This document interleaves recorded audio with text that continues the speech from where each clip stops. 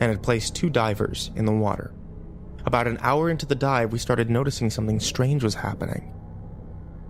There were 3 distinct bubble streams coming from where they were working.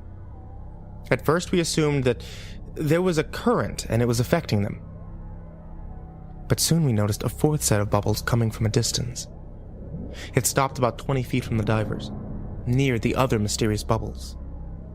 We asked the divers, but neither could see anything out of the ordinary. Then, even from the surface, we could hear a blood-curdling screech from the waters. Then silence. The divers weren't too concerned. We hear strange things all the time. Sound travels well in water, and you can learn to assume it's a long distance away. But soon, it looked like the water in the distance was boiling. And it was getting closer. It wasn't boiling, though. It was countless new bubble streams moving nearer to the location our divers were working. The supervisor ordered the divers to get onto the dive stage and be lifted back to the surface. The bubbles were frighteningly close now, and the divers being lifted out said that they had begun seeing shadowy figures in the distance. They couldn't quite make out what they were, though. We elected to pull the divers out without completing their decompression stops and throw them into our hyperbaric chamber.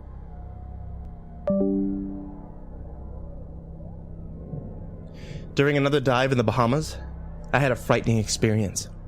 It was my first salvage job with them, so I got in with a highly experienced diver. At just over 200 feet deep, we were examining the sunken vessel for rigging points. As I approached the bow of the ship, I noticed he was investigating a damaged portion of the hull.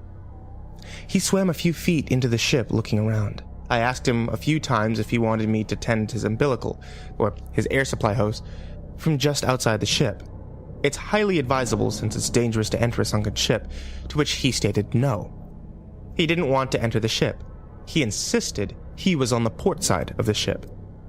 Now, assuming he was disoriented, I reached in to grab him, and just before touching him, I realized there were no bubbles coming from the helmet.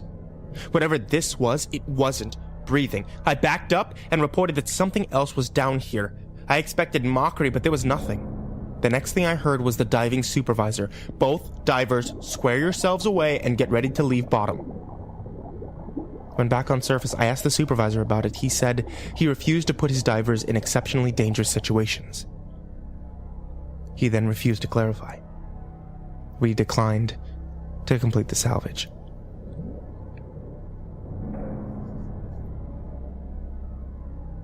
I'm not entirely sure how to explain this next dive. I was on bottom, lying on my back, staring up towards the surface. All I could see were various shades of darkness.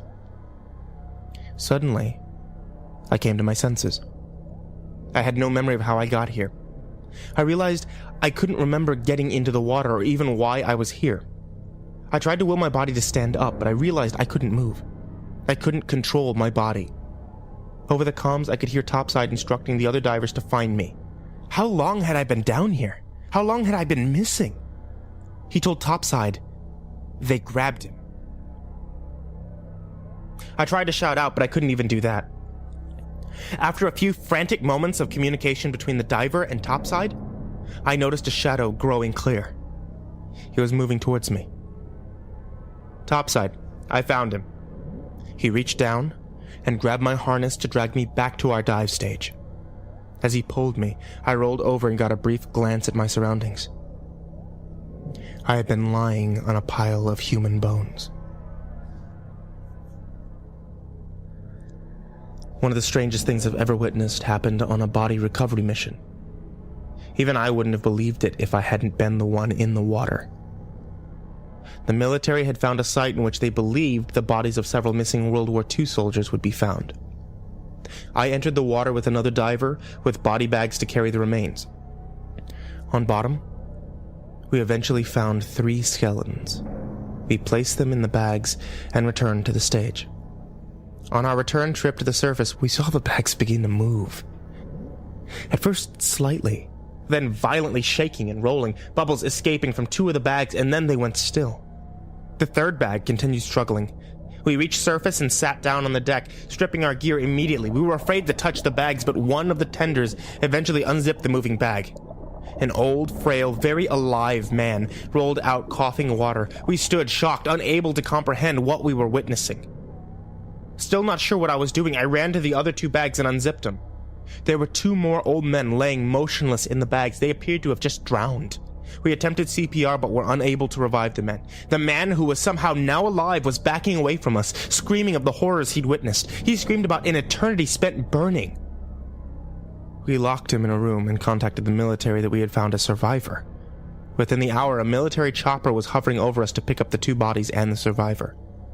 We had placed the bodies back in their bags and handed them over. The man bent over to inspect them, unzipping the bags.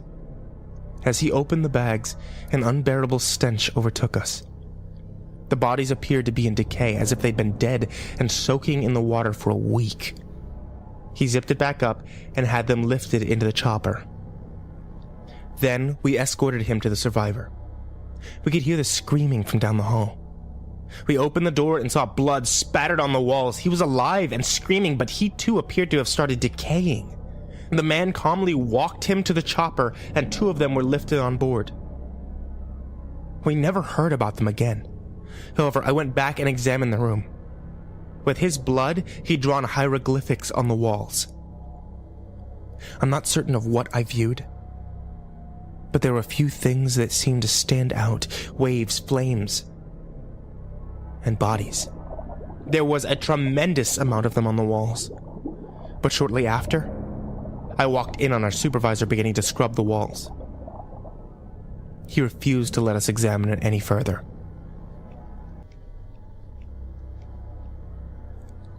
I've heard rumors about the Keepers of the Deep.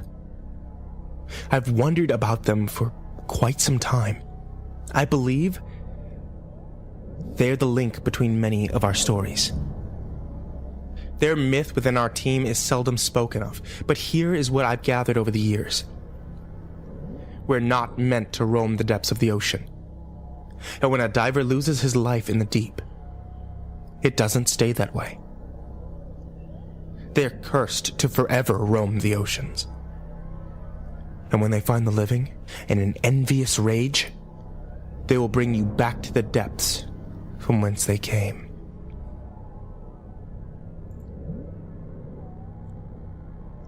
Before I share anything further, there are a few things I'd like to clarify.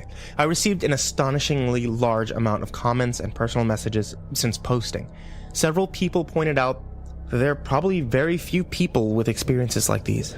And of those people, even fewer can say that they've recently left their job. Therefore, there are probably a lot of people out there who already know who I am, or that could figure it out easily. That being said, I still believe that everybody deserves to know.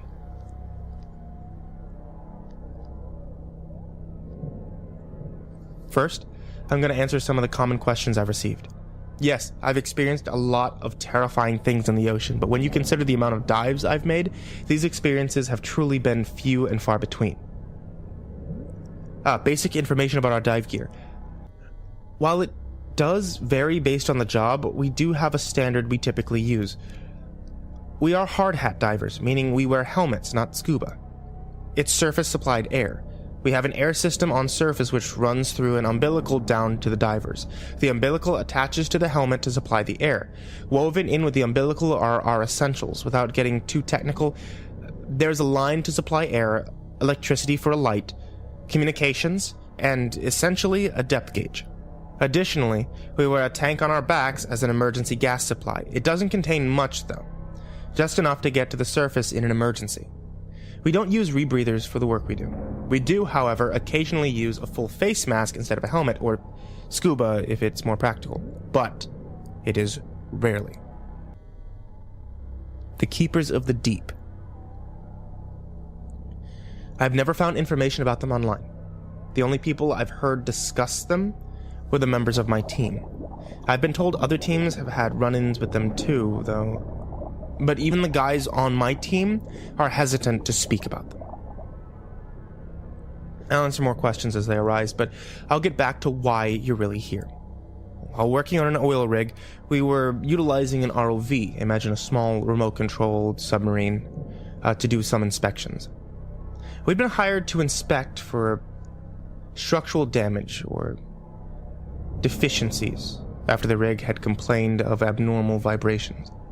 During operations, the ROVs are tended from a line that offers power, a strength member, and transfers video and sonar images back to topside. As the ROV descends into darkness below, we begin to notice thin scratches along the structure.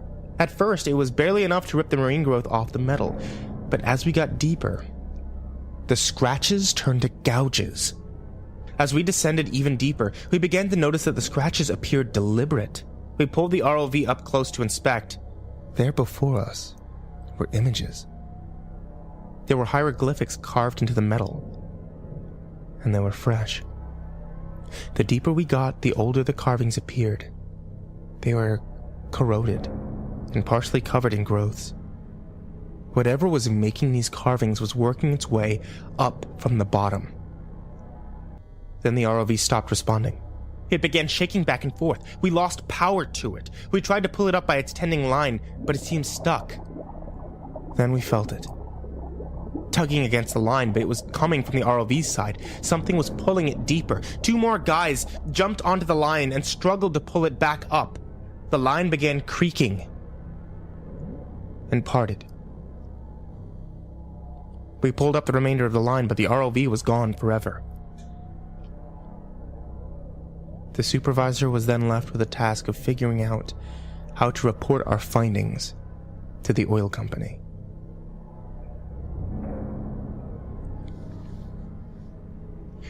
One incident took place about a year ago. During a salvage job, we were in the process of installing the rigging gear.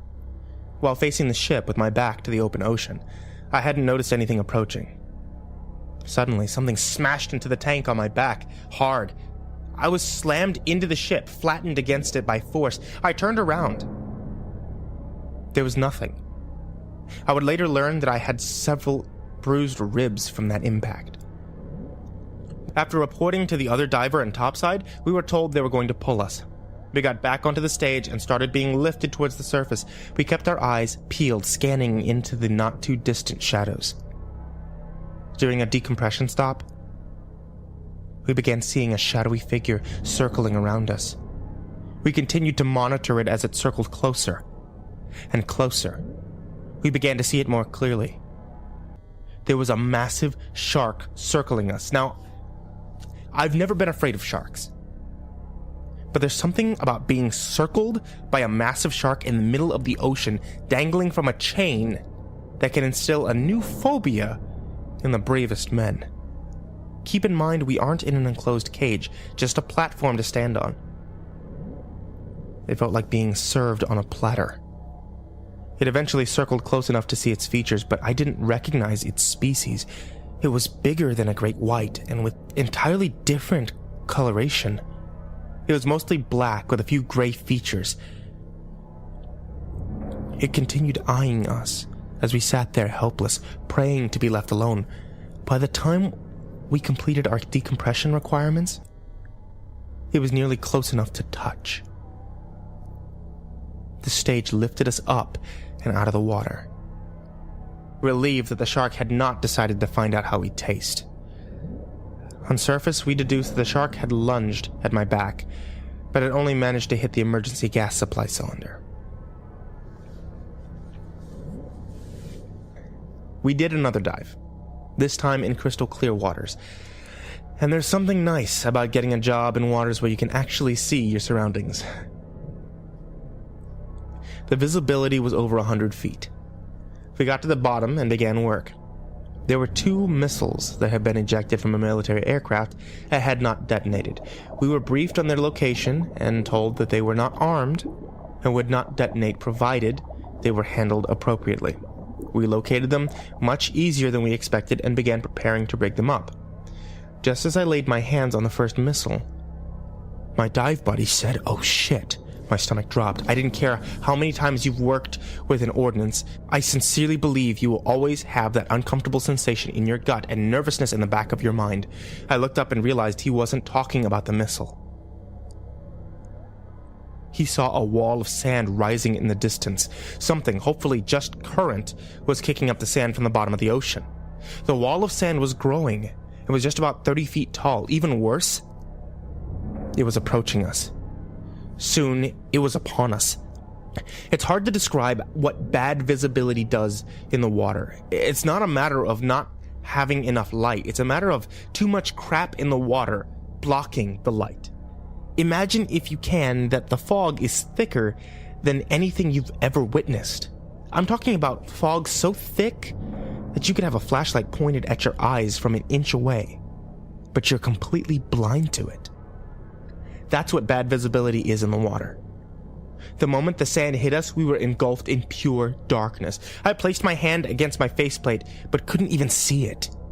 After a few moments, we began hearing a metallic scraping sound, and then, as swiftly as it arrived, the sand was gone. We had crystal clear water again. Except there was no sign of the missiles. I had been within arm's reach when the wall of sand hit us, but now, even feeling around under the sand, I revealed no trace of them. The next incident occurred during a humanitarian job that we volunteered to perform. After a portion of bridge collapsed over 50 feet deep underwater, we volunteered to recover the vehicles and hopefully the bodies. By the time we arrived on scene, the collapse had taken place just over a week ago. We spent the first day surveying the area and developing a plan to lift the most we could in the week time frame we had available. By the start of day 2, we were actively pulling vehicles off the bottom. It was a difficult job to say the least, but not because of the effort required. The state of disarray in the cars was heartbreaking. These weren't military pilots or sailors lost at sea. These were families on vacation or people commuting to work. It was hard to say what was harder. The cars where we found an entire family with parents, seatbelts unbuckled, and them in the back seat having been trying to unbuckle their children, or the cars where the parents got out, leaving the children buckled in the back seat. I tried not to imagine the panic that had been going on inside the cars as they flooded from broken windshields or windows as people frantically tried to escape, but I couldn't forgive those that left their families to drown. Each day, we moved on to a new section of cars, and on the 4th day, we started noticing several of the cars had their doors open and nobody inside. We were happy to find easier work, especially under the assumption that the tragedy had been lessened by people escaping the wrecks. That is, until I began rigging a minivan for removal. The family inside hadn't been so lucky. As I ran slings through the van and prepared it to be lifted, I noticed the other diver inspecting the rigging gear. He began undoing one of my shackles. I asked what he was doing, and the response was not what I hoped for. "I'm checking this truck for bodies." I felt the familiar sick in my gut sensation. Slowly, I crept over to the diver and turned his body toward me. It resisted, but slowly turned its face towards me. Its faceplate was fogged up. And I fought my better judgment. I leaned in close and wished to this day that I hadn't. It was dark, but I could all too clearly make out the features. Rotting flesh. The person wearing this helmet had long since passed away. I lost my confidence, started to scream. My comms were blazing. Divers and topside were frantically trying to get my attention, but I was focused on one thing. I was scrambling backwards away from him, but I had fouled my umbilical around the rigging gear in my state of panic. The thing had again returned its focus to the minivan. As I frantically cleared myself from the sling, I noticed the telltale lack of bubbles coming from the helmet. It was opening the minivan door and reaching inside. As I swam away from the van, I watched it grab one of the passengers and drag them into the darkness. This was when I began to realize I might not be cut out for working beneath the seas. I continued diving for longer than I knew I should. The entire time, the thought lingering in the back of my mind: I need to get a safer career.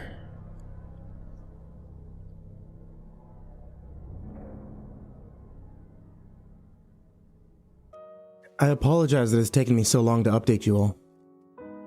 I've been resting on the story for the past week, scared to share it. And I think this will be my final update. After my last post, I was contacted by my former diving supervisor. He told me the danger of sharing these stories. Then his tone changed. Things are getting worse down there. He'd never before spoken freely about it with me, but he continued. He had an incident this last week. We lost men. I was shocked. We all know the dangers. We've all seen the keepers of the deep, but nobody actually expects to die. After a close call or two, you just expect to keep having close calls. He continued, out of respect for our fallen, you need to use your best judgment before sharing this, and realize it isn't safe to share this story. The team was contacted to perform a standard salvage job for the military. They had been incredibly vague about the work, but indicated that a vessel had gone down. The dive team and their gear were loaded aboard a U.S. naval ship to be escorted to the project. This is abnormal, not unheard of. But things became more and more strange as they traveled to the project. First, they were briefed by the commanding officer. He reviewed the confidentiality agreements regarding our work. Then the brief was turned over to a man who did not introduce himself. He explained that the Navy had been working on a prototype submarine. Its capabilities and new technologies would not be relevant to us. All we needed to know is that it was tremendous. The size would dwarf any subs that we had ever witnessed. He then admitted the Navy did not need routine salvage work, but assistance recovering their prototype. He briefed the team that 4 days prior, they had lost contact with the crew.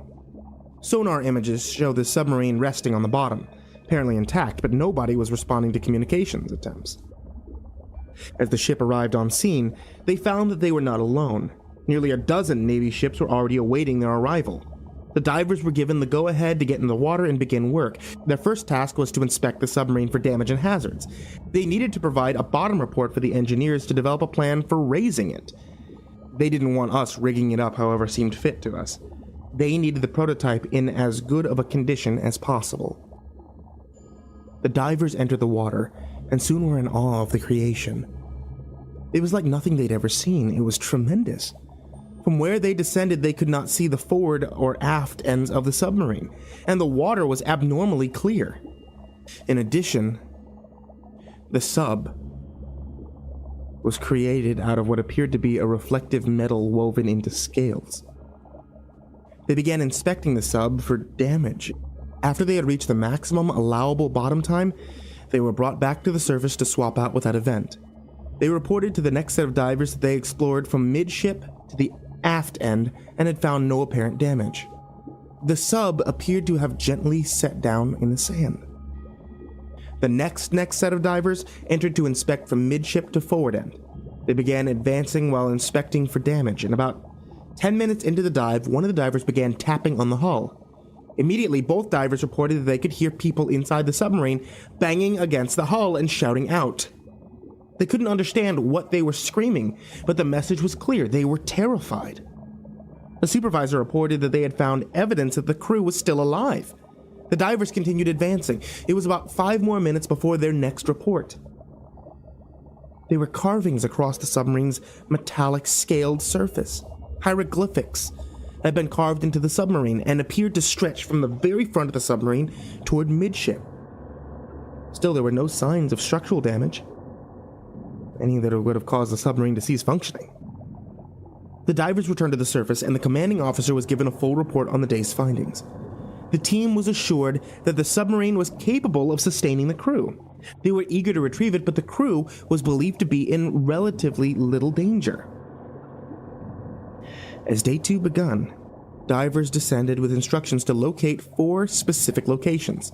Engineers needed to verify they were still structurally sound for attaching riggings. Immediately, the divers reported that they could still hear the banging coming from within. They began locating the rigging points quickly and easily.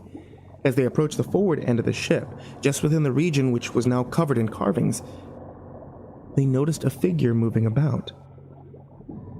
They both saw it. There was no denying it. But it soon disappeared from sight. The divers were unable to figure out where it had gone. They agreed to quickly find the remaining 2 points. It was quick work. The 2 remaining points were located, all 4 were intact and readily available for use. As they readied to return to the surface, they were informed that there were 2 more locations that were needed to be inspected. There were supposed to be 2 hatches, port and starboard. The engineers had insisted needed to be checked. The supervisor was wary. The engineers up here get uneasy when they heard the reports of something moving around the ship. They stepped inside, and when they returned, insisted that you find the 2 hatches. I'm not sure what's going on, but they're being very ambiguous. Please be cautious. The divers returned to the area in question and began closely re-examining the area. As they worked, they soon saw a figure emerging from the submarine.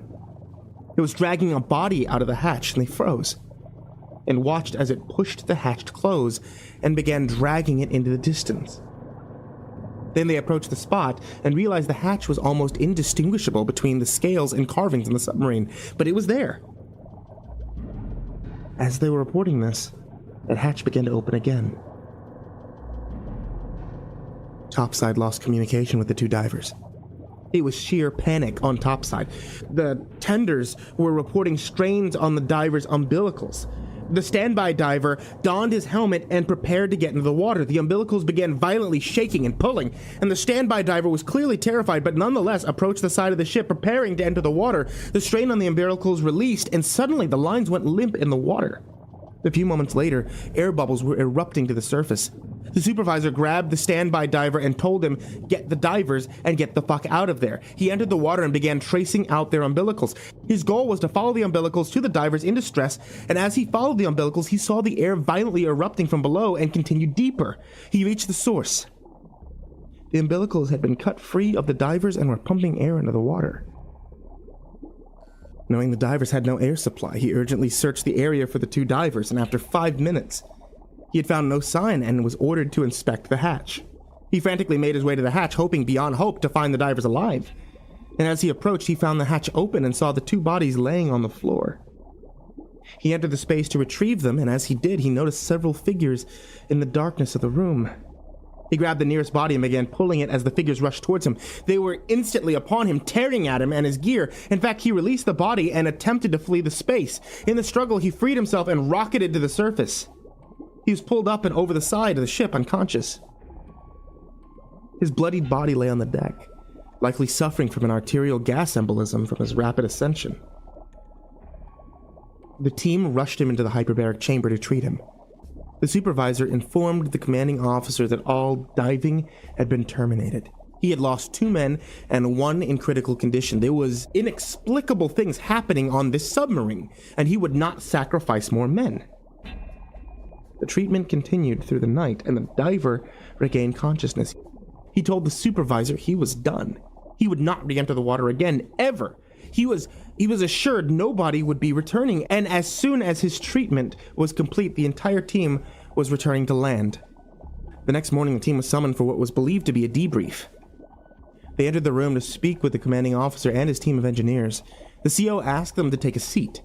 He then informed them that they would not move forward with the salvage of the prototype. However, what was down there couldn't remain. Whatever was inside the submarine had to be positively destroyed. The team was to re-enter the water and plant charges in locations specified by the engineering team. The supervisor was furious. He demanded that the team be taken back to the mainland and released from the ship. Armed sentries entered the room and restrained him. The CO again repeated his orders and clarified that the team would not be allowed to leave until the job was complete. Diveside was reassembled under the watch of several armed sailors. The supervisor continued to protest the job, and after over an hour of conflict, 2 divers agreed, under duress, to get in the water to plant the charges. The 2 divers entered the water. Fearfully, they moved to specified locations and began planting the charges. They began hearing the banging and shouting coming from within the sub. The divers, understanding these men would be killed, began sobbing. The CO came onto the comms and again explained that they would not be allowed to leave until the job was complete. After regaining their composure, the 2 regretfully continued. The two completed their task and returned to the surface. In their shame, they refused to speak to anyone and they left Dive's side. The ship began departing from the location, and the team was again summoned. The commanding officer thanked them for their service to the great nation and informed them that they would be handsomely rewarded for the regrettable tragedy that they had encountered. He then went over the confidentiality of the job and everything that they had witnessed. His final words to them were, "Previous events have leaked to the public. Please realize there will be real consequences for any leaked information about what happened here today." My supervisor ended the conversation stating that the entire team had agreed they were going to leave the diving company. Their fear of the deep sea and remorse for the job were too great. He told me, "There are some places man simply isn't meant to explore."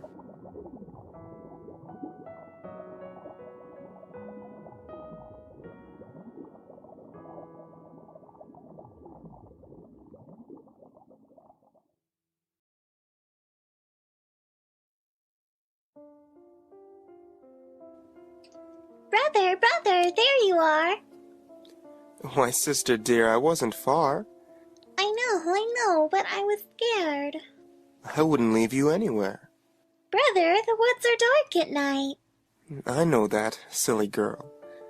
I think we'll give them such a fright. We'll let our plan unfurl. Oh, there's the house. Let's go inside. Give them a chance to run and hide? No, silly boy, we have to creep. They'll soon be wrapped in bloody sheets. The little ones are fast asleep. They'll never hear us coming. I'll take my blade out of its sheath. Their veins I'll soon be strumming. This one is dead and bleeding. Oh!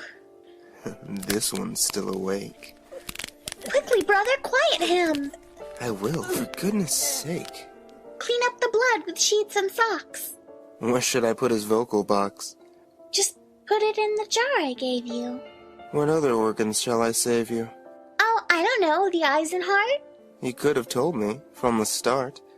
Told you what before, dear brother? You get your cravings from our mother.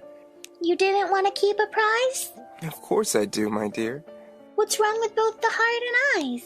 They'll spoil soon, I fear. Then keep the muscles, flesh and bone. But what about the skin? We'll make them into ice cream cones. As decadent as sin. Okay, my jar is full. I hear the parents coming. Come on, let's run away. The mess we've made is stunning. Our harvest was a great success. We'll have hot meals for weeks. I'd hate to think we left a mess. We left that room pristine. Pristine, you say? Well, that's a stretch. I joke with you, my dear. What matters most? We got to play. And left that house in fear.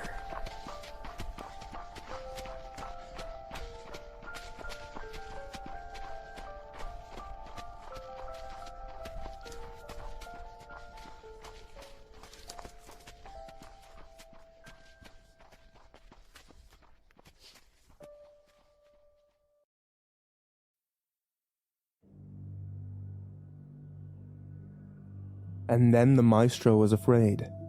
There in the middle of the darkness, blinded by a light that couldn't compare to the sun's, that began to drown her mind. The wilderness was drenched with the color of the squid's ink, but her eyes gazed upon light. An agonizing pain reigned throughout her chest, greeted by short breath and teary ducts.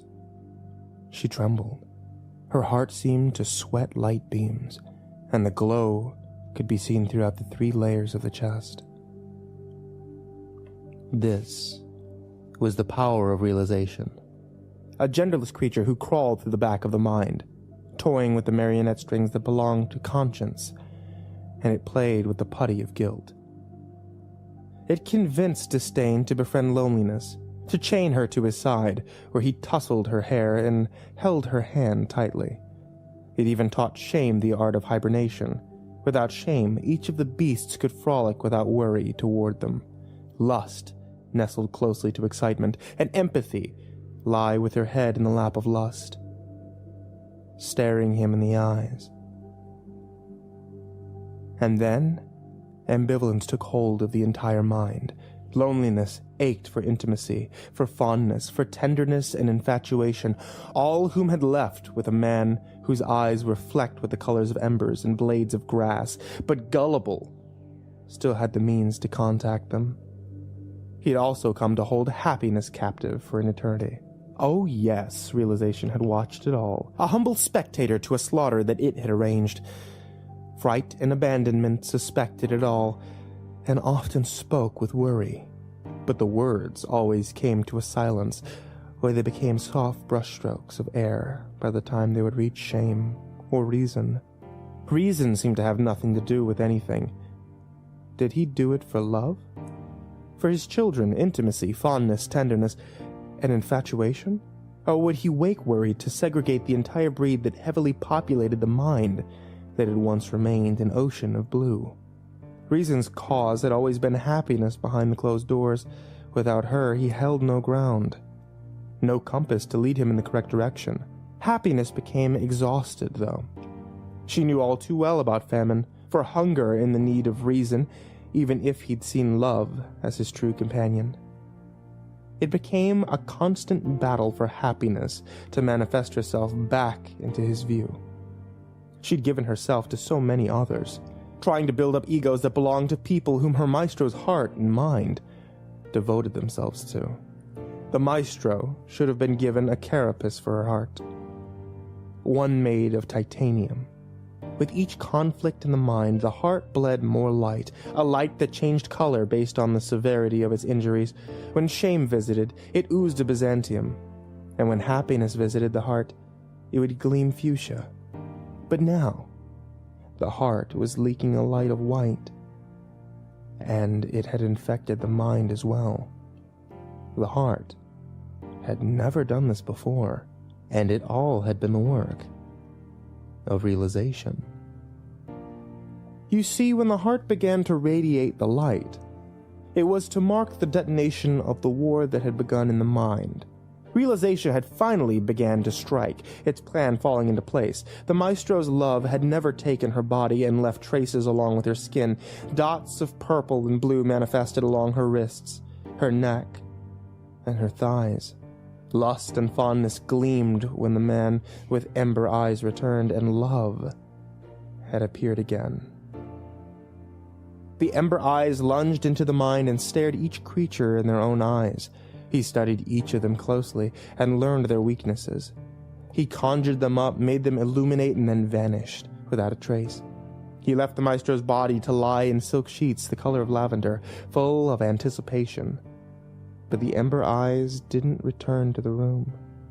The maestro began to ache again. Her heart ached, her stomach ached, her skin tingled where he touched her. Each creature that roamed through the mind took the throat of the other. Lust murdered excitement, and he hunted for happiness, taking her into his talons and doing his worst. The mind became a chaotic battleground. The colors of each creature painted the walls of the hollowed-out cavern. The walls that had once been limestone turned into sedimentary and blew away with the wind as each bead of color tore into it. Thousands were lost to the wrongfulness. 7,000 separate combinations lie across the ground. Limp. Frankenthaler's work couldn't compare to the ground peace that lie for all to see. The stars of the mind shut their eyes. They refused to witness such genocide. It all seemed so vicious, so illicit to such docile creatures. When all was done, the only wretches to lie with air in their lungs were guilt, agony, shame, reason, and fright. Each of them muddled by the experience. Lacerations riddled their frames, a horrific scene, and the only creature to stand was realization, and stood proud it did. It grinned satisfied with the disarray. It prowled along the aftermath with its chest puffed outward like a proud peacock showing its colors after a triumph. All of this was realization's culpability. Shame began to vomit. Guilt followed its lead. Agony jolted forward and ran for the heart, which seemed to be the only safe place. Realization tripped him and chuckled. Without thinking twice, Agony was up and running again. He ran for the deep rivers and dove into them, swimming as hard as he could, losing his breath in the red water. His face turned blue. When he got to the heart, he clambered inward, digging through the wires that fueled the heart. He could be felt all throughout the head, the heart, the spine. He burrowed into the muscle that lay as a warm, inviting nest of protection. He pulled at spare wires, giving himself cover and closing in the warmth of his new bunker. He wove his own web, capturing nothing but himself. The maestro screamed and tears streamed from her face. Her body curled itself up. She held her chest, gasping for air as Agony panicked and ripped through her heart carelessly. Fright began to run in circles each time the maestro opened her eyes. He could be seen behind the small window, if you looked closely. He threw his fists at the walls, covering his knuckles with the colors of the dead. He was quite upset, so Guilt wrapped his arms around him in an attempt to coax him into being calm, but Guilt only made Fright ill. Fright clung to him despite the fact he was vomiting. Realization left them to wallow. It slithered through the corridors, his head swaying his body along the channels. It spun and swung from ligaments. The body had become its playground. The other creatures had become its dolls, his playthings. What a puppeteer it had become throughout the entire endeavor. Years of sharpening its teeth only to use its tongue. A shame, but the beast wasn't offended. Its ego had fondled, and now its eyes sparked. What fun it was to have its paws on the switchboard, to finally have reason in its claws. Reason. The name stung the beast's tongue like a hornet and left an unpleasant taste in its mouth. Reason was the only thing that could keep realization from the switchboard. Reason could open the gates for hope, or worse, happiness. The beast gagged at the mere thought of such an unlikely proposal and continued to paddle through the corridor with its large paws. It followed the same path as Agony had, surveying the destruction that his desperation had created. The creature was on the hunt.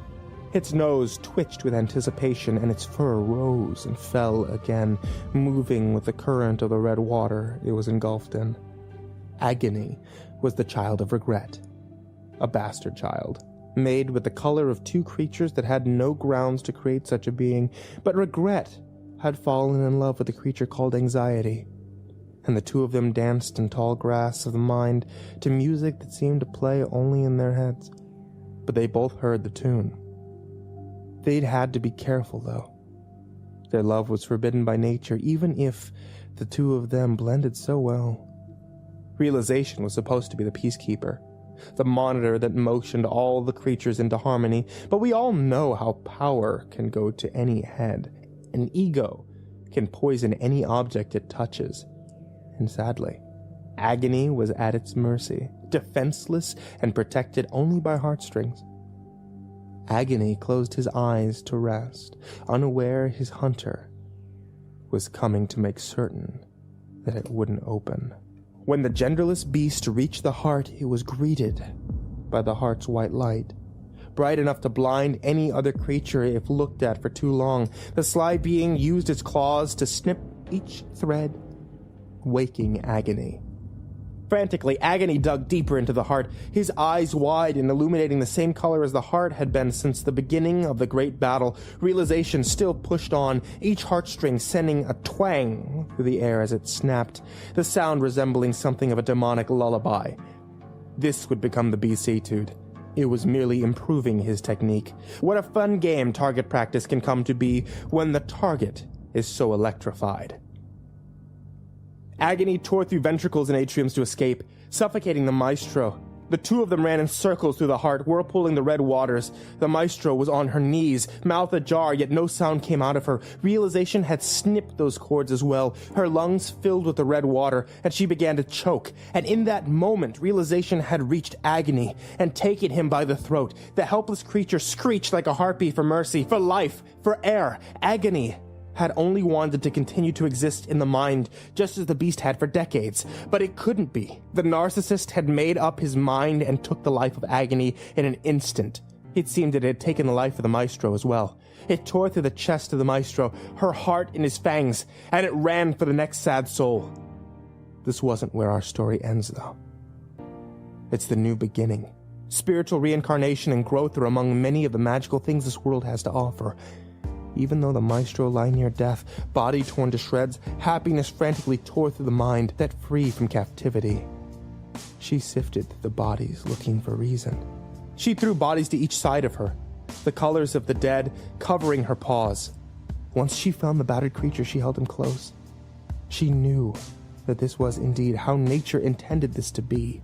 Reason and happiness were two creatures who blended in the most exemplary way.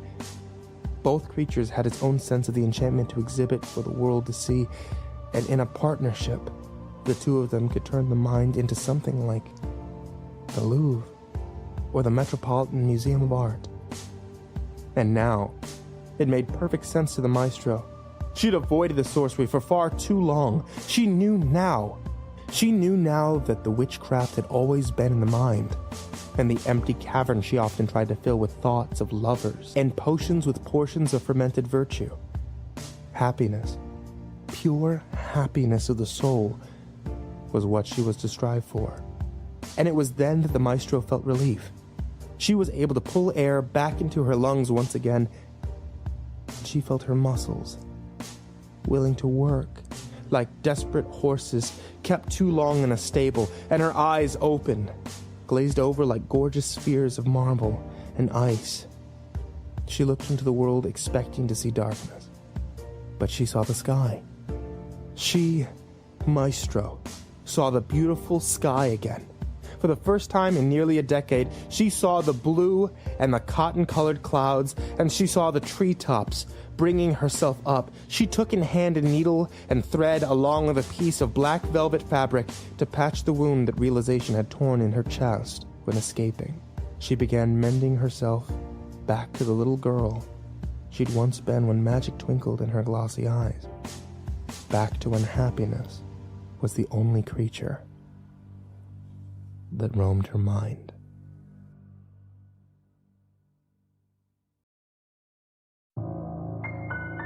When I was a kid, I was on the show called Jerry's Place. The show has basically been erased from the public consciousness, so don't rack your brain if you can't remember it. See, we were working for a small Canadian studio, hoping to market the show to an American audience, but half of season 1 never even aired. The show followed a fairly typical formula. There's a father and a mother character, wise yet silly parents, who dispensed advice and hugs in equal parts.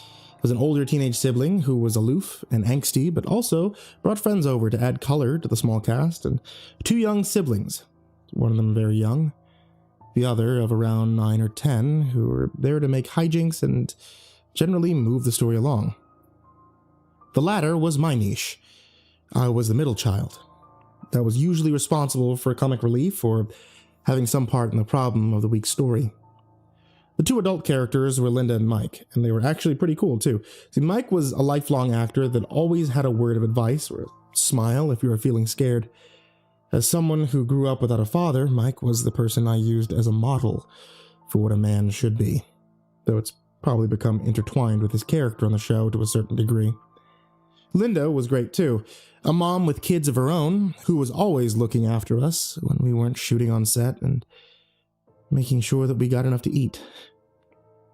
My own mother was working 2 jobs to keep the lights on at home, so there were evenings when I would join Linda and her family for dinner until my mom could come and pick me up.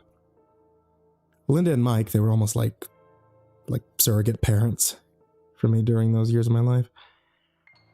And Rachel and Mark became almost like adopted siblings.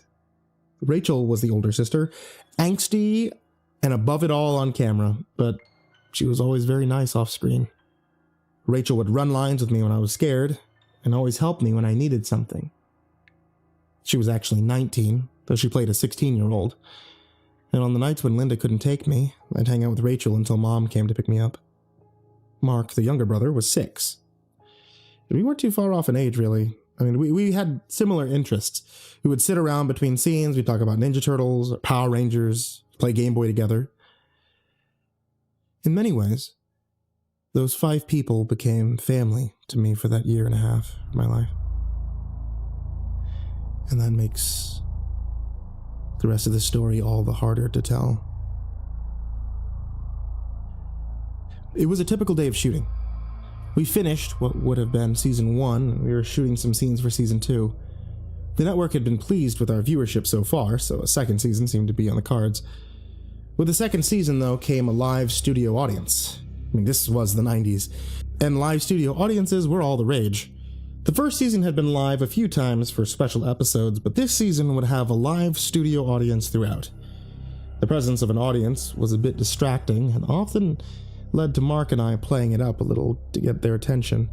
We had been asked to ignore them, but we were young, and the laughter of adults meant a lot to us. We were on episode 6 of season 2 when they brought in a very different audience. I remember it perfectly.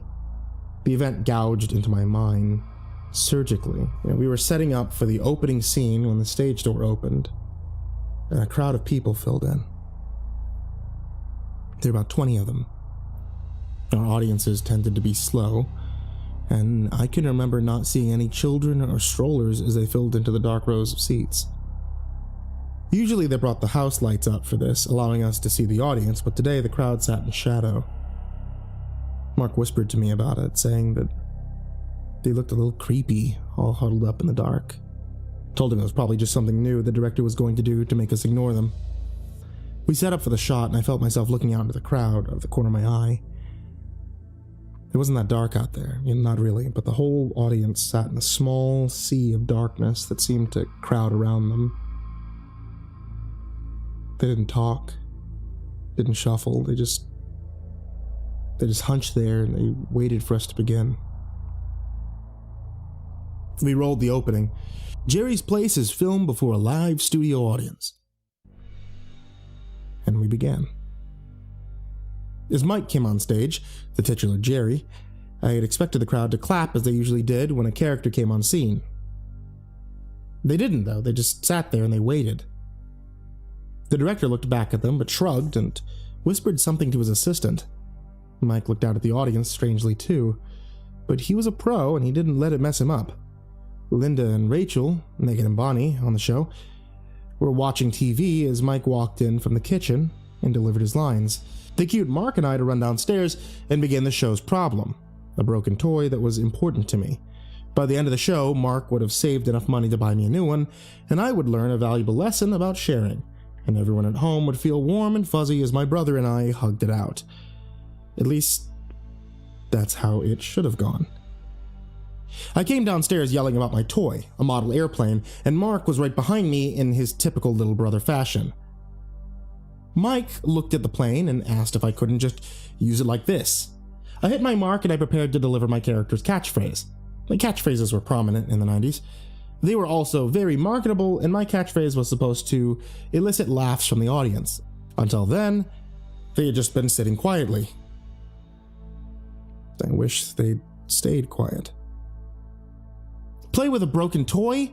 That's gonna be a deal breaker for me, Pops, I said, looking at the audience as I did so. That's when they started to laugh.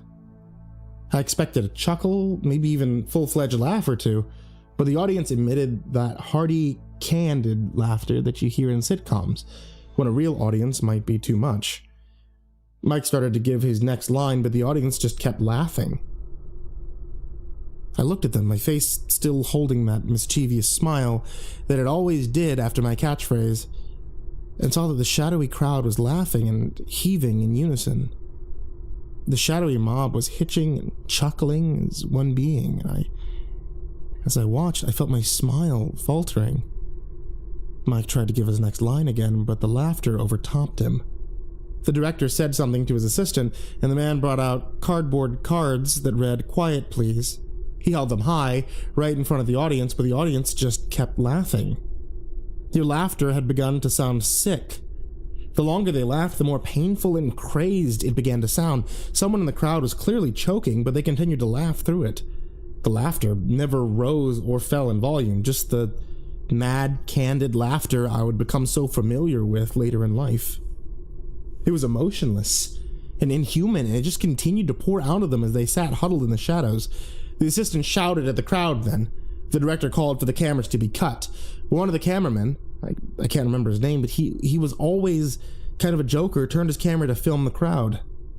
Maybe he thought it would be great for a gag reel or something, or perhaps he thought the studio was playing a joke on us, but whatever he was thinking, he had an excellent seat for what happened next. When the assistant's shouts failed to gain their attention, he walked into the seats and started yelling at the crowd.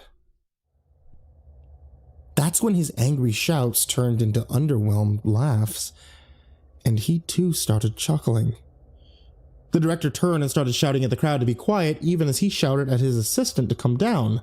And by this point, we had all started milling about close to our marks so we could start again. I couldn't help but notice Rachel and Linda on the couch and how Linda had a protective arm around Rachel.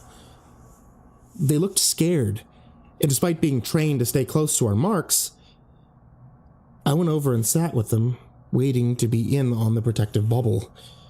A stagehand had gone into the audience to get the assistant back, but now he was sitting and chuckling right along with the rest. It was the same candid laughter, but it sounded like lunatics now. They were constantly unchanging in pitch or fervor, and it was all becoming too spooky for me. Mark came to sit beside me as well, and I wrapped a brotherly arm around him just as Linda had. "I don't like this," Mark cried as big tears ran down his cheeks. "They're scaring me." I told him that I was pretty scared too, and when Mike came up and put his hand on the back of the couch, I felt safe knowing he was there. As we sat, another stagehand went up. He grasped the first by the arm, pulling him and trying to get him to leave, but soon he too was laughing and grinning as he took a seat next to him. The director forbade anyone else to go up after that. The crew sat huddled together on the edge of the set as they tried to figure out what was happening. There seemed to be a barrier between them and us. None of them came into our little circle of protection on the couch, and none of us felt the need to go to them. The director sent a stagehand to get security after the third member of the crew joined them. The stagehand found the doors to be locked, and none of his keys would open them. He came back white-faced, skirting the audience seats, as though whatever they had might be airborne. The director sent someone to see if the roof access was open, but they discovered the same thing. Keys didn't work, and the hatch was locked. Someone tried a landline in the back, but found no dial tone. This was before cell phones became the norm, but the director had a bag phone that he tried. Same thing. No dial tone and no calls would go out. And all the while, they laughed. After an hour, they were still laughing. The director and some of the crew had broken their distance and came to sit around the couch. They had brought items from the food service table over, and we all just kind of had a picnic. It would have been nice had the creepy laughing shadow people not been staring at us the whole time. As we ate, I noticed that some of the crew had stayed away and seemed to be eating on the set's outskirts. They kept looking at the crowd, and some of them were staring. And when I asked the director about them, he shook his head. One of them claims that their father is sitting in the audience. "What?" Mike asked, his mouth full of sandwich. "He says that the man in the front row near the middle is his father. Says it can't be him because he died of lung cancer last year. But that definitely looks like him. He says that every now and again the laughing man will look at him, try to wave him over. He knows he shouldn't go, but he says that every time the guy waves him over, it's hard not to go." "That's nuts," Linda breathed. "Each of them has a story like that," the director says. "For Carrie," he pointed to the redhead with a ponytail, "it's her girlfriend who left for New Mexico and never came back. For Steve," he pointed to a man with a salt and pepper crew cut, "it's his sister who stopped talking to him after his parents left him everything in their will. They all have someone, and all of them think they might." But as he spoke, he saw Carrie get up and take a step towards the chuckling crowd. One of the others grabbed her, but she shrugged him off and walked towards the crowd like someone in a dream. She embraced one of the shadow masses and then sat next to them, chuckling and smiling as his butt pressed the seat. After Steve left too, the director decided to take action. He told one of the hands near us to turn up the house lights. He wanted lights in the crowd so he could see who they were. Maybe they would stop laughing if their cover was blown, and this could all be over and we could all go back to work. He still seemed to think that this might be a prank, though not a very funny one, and wanted an end to it already. Some of the stagehands went to get things set up, but we all kept looking at that quietly chuckling behemoth. Mark had fallen asleep somehow, and I kept my arm wrapped around him, as though I might stand between him and the tide, should they change. I was still munching absent-mindedly at fruit from the food table, and I didn't notice Rachel getting up until my bowl of honeydew almost tipped over.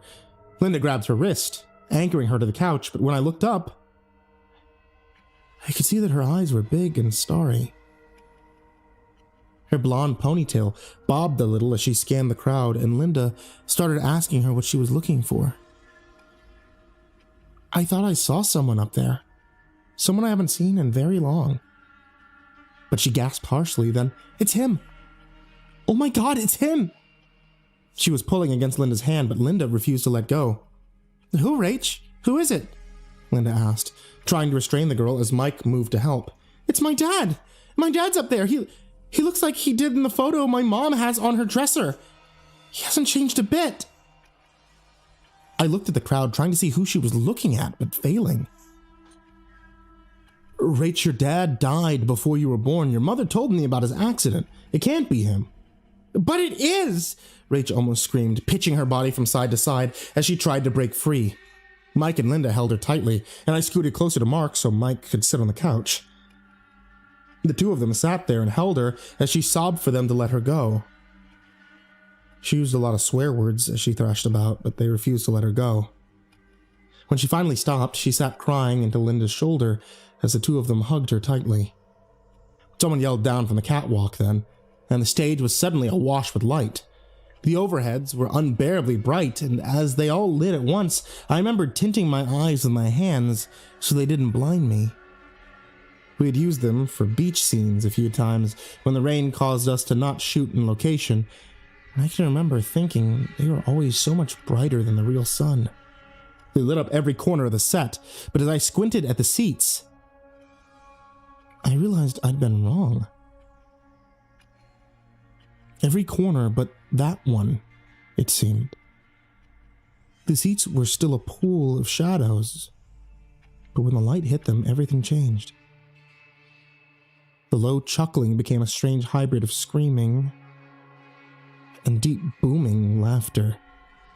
The kind of laughter that you heard in an insane asylum. The kind of laughter you heard in hell.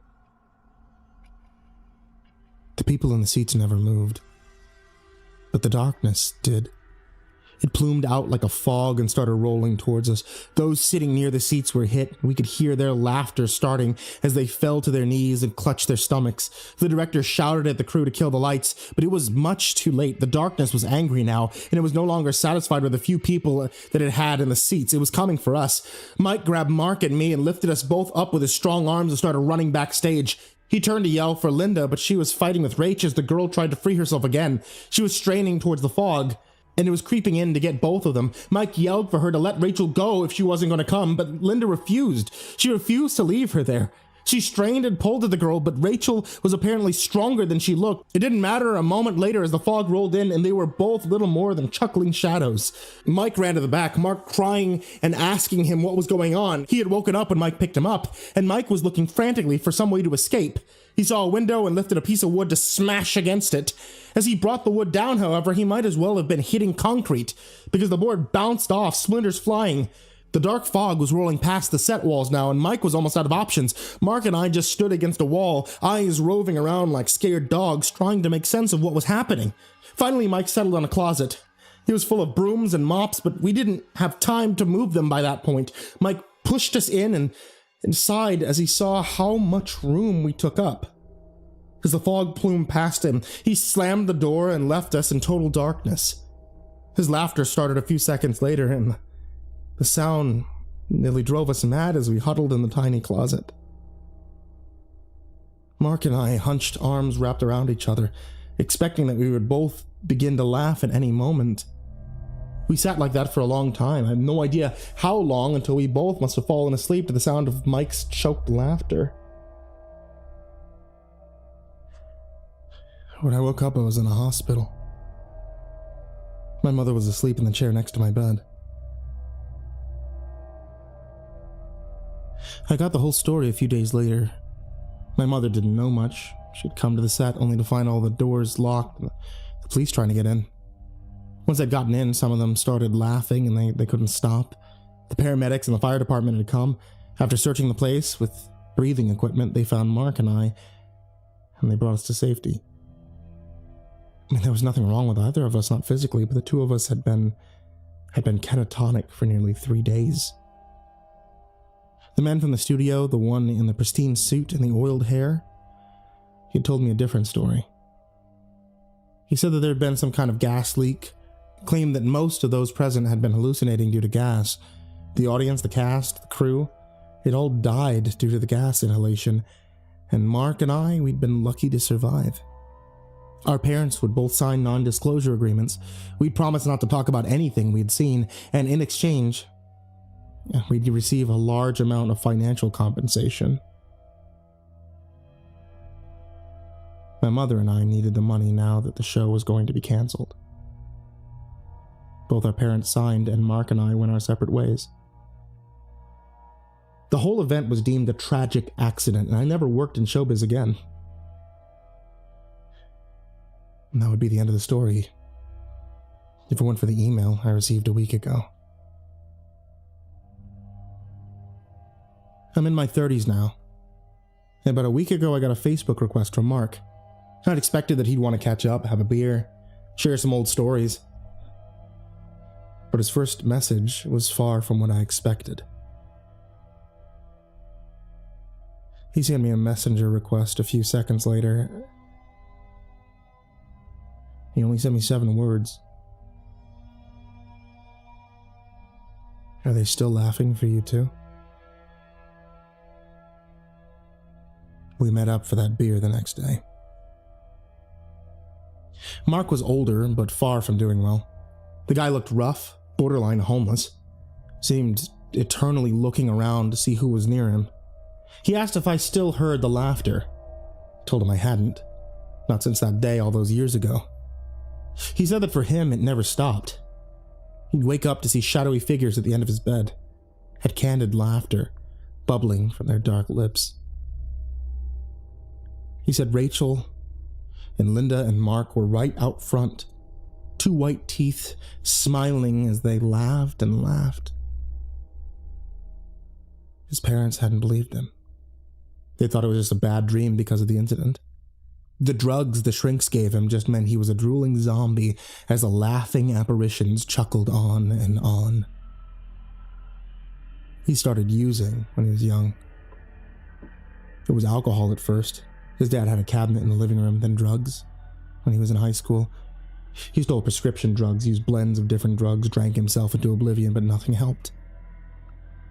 Every night, they were waiting for him, and every night he screamed until they disappeared with the light of day or the arrival of someone else. I just wanted to see if you'd found a way to make them stop too, big brother, he said sadly, as he left the bar. He killed himself a week later. Put a gun in his mouth, and the rest is pretty easy to figure out. I envy him now. Envy that he had the strength to do what was needed to be done. About a week ago, I woke up to the sound of that candid laughter that always creeped me out in the sitcoms.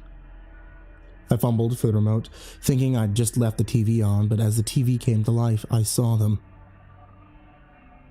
They were arrayed at the foot of my bed, their bodies made of living darkness, made all the murkier by the light of the TV, and their laughter went on and on.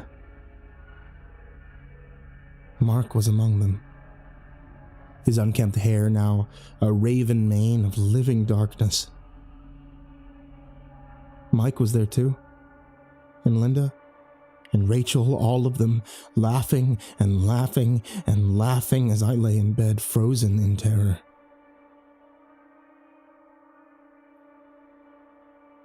They left with the sun. And I got up to write this. I don't don't know how long I can take this. I'm afraid to go to sleep, afraid to see them. But I'm too afraid to take Mark's way out either. I mean, I see him amongst them, laughing and laughing like an audience in hell, and I wonder if I'll join them too in the end. I'm afraid to go to sleep. I'm afraid to be awake. I'm afraid to see their faces, and I'm afraid of running into them again. My eyes are getting heavy. Fourth cup of coffee jittering in my hands. I wonder if it hurts to laugh forever. Perhaps I'll find out.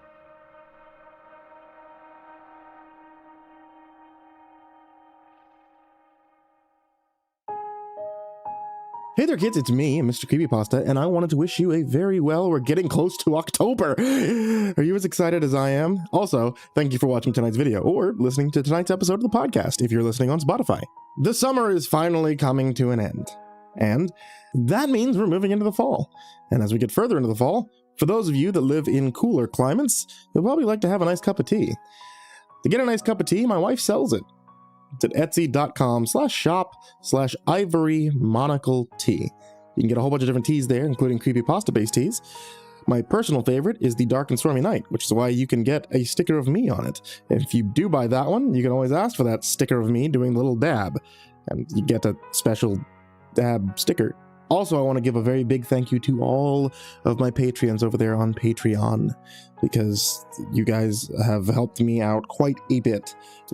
I'm not even quite a bit. You guys are like, honestly, you guys pulled me out of an incredibly dark place when I first had to look at moving and all of the demon stuff that YouTube does, and thank you guys very dearly for all the help that you've given me. People like Jordan Alexander Sanchez, Brian Arce, Bobby Carmen, Stephanie Butler, Tristan Pelton, Chase Burnett, Diana Kraus, Raven Mitz, Satanic Aries, Ness69420, also Dotrade, Payne, Nessie, Blitzkrieg, Bardo Hawk 764, Melancholy Corpse, Ferb, Harley, Billy Morrow, Madam Skullbunny, Sashi Suzaku, at Grizzly Olsen Pro, Caden the Spooky Boy, Zane Nightshade, My Body Sounds Like Rice Krispies, Ashwood, Lord of the Weebs, Jay, Faye Lockett, Miss Xander, Mr. Unsettling Spaghetti, Suji Campbell, Azarine Fox, Robert White, Fried Chicken 12, James Bruce, Freddy Krueger, Ty Nanny, Michael Scarborough, Infernal One, Lisa Cottrell, Caspian, Jordan Nels, Hades' Nephew, Tater Chip, Acid System, Prozac and Pancake Appreciation Society, Cryptic Nightmares, Kiri the Sloth, Tommy Green, Liam Newman, Sky Harbor, Caleb Dougal, Nina Smith, Nico Kyle, Rafael Rodriguez, The Ginger Bros, Aaron Stormcrow, Daniel Polson, Trace Miles, and Corey Kenshin. Once again, thank you all so much to everyone who is in this list of names that I mispronounce, and everyone who's in the description, and everyone who supports me at patreon.com/MrCreepyPasta. I can't thank you guys enough for listening, for watching, and I wish you all sweet dreams. Good night, everyone.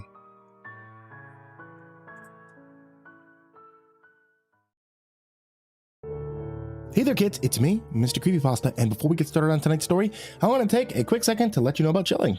I talk about chilling quite a bit because, well, I'm a part of it. So yeah, I gotta talk about it. Chilling is an app that's currently available on Apple, iTunes, and Android, and basically anywhere you can get your app from. And it's got a whole bunch of horror stories that you're able to listen to, kind of like the stories that you hear here, except it's not just me, even though I am on there.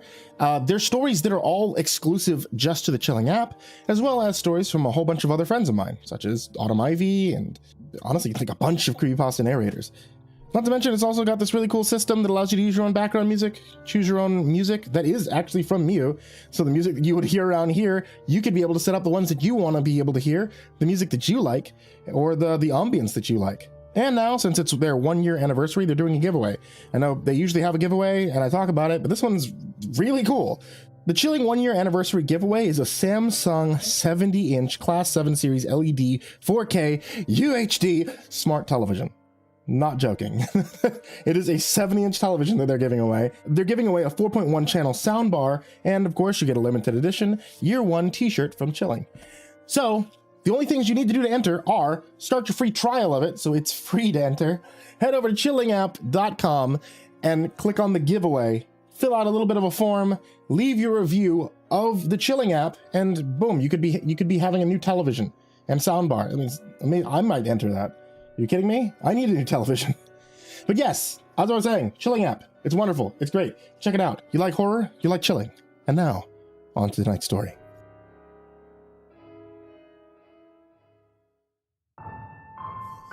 That's the last of it, I said, breathing a sigh and collapsing onto the couch. I am officially toast. I just finished hauling the last couple of boxes into the house from the moving truck. Stacks of them were piled throughout the living room, making a corrugated forest around me. Unpacking would be another long adventure, but at least we had finally gotten all our belongings into the farmhouse so that we could begin the process of starting our new life here. As I lay on the couch relaxing momentarily, the hairs began to stand up on the back of my neck. I started to get a strong sense that I was being watched, specifically from the door beneath the stairs leading to the basement. It creaked open slowly, just a crack, as I observed it back. I closed my eyes, ignoring that paranoid feeling. There was no one else in the house except for us. Therefore, nobody was watching me. It was just my imagination. Yet, still, every time I turned away, I felt a tingling, and I saw a vague shadow in that direction, just barely visible in my peripherals. There was also a feeling of a presence that I couldn't ignore. The door to the basement yawned open wider as if inviting me in. Darkness peered out, blacker than a midnight graveyard. Standing up on shaky legs, I began to walk over to that door, thinking a draft from the basement was blowing it open. I didn't like the feeling of it being ajar. Don't ask me why, but I just didn't like it.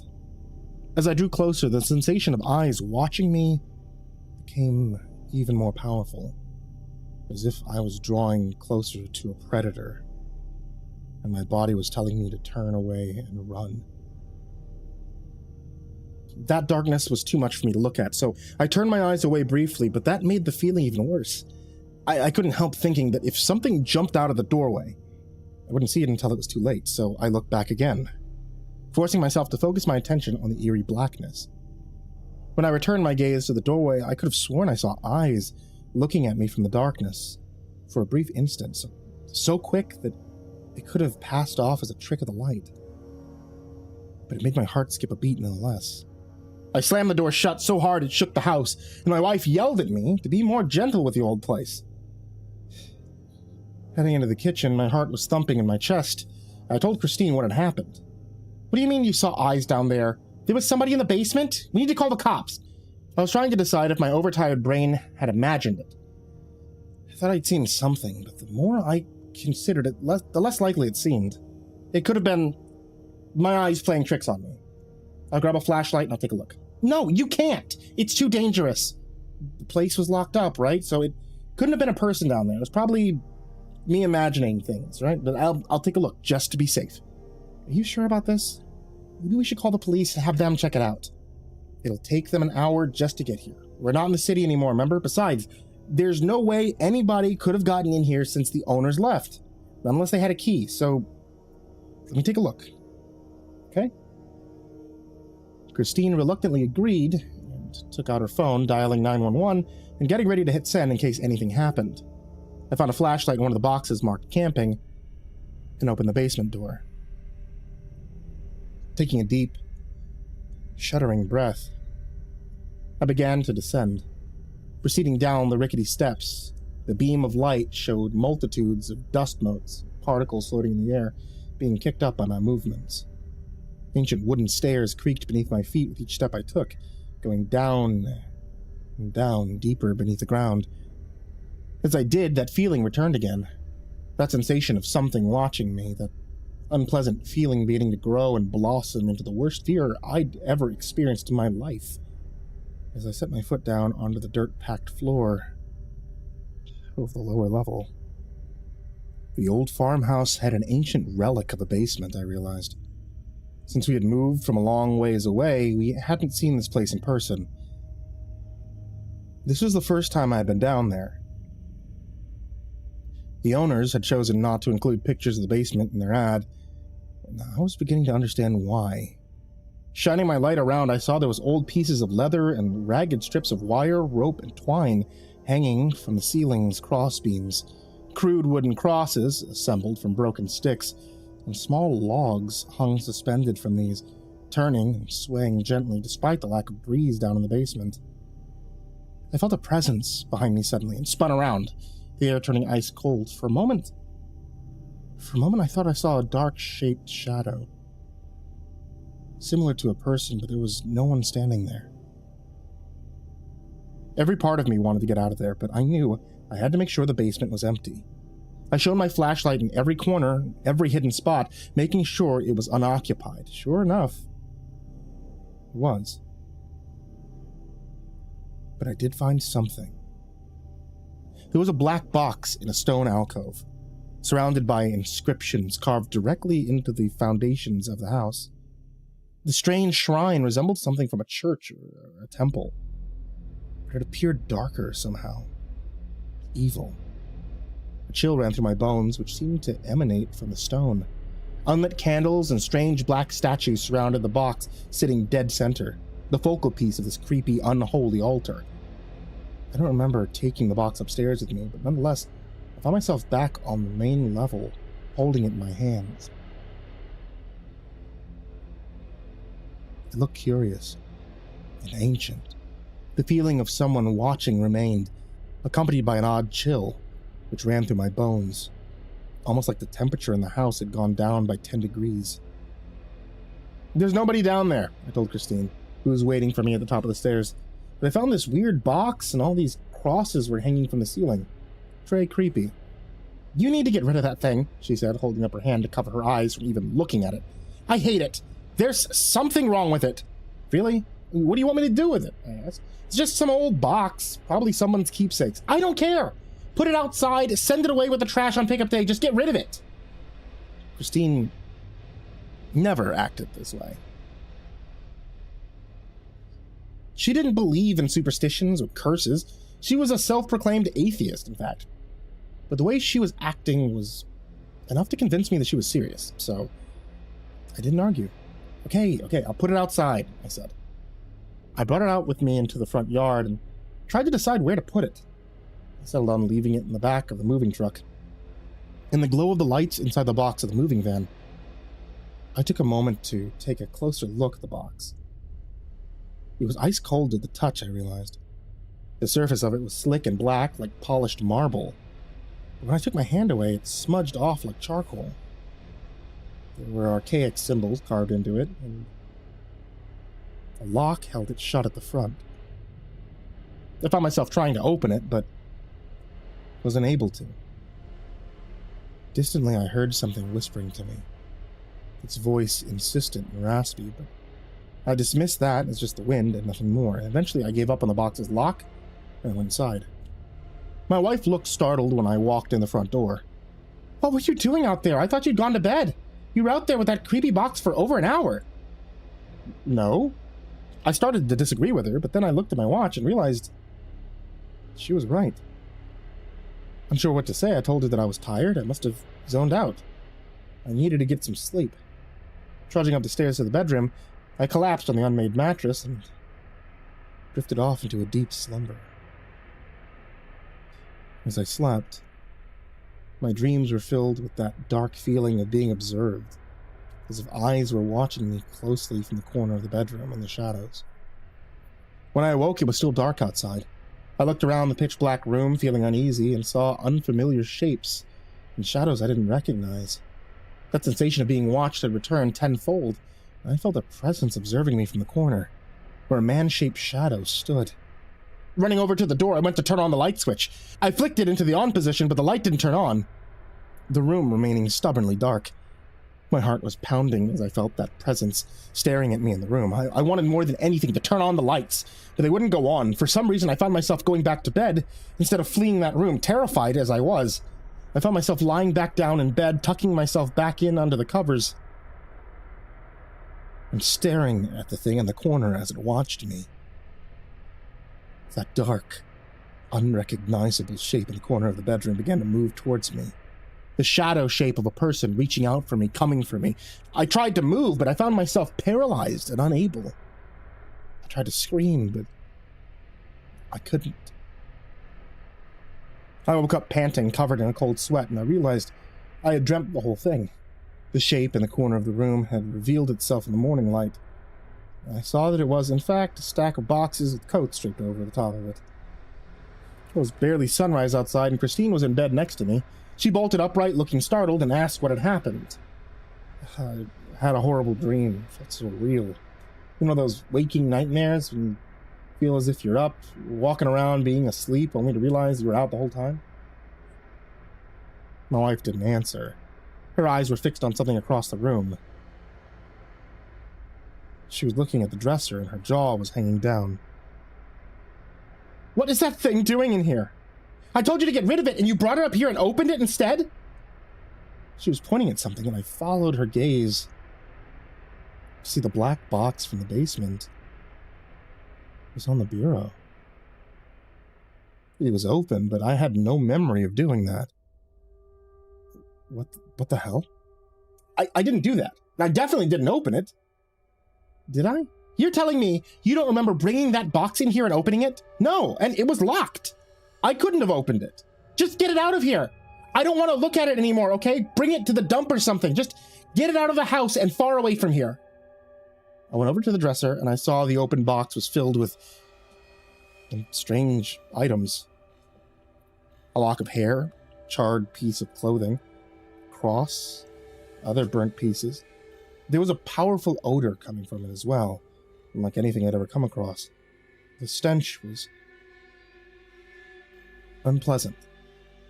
It burnt my nostrils as I drew closer. This is impossible. I know I didn't bring this in here. It's cursed or something. Just get it out of the house, please. My wife was more upset than I'd ever seen her, so I put on my clothes. I took the box out to the car with me. I don't know where the local dump was exactly, but I figured I would go look for it. As I neared the town, I saw an antique shop at the side of the road, pulled over on a whim. Wondered if the owner would be interested in taking the box off my hands, or if he could at least tell me what it was. The bell above the door rang as I entered, and a man came out from the back room, polishing a brass candelabra with a rag. "Morning," he said in a friendly voice. "How can I help?" He stopped speaking abruptly when he saw it was in my hand. The candelabra fell to the floor with a loud clang. He began to visibly shake as he raised his finger to point at the box. "Do you recognize this?" I asked. "Where did you find that thing?" We just moved in up the road, my wife and I. It was in the basement of the old farmhouse up the street." I moved towards him with my hands out to shake his hand, and saw that my fingers were smudged black with the box's darkness. He backed away, slamming into the wall behind him, sending a framed photo crashing to the floor, the glass shattering loudly. "Don't touch me! Don't touch anything! Get out! Get out! Put that back where you found it! If you do anything else with it, you will never get your life back. You should have never taken it from its resting place. You should have never come here!" I backed away from him, terrified even more than before, especially now that I knew others were aware of the dark powers this box contained. Whatever it wasn't meant to be moved. Its resting place was of extreme importance. Maybe that was why the house had been so cheap. It came with a cursed basement. The man began to throw things at me, shouting in a foreign language I didn't recognize. He was speaking harshly in English, telling me to leave and to never come back. He spoke in prayer-like incantations and made the sign of the cross over and over again. I stumbled out to my car and started the engine, driving back towards the farmhouse, wishing that we'd never purchased the place. When I pulled up outside the farmhouse, I tried to decide what to say to my wife. How would I explain to her that the box couldn't be moved? Maybe if we just left it in the basement, the presence would leave us alone. I decided I would just try to sneak in and put it back in the basement without her noticing. I would explain it to her later, or at least try to. The important thing now seemed to be to return it to its proper place before something really terrible happened. Going back inside the house quietly, I closed the front door behind me as softly as I could, and I glanced up the stairs. The light was off in the bedroom, so I assumed Christine would still be up there. I went to the basement door and I opened it quietly, being careful not to make too much noise in case Christine had gone back to sleep again upstairs. I began heading down into the darkness beneath the house. I was holding the box carefully in my hands like a living bomb. since I wasn't sure what would happen if I dropped it or did anything wrong. Each creaking stair made my heart hammer faster as I trod down towards the dirt floor of the basement. Finally, I set foot down there and looked around, seeing only shadows. The light from upstairs was dim, and it was the only source I had to see by. My phone was in my pocket, and I kept it there, thinking I would only be down there for a few moments. Walking across the blackened space towards the alcove, which housed the black box, I began to feel watched again. It was only then that I noticed that sensation had gone for a while. As I drove to the antique store and back again, whatever had been with the box watching me, it hadn't stayed inside after the thing had opened. It had stayed in the house with my wife. A loud bang came from the top of the stairs, and the entire basement went completely pitch black in an instant. I realized the door had slammed shut, and I figured Christine had closed it. Maybe she didn't realize I was home. I began to fumble for the cell phone in my pocket, needing a bit of light to feel safe down here in the terrifying basement. But before I could grab it, something attacked me. The shrieking wail it made was inhuman and full of rage. It swiped at me with sharp claws in the darkness, and I rolled and I ducked away from it, trying to escape. I threw the box down on the floor, hoping to get away. As I got up, I hit my head on a dangling wooden cross and nearly got wrapped up in the twine which suspended it from the ceiling. Stumbling, I tried to find my way to the stairs, screaming for my wife to help me. She didn't answer. A moment later, the thing came at me again. It was fast, but thin and just a bit weaker than me, despite its anger. I managed to grab its wrists and push it up against the wall, then tripped it to the floor. I ran up the stairs, stumbling on the steps and scraping my shins, bloodying them badly, and just as I reached the top, the thing came at me again. It was relentless. It was screaming ancient curses with spittle flying in my face. It swiped at my eyes and got one of them, blinding me. The door was just behind me, so I flung it open and I shoved the thing away from me. As the light from the main level came flooding through the open door, I saw what had been attacking me. My wife tumbled down the stairs, cracking her head open against the wall on the way down, and falling lifeless to the dirt floor of the basement below. I took a few shaky steps down the stairs, looking to confirm if my eyes had deceived me, but they had not.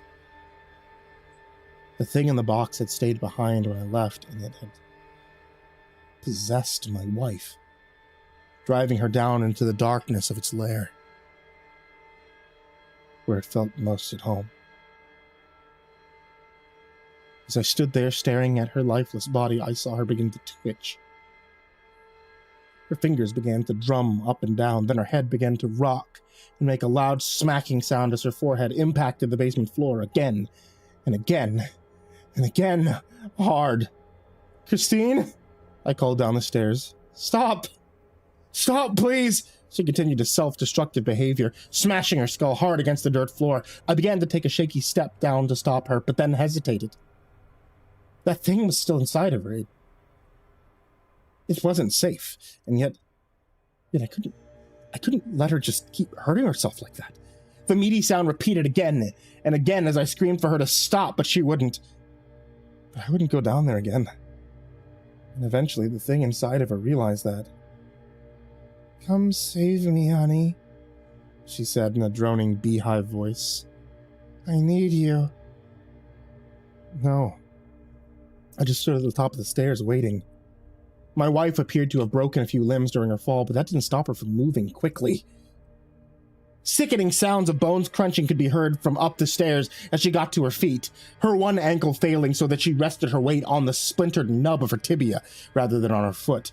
Whatever was inside of her felt no pain, but it looked agonizing to me. She began to shuffle up the wooden stairs without warning, moving faster than I thought possible, crab-like and inhuman on four legs. It looked like she wouldn't be able to make it in her fractured bones, and yet she moved like a relentless insect, her other limbs making up for the defects of the lost one.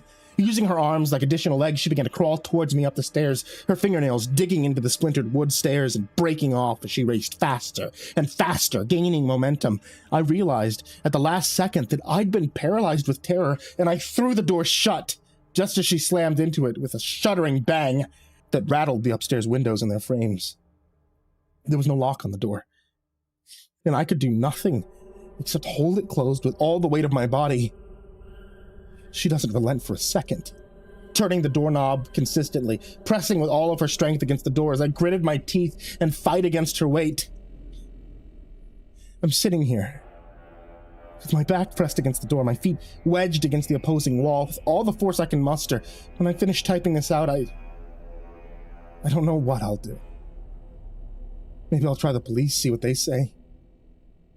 My biggest concern is that they'll want to let her out. She'll probably pretend to be normal when they arrive. She'll pretend that I'm insane, that I attacked her. But I know that's not her. It's the thing from the basement. The thing from the black box. Whatever it is, she can't be allowed to bring it back to the surface. It was locked down in that basement for a reason. And that's where it needs to stay.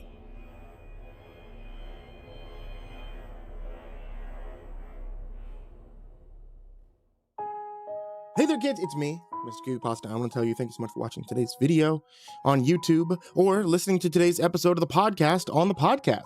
Tonight, I'm going to let you know about a couple of authors that I really love their work of, and I think all of you have too. Usually in my live streams, you guys will tell me some of your favorite stories, but these ones constantly show up, and I feel like a lot of you don't know that there's actual novels that continue on from the stories that you just hear on YouTube. And in some cases, I even do the audiobooks for them that you can find on Audible. 3 of which I want to let you know about right now. The Neverglades, Volume 1, Volume 2, and Volume 3 are available right now on Amazon, both on Kindle and on paperback. And My Tiny Town Just Got Put on Lockdown is available on Amazon as one major novel that contains both Season 1 and Season 2, which is not done on the channel yet, as well as a brand new one called The Study, an Effluvium Hayes novel, which continues the story of My Tiny Town Just Got Put on Lockdown. And of course, I think one of everybody's favorite series is on here, Tales from the Gas Station, currently has a 4th volume that has just come out. I did the audiobooks for Volume 1 through 3. 4 will come out eventually. So, without further ado, I want to give a very big thank you to Jordan Alexander Sanchez, Stephanie Butler, Bobby Carmen, Tanya Oren, Tristan Pelton, Chance Burnett, Dana Kraus, That One Guy, Lupita Galvin, That Creepy Chick, Tyler Fletcher, Rebecca Harper, Murky Moo, Red Shadow Cat, Xavier the Cheyenne, Demix, Sean Cadu Baker, 6 Gay Rats in a Trench Coat, Turtleman, Rob Like Sharp Things, Chaos Art, Cryolinian, Milk and Meal, Zachary Graphius, Gorang Tramagasi, Maria Walker, Pain Gravy, Crazy Kid, Mr. Marcus Blitz, Aka Limchok, Dirt Diver, Matt Bach, Jabbles Raz, Voice of Sand, Coffee Zombie, Matthew McNeese, Shelly J, Jeremy H, Raltazal, Phicomel, Nana, Nick Weaver, Deleted Account, Melted Lake, Tali Sue, Guy Mara Ravenswood, William King, Darth Miver, Michael Ortiz, Satanic Aries, Nessie, Ronnie Hansen, Bardo Hawk 764, Lambda M98, Harley, Sashi Suzaku, Croconut 509, My Body Sounds Like Rice Krispies, Kaylee Ambrose, Suji Campbell, Frickin', Azarine Fox, Freddy Krueger, Nicholas Zaccardi, Happy Birthday Jason Wilson, Lisa Cottrell, Caspian, Hades Nephew, Tater Chip, Acid System, Prozac and Pancake Appreciation Society, Cryptic Nightmares, Kiwi the Sloth, Tommy Green, Fester's Lampshade, Guy Harbor, Nico Kyle, Rafael Rodriguez, The Ginger Bros, Aaron Stormcrow, Daniel Polson, and Corey Kenshin. As always, thank you guys so very, very much. Thank all of you who are in the description down below, and honestly, thank all of you that can give anything, even when it comes down to just $1. I appreciate you guys very, very much. Sweet dreams. If you're hearing this right now, there's a pretty good chance it's way later than it should be. Maybe you clicked on one story, then another, and somehow it's 3 a.m. Trust me, I know the feeling. I've spent years recording horror stories, editing videos late into the night, and absolutely destroying my sleep schedule in the process, which is why I want to tell you about something that I've been using lately, the Manta Sound Sleep Mask. What I love about it is that it solves 2 problems at once. First, it completely blocks out the room, not kinda dark, not mostly dark, I mean completely dark. And second, it has built-in Bluetooth audio, so I can listen to rain sounds, ambient noises, relaxing music, or horror stories, which will help my brain finally slow down. No earbuds digging into your ears, no giant headphones making it impossible to sleep on your sides, just darkness, comfort, and whatever audio helps you drift off. So if you're listening to horror stories at some unreasonable hour of the night, maybe it's time to stop fighting sleep and actually get some. Check out Manta's Sound Sleep Mask, and you can get 10% off using code CreepyPasta. That's code CreepyPasta, the things you're listening to right now. And now, back to the stories.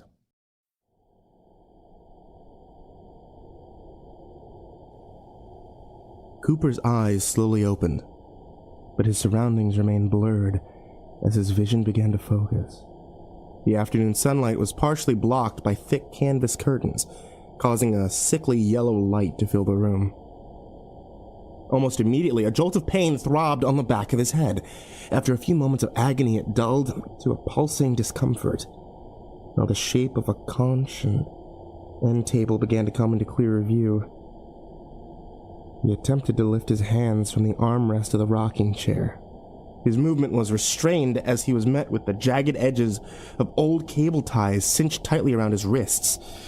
Feeling confusion at first, this soon gave way to an overwhelming sense of panic as he fought against the bindings. I would advise against struggling. Cooper lifted his head as a voice from another room echoed towards him. To his left, he could see the shadow of a man standing over a table. The black shape lifted a knife and brought it down with one fell swoop. The metal blade made a mighty chop as it connected the butcher's block. Give me a few minutes to finish up my work. I typically find it rude to keep my guests waiting, but this is a matter that simply cannot wait. Without waiting for Cooper to give any sort of rebuttal, the man's shadow went back to chopping meat. Cooper's vision had now returned to its full clarity as he blinked away any remaining fuzziness. A vintage television set sat on a shelf on the opposite wall. To his left, the couch came into full view. While one cushion looked untouched, the other had clearly been singly worn by years of use. To his right, he could see a hallway leading to a flight of stairs from the front door. All done, the voice said with a clear delight as the door to a refrigerator snapped shut. Cooper sat petrified while the stranger's boots thudded on the hardwood floor. Soon enough, he turned the corner and stood in the doorway. The man stood, to Cooper's best guess, a hair over 6 foot, a shirt stained with blood as the rolled-up cuffs hung loosely over his gaunt frame. The skin of his face was pulled tight over his jaw and cheekbones. Patchy stubble dappled parts of his face. I apologize for making you wait. That took much longer than expected, he said while motioning towards the kitchen. Although Cooper was unable to see what he was referencing, he had no interest in finding out what it was. Dinner's on the stove and should be ready in a few minutes. I take it you'll be joining me. Cooper looked down at his wrists and then back up at the man. I guess I don't really have a choice now, do I? This caused the man to let out a bellowing laugh and slap his knee. While he made a spectacle of himself, Cooper sat in silence. Let me tell you something, Cooper. You certainly aren't like any of the others that have been here. You have a sense of humor. You may look boring on your driver's license photo, but you seem to be anything but. Still chuckling, the man walked out of the room and returned to the kitchen. Cooper heard him opening a cabinet, pulling out plates and silverware with a rattle. While he set the table for dinner, Cooper looked around the room and studied his surroundings more. The sun was sinking lower, causing the light being filtered by the curtains to now be slightly tinted orange. Although the house was likely decades old, the stranger obviously took good care of it. Every surface was free of dust, and the floor lacked any imperfections save for a few stains here and there. All right, everything's set. The man returned from the kitchen with a small paring knife clenched in his slender fingers. A wave of heat swept through Cooper as his imagination raced at the possibilities that lay ahead. His eyes went wide as they locked on the knife. In turn, the stranger lifted his empty hand in a sign of calming. Don't worry, I'm not going to use this to hurt you, unless you don't follow my instructions. He knelt in front of Cooper and slipped the blade between the cable ties and the leg of the chair. Now, I'm going to cut you free so you can come sit at the table for dinner. You're only to walk from the chair to the place I set for you. I don't want to have any trouble. But trust me, when I say that things will get really ugly, really quick, if you cross me. Got it? Cooper simply nodded and continued to remain motionless. The man slid the blade and cut the tie.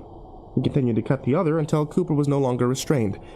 Standing up, the stranger motioned for Cooper to join him at the table. Please walk slowly and remember, no funny business. Cooper listened, walked to the table and sat down in his new seat without any problems. He tucked the chair under the lip of the table. His captor approached the seat on the opposite end. Before sitting down, he withdrew a large pistol from his waistband and placed it next to his silverware. That was the first time I don't have to use this one on my previous guests. They typically make a run for either the front door or the back door. if you happened to look at the floor in the living room, you would have been able to tell that they never really made it very far. The more I get to know you, the more I like you, Coop. Cooper gave a forced grin, while his mind raced with images of numerous other victims being gunned down no less than 10 feet away from where he sat. At least, that explained the stains on the floor. The visions unsettled him. But he made sure to keep his composure. Whatever situation he was in, he needed to remain calm if he had the slightest hope of getting out of this mess intact. Is it alright if I call you Coop? I don't want to seem informal, the man said while scooping mashed potatoes onto both plates. That's fine. What do you want me to call you? Cooper asked while attempting to keep his composure. The task was growing more and more difficult as time went on. Oh, how rude of me. I forgot to introduce myself. You can call me Gunner. Cooper gave him a confused look as Gunner slid a plate loaded with food in front of him. It was my father's idea to name me that. See, I never questioned my old man. Gunner slapped a cut of meat on his plate and placed the lid back over the pan. Taking his seat once more, he neatly folded a crease in his napkin before placing it on his lap. Cooper glanced around the kitchen and observed the small room. The dishes Gunner had used to cook dinner were already washed and drying on a rack next to the sink. All dishes and food items were hidden away in cabinets, leaving the kitchen spotless. He had yet to see anything out of place in the house, leaving him to ponder on the obsessive nature of this man. Coop, I'm going to give you a deal, okay? I didn't shackle you to that chair because you didn't attempt to run from the living room. Now, if you continue to behave yourself, I'll consider letting you off easier than I intended. Cooper stopped cutting his food and looked up from his plate. Gunner continued to scoop some mashed potatoes onto his fork and into his mouth, acting as if what he said was not warrant of any questions. May I ask, what do you mean by letting me off easier? That'll come in time. Now, let's get to know each other. So, tell me, Cooper, what's your story? Before Cooper spoke, his mind raced with the possibilities of Gunner's statement. Deciding it was best to play along with the twisted game, he knew acting casually was his best defense. Well, I actually live one state over in Louisiana. I was in Houston for business. It was a meeting, and I was driving home when Cooper trailed off as his mind went blank. He attempted to remember how he got in this man's house, but every image that came into his mind was fuzzy at best. When I found you, Gunner let out. Cooper's head shot up as his gaze locked with Gunner. In the orange glow of the Texas sunset, Gunner sat still in his chair. The room was now washed in the light, causing Gunner's shadow to loom over them on the wall behind him. He rested his elbows on the table and drummed his finger on the edge of his glass. Is it starting to come back to you, Coop? Yeah. As a small grin pulled at the corners of his mouth. At that moment, everything came back to Cooper, and in a sudden burst, he remembered standing on the side of the interstate. His car had a flat tire, and he flagged down the first car coming in his direction. It had pulled onto the shoulder, and Gunner stepped out with a tire iron. Although he had thought not much of it at the time, Cooper realized that he should have been more cautious. He remembered showing Gunner the gash in the wall of his tire when the blow hit the back of his head. From there, his vision began to blur before he succumbed to darkness. I guess you remember now. Oh, sorry for hitting you a little too hard. You just seemed so big that I couldn't take any chances of not taking you out on the first try. Cooper continued to stare down at his plate. The bump on the back of his head throbbed once again, and his hands began to tremble. Outside, birds chirped in a tree, and a slight breeze made the wind chime on the porch, let out a very solemn few notes. Why? Gunner swallowed the bite that he had taken and gently rested his fork down on the table. I'll need you to speak up, Coop. Working with power tools all these years has left my hearing a fraction of what it used to be. Why?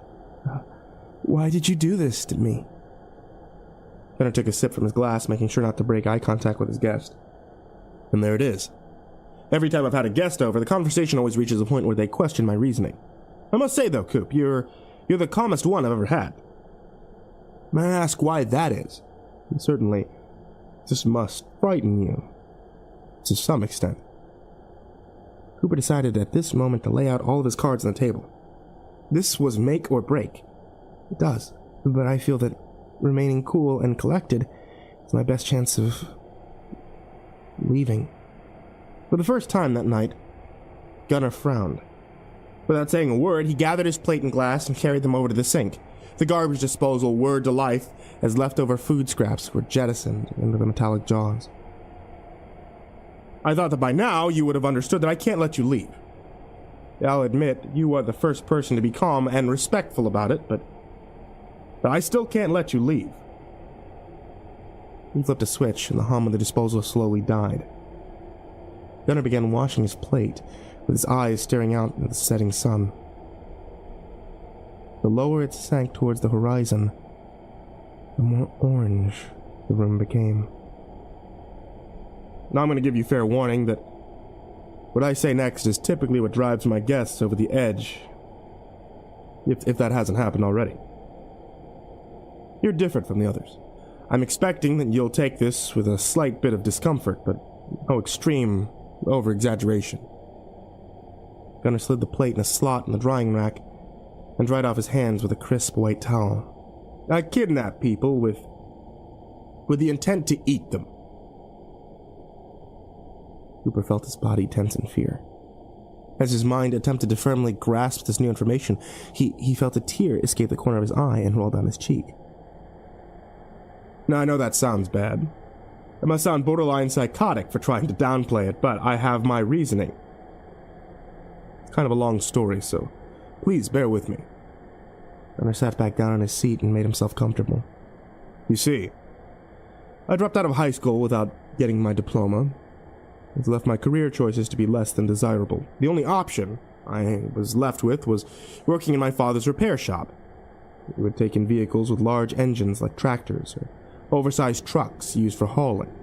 He forced me to do the menial tasks like scraping rust and cleaning off oil and grease. It's far from being the ideal life, but he put food on the table, be it barely. Cooper continued to stare at the table, but managed to take in every word that left Gunnar's mouth. A few more tears escaped from his eyes, leaving lines through the dirt in his face. You see, Coop, this town suffered a major crisis from some 15 years ago. They had a major drought, causing most of the crops to wither away and perish. The little water we had, that was spent keeping livestock barely clinging to life. The ones that lived long enough to be taken to slaughter were too malnourished to yield any meat worth eating. After all, the meat was deemed uneatable. The town met in the city hall to discuss how to move forward. We argued for hours. But every solution was shot down almost immediately. Just when we thought there was no middle ground in sight, my father came up with an idea.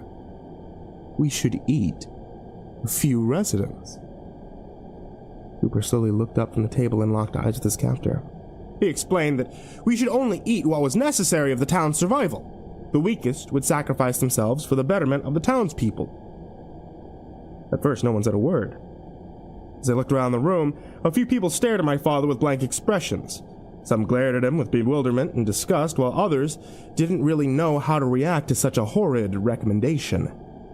Eventually, a few people spoke up in agreement of the idea, causing those opposed to start a shouting match. My father slammed his fist on the table and received everyone's full, undivided attention. He suggested putting it up to a vote. When he asked those in support to raise their hands, roughly a quarter of the town did so. When he asked those opposed to vote, another quarter of the town raised their hands, leaving almost half the town undecided. Suddenly, gunshots rang out through the room. Everyone who had voted in opposition slumped forward in their seats. Some people screamed, some people cried, some sat in complete calm. My father had arranged the ordeal before the meeting. His closest friends had all agreed that cannibalism was the only option that they had left, and felt it necessary to take out anyone who would try and block their path. As the bodies were pulled from the room, my father informed everyone who had not voted he was going to be in control of handing out everyone's rations. You'd either take meat for your family, or you'd be gunned down on the spot. Anyone trying to contact state authorities or leave would be met with a grim demise. Cooper sat in silence as he absorbed the information. Wherever this place was, he was now caught up in a mess of a situation. The bodies of those at the meeting were dried and preserved for future consumption. When that supply finally ran out, my father and a few of his buddies resorted to abducting stranded motorists. He knew better than to pick them all up near the town, so he would drive out in his work truck and pick up fresh meat all over the eastern part of the state. This new practice of picking up innocent victims went on for a couple of months, but eventually, the drought ended. The town slowly began to mend its wounds. However, some of the residents had a craving. My father didn't see the need in continuing this operation if it was no longer necessary for their survival. He made a deal with those who still wanted the meat, that he would supply them with it on special occasions. Christmas, 4th of July, someone's birthday. Lifting the pistol from the table and pointing it square at the center of Cooper's chest, Gunnar chuckled to himself. Now, if it's of any consolation to you, you're a gift for a girl who's celebrating her 16th birthday tomorrow. She's been looking forward to it for months now, and I'm sure you won't disappoint her. Gunnar laid the pistol down, then walked over to the refrigerator. Opening the door, he withdrew 2 beers. He popped the caps off into the trash and set one down in front of Cooper. I really do like you, Coop. You've been so respectful to me, so I'll treat you to one last beer before I take you outside. I know it's not the ideal circumstances to have a final drink in, but I feel obliged to offer. Cooper sat motionless, stared at the beer. Condensation rolled down the hazy brown bottle before settling on the table in a small pool. Now, you probably want to say goodbye to your friends and family, but we both know why I can't let you do that, so go ahead and enjoy your drink before we get started. I hate my father, Cooper muttered under his breath. Gunnar lowered the neck of the bottle from his lips and gently rested it down on the table with a soft clink. What was that? I said, I hate my father, Cooper let out through gritted teeth. Gunnar's eyes opened a hair wider as he was taken slightly aback by the admission. Never before had one of his victims stated resentment for his parents. Oh. Why is that? Cooper lifted his head up and glared with intense detestation burning in his eyes. He was a bitter, abusive old man who took every chance he got to demean me, whether I actually deserved it or not. Gunnar rested his elbows on the table. A look of interest crossing his face, he motioned with his hand for Cooper to continue. Every time something would go wrong at work, he'd come home, he'd take it out on me, because my mother had died giving birth to me. My father and I, we started out from the very beginning on the wrong foot. If I got below a B on my report cards, he would yell at me. He'd make sure that I felt guilty for my mom dying. Every little slip-up I made was met with a punishment exponentially worse than the action that brought it. His favorite thing to do was to tell me how if she lived through it all, she'd be disappointed with what a disgusting disgrace of a son I'd become. This continued all the way through high school. When it was time for me to choose the career path that I wanted to take, he forced me to study engineering. Just like him. When I wanted to go into something like medicine or physical therapy, I wanted to feel that I was directly bettering someone's life, but he wanted to hear nothing of it. He was paying for my tuition, he held that over my head and used it as leverage, as miserable as it was. I got my degree, and I found a job. We both work at the same firm, but I feel to this day that he wanted me to be an engineer so that he could continue to abuse me at work. Make good pay. But I'm not exactly happy. Gunnar remained silent and attentive. So to answer your question in a lengthy way, no. I don't want to say goodbye to my father. He's a monster. I wish him the cruelest fate imaginable. I'm no saint, but compared to him, I'm close enough. I just wish that That horrible man gets what he deserves in the end. Gunnar sat in silence for a few moments. After letting his mind process its thoughts, he finished off the last of his beer, walked over the trash can, and discarded it. Staring out the window, he watched as the last orange slivers of sun vanished over the horizon. What if we make sure he does? Cooper turned around and gave Gunnar a puzzled look. What are you suggesting? I'm gonna make a deal with you, Coop. I like you. I really do. You can get your dad to come here. I'll let him take your place. Of course, you still can't go home, but you can live here with me. And it may not be the most ideal situation for you, but hopefully you'll find it better than being served up at a party tomorrow. I'll give you a few minutes to think it over. So go ahead. I'll do it. Gunnar turned around with a slight look of bewilderment at how quickly Cooper had made up his mind. Are you sure? Cooper gripped the edge of the table tightly at the thought of his father finally getting the treatment that he deserved. After all these years, vengeance was within his grasp. Without saying another word, he nodded. Well then, I'll give you the phone. Go ahead, give him a call, ask him to come pick you up. Gunnar turned and pulled the phone from the receiver mounted on the wall. Handing it to Cooper, he gave him a final look, asking him that he was fully confident in what he was about to initiate. Without hesitation, Cooper took the phone, dialed his father's number into the keypad. I hope you're happy with yourself. I had to reschedule my whole day, as well as tomorrow, to come out and get your ass back home. Cooper's father slammed the door to his car shut and marched toward the front porch. Cooper stood on the steps with his hands in his pockets and his head hanging low. Gunnar stood in the doorway, watching in quiet observance. You'll be reimbursing me for the gas that I wasted, hauling this trailer all the way out here to take you home.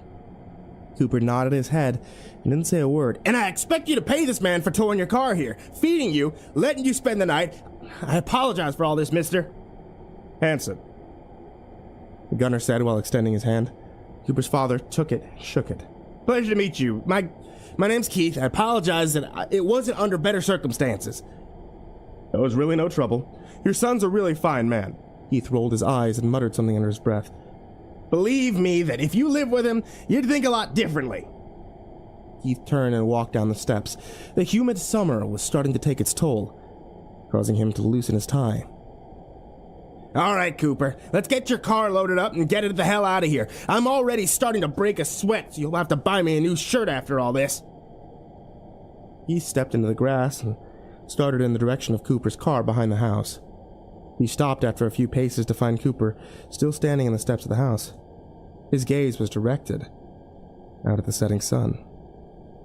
What are you, deaf too? I said, let's go! Cooper remained motionless and bathed in the orange glow of the Texas sunset. The wind blew, causing small pieces of dead grass to swirl around his feet. I don't have time for this shit, Keith muttered as he trudged back in his son's direction. Grabbing his son's arm, he attempted to pull him off the steps. When Cooper refused to budge, his father grabbed his arm with both hands and pulled harder. Suddenly, Cooper took his free arm and wrapped it around his father's neck. Pulling him close, he removed his other arm from Keith's grasp and retrieved the knife from his pocket. Withdrawing the rusted and stained blade, Cooper gave his father one last look before bringing it against his neck. With one quick motion, he slit his father's throat. The knife made a sickening, tearing sound as it tore the flesh from Keith's neck.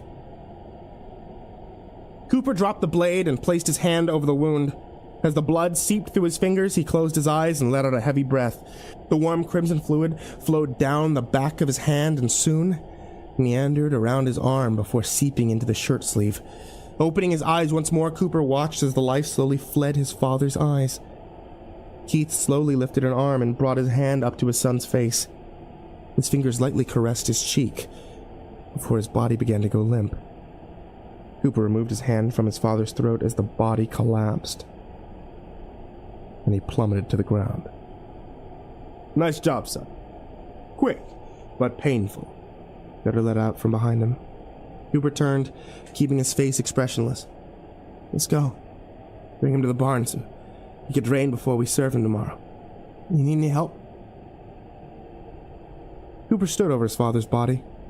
His blood continued to gush from the jagged slit in his neck. It pooled under his head, turning the dirt and grass underneath a dark brown. No, I can handle it myself. Without saying another word, Gunnar walked ahead to open the barn doors. Cooper grabbed his father's ankles and pulled the body through the grass, leaving a trail of blood in his wake. With each step, the sun sank lower in the sky. The wind blew and the crops swayed in the heat.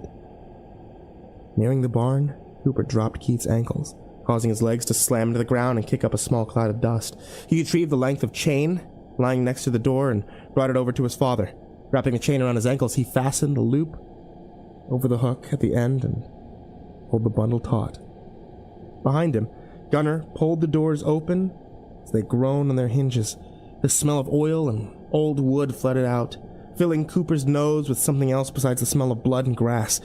The light hanging over the entrance to the barn flickered to life with a loud crackle. It hummed and began to draw in bugs.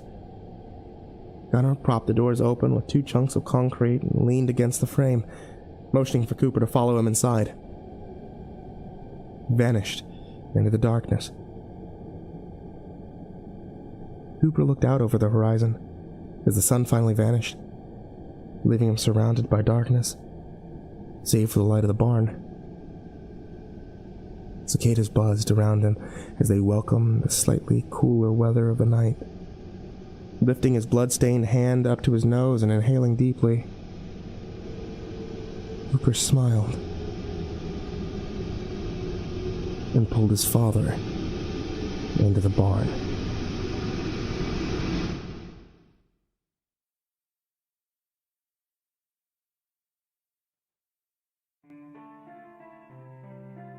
Hey there, everyone who's listening on YouTube, or those of you who are listening on the podcast. It's me, MrCreepyPasta, and before you head out for the night, I just wanted to let you know about a couple of things. Without you, the show doesn't take place. So, if you guys would like to support the show, or if you guys would like to get your hands on a couple of cool little things whenever new things come out, check out patreon.com/MrCreepyPasta, and any support that you guys show, I really appreciate. For everyone who's already donated to the Patreon, I really appreciate it. You guys are amazing. And thank you so much for that. If you guys are looking for more Creepypasta Storytime, there's a new video that's uploaded to this channel or uploaded to the podcast every Tuesday, Thursday, Saturday, and Sunday now. You can be able to get more from me at facebook.com/MrCreepyPasta or on Twitter at MrCreepyPasta and then the number 0. Thanks so much for listening, kids, and for your support. And sweet dreams.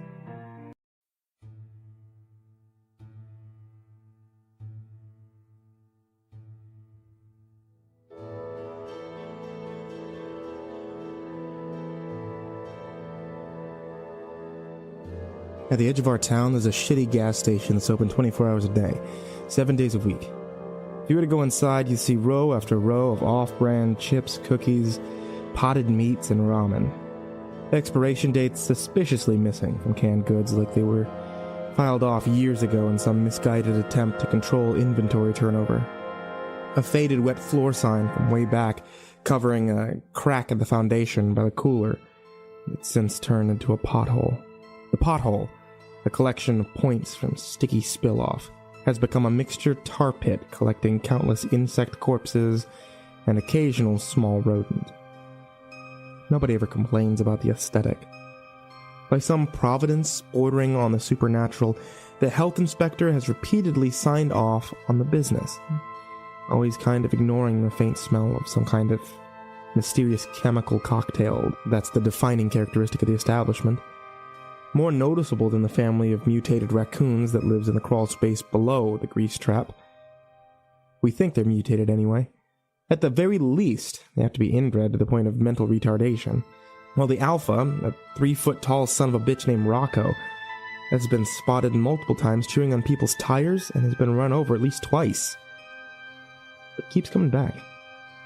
The lingering smell, a sweet combination of honeysuckle, ammonia, vomit, and who knows what else, has never been positively identified. But the prevalent theory is that it's coming from the cracks in the foundation, wafting up from the underground.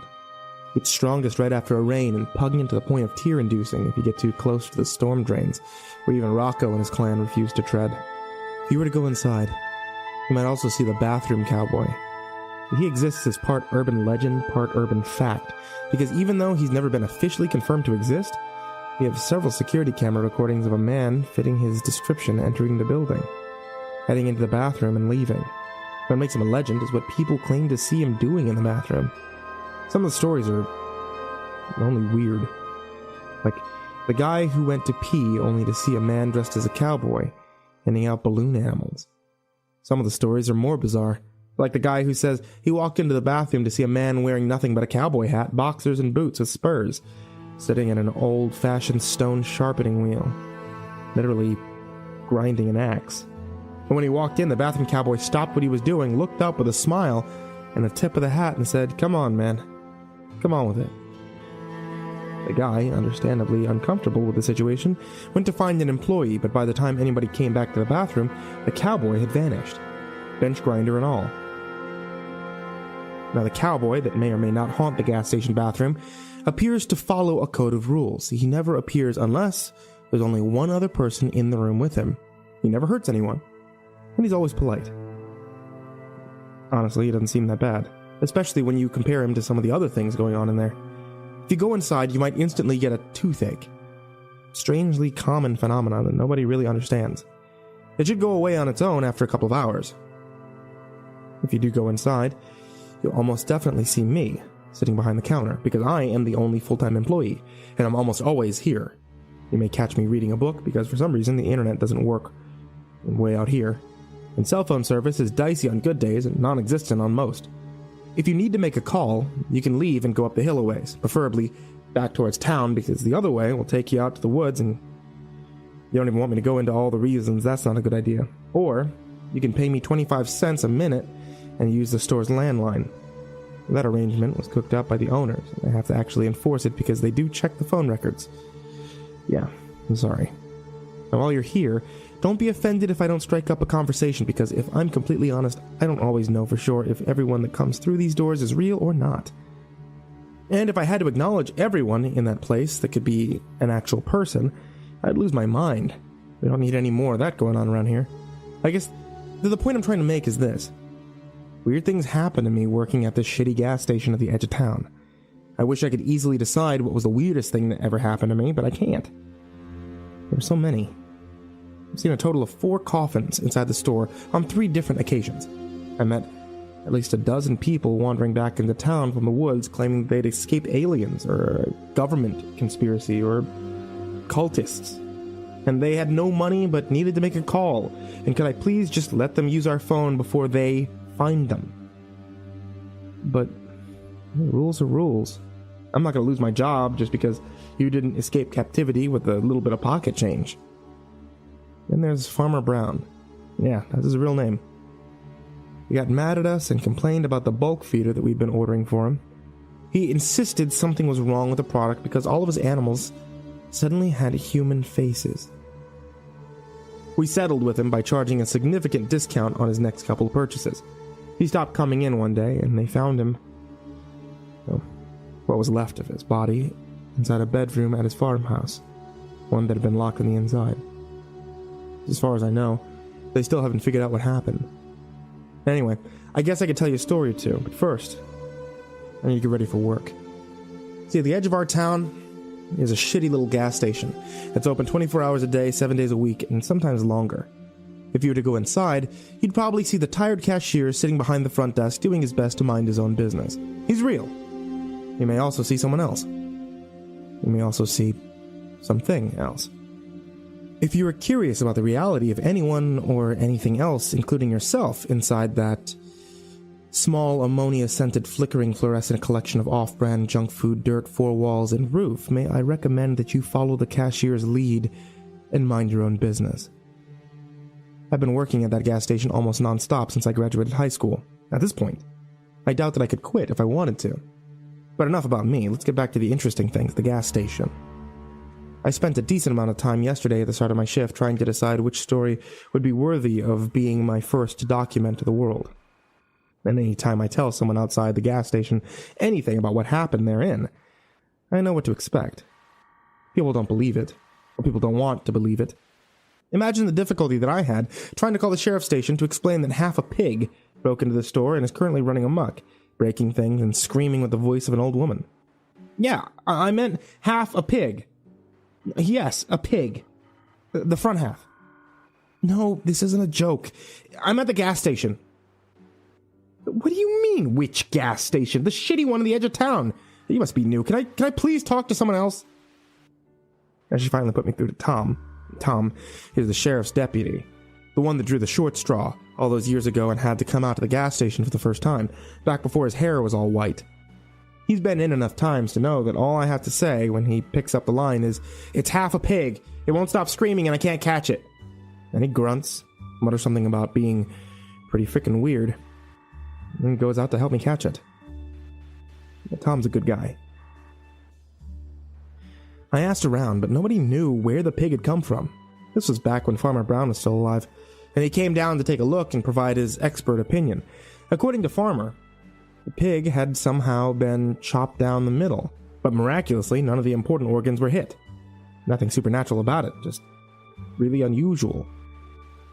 It stayed at the local elementary school as part of the mascot for the summer before a scientist and his team from somewhere up north offered the school $1,000 to let them take it. For science, I suppose. Anyway, I don't mean to ramble, but my point is that it's hard to believe some of these stories if you haven't been inside the gas station at least once. Maybe you have. We're the only gas station for miles. We're close enough to some big crossroads. If you've ever been out driving in an unfamiliar part of the country and find yourself lost, it's not impossible that you could have found yourself in my door. Maybe looking to top off your gas. Maybe to ask for directions. If you have a strange memory of a weird place that somehow doesn't seem to fit with the rest of your memories, then there's a chance we've actually met. Back to last night. I was sitting behind the counter with a pen and a book of receipt paper, trying to remember the strangest thing that had happened to me. It still falls within the realm of believability. I've had plenty of things that happened to me that were strange, but so unbelievable, I won't even waste anyone's time ever trying to tell them. I call those the try and forget stories. When Carlos interrupted my concentration. And Carlos is one of the part-timers at the gas station. We have a long list of part-time employees. The owner likes to hire transients, drifters, hitchhikers, passersby, and runaways. People looking for work, at least for a few days. I try not to get to know the part-timers. They come and go after a few days or sometimes a few weeks. Rarely long enough to form any kind of meaningful relationship. But then there's Carlos. Carlos has been working here for almost a year now. He started it as a part of the prison work relief program, unloaded trucks twice a week. He was the only one of the 12 prisoners that didn't disappear during a freak snowstorm last December. But that's none of my business. Carlos did his time, and when they released him, he came to work here, cleaning the store and unloading trucks. He comes in 6 times a day for each of his 30-minute shifts. Actually, now that I think about it, I'm not exactly sure what he does during those shifts. The store is never clean, and trucks only come twice a week, exclusively during the daytime hours, as per an arrangement following the incident. Maybe one day I'll ask Carlos what he does for the owner. All I know is that he's the closest thing to a friend that I have here. And when Carlos approached me at my register last night, I knew something unusual was going on. He was sweating bullets, pale, and on the verge of passing out. He kept glancing back at that man in the suit that had wandered into the store and was standing next to the frozen drink machine. He told me that he needed to talk to me now. I told him go ahead. But he refused to say anything unless I followed him into the freezer. I usually hate to leave the front of the store unwatched. We have the occasional shoplifter. Plus there was that one time that Rocco got in and made off with 2 cases of cigarettes, but Carlos seemed serious. So I made an exception for him. And once we were in the sub-freezing safety of the walk-in cooler, Carlos asked me if I had seen the guy in the suit. I said, yeah, I saw him. He asked if I knew the guy. I said, yeah, I'd seen the guy around town. His name was Kiefer. He was running for some kind of office. I can't remember which one. And he stopped by the gas station every now and then. He drove an old black SUV that only took premium. I didn't know much of him from in town, but he was a local, definitely a local. His picture was framed in my high school's trophy case for one of those sports competitions that he had won years and years before I got there. We only have so many things to be proud of, I suppose, but I knew of Kiefer. We weren't exactly acquaintances. I told all this to Carlos, who shook his head and said, No, that can't be Kiefer. I said, why not? Carlos told me, that can't be Kiefer because Kiefer's dead. I killed him 2 days ago. His body's in the trunk of my car right now. That's where things started getting weird. I really don't want to do this. I recognize how awful it is to pause a story at a place like this, but I'm about to head back to work, and I only just now was taking my lunch break, and I came all the way down here to the library to document the last things before I forgot. I still have to eat. I have to change out those dirt-covered clothing before I head back. Did a lot of digging last night. Plus, I don't want to leave the part-timer alone with all those lawn gnomes until we know exactly what's going on. Oh, I forgot to mention the lawn gnomes. Okay, so I'm so scatterbrained right now. Like I said, it was a very strange night between the hand plants, Farmer Jr., and that cultist that wouldn't leave me alone. I hardly had any time to collect my thoughts. And of course, there's the Carlos situation. I promise, I'll come back. I'll tell you all about it. But first, I'm going to grab some coffee.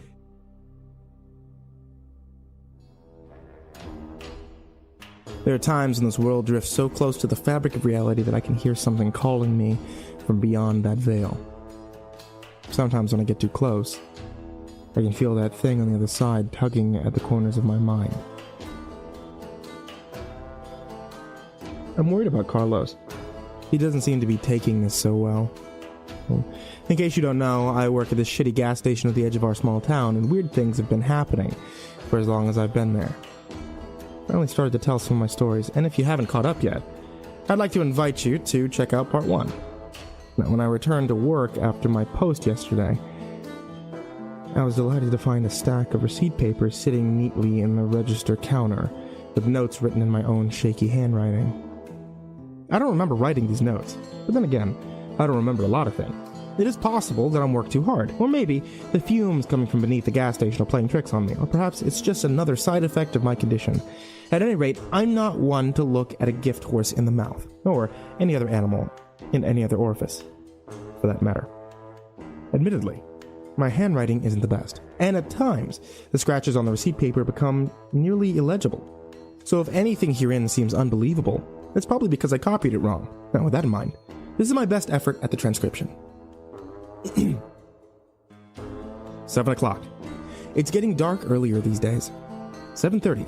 Farmer Jr. came into the gas station tonight, asking about the hand plants. I told him that they weren't there anymore. He left his phone number scribbled on the back of a coupon for 15% off bulk pig feed from an online retailer. I think he's trying to send me a message. 9 o'clock. I think maybe some kids are trying to play a prank on me. I found a lawn gnome behind the pork rinds. I don't think much about it, and I put him in a box behind the counter.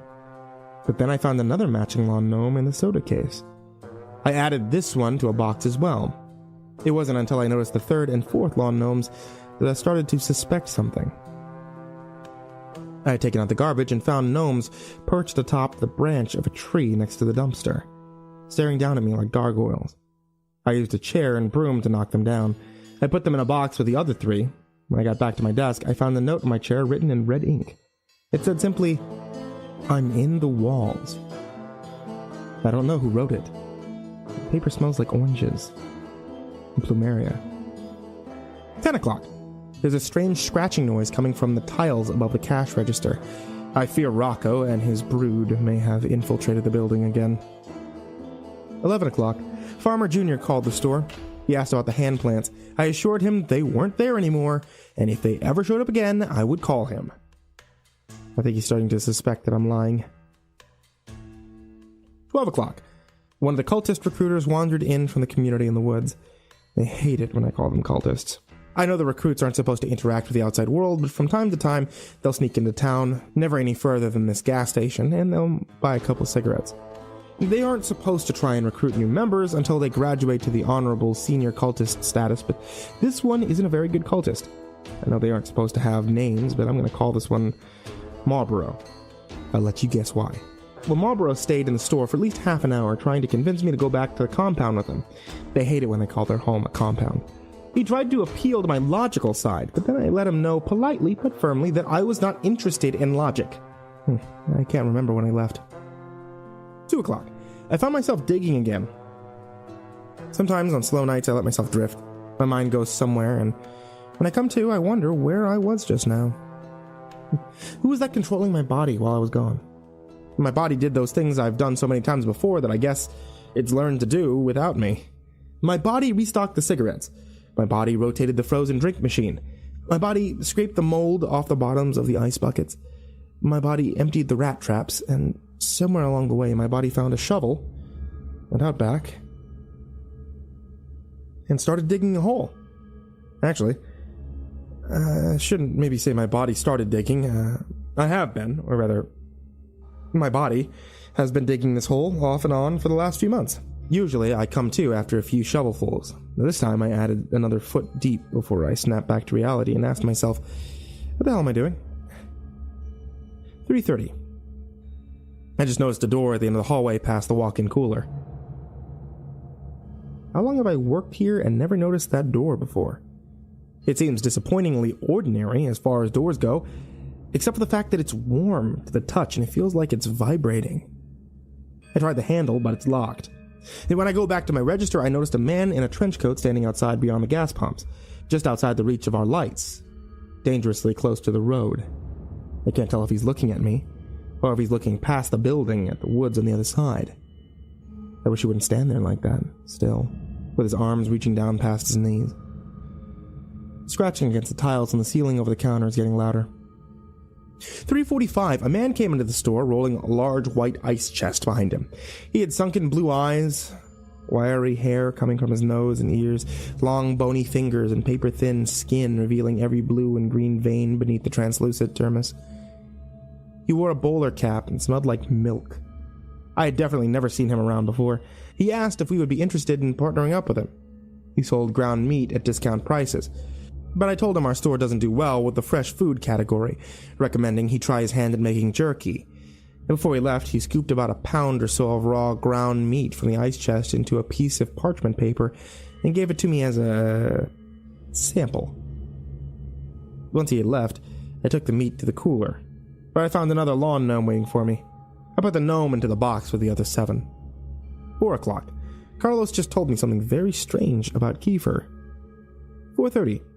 There was a kid named Spencer Middleton who went to the same high school as me and Kiefer. Spencer was just a year ahead of me, but looked much older and acted much younger. I live in a small town, and small towns get bored. For entertainment, some turn to gossip, some turn to sinister pastimes. The latter often fueled the former. There were rumors around town that Spencer liked to torture and kill animals. Rumors that Spencer's parents and siblings always locked their bedroom doors when they went to sleep at night. The rumors didn't slow down any after the fire at Spencer's house, when Spencer was the only one to escape unscathed. I once saw Spencer gleefully stomp on a lizard, throw his head back and laugh. Some short time after his house caught fire for the second time, Spencer lost town. The story went on that he'd gone off to join the army. I don't know what to think about that, so I simply didn't think about that. I would have been perfectly happy to never think about that. But after all these years, I'm forced to. Because Spencer Middleton just came into the store and ordered a cup of coffee. He's sitting in one of the booths, talking to Kiefer. Marlboro's back. He asked if I could spare some time to talk about his fake religion. I hate it when I call it a fake religion. And I told him that he had to leave. He seemed upset. 4:45. Spencer and Kiefer sat around for a while and didn't buy anything but 2 cups of coffee. When they finally left, I let Carlos know. He had been hiding under a blanket in the walk-in cooler, although I can't really understand why. Carlos explained to me exactly what happened. He had finished his shift a couple nights ago, just left the gas station when he saw Kiefer's SUV pull over into a ditch at the bottom of the hill. Carlos, being the good guy that he is, decided to check and see if Kiefer needed any help. He says that when he pulled up and got out of the car, he could hear what sounded like a loud crunching noise coming from just beyond the tree line. Carlos went to investigate. That's when he saw something. When I asked Carlos what he saw, he just started speaking Spanish in a fast panic sort of way. I don't speak Spanish, but I nodded along empathetically. The only word I could pick up was Strega, which is the name of a liquor we carry. Whatever it was that Carlos was saying, it made him race back to his car as fast as he could and back out quickly, without looking. And that's when he ran over Kiefer. And Carlos is a good guy. but he was in a bad situation. He stopped long enough to get out, check on Kiefer, and confirm that he was definitely dead. There was nothing he could do to change that fact. It was an accident. Carlos was on parole. There was that thing in the woods, and Carlos had to make a decision, so he heaved the body into the trunk of his car, and he drove off. Carlos took me to his car and showed me the body. I can confirm 100% that it was Kiefer in the trunk of his car, not just because of his unmistakable face, but also because of his phone and wallet that were in his pocket. 5 o'clock. I finally got tired of the scratching and pulled our ladder out of the storage to see what the raccoon was doing up in the ceiling, but when I pushed back the tile, the only thing up there was another gnome. That makes a dozen so far. 6 o'clock. The man in the trench coat is still outside. The cultist came back in, demanding an audience with me, insisting that if I would just listen to him, I would see that his reasoning was superb and flawless, and that I would be a fool not to join him in the perfection of logic and nirvana that is his belief structure. I agreed to listen to his pitch, if he would agree to ask the man in the trench coat to leave. Our hasty verbal contract in place, I steeled myself to listen. Honestly, he did make a few good points. But I suppose it's to be expected from a viral thought experiment strong enough to convince perfectly normal people to abandon their real lives and go live in that commune in the woods past the shitty gas station on the edge of town. They call themselves mathematists. They believe that humankind exists to fulfill two moral imperatives: to decrease suffering and to increase happiness. A successful life increases happiness more than suffering. A decent life decreases suffering more than happiness. How good a person is can be determined by the spread between the happiness increased and the suffering decreased. Obviously, if the individual has a negative spread, that is, if they've increased happiness less than they've increased suffering, or if they've decreased suffering less than they've decreased happiness, then that means, very simply, that the individual is bad. Therefore, if an individual causes a tremendous amount of happiness and suffering, one can simply determine which was higher, and use this perfect rubric to determine whether the individual was good or bad. It's simple, right? Well, the mathematists believe that the world has been going on about good and bad in the wrong way. For eons, we've been attempting to increase happiness, when instead we should have been focusing on decreasing suffering. As happiness is a fluid concept, and the more happiness you create, the harder it is to sustain, as happiness has a clear set of diminishing returns. Suffering, however, is constant. Suffering results from happiness coming to an end. Suffering is pure and eternal. For a mathematist to be supremely good, they must simply end all suffering. That is why the mathematists are working on a bomb to destroy the entire planet. By ending all life on Earth, they end an infinity of suffering into the future. With every life they avert, an entire lineage of people that would be born into a life of suffering will no longer. Every death is a preemptive mercy killing. Every happy moment that will no longer occur pales in the face of all the sad moments that are likewise prevented. And so, as Marlborough explained, their murder cult believes that killing is a kindness. I told him that his ideas were stupid, and he was stupid, and that now he had to go tell the man in the trench coat to go away. 6:30. The phone rang. Now this is strange for two reasons. First, because it was not the landline, it was the cell phone, even though we don't get cell phone service out here. And second, because it was the cell phone. The one I took off Kiefer's body. I'll admit, I was stuck in a bit of a moral quandary ever since Carlos confided in me. On the one hand, Carlos had killed someone. On the other, it was an accident, and Carlos's parole officer may not see it that way. I thought that I would have more time to figure this out, but when the cell phone started ringing, I knew I had to make a decision. I answered it. I didn't speak at first. The voice in the line was one I recognized. "You have something that belongs to my boss." It was Spencer Middleton. "His cell phone and wallet," I answered. "What? No, we don't care about that shit. We can buy more phones. We can get more wallets. You know what I mean?" He was right. I did. "It was an accident," I explained. "We know. We want to make a deal. You give it back, we pretend this whole thing didn't happen." "Can we do that?" "Absolutely." 7:30. Carlos came in for his shift at 7, and I explained the deal to him. He wasn't thrilled, but as I laid it out very clearly, he didn't have a choice. We parked Carlos's Camry behind the gas station near the growth of hand plants, and made a point to stand far enough away as to not get our ankles grabbed. Kiefer's SUV drove up a few minutes later. Spencer was driving. He and Kiefer got out without a word, sized us up, and opened the back of our vehicle. Carlos popped the trunk. Kiefer and I stared at each other, keeping eye contact the whole time while Carlos and Spencer transferred the body from one vehicle to the other. Spencer had a tarp and blanket ready to wrap everything up. When it was over, Kiefer put a hand on my shoulder and whispered in my ear, "You done good." Then they left. Carlos started crying as I went back inside the store. It was almost daytime. And that's when the new part-timer was supposed to take over. 8 o'clock. The new part-timer's late, and I'm overdue for a lunch break. I made the best of my extra time here by putting price stickers on all the lawn gnomes, or ringing them up as miscellaneous grocery for $9.99 each. And I've already sold a couple. I'm a really good employee. 8:30. I went to the bathroom and I saw a man standing there with his pants at his ankles. He wore checkered boxers and a cowboy hat. He smiled when he saw me. Simply said, in a somewhat sing-songy voice, "Come on, man. Come on with it." I took the opportunity to ask him something that had been bothering me. "You know, is everything going to be okay?"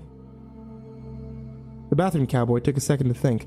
Then he pulled up his pants, he walked past me, spurs clinking against the bathroom tile. He stopped for a second. When he was right next to me, he said, "I appreciate it."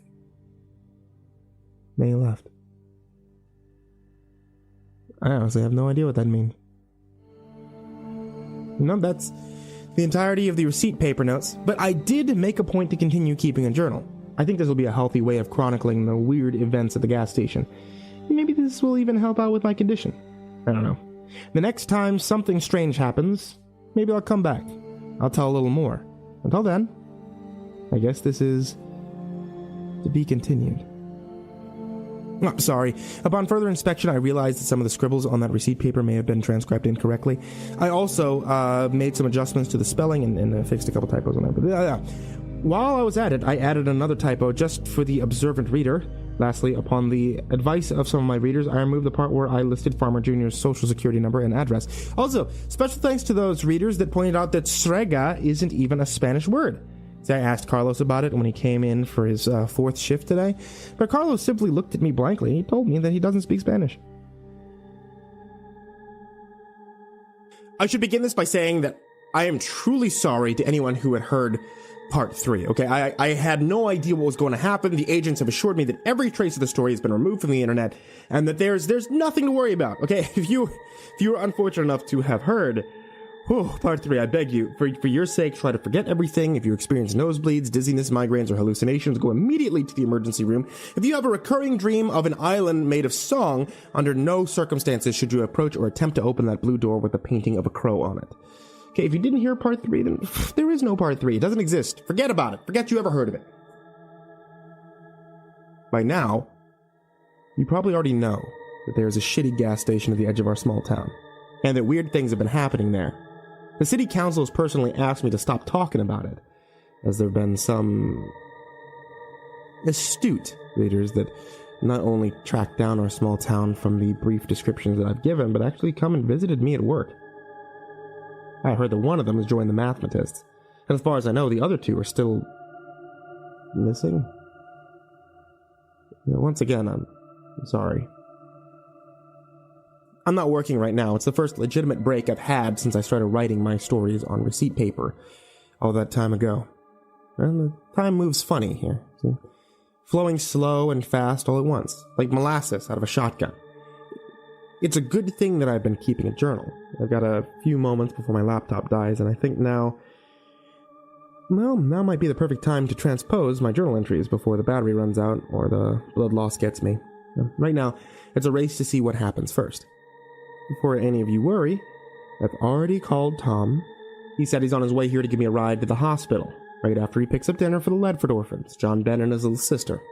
Tom and the other deputies have been taking turns checking on and bringing them food in an attempt to make the whole thing less tragic.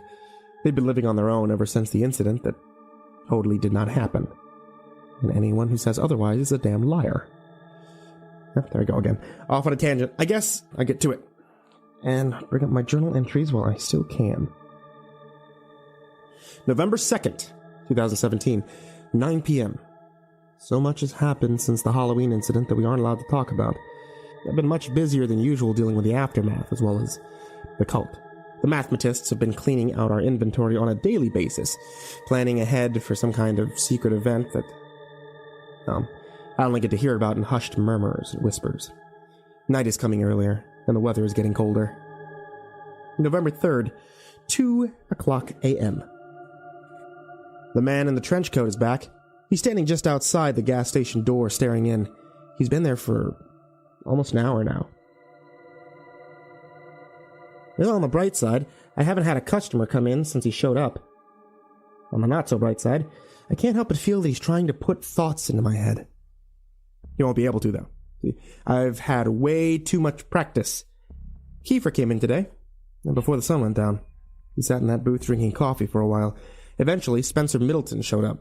Spencer had a word with Kiefer, then came storming up to my register, screaming at the top of his lungs. He grabbed the display of lotto scratch-offs and threw it across the room. It was obvious that something had upset him. That's when I took the earplugs out. "Everything okay?" I asked stupidly. I knew damn well everything was never okay. "Did you hear a word I just said?" Spencer asked. I explained to him that I had taken to wearing earplugs in an effort to drown out the sound of screaming that periodically radiates through the air vents. I guess the screams must have stopped a while ago, or maybe I had imagined them. Either way, I didn't need the earplugs anymore. At this point, Tom walked into the store, his white hair looking even whiter than normal. Spencer, I could see, became instantly aware of the deputy's presence. "Where is he?" He half whispered, half growled. "Where's the other one?" "Carlos?" I asked. Spencer sighed. "Sure, Carlos. He's not due for another 20 minutes. When he gets here, tell him we need to have a chat." With that, Spencer Middleton let out a shrill whistle and left the store. Kiefer jumped out of his seat and followed close behind. Tom helped me pick up the mess and put the lotto display back together without asking a single question. I wish more people could be like Tom. When Carlos got to work, he told me that he had been having strange dreams. Dreams of something enormous, living, breathing, underground. The dreams always end the same way, but the gas station collapsed into a giant sinkhole. I told him that Spencer was looking for him. That's when Carlos grew solemn and asked me if he could show me something. In the freezer, behind a stack of boxes labeled non-a-prior, whatever the hell that means, they've been here as long as I've worked here, there is a moving blanket, and inside that blanket is another Kiefer. My question for Carlos was, "You stole the body back?" He looked at the ground and shook his head sheepishly like a toddler that had just got busted for cooking meth. "You killed another one?" I asked. Carlos explained. "It was an accident." Again. 3 a.m. The man in the trench coat is finally gone. He left claw marks on the glass of the front door. I checked the security footage to confirm my suspicions. He always stays outside the range of the cameras. Why can't I remember what his face looked like? 3:30 a.m. Marlboro was the first customer in the store after the man in the trench coat left. I told him that I was surprised that he was still alive. He mistook this for a compliment and said thank you. I asked him if he was ready for the big event, but then he just stared at me blankly. I could tell that he had no idea what I was talking about, so I filled him in on how I'd put it all together. The unusual cultist activity, the whispers, the buying up of all of our supplies. I could tell that something was about to happen. Marlboro went pale in the face as I was talking, then ran out of the gas station before I could finish, the 99-cent frozen drink still in his hand. I know I should write up an inventory loss slip for the theft, but I just can't bring myself to do it. As hard as it is to explain, there's just something about Marlboro that makes me genuinely feel sorry for him. 6 a.m. I caught myself digging again. I don't know how long I was out there or who was running the store while I was gone. The hole is so deep now that I nearly couldn't climb out of it on my own. I should maybe think about considering the possibility of one day seeing a doctor. 8 a.m. Marlborough was currently crying in the dry storage closet. Through his sobs, I could barely make out the story. Marlborough was sent on some kind of vision quest for the last week and has no idea what the other cultists have been stocking up for. When he went back to the compound earlier tonight, he found the whole place completely deserted. Beds were left unmade. Some plates had food on them. A fire still burning in the fireplace. Everyone's clothes were still in their personal milk crates next to their sleeping bags, but the people, all of the people, were simply gone. Marlborough isn't taking this very well. I have a business to run, so I asked Carlos to help me carry him into the dry storage area. I figured that he could work through some stuff in there, and maybe when he's done, he'll just, I don't know, go home. November 4th, 9 p.m. The exterminators just left. Said they got all the snakes this time. I have my doubts. November 5th, 5 p.m. Kiefer came into the store again today and made some thinly veiled threats. He asked about Carlos too, but I told him that I was tired of being the go-between and that if he had business with Carlos, he needed to take it up with Carlos. That's when Kiefer started getting weird. You know this place is just a big experiment, ain't you, with a little mouse? I asked Kiefer to buy something or leave, so he bought a pack of toothpaste, then started to undress in the store and rub the toothpaste on his naked body. They tell me that something's wrong with your brain. Is that true? I tried to be polite and avert my eyes and answered, yeah. You have some kind of mental condition? I answered again, yeah. That's too bad. See, at this point, Kiefer was completely naked. He walked over to the frozen drink machine and filled a large cup with a sugary red concoction before turning it upside down on top of his head. Then he shook himself violently like a wet dog, flinging bits of cold, sticky debris across everything from the ceiling to the walls, some of it even landing on my face, but I tried not to let him see me flinch. I knew this was all just an attempt to intimidate me, and I didn't want to give him the satisfaction. What is it exactly? He asked as he crossed back to where his pile of clothes waited for him. What? I asked. What is your condition? Paranoia? Schizophrenia? The gay? No, I answered. I don't sleep. You don't sleep? He sounded genuinely interested. Like, ever? I can't fall asleep. I haven't slept a single day since high school. It's a rare genetic condition with no cure and no treatment, and one day it'll kill me. But until then, I handle the effect as best I can. Kiefer nodded. That must be it. That must be why he can't reach you. Why who can't reach me? Right then, Spencer came into the store. He threw a blanket around Kiefer and ushered him out to the waiting SUV. A moment later, he came back into the store and offered me $100 for the security tape for tonight. I wonder what I'll spend my $100 on. 9 p.m. I was beginning to suspect something wasn't quite right in the store. I've been finding empty candy bar wrappers strewn about, security tapes mysteriously deleted, strange noises coming through the walls in the middle of the night when I should be alone.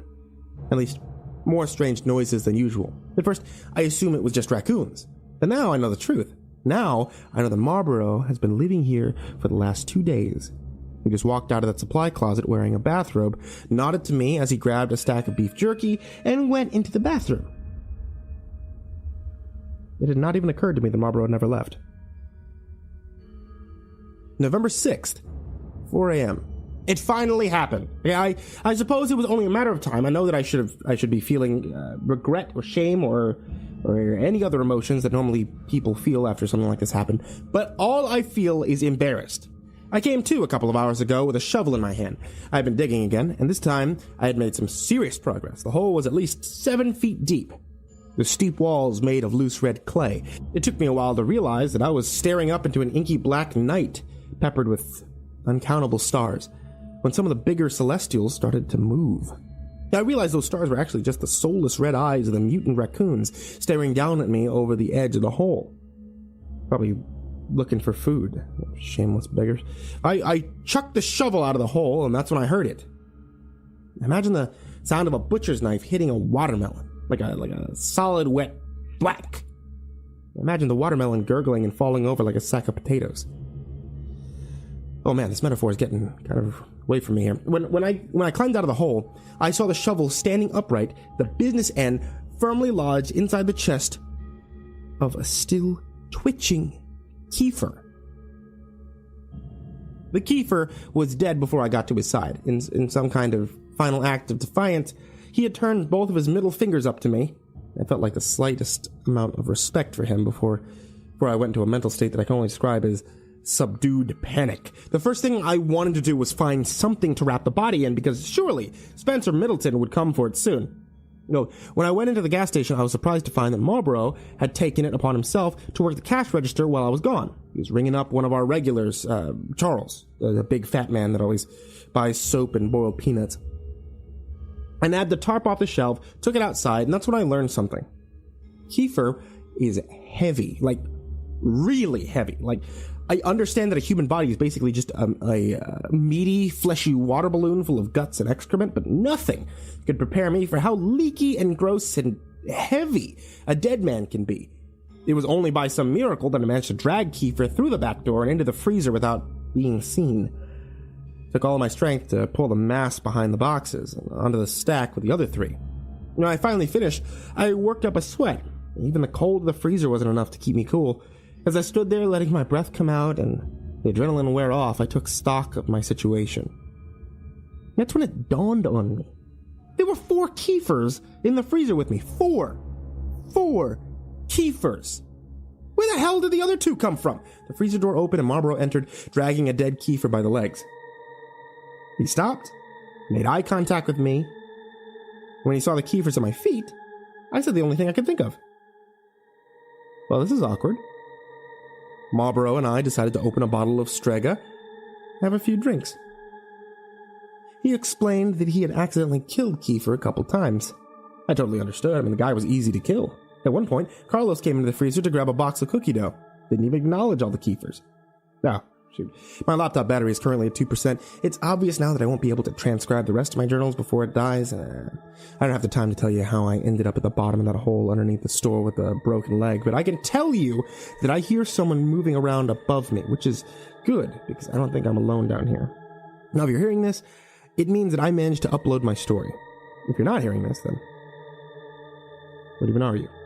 Someone just called my name from the top of the precipice. I think it was Carlos. I wonder what happened to Tom. Actually, why didn't Tom ever show up? Come to think of it, I seem to remember Tom didn't survive the Halloween incident. Wait, who the hell have I been talking to this whole time? I promise that if I survive long enough to recharge my battery, I'll come back and tell the rest. Until then, I guess this story is to be continued.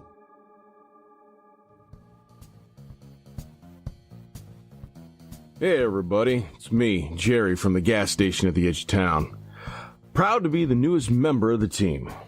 The owners were so impressed with how I managed to stay inside the store for several days without leaving or going insane that they offered me a full-time position while the regular clerk is out recovering from his leg injury. Happy Monday, y'all. The other guy asked me to do him a small favor while he's getting some much-needed rest and relaxation. He gave me the password to his laptop and detailed instructions to transcribe his journal entries from last week. In exchange, he agreed to keep me on as a full-time assistant after he gets back. I get to learn what to expect on the job through his first-hand documentation, and he gets to continue his weird little blog thing. Now that's what I call a win-win. If I'm being honest, this is probably the best thing that could have happened to me right now. Ever since the program mysteriously dissolved at the Mathematist community, I've been feeling very lost and vulnerable. I've been losing weight and having trouble sleeping, and when I do, I keep having these weird dreams of some enormous being deep below the gas station waiting to devour us all. Clearly, a mistake was made and I was overlooked. If any of my old brothers and sisters are out there and see this post, please contact me. Tell the seniors they forgot me. I'm not mad. I miss you. I love you. Before I get started, some guys in suits came by and suggested that if this blog were going to continue, that I make a PSA. If there is anybody still alive that read the story about what happened here on Halloween, don't wait for symptoms to start. Please Go to the nearest emergency room or call the Center for Disease Control and tell them you are experiencing the effects of Rommel's syndrome. Anyway, back to the journals. I'm going to do my best because the guy's handwriting is awful, but here's the parts I could read. 7 p.m. The man in the trench coat was standing out back when I went to take out the garbage tonight. I don't know why the man in the trench coat keeps visiting my store or why I've never gotten a good look at him. He was standing at the tree line just beyond the dumpsters, staring as he ever did. Tonight, I stared back. The hinge of his jaw began halfway up his face where his nose should have been, the edges pulled back to either ear in a skeletal grin. His tiny, milky white eyes were beads behind the oily black hairline that hung down straight in bangs all the way to his cheek jowl. His impossibly wide mouth bisected the head between greasy hair and wet flesh. Drool, I would assume. We stood there, 15 feet apart, staring at one another for what might have been 10 seconds or 10 minutes until finally the man in the trench coat turned away.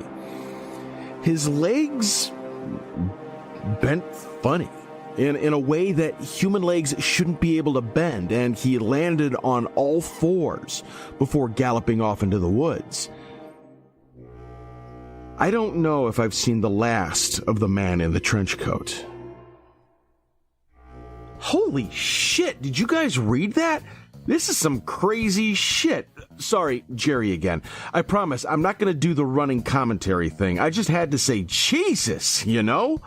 This is some weird stuff. I mean, I remember him telling me a couple weeks ago to go outside and talk to a man in a trench coat. I'm super glad I didn't now. What the hell? Okay, that's it. I'm done. Back to the transcriptions. The next page is soaked in blood and completely unreadable. I'm gonna have to skip that part. Hundreds and hundreds of them. She had never seen so many in one place before, not even in her dreams. Before she left, she told me that I would see her again. Was that supposed to be a warning or a flirtation? 3:23 a.m.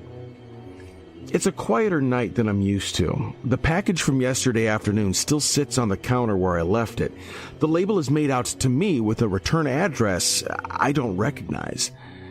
The rectangular parcel is wrapped like a Christmas present with red and yellow stripes, and it feels heavy. I would say it's just the right size for a dead cat. I can't think of any realistic reason I shouldn't open the package, but there is something in the back of my mind telling me that to open this would be tantamount to opening Pandora's box. That the contents of this little parcel will irrevocably change the course of my life in a way that may have seemed impossible before. I feel like this box is full of butterflies ready to create tsunamis, and I'm just not sure I'm ready for that yet. I think I'm going to teach Marlboro how to clean the drink machines. 3:47 a.m. Marlboro's passed out in a hammock in the supply closet. I think he finished that bottle on his own. I guess I'll go and clean the drink machines myself. 5:45 a.m. The hand plants are growing faster than I had anticipated. They are now past the elbows, almost to the shoulders. I saw that the crop had caught a curious coyote that got too close. It was not pretty. I also noticed that Rocco is still alive. I caught him sitting on the roof, tossing food to the crop of hand plants. This is why they're growing too fast. They're eating way too much. If this gets out of control, I may have to torch this crop just like the others. I don't want to. It sends shivers down my spine whenever I hear the way they scream. 7:30 a.m. Carlos came in for his morning shift looking pretty terrible. He filled up on coffee and told me that he hadn't been sleeping too well. The bad dreams have been keeping him from getting a restful night. I wonder if I should tell Carlos about my condition. He asked about the gift wrap package sitting on the counter. I told him that it came with the post yesterday and I didn't know who it was from. He asked if I was going to open it, and I told him that I had a bad feeling and pretty much decided to never, ever open it. 10 a.m. I decided to open the package.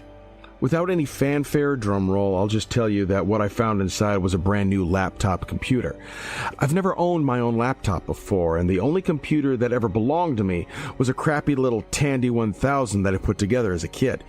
I've always used the library computer lab or the browser on my phone to access the internet. This could be a game changer. The box also contained a signal repeater and some other gizmos. I know this is crazy, but I think I may actually be able to access the internet from the gas station now. There was a handwritten note at the bottom of the package. Hello. I left a comment on your page. There's something I want to tell you. I'm enjoying reading these stories you're writing, but I think if you actually sit down and write out one story at a time, that you will get a lot more upvotes. But it right now seems like a lot of half stories thrown together. I think you'd do great if you actually write out a whole story at a time. I bet you really could get a lot of upvotes and attention. It gets kind of confusing right now. Maybe start with when you got there and work your way up to now. I bet that would be super awesome. I'm so fascinated, but a little muddled as well. I can tell you have a great talent for writing, but I just thought maybe I'd offer a suggestion to help. Please do not take offense. It's just something I was thinking. Hope all is going well for you. Great. Another one of my readers tracked me down. I'm going to have to figure out how people keep finding me and put a stop to this. Thank you, whoever you are, for the laptop. I'm definitely keeping it. 10:15 a.m. I turned on the Wi-Fi card and noticed that for some reason there are dozens of secured networks around the gas station, most of which have 4 or 5 bars. The names for their networks are pure gobbledygook, like this one: 1E7, G7, C7, TA11, GUY, 23233, 1324. Who the hell is transmitting Wi-Fi out here? 11 a.m. A man came into the store to buy a gas can a couple hours ago. I didn't think much of it at the time, but then he came back in asking if we could help him out with something down the road. I never got his name, but he was a big guy, tan skin and a thick beard. He said he was having car problems. I told him I wasn't a car guy, but he insisted that he didn't need a car guy. He just needed someone else to see what he was seeing. Marlboro agreed to watch the counter while Carlos and I followed the bearded man down the hill and around the curve, close to the spot where Carlos saw that thing in the woods. He couldn't remember what happened that night. After we got everything sorted out with Spencer and things started to go back to normal, I asked Carlos what it was that he saw in the woods that sent him running in such a careless panic, but he just shook his head and said he didn't know.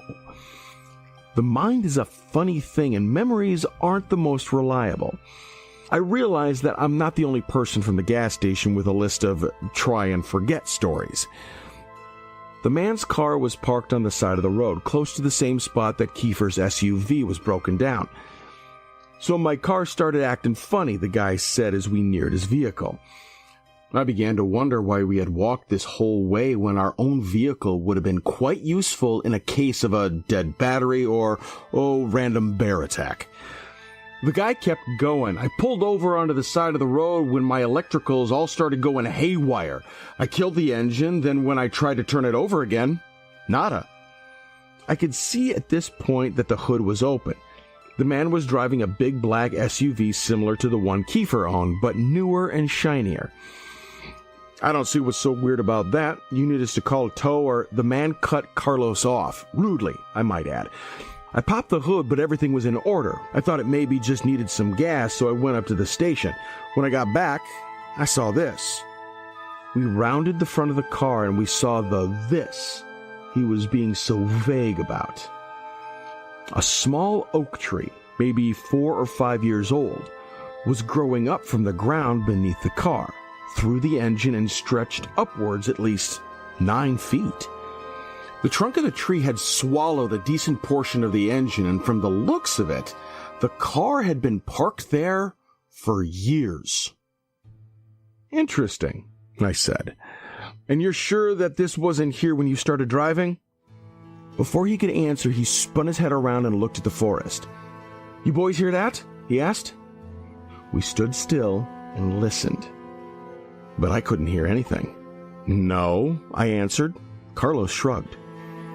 You boys know what an anglerfish is? The bearded man asked as he walked to the back door and opened it. Yeah, I guess, I answered. The bearded man pulled up a secret compartment from beneath the floorboard and retrieved a large automatic rifle. Now, I'm not a gun guy, and I can't tell you what kind of gun it was, but it was big and impressive and cool looking.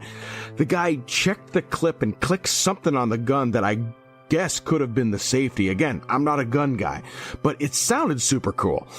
Carlos put a hand on my shoulder and slowly backed away from the man with the gun, pulling me with him. But the man didn't seem to mind us one bit. He was focused on whatever he heard in the woods. If I'm right, you boys have an anglerfish in them woods. It's putting something out there to lure me in, make me think I'm hearing something that I'm not. Then, when I go looking for the one thing, bam, it attacks. Oh, like a siren? I asked. The man looked at me over his shoulder with a smirk and said, Yeah, like a siren. Y'all may want to get out of here. This could get dangerous. Don't worry about me. I've dealt with these things before. I'll be fine. The man pointed his gun and marched into the woods while Carlos and I made our way back to the gas station. 2 p.m. It's time for me to go home. I haven't used the laptop yet, but maybe tomorrow I'll start to type up these journals. November 8th. 6 p.m. It's getting dark so early these days. I noticed that the bearded man's SUV is still at the bottom of the hill with the tree growing through it. I would not call that a good sign. 11 p.m. I burned the rest of the hand plants. I finally know what's going on. A long time ago, I noticed what looked like strange mushrooms growing in a patch near the dumpster behind the gas station. I didn't think much about them, except that it was strange that Rocco's brood wouldn't go near them. When I took a closer look, I could have sworn that they looked like baby fingers poking out of the ground. As the weather got warmer, I kept an eye on the crops. They started getting longer and looking more and more distinguishably similar to human fingers. I swear they even started growing fingernails. Sometimes I would see them bend at the digits to squash a bug that wandered too close. Eventually, the mushrooms started sprouting leaves, and the finger sections continued to stretch out, creating what could only be described as hands, human hands. They would ball up into fists during the daytime and open up in the moonlight. I dug one of them up one day when we were really slow at work. I called Farmer Jr. to ask for his professional opinion. To the untrained eye, the hand plant looked just like a regular human hand, smaller than an adult's, but larger than a child's, adolescent, teenager maybe. At the wrist, it turned into a gnarled root that smelled like sassafras, and throughout the plant, tiny leaves were sprouting. Farmer Jr. stood in the gas station looking it over for a while before asking me if we had any more of those things. I lied and told him no. I asked the owners what they wanted me to do. They thought it over for a couple days, then they told me to keep them. I think they expected to be able to make some money off them somehow, but eventually everyone forgot they were there. Everyone but me. And Farmer Jr., of course. I was thinking about the bearded man when I first heard the sound of a baby crying somewhere outside. I was alone in the store, and my first instinct was not the heroic one that most people may have had, to run outside and see where the poor baby was.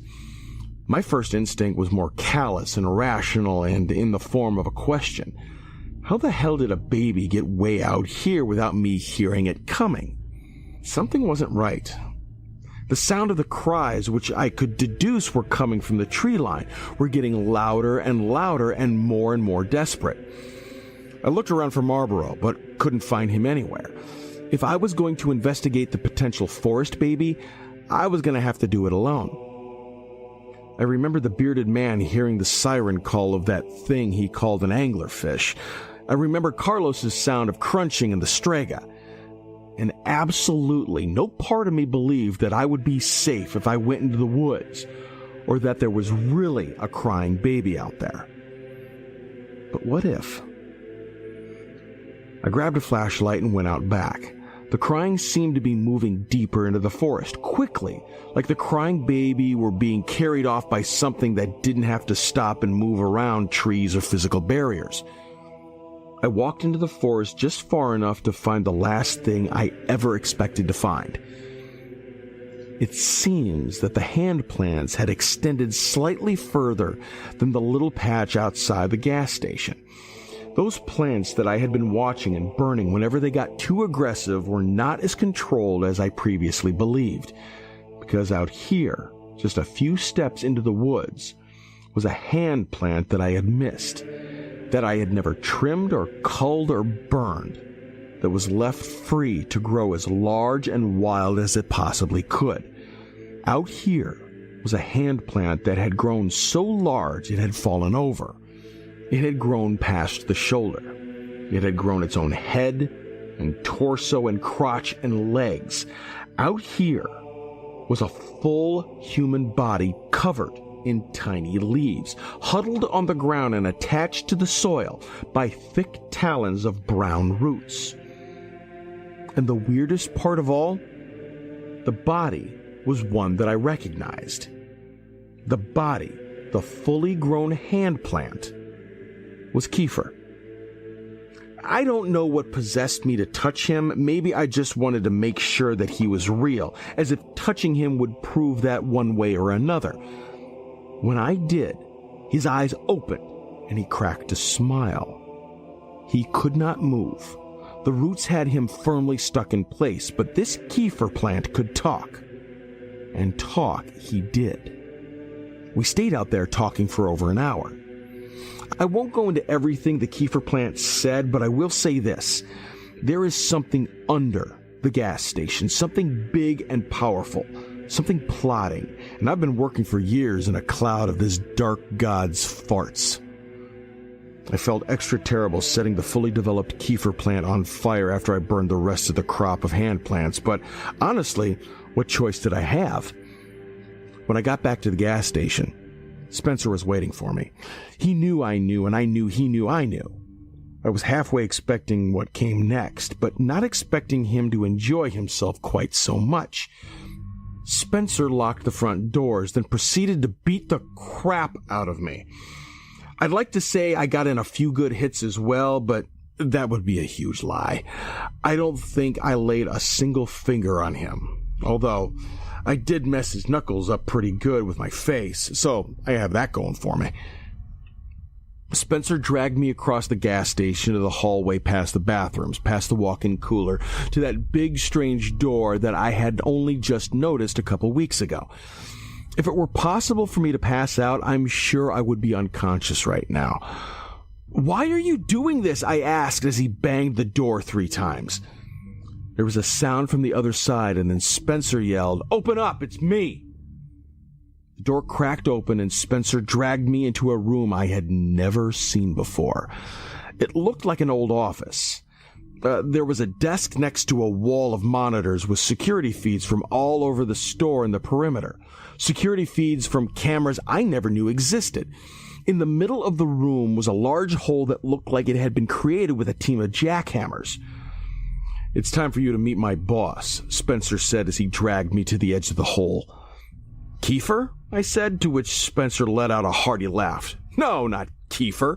My boss put Kiefer out there and hired me to watch him. My boss is much bigger than some idiot politician." I half expected Spencer to go into the cliché movie villain exposition rant, but instead he sparted me right into the hole. "I think my leg is broken. At least I assume that's what the bone poking out means, but hey, I'm no doctor. I would be really worried right now if it weren't for the fact that I stole Spencer's cell phone in the scuffle. Just as I expected, Spencer had the same network as Kiefer, which means he somehow had service.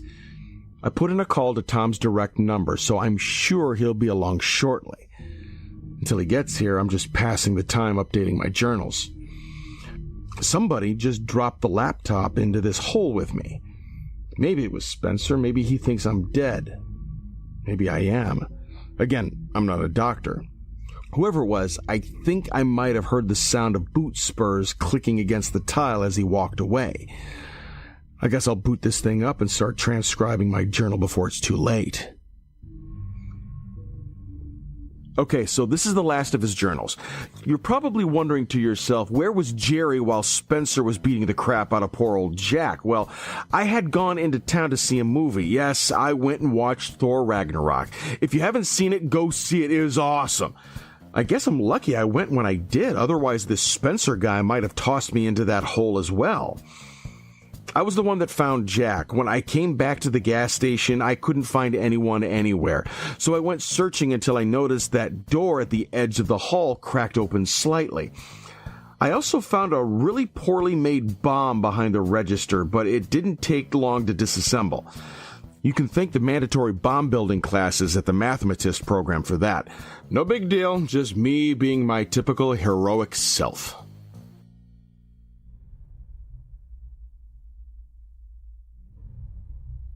I just caught myself digging.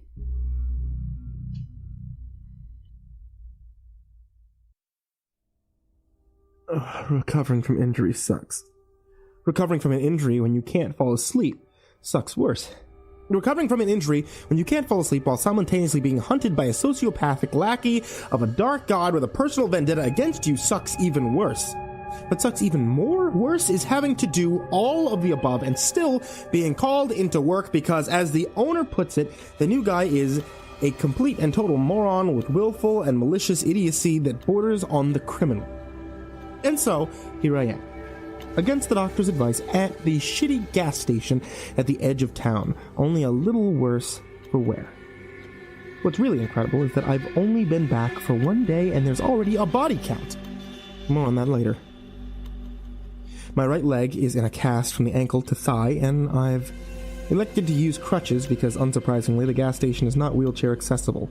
The cast has several signatures and messages, which is very strange because I have no memory of anyone signing it. But that could just be a result of the pain meds. Looking down now, I can see that Carlos scrawled this message. Try and stay out of trouble. C. There's also a message in red crayon. Jerry was here. A few signatures scribbled in Sharpie, and a little further up my leg I have to pull my pants way up to read it. This note. Well, that's annoyingly cryptic. I would check the tape logs to see who I let get so close to my delicate area, but the owners have every camera in the place removed, so I guess there was something about finding that secret room full of security camera feeds to bring personal privacy into the public discussion. I feel like the act of removing all the security cameras was a bit of an overreaction, especially with Spencer still out there. The police took a statement and confiscated the remains of the bomb. They're taking this whole thing very seriously, and an arrest warrant is out for Spencer Middleton, should he ever show up again. As for Kiefer, things get a little more, well, interesting. See, the police were unable to find any evidence that he ever even existed. He had no property in his name, no driver's license, no public record of any kind. The only thing ever linking him to this town was a grainy picture in an old yearbook photo. It would seem that Kiefer was living off the grid ever since he graduated high school. And now that Spencer's attempt to blow up the gas station failed, Kiefer has suspended his election campaign and simply disappeared. The sheriff's been sending a new deputy, Arnold, out to check on me at least twice a day. Arnold isn't from around here, which is probably why he agreed to replace Tom as the new gas station babysitter. He's around 6'2", dark skin with mustache thick enough to plant a yard flamingo in. He has eyes that constantly telegraph the statement, "Knock that nonsense off." I've yet to see him smile. I don't know if Arnold will become the next Tom or the next Spencer. Right now, he could go either way. Arnold was the one that dropped me off at work today. I'm not supposed to get back behind a steering wheel for a while, which is fine, I guess. I mean, it's not like I'm going on any road trips anytime soon. On the way to work, we passed the SUV of the man with the beard, the one staked in place on the side of the road by the tree growing up through its engine. I asked Arnold about it, but he just shrugged it off and said I shouldn't worry myself with other people's business. I asked him about the owner of the vehicle. Arnold said that they think that he got lost in the woods, just like the other hikers last fall. A search and rescue effort was underway, and he was confident that they would find him, quote, one way or the other. After Arnold dropped me off today, I went about my regular shift-starting duties. I reconciled Marlboro's till, not at all surprised to see that he was somehow $150 over, or that the surplus was entirely in $1 coins. I logged all the invoices that had piled up while I was out, then I emptied the trash cans. I was hoping that I might run into the cowboy, but the only thing in the men's restroom was an obese Hispanic trucker, punishing the toilet and surrounding air with an unholy fury that deserves its own scary story. The sun was starting to go down when I hobbled out to the dumpster, balancing garbage bags against my crutches and probably looking like a baby deer learning to walk. You know, if that deer was drunk and two-legged and carrying several bags of garbage. The scorched earth near the dumpster was the same as I'd left it, blackened down to the subsoil. But somewhere just past the start of the trees was another patch of smoldered remains, one that I neglected to mention in the police report, one that might look to the casual observer like the remains of a human body. Before I turned to go back in, I noticed something odd on the side of the dumpster. See, at first I thought it was a children's toy, stuck to that dirty outside wall, but then I realized that it was moving, breathing, crawling, slowly, eating the gooey drippings off the rust of the dumpster. The thing looked like a giant tomato caterpillar, about 8 inches long, and as the sun went down, I swear I could see the thing give off its own light source. The squishy caterpillar thing didn't seem to mind my presence. It even let me feed it an old Starburst that I had in my pocket. A yellow, because like all people, I hate the yellow Starburst. The critter bioluminescented a little brighter as it ate the taffy I gave it, and I gave it a gentle pat.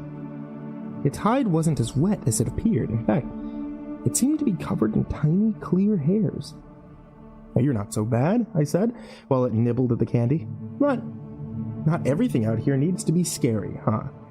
It wiggled and crawled away to a place in the back of the dumpster with more gunk. And I went back into the gas station. Marlboro has taken up smoking again.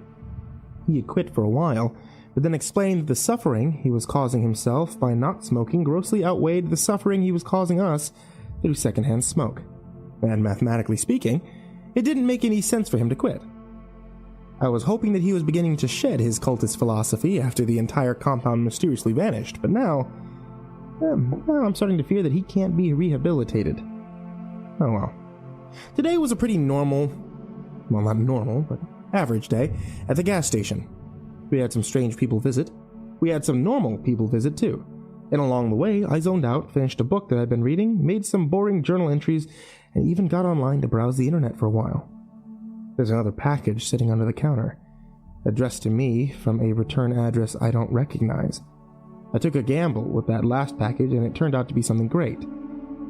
But that was before Spencer tried to kill me, and once again my gut is telling me not to open it. I got a phone call today at the store a few hours after sundown. It was pretty late. Hard to say when exactly. Marlboro was asleep in his hammock in that dry storage room, and I couldn't remember the last customer. This was somewhere in that temporal wasteland between dusk and dawn. Hello? Jack, listen very carefully. You don't know me. What I'm about to tell you will save your life, but only if you follow my instructions and do exactly what I say. In the drawer to your right is a pencil and paper. Get them. Write this down. These are the rules to your survival. 1. Do not leave the gas station. Do not go outside under any circumstances. 2. Do not drink the tap water. Do not even touch it. Don't smell it. Don't look at it. It's bottled water from here on out. 3. Don't trust your eyes. 4. Barricade... Hang on. Where did you say the pen was? In a drawer to the right. Is it my right or your right? Your right. How the hell would it be my right? I'm on the phone. Right then I heard a car horn honk. It was the old widow, Mrs. Sistrunk. She's another local, someone in the area of 100 years old, if I had to guess, and at this point, not much more than a skeleton wrapped in an ill-fitting suit, with vibrant lipstick smeared all around the general mouth area. After her husband died, Mrs. Agatha Sistrunk had taken to buying and collecting sports cars and oversized trucks, and racing them around the outskirts of town all hours of the night. Her most recent purchase was a brand new Ford F-550 with a painting of the Hulk in all of his green, smashing glory along the side. In person, she was a sweet old lady, no taller than 4.5 feet. She wore special shoes to reach the gas pedals and always came to these gas stations to fill up because she knew that I'd help her pump her gas, something that she'd never done before and wasn't interested in learning how to do. "One sec," I said to the voice on the other end of the phone. "Be right back. Mrs. Sistrunk needs me to help top her off." Listen to me, The voice growled. do not go outside. You go outside and you're dead. Do you hear me? "I hear what you're saying," I said as I grabbed my crutches to get ready to leave, "but I don't work for you." With that, I hung up the phone. And I went outside to help Mrs. Sistrunk. Old Agatha was happy to see that I was back at work. Apparently Marlboro made her nervous. She said he was flirting at her and wouldn't stop smoking while he pumped her gas. And before she left, she gave me a case of empty light beers and asked if I would be a lamb and toss these for her. I can't say no to Agatha. When I got around back to toss her trash, I noticed something terrible. The glowworm from this morning had formed itself into an enormous cocoon against the back of the dumpster. I can't explain why, exactly, but this filled me with some sort of... I don't know. What's the exact opposite of existential dread? Euphoria? Existential hope? Is that what optimism feels like? Again, I don't know, it doesn't make any sense. But seeing the weird garbage-eating caterpillar thing begin the brave journey of transformation gave me this tingling feeling in my soul that this was some kind of sign. Just when the caterpillar thought that his world had come to an end, he became a butterfly. My world has felt like it's been coming to an end for a while too, little buddy. Maybe I'm also on the verge of a metamorphosis.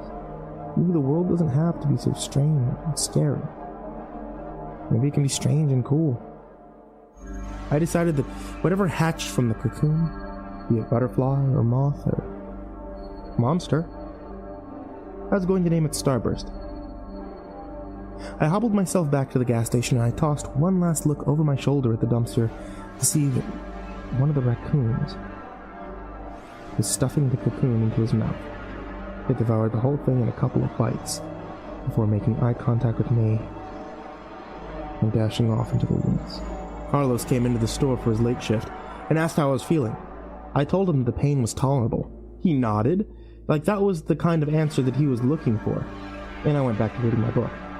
A few moments later, the man with the beard came into the gas station. I almost didn't recognize him as the same man that went off into the woods after the creature he called an anglerfish. He had lost a lot of weight. His beard wasn't nearly as well kept, and he smelled like he'd bathed in a tub of pee that someone had farted in. "Hey," I said when he came in, "you're still alive. Cool." Did I mention that the man was holding a pistol when he walked in?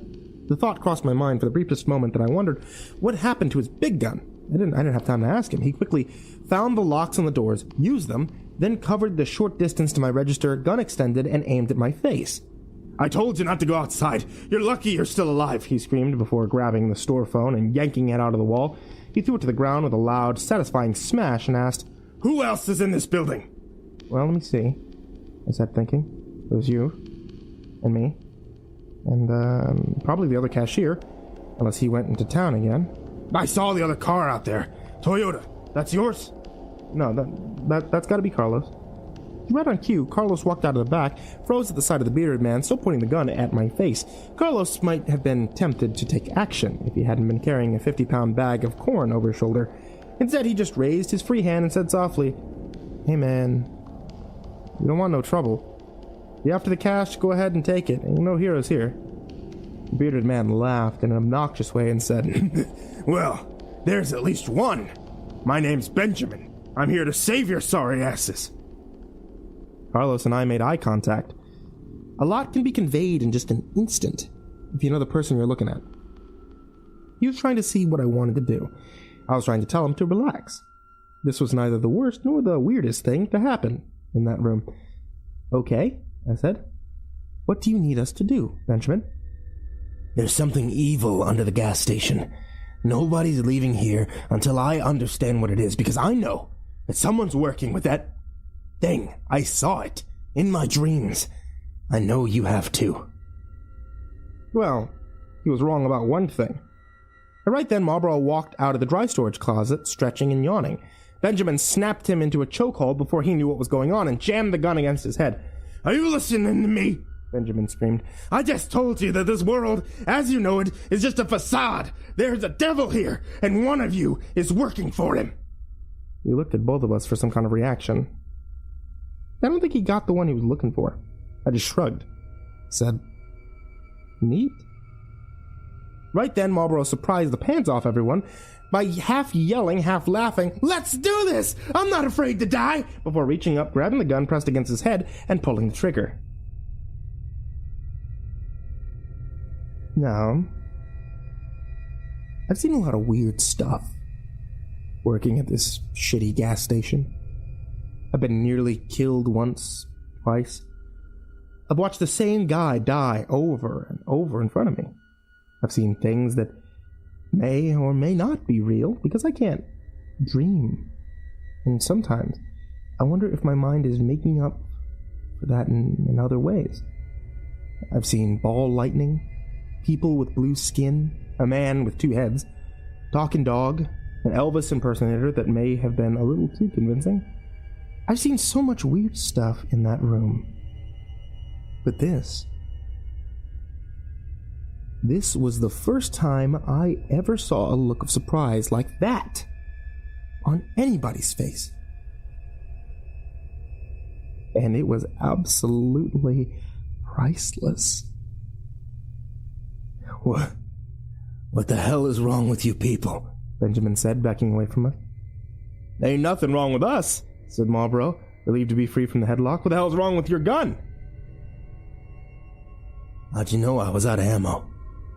I didn't. There was a loud thud as Carlos dropped the sack of corn. He was next to talk. I think maybe you should get out of here, pal, while you still can. Afraid I can't do that, Benjamin responded. Not until this thing is dead, and not until I heard a wet thunk before I saw anything, before Benjamin went limp and hit the ground. When my eyes caught up to the situation, I hoped that what I was seeing was a hallucination. But the look of fear on Carlos's face told me that this wasn't the case. The man standing behind Benjamin, holding a bloodied shovel, the man that just saved our bacon, was smiling a toothy, delighted smile that he only made after inflicting the kind of pain he'd just inflicted. Hey, Jack, said Spencer Middleton. You missed me? He stuck Carlos and Marlborough in the walk-in freezer. Marlborough is and always has been a go-with-the-flow kind of guy, so he went to the freezer voluntarily. Carlos put up a fight, which is why he ended up bruised and bloody and barely clinging to consciousness. From what I could see, Benjamin looked like he might be dead. At best, he was out cold in a slowly spreading pool of his own blood. Spencer pulled a couple of chairs out of storage and placed them both in front of the cash register, facing one another. He made a hobble over and sit down in one, then he spun the other around and sat in it backwards, like a cool school teacher from the 90s. I want you to know, he said, I'm not mad at you. Neither's he. He wanted me to relay the message. Spencer's face still had specks of blood in it when he'd beaten the shit out of Carlos. Your boss? I said. Yeah, he was upset at you for what you did to Kiefer. He wanted me to show you what happens to bad children. You're supposed to meet him, but then that all got cocked up, huh? I guess it wasn't my time to die, I answered. That's when the smile faded from Spencer's face. He shook his head at me and said, Die? No. You weren't supposed to die. You can't die. We need you. I saw some movement behind Spencer, but tried not to break eye contact. It was Benjamin. He was alive. And right now, my best shot at getting out of here. He was moving slowly on the ground, regaining consciousness, but miraculously not making any noise. I tried to keep Spencer distracted. Your boss. Okay, tell me more about him. How did he find you? Who is he? Spencer chuckled. Oh, he's got a lot of names, but you'll meet him soon enough. This time will not be interrupted. My friends? I don't care. They could join us. They could die. They make no difference. By the way, Jack, I wanted to ask, did you guys even figure out who placed that bomb? I laughed softly.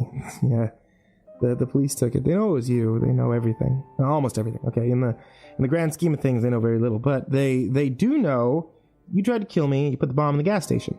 Spencer shook his head again. Wrong on both accounts. If I wanted you dead, you'd be dead. And a bomb? Seriously. Not my style. He had more to say to me. But I'll never know. Because right then, Benjamin yanked his head back and wiped a knife blade the size of a large chihuahua across his neck, neatly slicing his head halfway off.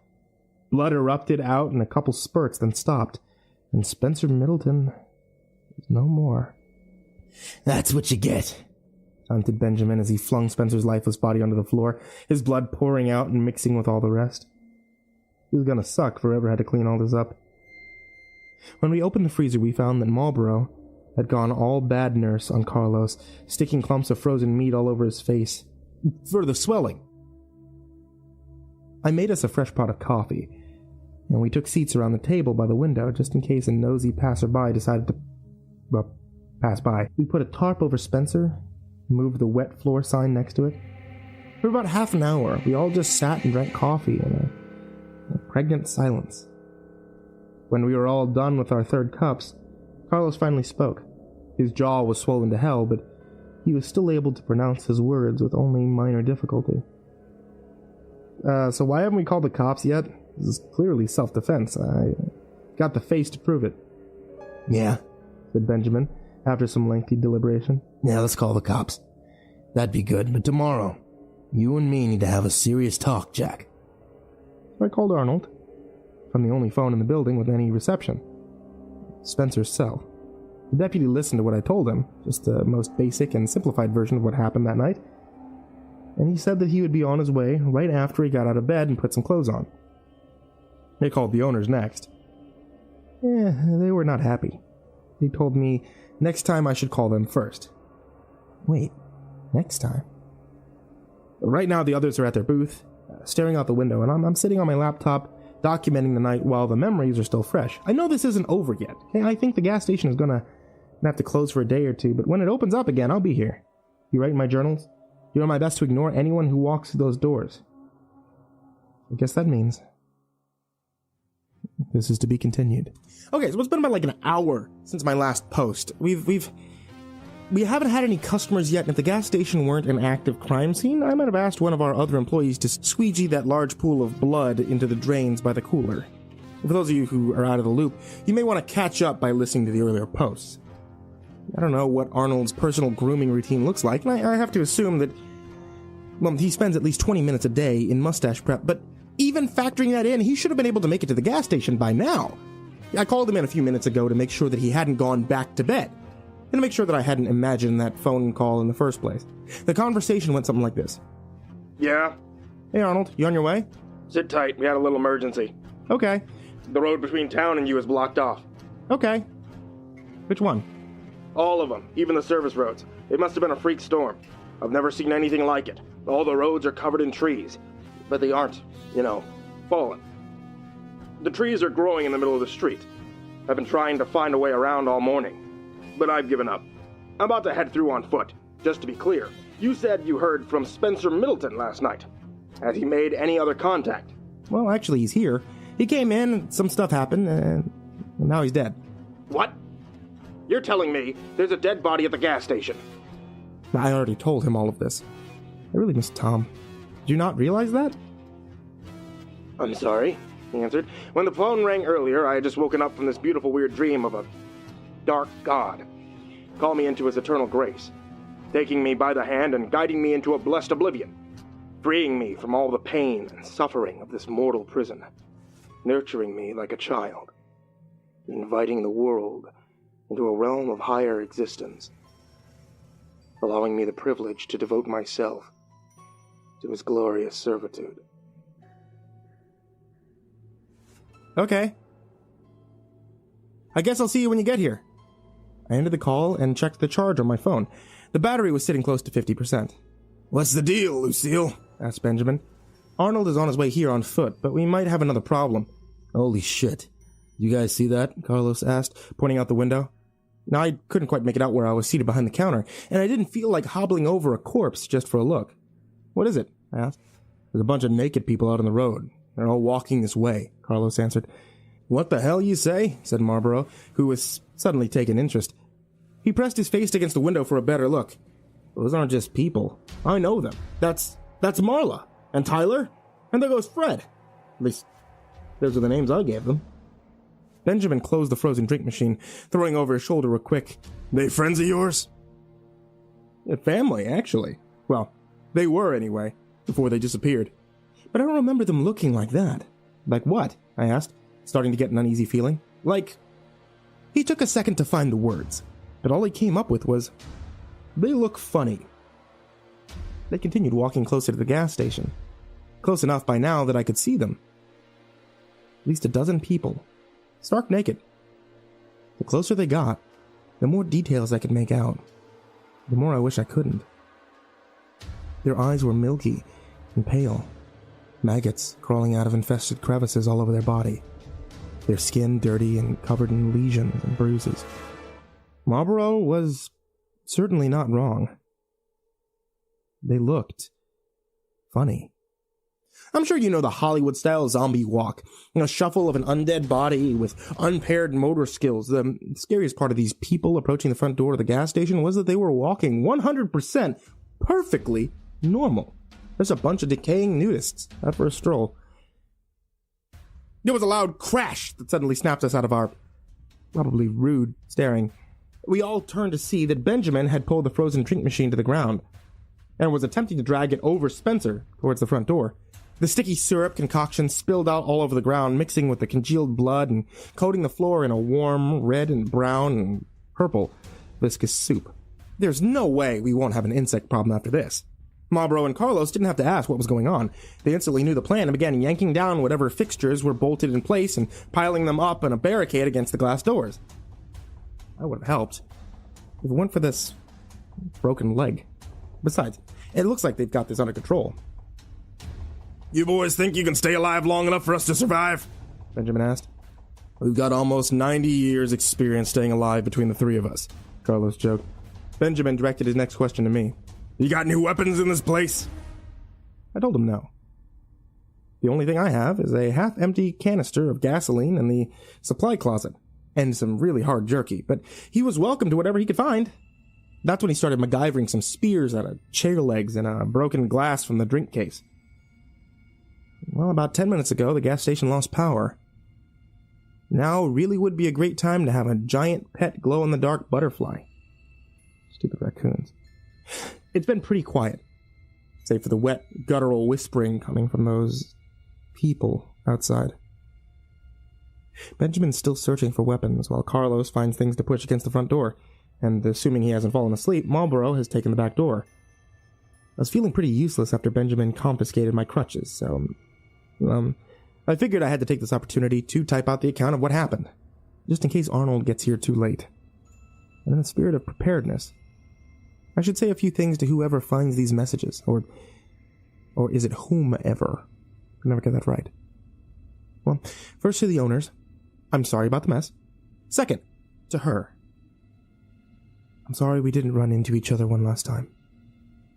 Third, to whomever keeps dumping tar into the ditch outside the gas station, I hate you. And I guess that's all I have to say. It's been a weird, crazy ride. This is Jack. From the gas station. Signing off one last time.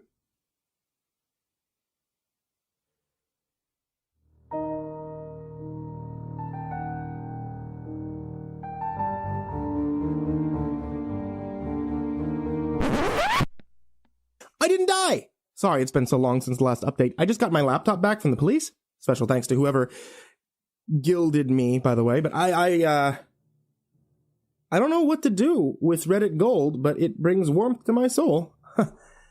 I know you guys are probably wondering what happened. Well, last week, I met a dark god.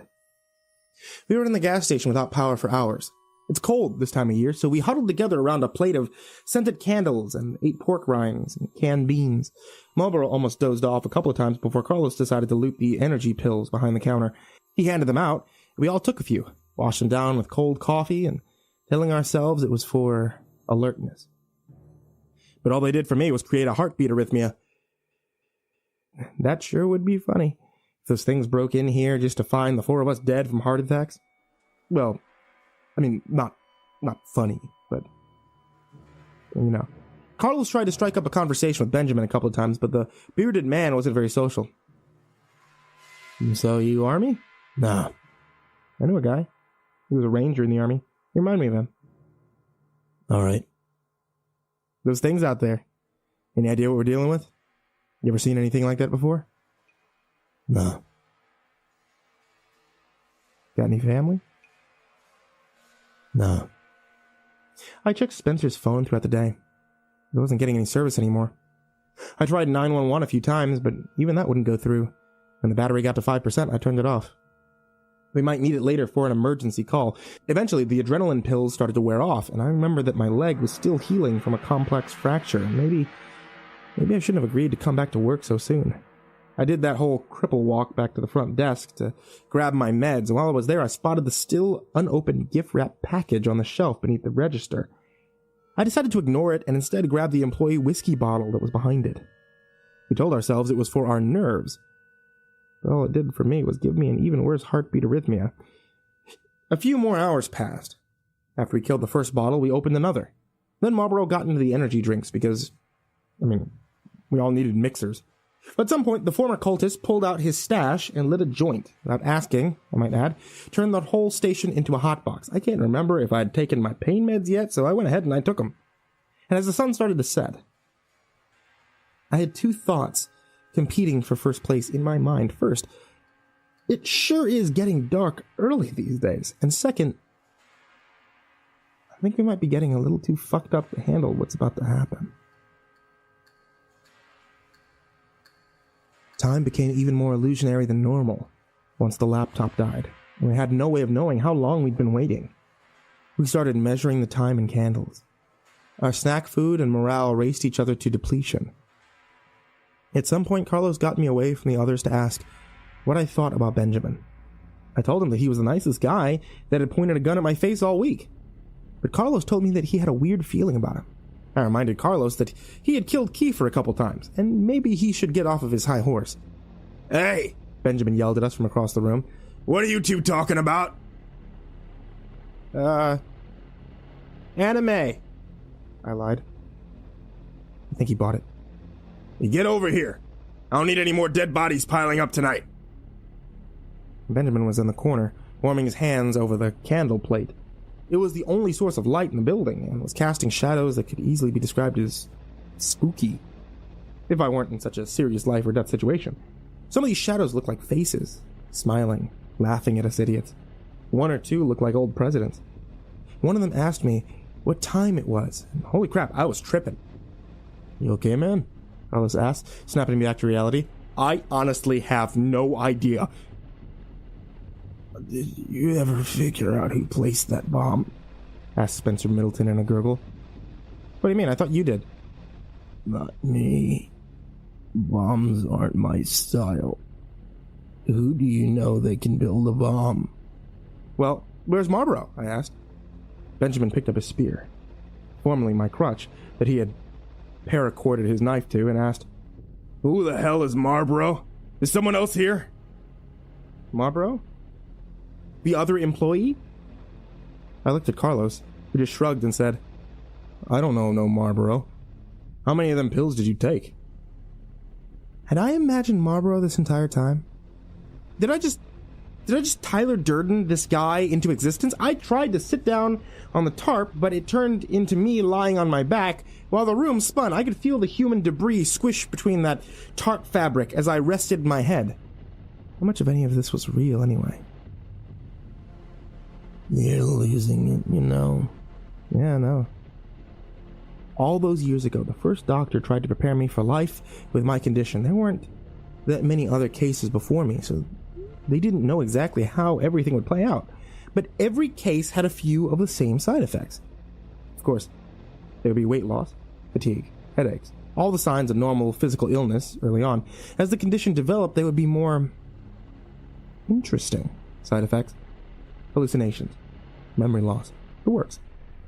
And of course, I can't be properly anesthetized. They tried in other cases to induce medical comas, but that just messed things up further. I'm always wide awake and halfway lucid during surgery. If you want to know what it's like, I'd tell you the truth. It's boring. You know what? Usually when I hurt someone bad enough, they pass out from the pain. They gave me a couple years tops. I hadn't been keeping track of time. Right then, Marlboro walked into the room, zipping up his fly. Presumably, he had just come from the bathroom, but who really knows? I pointed at him and yelled, "That guy! See him right there? That's Marlboro!" Carlos looked where I was pointing, then back at me. "What, do you mean Jerry?" "Oh yeah, that's right. He has a real name." I hate it when he calls me Marlboro. Benjamin set the improvised spear down and turned his attention back to the fire. "You better get him under control." "It should open your package," said Spencer. "Hey, wait a second. Aren't you supposed to be dead?" "No. Aren't you supposed to be dead?" he said back.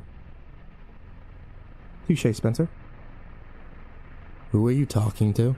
asked Carlos. "Spencer," I answered. Well, stop that. You're freaking us out." 2 candles burned from start to finish before Benjamin decided that help wasn't on the way, and our best chance of survival was to fight it out with the things outside. I disagreed, but Benjamin informed me in his own polite way that it wasn't up for vote. We peeled back the layers of barricade just enough to get a view of the outside, and once we knew what we were dealing with, we could come up with a better game plan.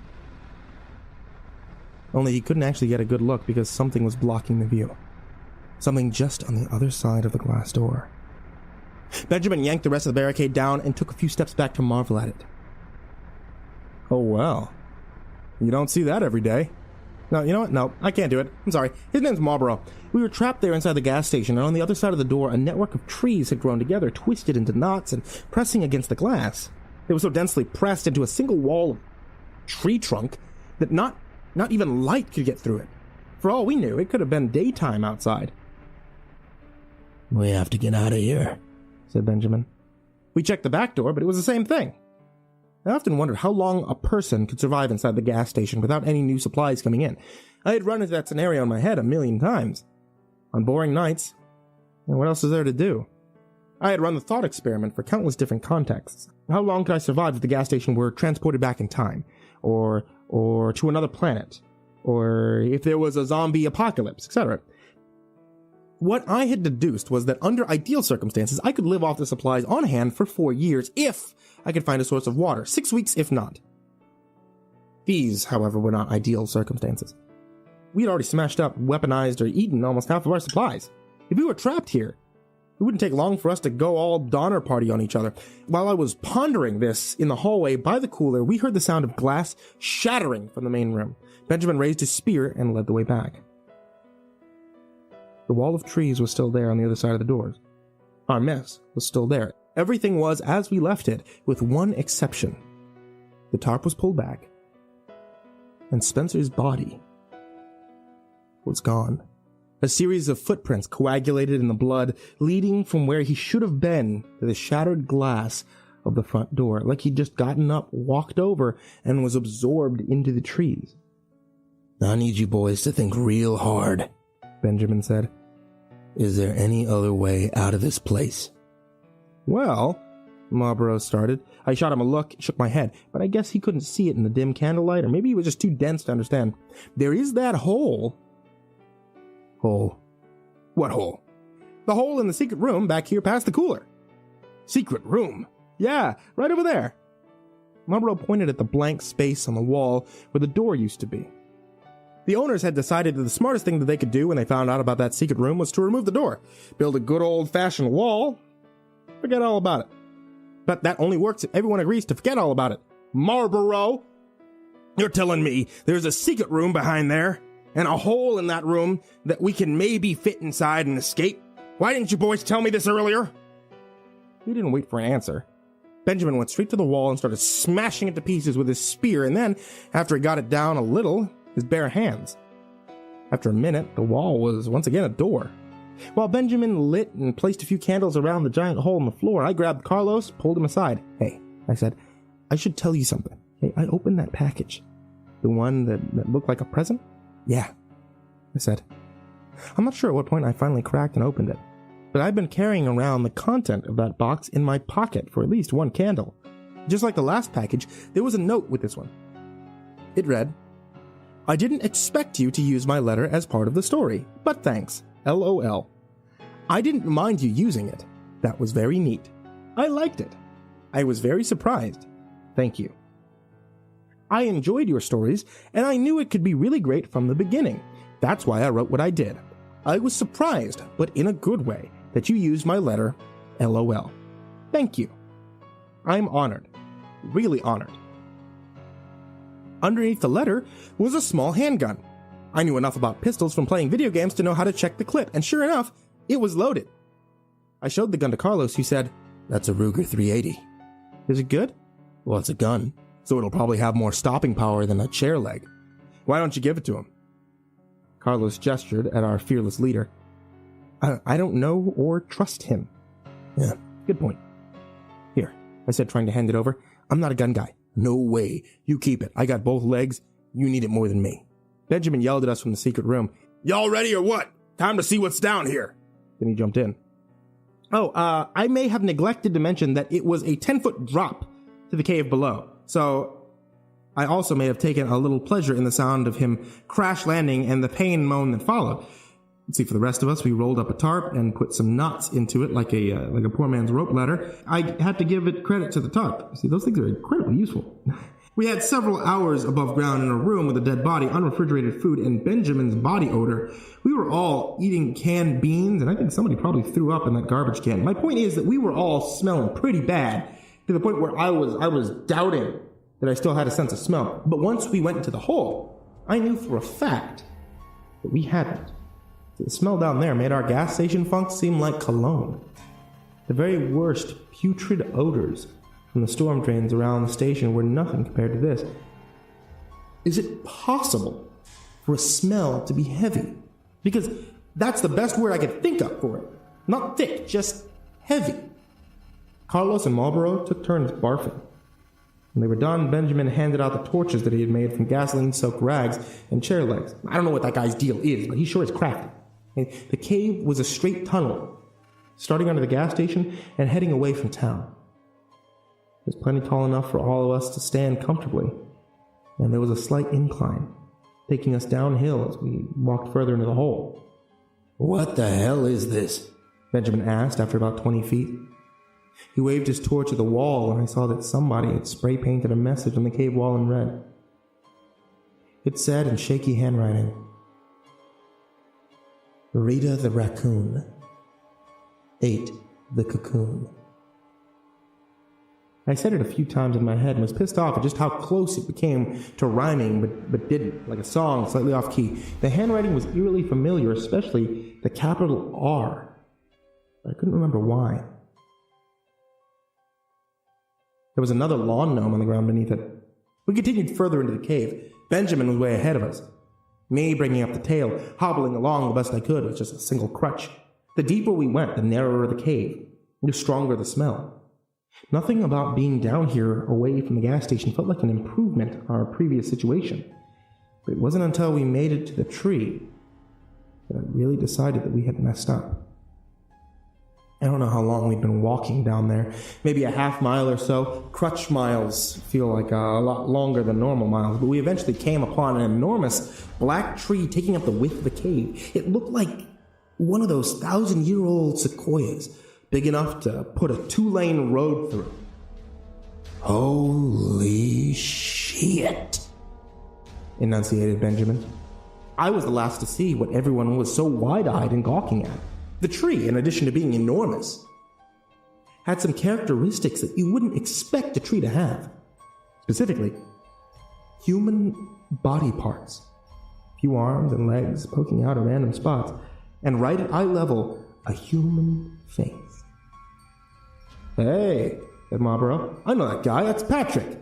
He touched Patrick's face, and it peeled off and plopped to the ground like a wet Halloween mask.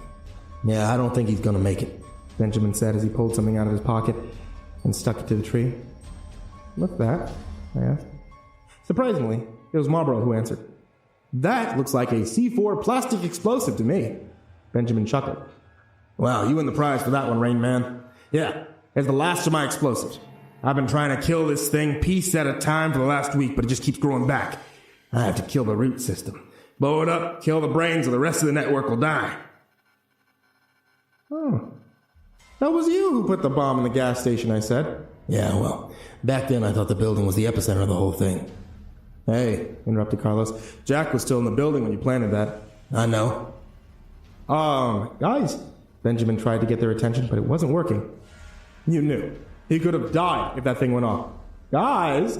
Look, assholes, this is war. And in war, there are always casualties. You can't make peanut butter without smashing a few nuts. Hey, guys! What? Screamed Benjamin. I'm a little busy! Marlborough pointed back the way we came. We all turned to see Spencer, standing in the middle of the path, a wicked smile on his face.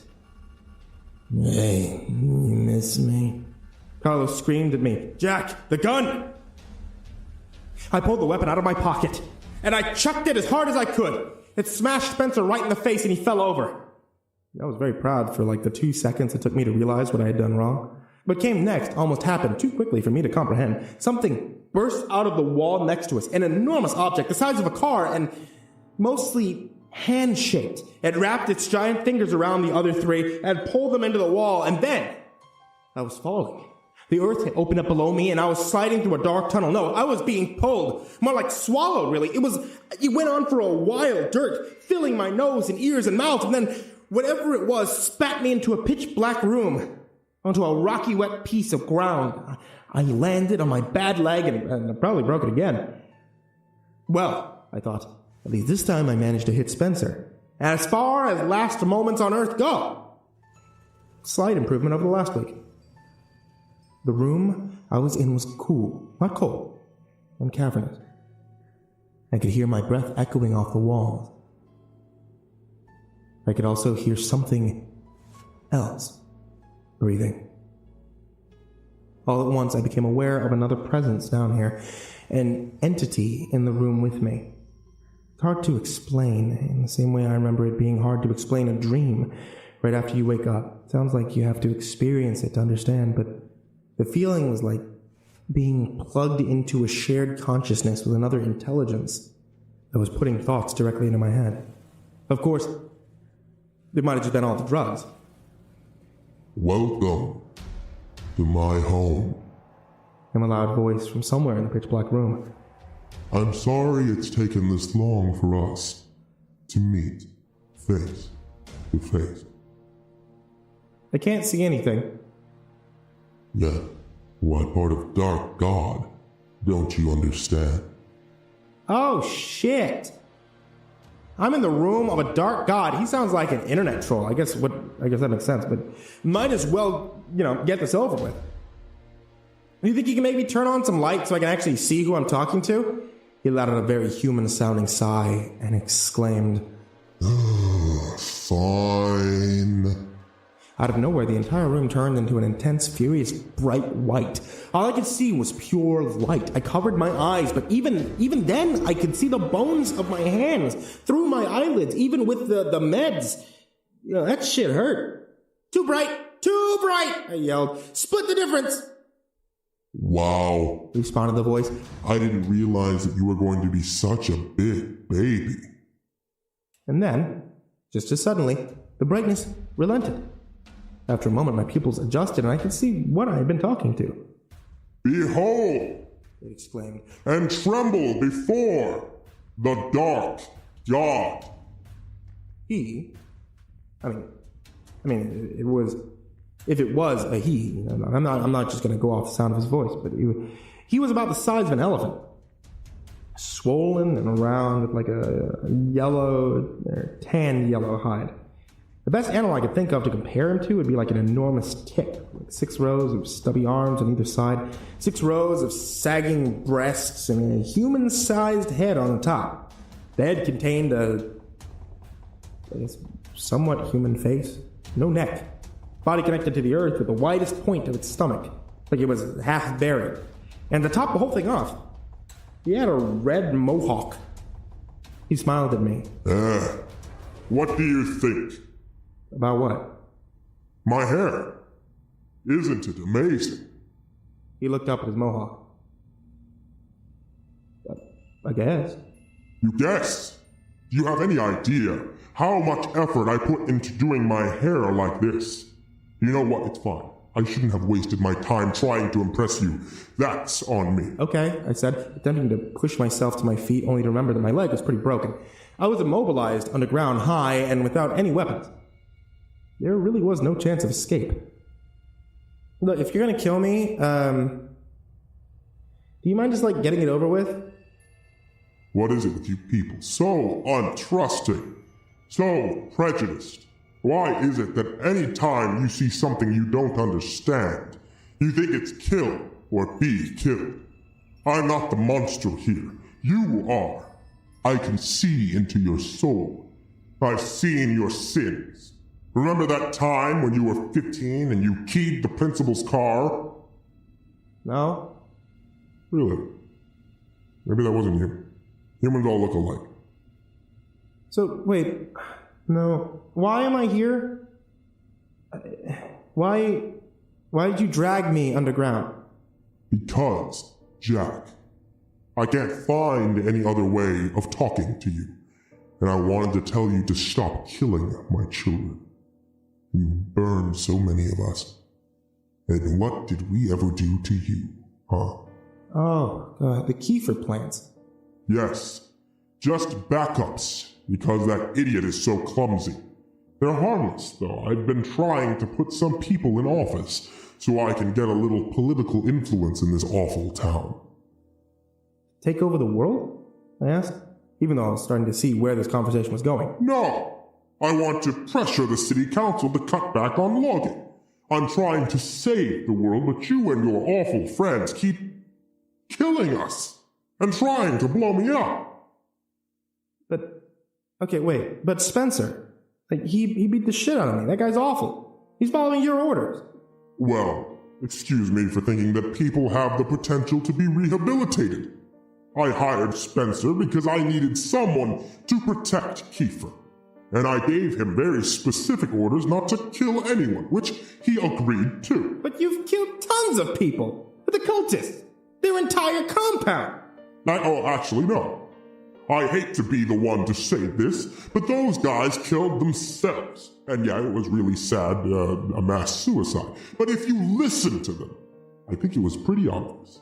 You guys should have seen it coming from a mile away. I mean, consequentialism mixed with a moral obligation to end suffering. He waved one of his 6 arms in a jerk-off motion before continuing. I don't want to let all those perfectly good, fully formed adult bodies go to waste. You even know how hard it is to make one of those from scratch. It's not easy. But you sent the things after us in the gas station. Again, with the self-centered hero complex. It was never about you. I sent my children to bring Spencer's body back here. I was hoping I could get him home in time to rebuild him without any permanent brain damage. I think next time you see him, you should apologize for what happened. I swear, ever since Romero made zombies cool, people see a dead man come back to life and instantly they get this urge to kill, kill, kill. Whatever happened to calling this a miracle? Nobody freaked out when Jesus came back. Wait, okay. Are you saying that Jesus was like those mathematists? Just like a reanimated corpse? Is that really what you want to talk about, Jack? Okay, but doesn't Dark God mean like evil? He sighed.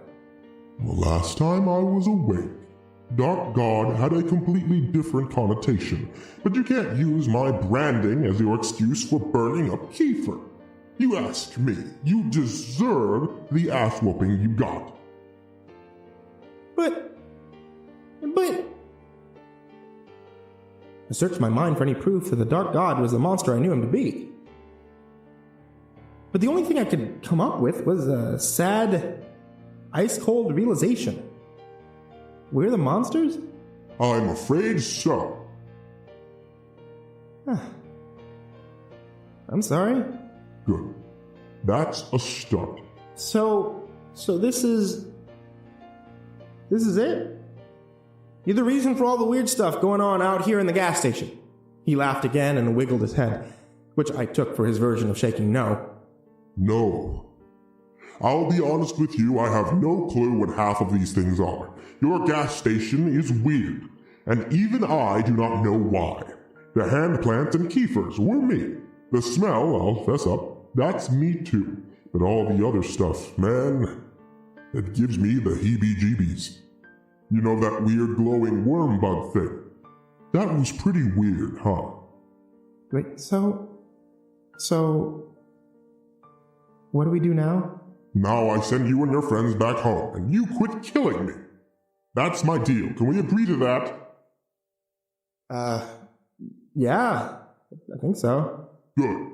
Shall we shake hands or... At that moment, an enormous hand burst out of the wall and wrapped its fingers around me. The next thing I knew, I was coughing up dirt down on all fours in the street outside the gas station. It was morning. Ah, good. You made it out. I looked over and I saw the other three standing there, covered in black dirt. I was back where it started. The trees were all gone, leaving no signs they were ever there in the first place. The gas station was a wreck. The front doors were smashed out, and the raccoons were running a loot train for whatever edibles they could carry from the front to their nest behind back. "What happened, man?" asked Carlos. "I'm not really sure," I answered, digging the clumps of dirt out of my nose and ears. "Yeah, well, you're lucky. Your friends made me wait a minute to give you a chance to get out." I looked at my hands. They were nearly black from all the layers of dirt coating them. "Wait for what?" "For this," Benjamin answered as he pressed the button on his remote detonator, and somewhere deep in the woods came an explosion that rocked the earth and sent birds flying into the sky. Carlos's car alarm went off and the pavement cracked. A black cloud slowly started to fill the sky, and I felt something inside me scream and die. "Well," said Benjamin, "if you don't mind, I'm gonna go get lost before 5-0 shows up." Then he walked off into the forest. Hopefully, never to be seen again. And that's what happened. If you can believe it, I'm back at the gas station working again. Arnold is on personal leave from the police force, and I didn't care to ask for details. So, we have a new deputy babysitting us. I'll try to tell you about her another time. Maybe. The police investigated the incident, and ultimately concluded that we were the victims of hysteria brought on by a gas leak. And once again, there was nothing supernatural to be reported. I don't know if this is the end of the Dark God, but I do know that I haven't felt any compulsions to continue digging ever since Benjamin blew up that underground tree. Things are settling back into our brand of normal. We still work way too much. I'm still keeping a journal, and weird things still happen at this shitty gas station at the edge of town. In fact, just yesterday, people started reporting that they had seen something in the woods that looked like an enormous raccoon with bat wings, stealing small animals before flying off into the forest. They even said this winged raccoon monster glows in the dark. Marbro just came up to me and asked, "You know there's a guy in the bathroom dressed as a cowboy?" I assured him that I did not know that. Now this may be the last update for a while. It's going to be a lot of work putting this place back together, and I've got a whole new crew of part-timers to train. So until next time. Sign, Jack, from the gas station.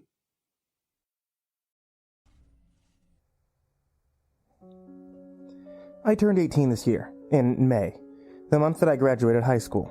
By coincidence, the majority of my friends turned 18 about that time, and all throughout high school we had celebrated birthday month, a time where one of our birthdays happened to fall on each of the weekends. When we turned 16, we each bought packs of cigarettes. At 17, we watched every R-rated movie in theaters 2 times each. And at 18, we decided that we would be getting tattoos. But I had a problem. Of my 3 friends, I was the poorest. My parents had kicked me out a few months before when they found the vodka in my closet. I could just barely afford to pay rent with the waiter job that I'd picked up on the nights and weekends. I'd managed to graduate high school with low marks, but I had graduated, which mattered to me, though I knew I wouldn't be heading to college. And now, 3 of my friends were leaving to start their futures. "I think I'm going to be getting a Benzie ring," said Lily, the nerdy but cute Asian girl who hung out with us, and probably had more potential than us all together. "Behind my right ear. That way, my parents won't see it under my hair." We were sitting in the back of Brent's truck in the school parking lot, watching as the rest of the school let out. Brent was my best friend at the time, though he was planning on attending a school 3 states away. "Oh, that'd be so cute," said Mary, clinging to Lily's shoulder. "And I think I'll be getting a Bible verse right here. Something about purity." She gestured to her ribcage, and Brent snorted. The previous year, his relationship with Mary had come to an end when she cheated on him with 2 other guys. They'd made up, and she'd cleaned up her act, but her reputation remained. "And I'll get a globe," Brent said. "Maybe on my chest. I want to travel, you know? Figure I'd do some sort of study abroad program at uni. How about you, Kopi?" I'm not sure yet," I answered. I stared at the pavement below. I considered asking them for money, but my face turned red at the thought, and I already owed Brent $100 that he had pretended to forget about. I think I'll have to think on it." "Well, decide quick," said Mary. "We're going next Friday." By my estimation, I'd be able to save up at least $200 by then. But it'd be tough. I'd be eating ramen for sure and picking up some extra shifts, serving tables. It'd be worth it, though. After all, I wouldn't be seeing them for quite some time.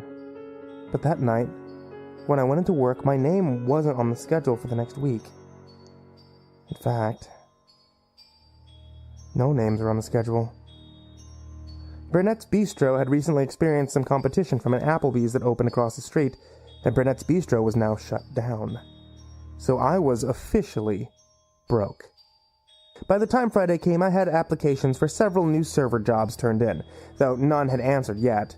So I skipped lunch and went to the parlor that afternoon and spoke with the artist. "What can I do to help?" he asked when I entered the empty shop. His eyes narrowed.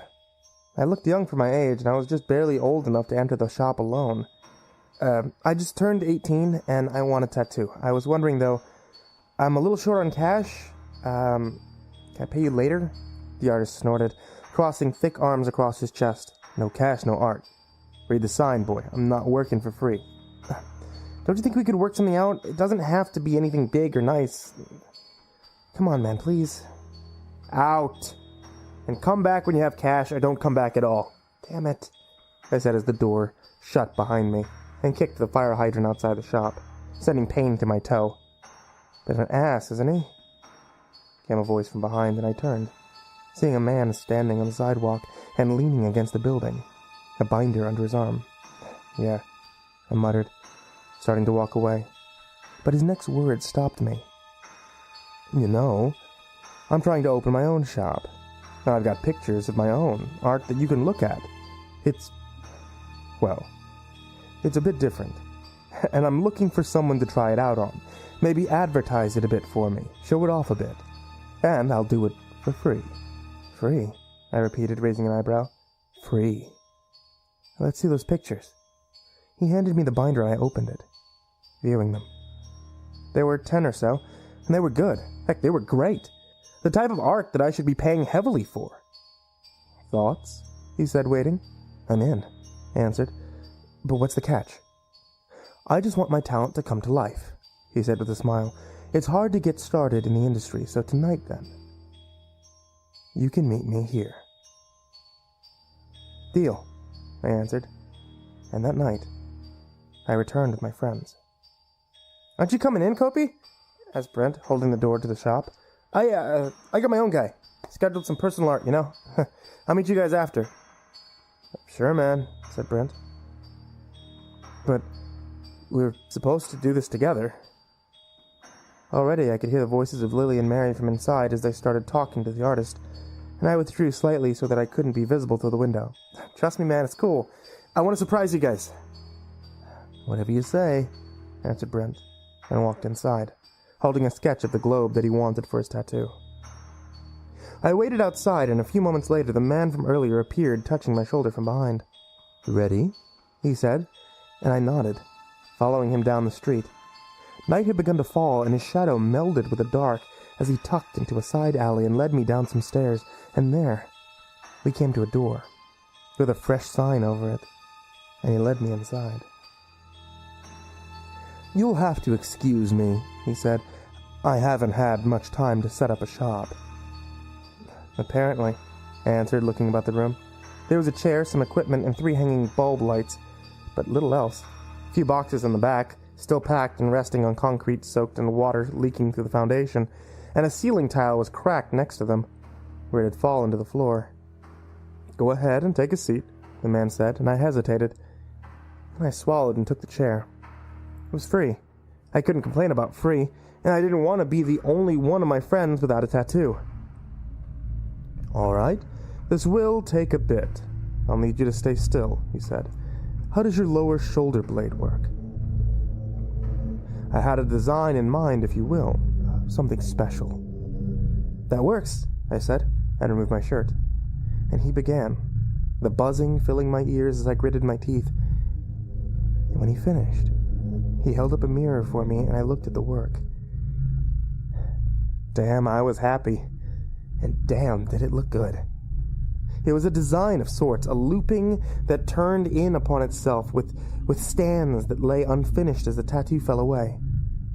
"In case you ever want to expand it," he said, pointing to them, "feel free, since you're my first customer, and I think you'll find they're quite addictive."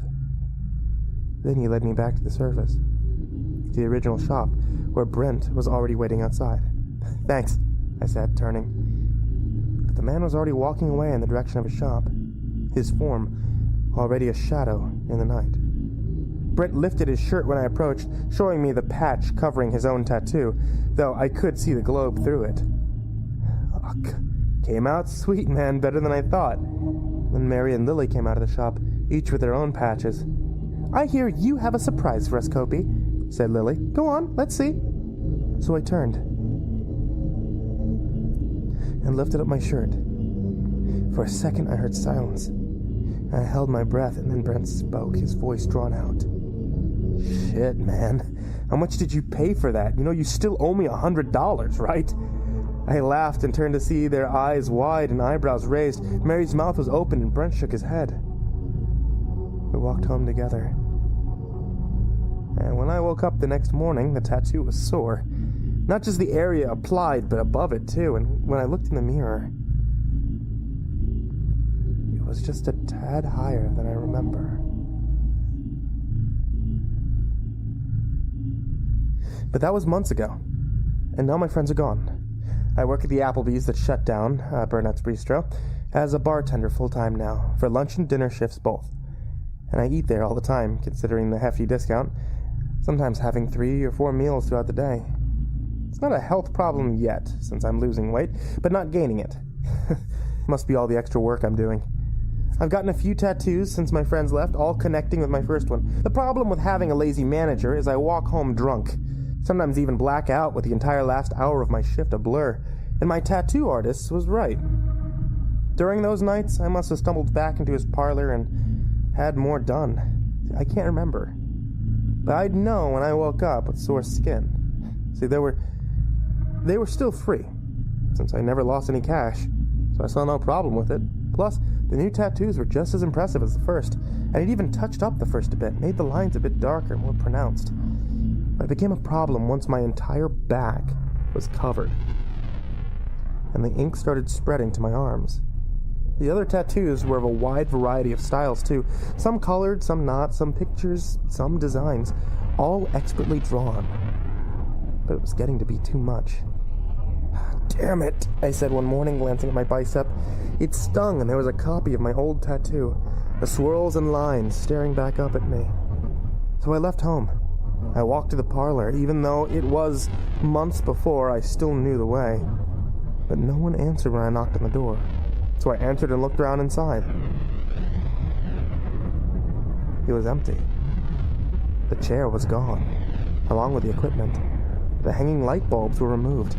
A few additional ceiling tiles had fallen, though, and a layer of dust covered the floor. I stood there frowning, looking for life where there was none. But on the floor, there was still the mirror from my first visit. so I picked it up and inspected my bag to see if there was anything new. I choked. Shivers ran down my spine when I looked into the glass. My original tattoo had not been copied on my back. It had been moved there. That night, I did what I did whenever I was stressed. I ate to curb my hunger and drank to nurture my alcoholism, heavily. The next day, I woke up to a stinging sensation and cursed. There on my left bicep was a picture of a swastika, connected by lines to the tattoo network on my back. I called in sick that day and I turned on the television. I shook on my couch and couldn't focus as I flipped through the channels. I considered calling my parents, but they'd think that I was just trying to get money, and I considered calling my friends, but they'd think I was going crazy. So I settled on the news, something I almost never watched, and I learned about the incident the night before. "The scene before you has been blurred out," said the blonde reporter standing in front of a gas station. "Due to its graphic nature, experts are still trying to discern what occurred here last night, though it is currently being attributed to some sort of wild animal yet to be identified.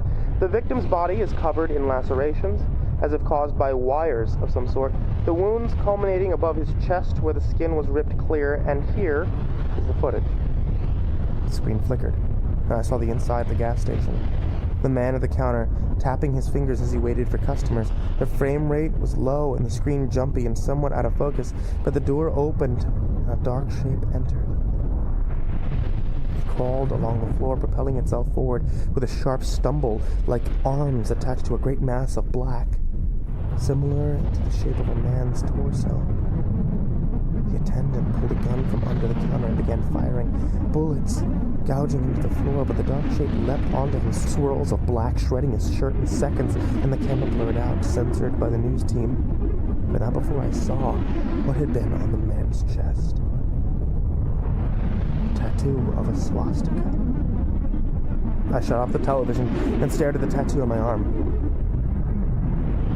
My muscles spasmed slightly, and it twitched, making me jump backwards, and in my panic, I began to drink, downing a fifth of whiskey before I could think it through. But before I passed out, I remember doing one thing. I set the camera of my laptop so that I could view my bed, and I pressed record. Then I took a few more shots until I couldn't remember slipping away. And today I watched the footage.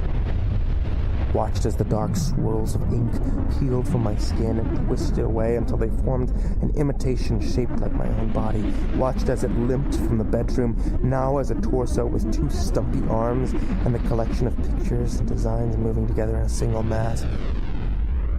It returned with the light of dawn, holding a flap of skin with a tattoo on it, up to the camera on my laptop so I could see the picture.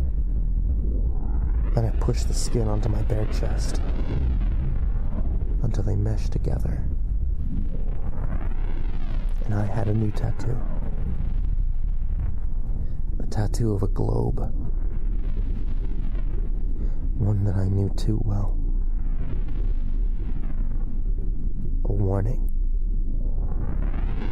And I wonder what would happen when all my skin is covered by ink. And its template is complete.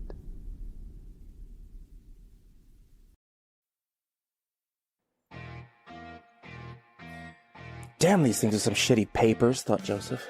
I should have just walked to the gas station and bought some zigzag like I usually use.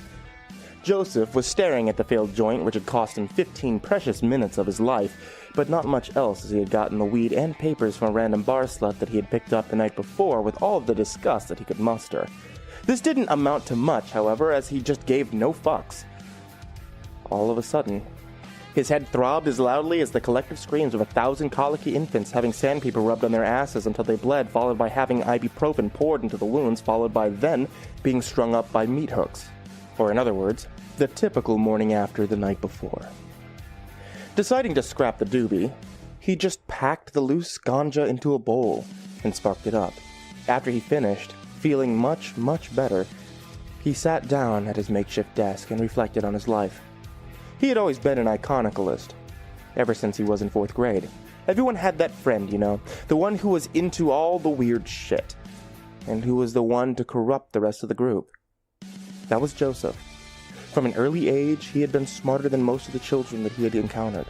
While other kids were reading Encyclopedia Brown, dicks around with a lemonade heist or some shit like that, seriously, he always thought that Encyclopedia needed loosen up a bit. He was in the back of the classroom reading Das Kapital and The Prince. He was slightly megalomaniacal as a youth, and he probably would have eventually become a ruthless dictator if one little thing hadn't happened. He made friends. That little fact, coupled with his disregard for acting as intelligent as he really was, changed his life from a faithful one to one of mediocrity. He later got into some trouble for his anti-VF protests and had spent time on probation. There wasn't any promise of a future. What is VF, you may be asking? Okay. VF 2111988A nerve toxin was a chemical compound manufactured during the Cold War as a quote-unquote pesticide. It was labeled as such to circumvent policies banning the manufacture of chemical weaponry. Its title, far from being its chemical designation, actually stood for violet fog. So called because as soon as the preparation hit atmospheric oxygen, the colorless liquid activated, turning a fluorescent shade of purple, sublimating into a gas, and becoming so extraordinarily lethal that just 0.005 milligrams inhaled or 0.01 milligrams transdermal would cause instant, unstoppable death.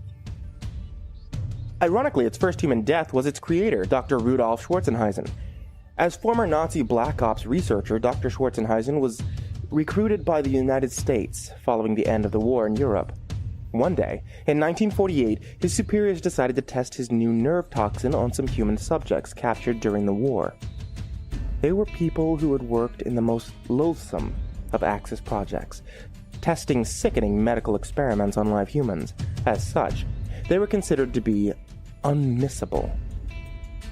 And since no one cared about them or their fates, they made good guinea pigs for the experiments. As he was finalizing the attachment of the monitoring equipment in the test chambers, somebody fucked up. They misunderstood orders and initiated the test in the wrong Axis subject. The door locked and the ventilation closed. Realizing what was about to happen, he crossed himself and said a prayer for his soul's redemption. He quickly attached monitors to himself, as it was all that he could do at that point. There was no fail-safe way out of the death chamber once the sequence initiated. His last words were, "It's so lovely. Shame it's so deadly." The production facility was located in semi-rural Indiana. It was called the Newport Chemical Storage Depot. The facility contained 3 massive tanks, filled with enough VF to kill everything in a several 100-mile radius. It was an open secret to everyone who lived in the area what was going on in there. Enough so that the depot started putting out calendars every holiday season, filled with cute little crayon drawings made by kindergartners, right next to advice on what to do if the shit ever hit the fan. For all intents and purposes, it might as well have said, 1. Put head between legs. 2. Kiss ass goodbye. Fast forward several decades to 2004, the Cold War was a long-forgotten fart in history. Unlit by any of the wannabe frat boy world leaders, the nerve agent had never been used except for small quantities deployed in covert ops in Korea and Vietnam. Joseph was in high school. Crawfordsville High School was West Central Indiana, to be specific. One eventful day, he sat in drama class, super fucking baked. An announcement came over the intercom, informing them that there had been a massive release of the nerve agent, and that the school was to go into lockdown mode. Suddenly losing his buzz, he realized what a sense of pained loss, that his family was going to die, and that he most likely was too. Outside the school, one could hear the VF alarm being sounded. It wasn't an air raid klaxon, more like a robotic male voice warning everyone that the agent had been released by accident. It turned out to be a false alarm triggered by some fucking chucklehead hitting the wrong button, but Joseph was pissed. And he had every reason to be. You see, it only remained where it was due to bureaucratic nightmare of the highest proportions. When the facility was built, the area was sparsely populated, unlike, say, the middle of Alaska, where damn near no one lived, but Alaska was too close to the USSR for the powers that be. Being poor people, the population grew much larger, as populations of poor people and middle-class people are paradoxically inclined to do, meaning that they are living around a ticking time bomb. After the fact, it was deemed too hazardous to transport to an unoccupied region of the country. Therefore, massive amounts of VF just stayed put. Add that to the fact that short of firing it into a black hole, there was no truly safe way of disposing of it. And it was just a ticking time bomb counting down its years. That's part of the reason Joseph joined the anti-VF League called Purple Haze? Not in my brain. Yeah, sorry about that tangent. Let's get back to our protagonist in the present day. Joseph opened up his email and saw a reminder to pay his rent.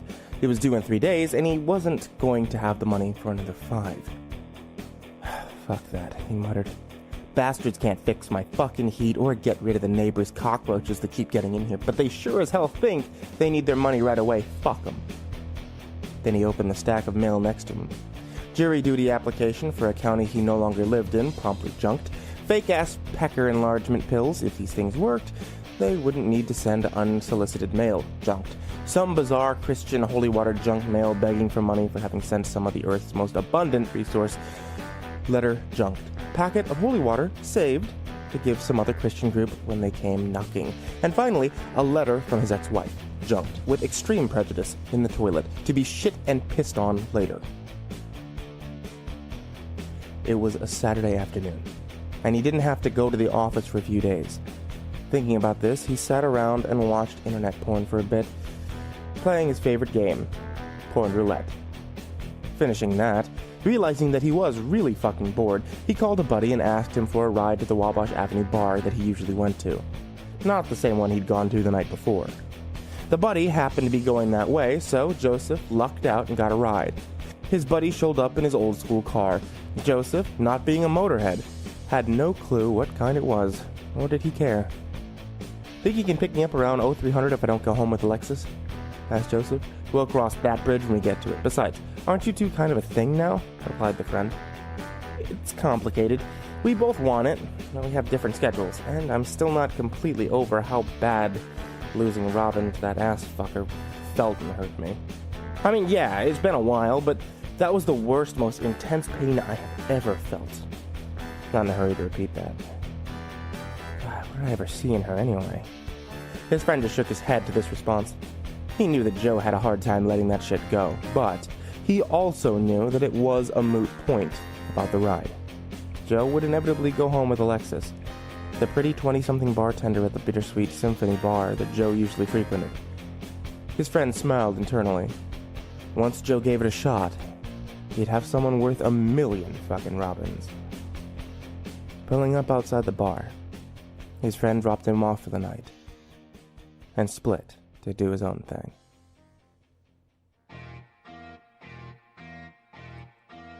It had been a slow afternoon for Alexis. The customers didn't usually start showing up until around 9:30ish at night, with the exception of her favorite customer. As of right now, it was all she could do to keep from giving him an ultimatum to get together with her, or they would be going to have to split up. She knew he had his issues to work out, but she had a trump card. She was pregnant. She had just confirmed it yesterday. There was no chance it was anyone else's, and he was the only man she had sex with in the last 4 months. She heard his distinctive footsteps walking behind her to the bar. "Joe, baby," she smiled. "Where were you last night? I've got so much to tell you."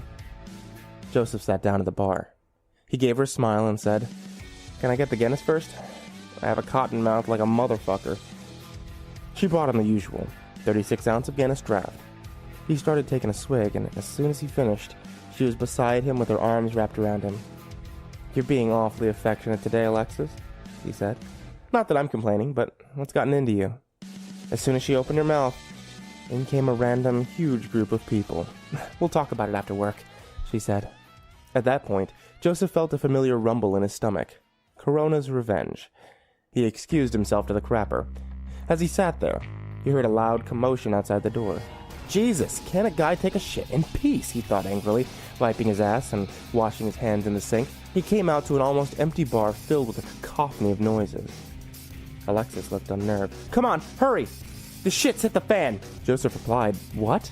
Alexis countered, I'm talking about Newport. It just blew up. We've got a huge fucking cloud of VF coming towards us and about 2 hours to vacate town. I've seen the emergency warning map, and if we hurry, we can make it the fuck away from here into the non-affected zone. Let me grab some cash. Let me get in my car. We'll get as far away as we can and grab a hotel room for the night or until the shit passes. Joseph was stunned. Everything over the next 14 minutes happened so damn fast, Joseph might as well have been unconscious for it. Alexis grabbed the money and the bar's old tabby cat, Marnie, and threw them into a bag and kitty carrier, respectively. And then she grabbed Joseph by the arm and threw him into the car, starting it up, and went to exit the town and the affected area. For a sexy, black-haired bartender with a tube top, she knew how to handle herself in a crisis. As the 45-minute marker had passed, Joseph and Alexis were stuck. In their haste to flee the town, some assholes had wrecked and blocked the road. Some people were crying in their cars while others attempted to clear the road. Joseph listened with horror to the emergency broadcast playing on the radio. Alexis saw his distress and turned the radio off. So, she said, I know this is kind of fucked up, but if we live through this, do you want to be an exclusive thing? Joseph opened his mouth, but his response was drowned out as a man shot his family and then himself 10 feet away. What? Asked Alexis.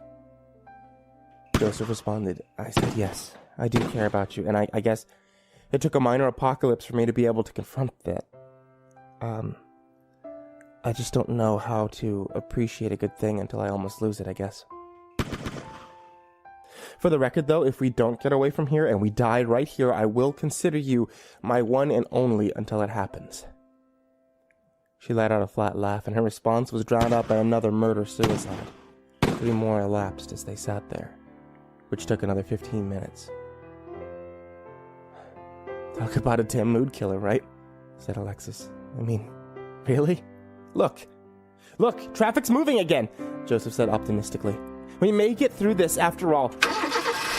Wait, there's something you started to tell me at the Bittersweet Symphony. Alexis said, let's save it until we get the fuck out of here. And they got on the road, got out of there, and made a happy couple for the rest of their lives.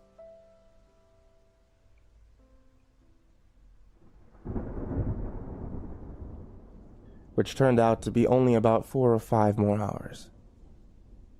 They cuddled up in their 3rd-story hotel room bed, with the cat, the TV showing the emergency situation, and a thunderstorm raging outside. All of a sudden, the TV started buzzing. It informed them that the affected area was going to be a lot larger than previously believed, and to prepare for the gas by sealing everything. It also stated that their area was about to be nailed in 15 minutes. We're not going to live through this, are we? Joseph asked. Her only response was one word. Nope. Well, shit, he said. What were you trying to tell me anyway? She sighed. It really doesn't matter, but I'm pregnant. You're the only man I've had sex with in a couple of months, so I'm telling you that you're going to be a father. Doesn't matter now, does it? No, Joseph said. You know what? It doesn't matter now. Let's go watch it roll in, said Alexis.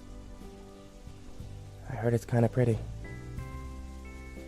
And as they stood there on the balcony, with bated breath, watching for their doom, they saw a violet glow approaching from the north, and as the purple haze rolled in through the rain, Joseph said, "It is kind of pretty. Not as pretty as you." Alexis smiled and said sarcastically, "At least we made it to the safe zone." They laughed.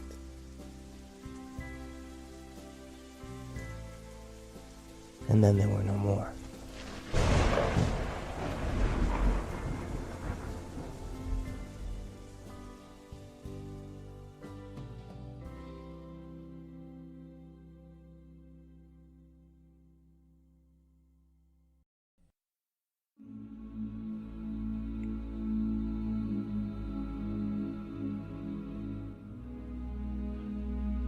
Everyone knows monsters don't exist.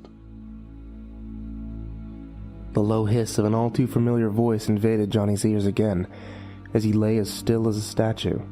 Tears silently welled up in his eyes as he made sure to keep his arms and legs as close to the middle of the bed as possible. A while before, he had made the mistake to fall asleep with his arm dangling off the side of the mattress. The sensation of his hand being crushed and broken was the most pointed incident in existence to his 6-year-old mind. His parents had found him on the floor with a mangled wrist.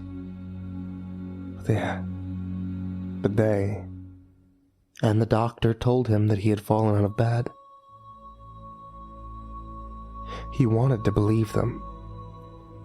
The voice cut through the air again, sounding like a snake's hiss mashed with a hyena's mocking cackle. When it spoke, the air filled with a sulfuric smell that matched the voice, and it made Jonathan's face scrunch up in disgust. Little one, I know you're up there. It stopped for a moment, and the noise of claws scraping on a hardwood floor started to fill the room. I heard what your mother said. Jonathan curled up in the middle of the bed under mountains of blankets and pillows. She said that I'm in your head, that I don't exist, and if you don't think about me, I'll go away. It laughed at such a high pitch that it hurt Johnny's ears, and the entire room seemed to shake a little. All of a sudden, the room plunged into a deadly silence, and it hissed in a serious yet mocking tone. Well then, little boy, go ahead. Stop thinking about me. As Jonathan's ears hit the pillow, the monster laughed again. You helpless animal. You can't do anything about me. I have been here since the day you were born, and you will stay here until the day you die. Jonathan would have screamed. He would have tried to leap across his room. He would have tried to turn the lamp on, but he couldn't. He was only a child, and the lamp was always just a little bit out of reach. The door a few inches too far away to jump to, and when he screamed, the only answer he would get was the beast matching his scream exactly, sardonically mocking his cries and wails. He would then lie in silence as incessant giggling echoed from the hell underneath, and the floor shook with heavy fits of laughter. Go ahead, boy. Scream some more. Scream for your mother. Scream for your father. Scream so loud that the seraphs of heaven and the demons of hell hear you, and the world shakes. Nobody's going to do anything. The beast had been there for a very long time. A presence that Jonathan only felt at night when the world was asleep. The first memories that Jonathan had of him was dreams. Only scattered fragments were distinguishable in his young mind, but if he really concentrated, he could remember nightmares that plagued him through his very young childhood, not nearly old enough to understand them or even make sense of what he was seeing. All he could feel was an animalistic instinct to run, to get away from the creature that lived underneath his bed, to escape the heavy, malevolent breathing that was the backdrop to all his nightmares. Eventually, he got to the point where he could articulate well enough to hint at the presence below. His parents would then sigh and lift up his sheet to show him that there was absolutely nothing there to be afraid of. John, you're perfectly safe. There's nothing down there." And there never was. But then at night, the dreams turned into reality. The breathing wouldn't stop when the dreams did. Instead, it would persist on in a rattling, wheezing drone that lasted until the morning. His parents told him that it was just the house settling, and that he was perfectly safe. But the beast was still there. Then he started to smell it. The stench changed from night to night. One evening, Jonathan would wake up to the reeking of rotting flesh, and the next he would be overwhelmed with what could only be described as gasoline fumes.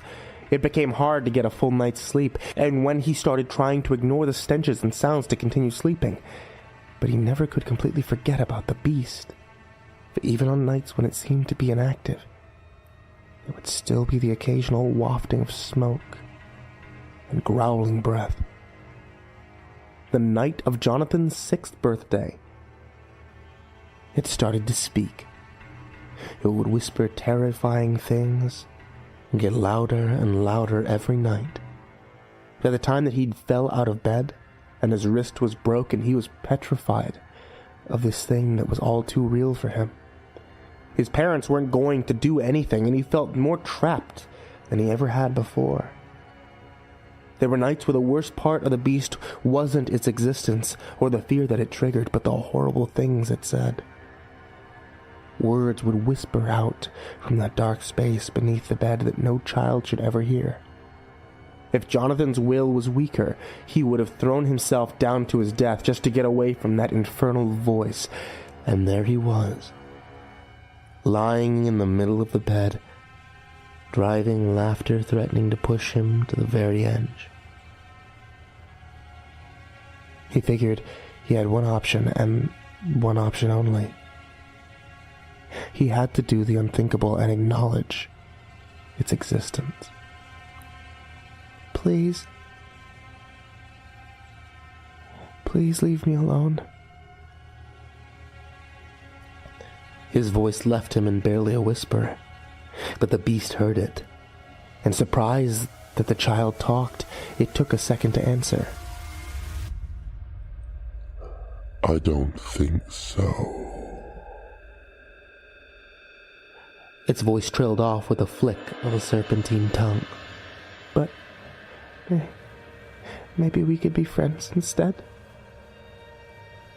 Jonathan used the only sentence he was ever taught to use when faced with an opponent. Laughing, screaming like a maniac, the monster screeched out a shrill, "Sure thing, boy, we'll be the best of friends," followed by a terrifying, wall-shaking, chest-burning cackle. So are we friends?" Jonathan stammered. "Sure, child, come down here, and I can see you, and you can see me." In his childish ignorance, Jonathan figured that it was telling the truth, and even if it wasn't, he wanted this torment to end.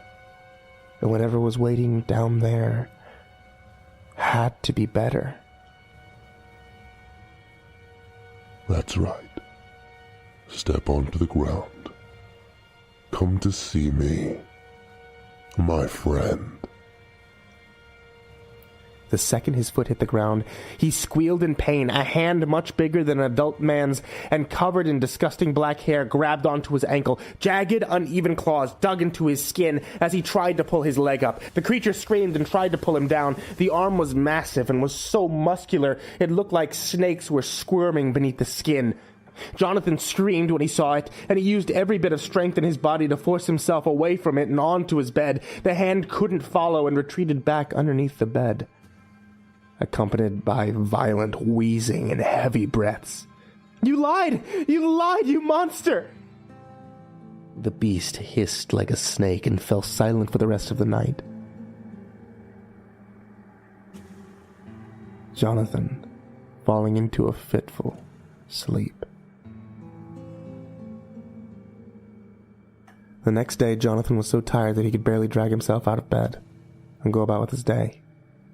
The beast was getting stronger as he lurked in the darkness, and the boy worried that soon he would be able to drag itself up from the dark place underneath the bed.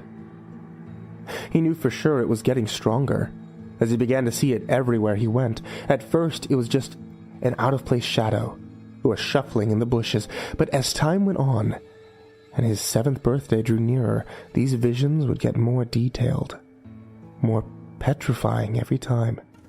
Dirty yellow eyes would peer out of the shadows, massive claw marks would appear on the trees outside of his house, and that horrible breathing would follow him everywhere, constantly in his ear wherever he was. The beast would not leave him alone, and it was taking a horrible toll on his mental state. After 3 sleepless nights in a row, Jonathan came to the conclusion that it would be either the beast or himself. He tried to tell his parents, but Mommy wasn't around too much. He tried to tell a teacher, but they seemed to only care when he mentioned that his parents didn't notice it. So he figured he would have to take care of it. And he would do it completely on his own. He just needed a chance. That chance came the night after his birthday. His mother had put on a little party for him and 3 of his friends, and he had been given a state-of-the-art baseball bat and glove. He was overjoyed when he unwrapped the bat because he knew in his heart exactly how it would liberate him. After thanking his mother a dozen times, he ran upstairs to slip the bat discreetly underneath his pillow, hoping that neither his parents nor the beast somehow noticed, before returning to the party. That night, after he tucked himself into bed, he fell asleep like a baby. His room, completely peaceful. The familiar breathing, along with a low growl, jerked him awake. This is it, little one. The beast hissed, accompanied with the smell of burning rubber and decomposing meat. Your time has come. Jonathan was scared, but knew that he had some hope in the instrument lying right beneath his head. Climb out of bed. Come down here. Come to my realm. This was said in a surprisingly calm tone, compared to the maniac laughter that usually filled his room. Jonathan put on the best fake apathy in his voice as he could, and he answered, "I don't care if you want me. Come up here and get me. I won't fight." The beast paused for a moment, as if there was hesitation in its voice, but finally, it hissed. Yes, I will come up there. Jonathan readied his bat, its aluminum glinting in the faint light that the room had. One of the monster's giant hands grabbed onto the edge of the bed, and with a mighty heave, the other hand grabbed on next to its twin. It was almost like the beast was pulling itself up from a chasm, an incredibly strenuous task. Jonathan was shaking in terror as he saw the disgusting arms and the maggots crawling underneath the oversized claws. No child could imagine a creature as horrible as this, and no child should ever have to. Finally, after heaving and pulling, the very tip of the beast's head became visible from Jonathan's position. 4 giant curled horns protruded from its skull, each one a different size and shape. Immediately, Jonathan knew where to bring the bat down, and he would have to wait a few more seconds when he could see the beast's eyes. He knew that he had to strike. The bat came down with a speed and accuracy one would never expect from a young child. Not only did it hit the beast right between the disgusting yellow eyes, the surprise made him let go of the edge of the bed and fall. Jonathan looked over the edge to see, to his disappointment, that the evil being had not fallen back to wherever he had crawled from, but was instead struggling to get up from the ground right in front of him. For the first time, he saw the creature in its entirety. Its body was covered in the same coarse fur as its arms, but was much less muscular and incredibly thin. Its ribs were protruding from its skin, and its legs looked like it belonged to a malnourished bull. Its head and face were reminiscent of a deer, a bobcat, and a jackal, and was an absolutely horrifying sight to behold. A forked tongue slithered back and forth in between its needle-like fangs. Ignoring the horrible face, Jonathan opted to look at the ground instead as he swung the bat again. It was brought down hard onto the beast's left leg, and its bone cracked under the blow. The beast swung at the boy with one of his clawed hands, but it missed in the confusion, and it staggered backwards. Suddenly, an insane courage overtook the young boy, and he leapt from the bed. Bat overhead, he brought it down hard on the beast's skull again, and the creature fell to the ground. Jonathan didn't stop there, though. He kept beating it, pounding it into the ground. "You're nothing but a bug," he screamed at the creature as he hit it with the force of 1,000 trucks. The creature tried to stop him, but this was a confusing place for it, and it had been taken by surprise. Blood and tears ran down its face as it murmured, Please don't kill me. through a mouth of broken teeth. "Know what? I think I may have a better idea." Jonathan giggled as he put down the bat. Yes, anything, just don't kill me. It snarled, humbled beyond what could have ever been expected from that arrogant horror.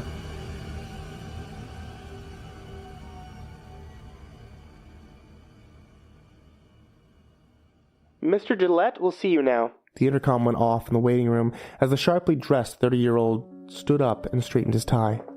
"Thank you," he said sharply into the intercom as he opened up the door to his boss's office. "Jonathan, why are you here? Why didn't you knock?" Mr. Gillette said snidely as he eyed the newcomer underneath his spectacles. Jonathan laughed and stepped in. "Call me sir now." He started making himself a coffee with Mr. Gillette's cappuccino machine. "Don't touch that!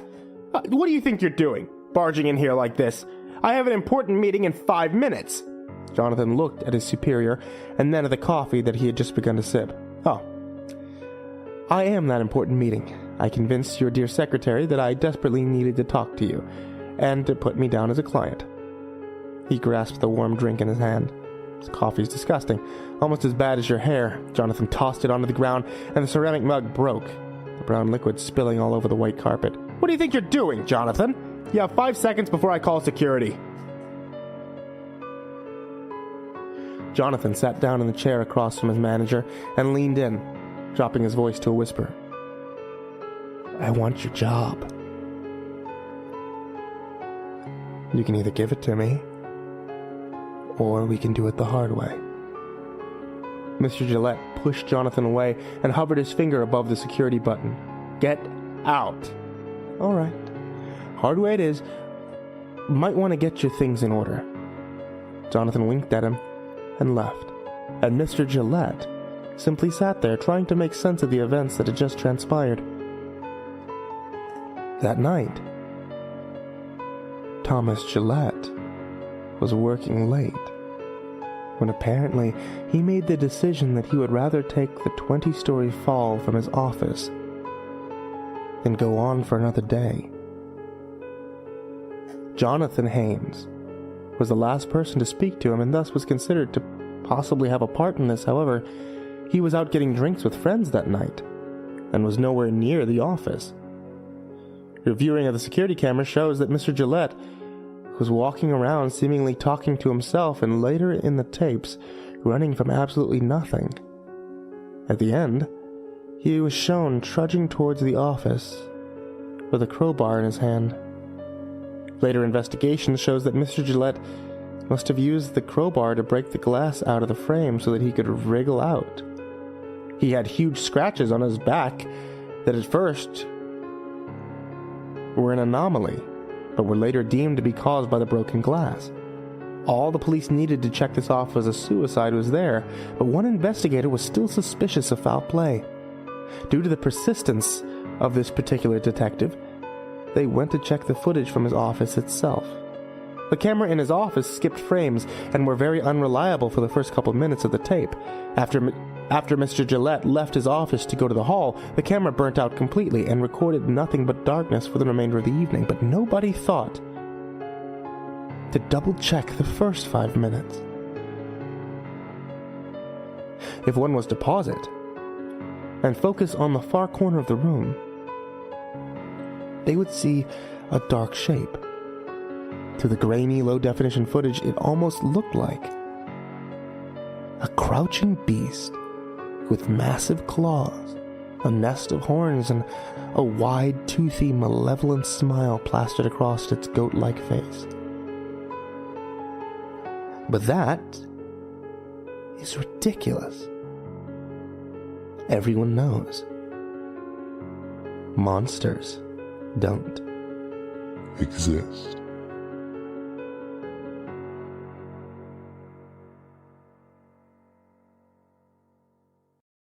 If you're listening to this right now, then I'm going to assume you're either falling asleep or you're just enjoying your time. And let me tell you, what's great for both of those situations is a nice hot cup of tea. Or I guess if it's the middle of the summer, a nice iced cup of tea. I don't know. I'm from Texas. Sweet tea is kind of a thing. And if you like tea, then I strongly suggest you check out Ivory Monocle Tea, which has a Mr. Creepypasta tea of their own, the Dark and Stormy Night. It's actually a tea that I drink whenever I'm recording. It's extremely strong and extremely caffeinated, which is something I just need some days, if you know what I mean. There's also plenty of other teas there based off of different slasher villains or different Dungeons and Dragons characters, anime, things like that. Check them out. It's etsy.com/shop/Ivory Monocle Tea. That's etsy.com/shop/Ivory Monocle Tea. And now, back to the stories. I live in one of the former Soviet republics, and I run a small urban exploration YouTube channel. I post videos of my explorations of creepy abandoned places, which there is no shortage of. For the most part, the only thing creepy about these places is that they've been abandoned and are disconnected from the rest of society. I often have to edit my videos quite a bit, adding wicked screams and sinister silhouettes to make them even remotely interesting. Last week was different. So I went to visit an allegedly abandoned military experimentation site from the Soviet era. I had to explore it. The thought of it was euphoric. I'd get more views and shares than I ever had before. I was considering bringing my friend along since the site was considerably more remote than the rest. I abandoned the thought, not wanting to waste any more time in finding and preparing an accomplice. I embarked on my solo mission, as I had done many times over in the past year. The desolate facility was remarkably difficult to locate, and the day had already drawn into afternoon by the time I had managed to find it. The building was nothing spectacular to look at. If I was to describe it simply, I'd say that it was a giant rectangular concrete slab with doors and windows placed in a mundane pattern. I didn't begin recording until I had entered the dull gray structure. I feared that many would abandon my video right after seeing the extremely boring architecture of the building's exterior. As soon as I had entered the building, I felt an uncanny feeling of dread course through my body. Chills ran through my spine and my hair stood up straight. I ignored this feeling, ever motivated by my passion for my YouTube channel. I chalked up the uneasiness to a bad case of nerves and persisted on. A certain coldness emanated from each room and seemed to dissipate as I climbed into the higher floors of the building. The next 2 hours were uneventful, to say the least. I explored the entirety of the building, ignoring the sense of unease that left the hairs on my back stand up. The building had some peculiar artifacts such as isolation cells and weird testing chamber contraptions, but nothing struck me as inherently sinister about it. I was too busy faking reactions to them and thinking of the views that I would get, oblivious towards the implications of these uncanny apparatus. I was on my way out, happy to have recorded so much when I saw the padlocked door to the staircase that led downward. The sun had gone dipping below the horizon, and the sense of eeriness had only been amplified. The fear I had was overpowered by the thoughts of making another video dedicated to the basement of this abandoned site. 2 videos for the effort of one, I thought. Taking no more time to think further, I excitedly strolled towards the metal doors that nature had certainly tarnished over the years. The padlock was similarly rusted and weak. The 2 wrenches trick seemed to do the trick. It snapped off with a cleanliness I hadn't expected. I felt like a mayor cutting the ribbon to a new building in the city. The elation that ran through my veins had blocked out the looming sense of dread momentarily. As the door opened, I was met with a putrid stench. I felt the atmosphere grow warm and humid. I should have turned back right there, but my curiosity and ambition propelled me forward. The basement was quiet. Too quiet. The corridors were narrow, and the doorways led into large rooms. I'd never been more thankful for my massive 100-watt LED flashlight, the one that lit up every crevice of the uncanny hallways. As I walked into one of the rooms, I was surprised by its peculiar 2-segment design. While one part of the room was an observation post, the other was a massive enclosure being overlooked by the aforementioned observation post. These observation posts were most abnormal in their structure, a small room with a few seats, metal desks separated from the larger concrete enclosure by 5-inch thick glass. What was even more surprising was that the larger segment of the room had no doors or windows. No way to access them except by breaking the 5-inch thick glass. The entire basement was just a repetition of these identical rooms. They had been abandoned in a hurry. That much was clear from the notebooks and mugs still on the desks of the rooms. But what had they been observing? And what could these empty concrete hollows with no clear path of entry or exit have held? These questions were answered when I entered the last room on the most secluded corner of the basement. I knew something was inside from the muffled footsteps I heard. The footsteps were too discreet and coordinated to be animalistic in their origin. These footsteps did not resemble the sound of one or two people. It sounded like a crowd was walking inside the damn room. I should have turned back right there. There was a sliver of hope then. But now there isn't. As I walked into the room, my gaze was immediately transfixed on the scene before me. An army of what appeared to be people, all having halted their previous activity, staring at me with cold, transfixed glares. Though they appeared human, there was something morbidly wrong with them. Some inexplicable feeling told me that this silent lot of abominations had nothing human left in them, bar their physical resemblance. It was in their movement and their eyes, their aimless stares transcribed horrors in my mind that cannot be wholly comprehended or explained. The real horror began when they started to speak. They spoke in unison, their voices a macabre cacophony of sounds that should never have been heard, much less understood by the sane mind. They spoke in a morbid and infernal tongue, one from realms far outside this world, yet somehow inexplicably comprehensible. They told me things I never want to hear. They spoke of the universe, they spoke of their past. They spoke of things beyond the veil of sanity and reality. Their Tartarian language was one that no sane human had uttered before. It was a language each person was familiar with, yet so detached from at the same time. I have no words for the things they say, but each word served as a foul memory of things the mind does not want to comprehend. I didn't want to listen to them, yet I was transfixed. I wanted to know, regardless of how nightmarish the sound of each wretched syllable was. Their damn speech lasted a fraction of a second, and an eternity at the same time. Within that dreadfully long instant, they had made my mind witness a myriad of unearthly horrors that it should not and cannot comprehend. Somehow, within those horrors, they had told me of how they had become this way. How whatever that was human about them was replaced by this abominable monstrosity that resided in them all. Through harrowing riddles and stories, they told me of their origins. The scientists at this facility that had tampered with their minds and somehow created drugs that allowed these test subjects to reconnect with memories that the mind would rather keep hidden. I could never fully repeat the extent of the horrors each syllable transcribed in my mind. Most I could do was provide you with a summary of how they had become this way. When we were very young, and when we were unconscious, our minds were not fully capable of fending off against antagonistic forces that infiltrate and fester in our unconscious. When we're young, we haven't fully developed a defense to these forces. When we're asleep, our minds must rest so they can continue this hidden struggle amongst those damn forces the next day.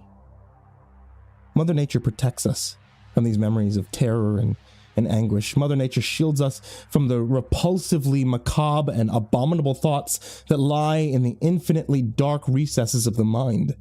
She hides away these memories in inaccessible vaults, never to be opened by the developed or fully conscious human mind.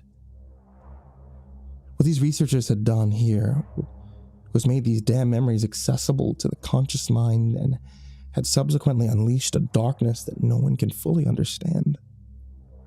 I don't recall how, but I managed to leave that wretched place and return home in the midst of darkness and night. The unforgiving stars providing no consolation from the horrors that I had beheld. In the days that followed, my feelings of fear and dread had been replaced with one much worse: hopelessness. Not only had I been witness to horrors outside the veil of sanity, but I had been exposed myself to a repugnant and contagious illness of the inner mind. Let me explain. It's been a week since I visited the facility. I've deleted all the footage I captured as to deter others from ever wishing to explore these accursed halls. This feeling of hopelessness has birthed from an urge that I've been having as of late.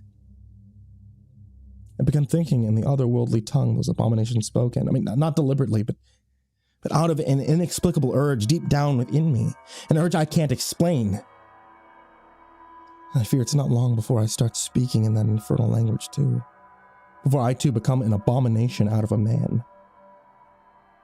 I'm going to make sure I don't become one amongst these shells of human beings that now mindlessly roam within wretched halls, mumbling in a language that's becoming more and more familiar to me every day. Please don't go exploring places you shouldn't. You may just learn a new language. Like I did.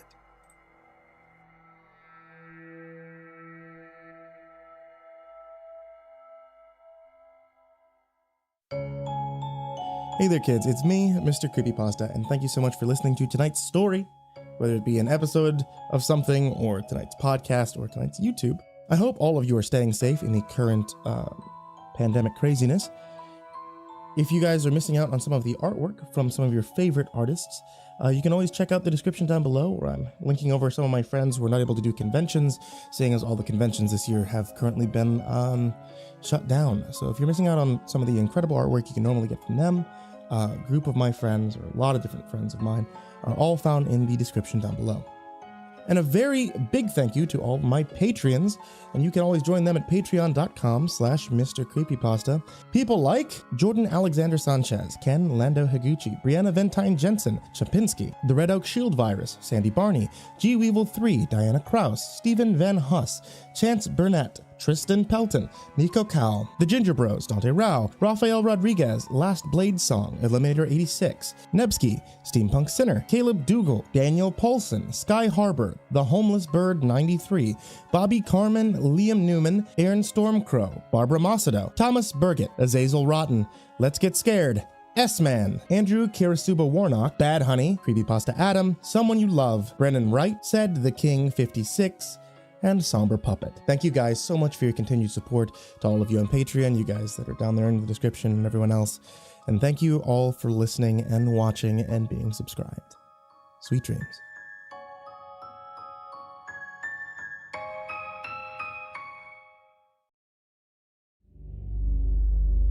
There are times in our life that can define us, tell us who we are.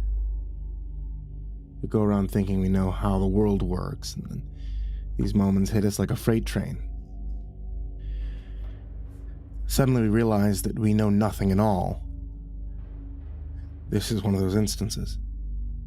And it's something that you won't be prepared for, no matter how much you think you could be.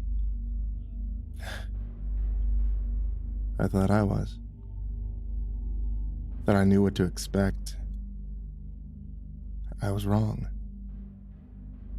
And maybe your experience will be different than mine. Maybe you can press your luck. If so, listen carefully. What follows may save your life, should you see the wandering campfire. It likes the dark. This fact has been confirmed by all eyewitnesses. Some say that it's the shadows which attract the flickers of the blaze. Others say the light from their embers comes first, and the darkness follows. One thing's for certain, only at night will you see it. Not an ordinary night, of course, otherwise every Tom, Frank, and Harry would have seen the damn thing. That'd be making things easy, and that's not how it works. It needs to be in the blackest night of the year, the kind of night where you can't see your hand in front of your face without a flashlight. You need to be stumbling, you need to be lost, so it can be found. Now, a map won't help you, but going deeper into the woods definitely will. In the forests, it can stay hidden, it can trick you. This is its turf, and you're just an intruder after all. So find a place that makes you feel uneasy, where there's no signs of life for miles. It may take some time, days perhaps, but then, if you're taking this journey, you know what lies ahead. It isn't meant for the faint of heart.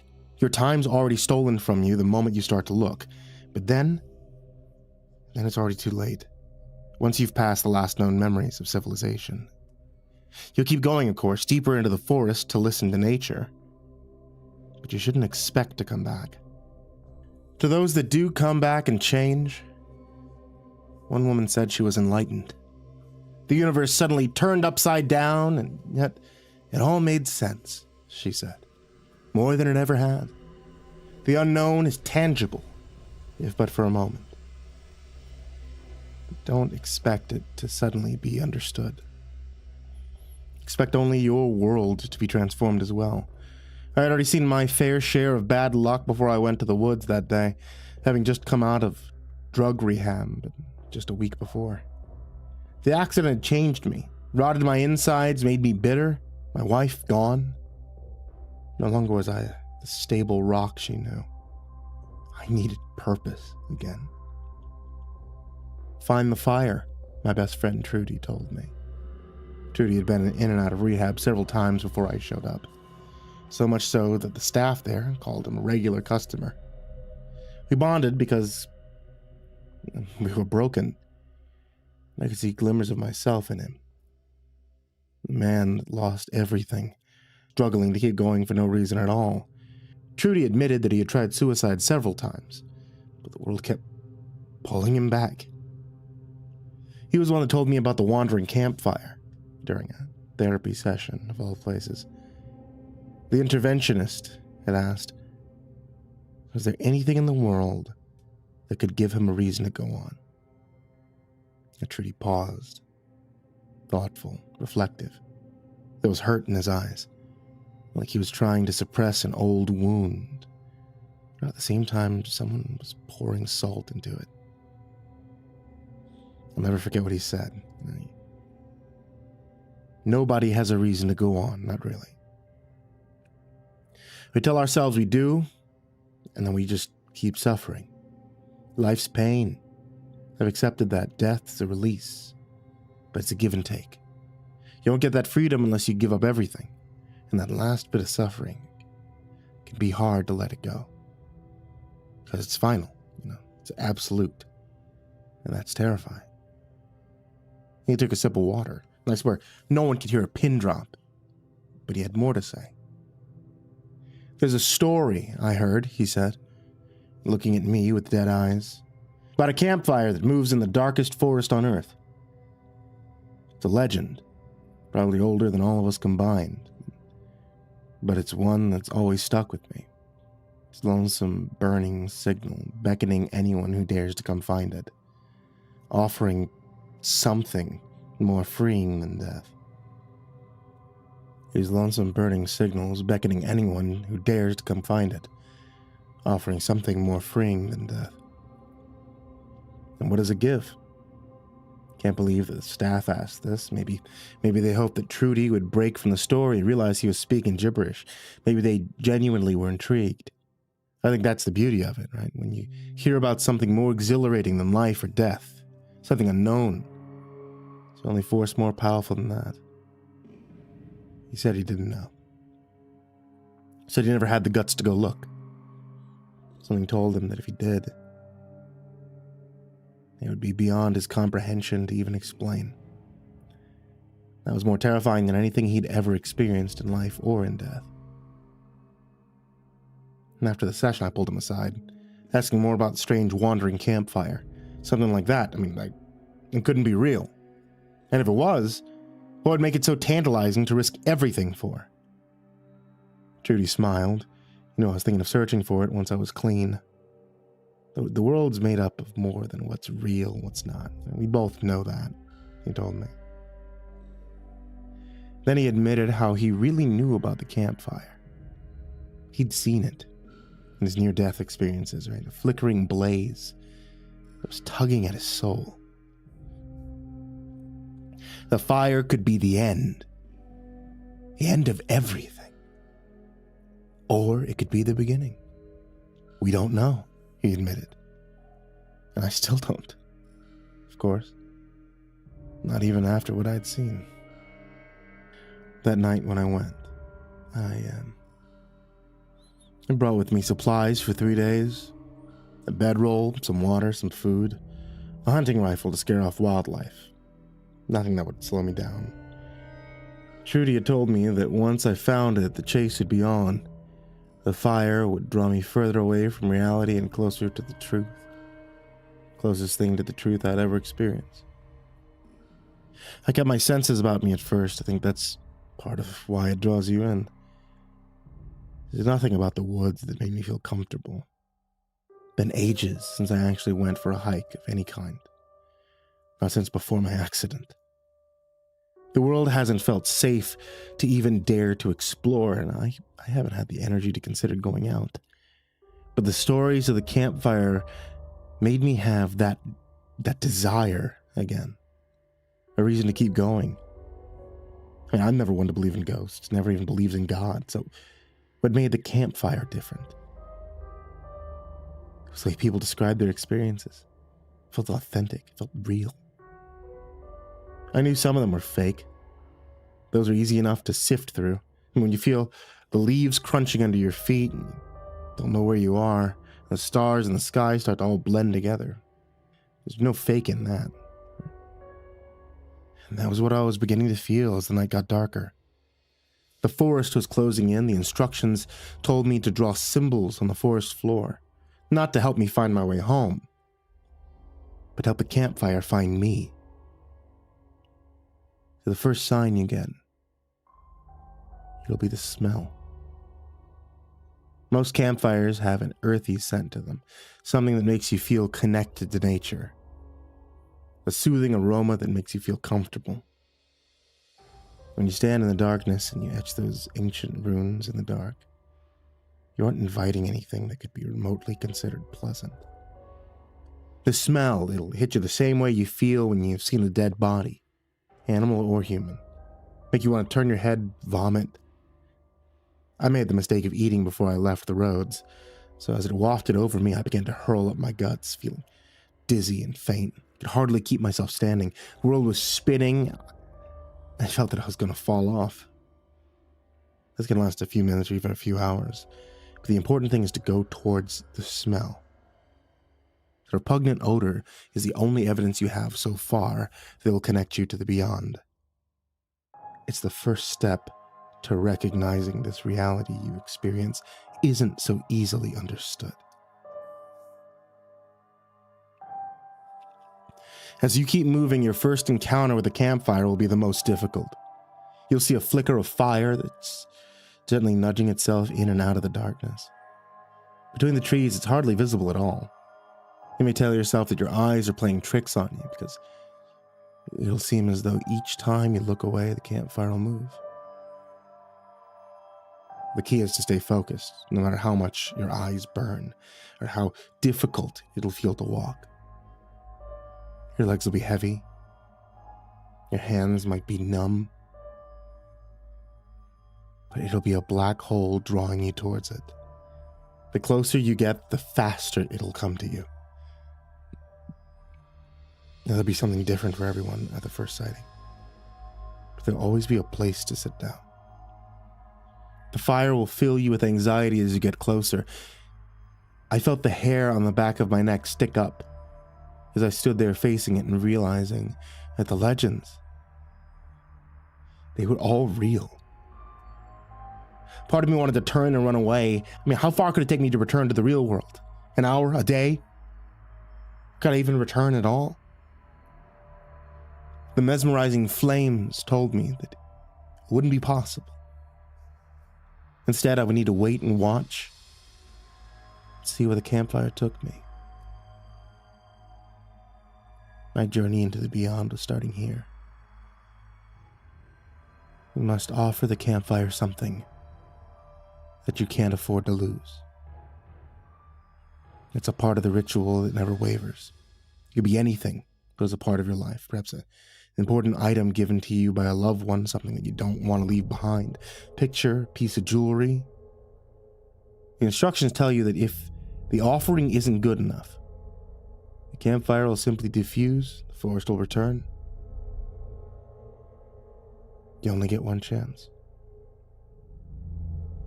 I didn't want to risk losing the opportunity. I took out the Swiss Army knife and held my hand near the log that was closest to the fire. The blade touched my ring finger and I closed my eyes, wondering if it would make any sense to even pray. I pressed down as hard as I could, blood spilling out as flesh was torn away. The blade made a quick cut. It was final and couldn't be taken back. The finger was severed from my body.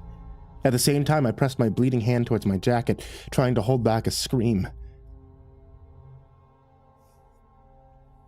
This was my offering. And I knew the fire would know its meaning, because attached to the flesh was my last memory of my wife. The golden ring that I vowed to keep no matter what. My last tangible connection to this world, and my first big step to the world beyond. The bleeding was still throbbing through my body as I picked up the ragged piece of flesh. I tossed it into the fire. The inferno blazed up, clouding my vision as I covered my eyes instinctively. Then the fire began to move. It had accepted the finger and was taking me somewhere else. I had only but a moment to grab my things and rush through the woods towards it. I wish I had hesitated. I wish I hadn't taken this insane journey, but I knew there was no turning back. I knew it more so than ever before. Past the point of no return, the wandering campfire was guiding me to the ultimate truth of existence, and I was dragged towards it like a fish with a hook in its mouth. As you move forward, it'll feel as though you've gone nowhere. Have you ever driven through a long, dark tunnel? Kind that shows a glimmer of light, but the walls blend over and over as you go further down. That's what the forest will do to you. The trees will seemingly push themselves apart and then fall back into place as the campfire moves. At first, it'll be a gentle flow. The ground itself won't move, or at least won't seem to. The closest way to describe it's walking on a treadmill. You go down that same path over and over, a carrot dangling in your face that tells you that you'll reach the finish line. And yet each step you make towards the campfire, it's a little bit further away. Then the fire will start to feel further away. Again, nothing will change around you, but as you begin to walk towards it, it may feel as though the forest is going to reverse, except every part of you knows that you're going forward, trying to reach for that inescapable feeling of purpose. It's tantalizingly offering you. And then the forest will continue to fall away, the trees, the sky, the stars. Eventually nothing will be left, except for the campfire itself. The darkness of the ground will make you think that you're falling. You can't stop it. It's rushing towards you again. You feel that you're going to fall into the blaze. Finally, you're exactly where the force of nature wants you. The fire's large, almost as if it's encompassing the entire forest. And then you'll need to sit and wait. There's nothing to sit on, of course, only darkness. Gotta keep your eyes closed, trust that you don't fall. The rest will happen automatically. You'll feel that you're sitting in a cold, hard chair, and the fire will flicker and invite you to touch it. There won't be any warmth. You'll feel colder than you've ever felt in your entire life. A sense of dread will wash over you, and you'll feel that you're constantly waiting for something. All sense of time, night and day, or anything you once were clinging to, it's gonna be gone. And then across the fire, you'll see a figure. A darkness that stands tall and silently across the fire. An evil that you know is from beyond any hell that you could ever conjure up. I felt something heavy on my chest, a hot coal burning my skin. I couldn't speak. I knew that the instructions told me I shouldn't. This is the time to listen. The shadow would do the talking. It uttered my name first, as it seemed to sit down. I numbly nodded, a breath of icy air hitting my bones. Do you understand where you are? It asked. I couldn't help but be surprised. It was offering me the chance to answer something I was sure I wasn't supposed to do. Instead, I kept quiet as it repeated the question several times until at last it became angry and tossed embers toward my face. If you don't know, then what brought you here? The fires hit me and I instinctively screamed. I thought that moment was my last in this life. Instead, the shadow simply lingered, waiting for me to actually tell my story. I was in an accident about 12 months ago, I said, hardly recognizing my own voice. Was I doing the talking, or was it still the shadow? It felt as though we both shared the same resonance in that moment.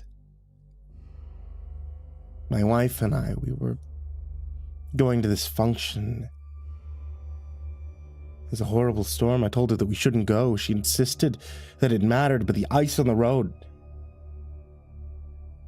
the black ice, I couldn't see it. I hit it hard, and my reflexes got the better of me. The car tumbled end over end down the highway.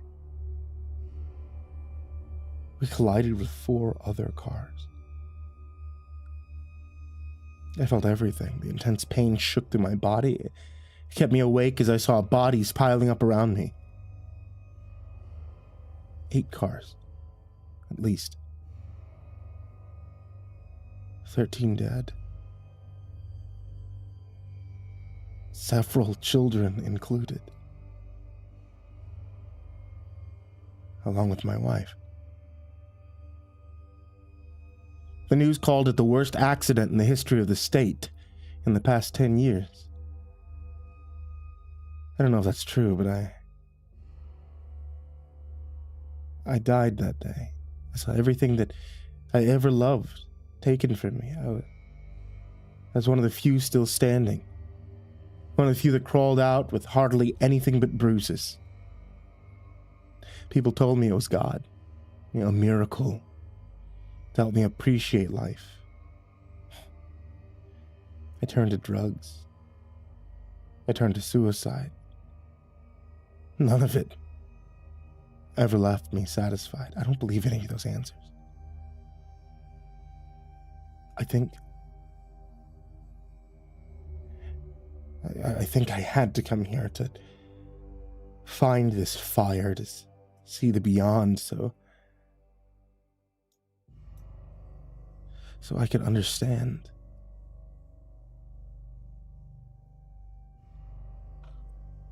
As I finished my story, silence loomed between us. The figure stood there staring either at me or at the campfire, saying nothing, trying to determine if I should live or if I should die.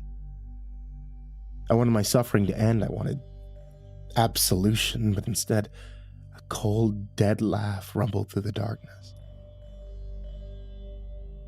It made me feel like nothing. It made me suddenly aware that my suffering, my very existence, was meaningless. In the grand universe, my problems, my heartbreak, would all be eventually consumed by a fire much like the one sitting in front of me. Nothingness is eternal. Misery and pain are life. Endlessness is the only absolute serenity that anyone can obtain. When you kept living, you thought it meant you had purpose. You thought it might mean your life would have a reason. No life does. Nothing does. Existence is chaos. The shadow told me as it grew taller. Long, slender arms reaching up and beyond the view of the fire, like a spider's legs reaching for a prone fly that was caught in a web. Then those arms morphed into claws, razor-sharp tendrils that began to snake their way towards me. Let me offer you the freedom of non-existence, the shadow rumbled, as the entire forest began to push its way back towards us. It felt that I was being swallowed whole by the woods. The trees were melting into twisted and rotten flesh, sliding down to the ground and becoming blackened, burnt fingers that were reaching to drag me to the inferno.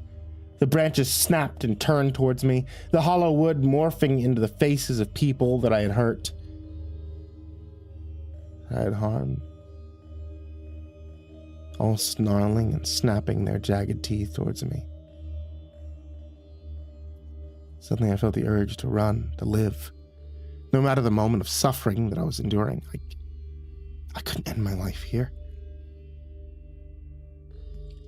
The reflection of my wife's face came into the campfire. Her soft eyes urged me to action, and then those same comfortable eyes turned dead cold, drained. This is the end. The end of everything. This was all that the campfire would ever offer me. It was all that anyone could ever grasp or understand. The shadow was covering the entire sky, its laughter echoing through the forest. Sharp spikes rippled across the floor, and the canopy became filled with falling knives. My back was torn to ribbons. My running soon became a crawl. I was falling to the earth into the eternal wandering blaze. All it wanted was my suffering to fuel the flames. My legs hit the fire, scarring my back, ankles, and feet first, as I screamed and fought. The shadow kept lurching forward, towering over me as molten fire dripped onto my face. This is what I wanted. To suffer for my life, to pay for what I felt was my fault. But was this hell my freedom? Was my life null and void? Something stirred deep inside of me. I pushed my way towards the flames even further.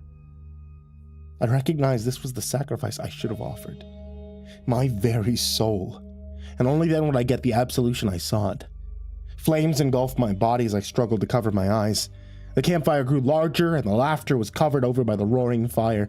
I was falling deeper, and the depths of darkness would melt away all of reality. And then I was rising. Pushing up back to the ground, spitting and sputtering like a newborn. I was hardly able to move as the fire disappeared, and my charred and blackened body lay prone on the forest floor. I was dead. I felt nothing. I was nothing. And then I was opening my eyes and looking at my beautiful wife. She looked so much younger, so kind and caring. She was standing at the campfire, about to jump in, and she was telling me that it was going to be okay. Move on, she said. Live and love. That was what my existence needed to be.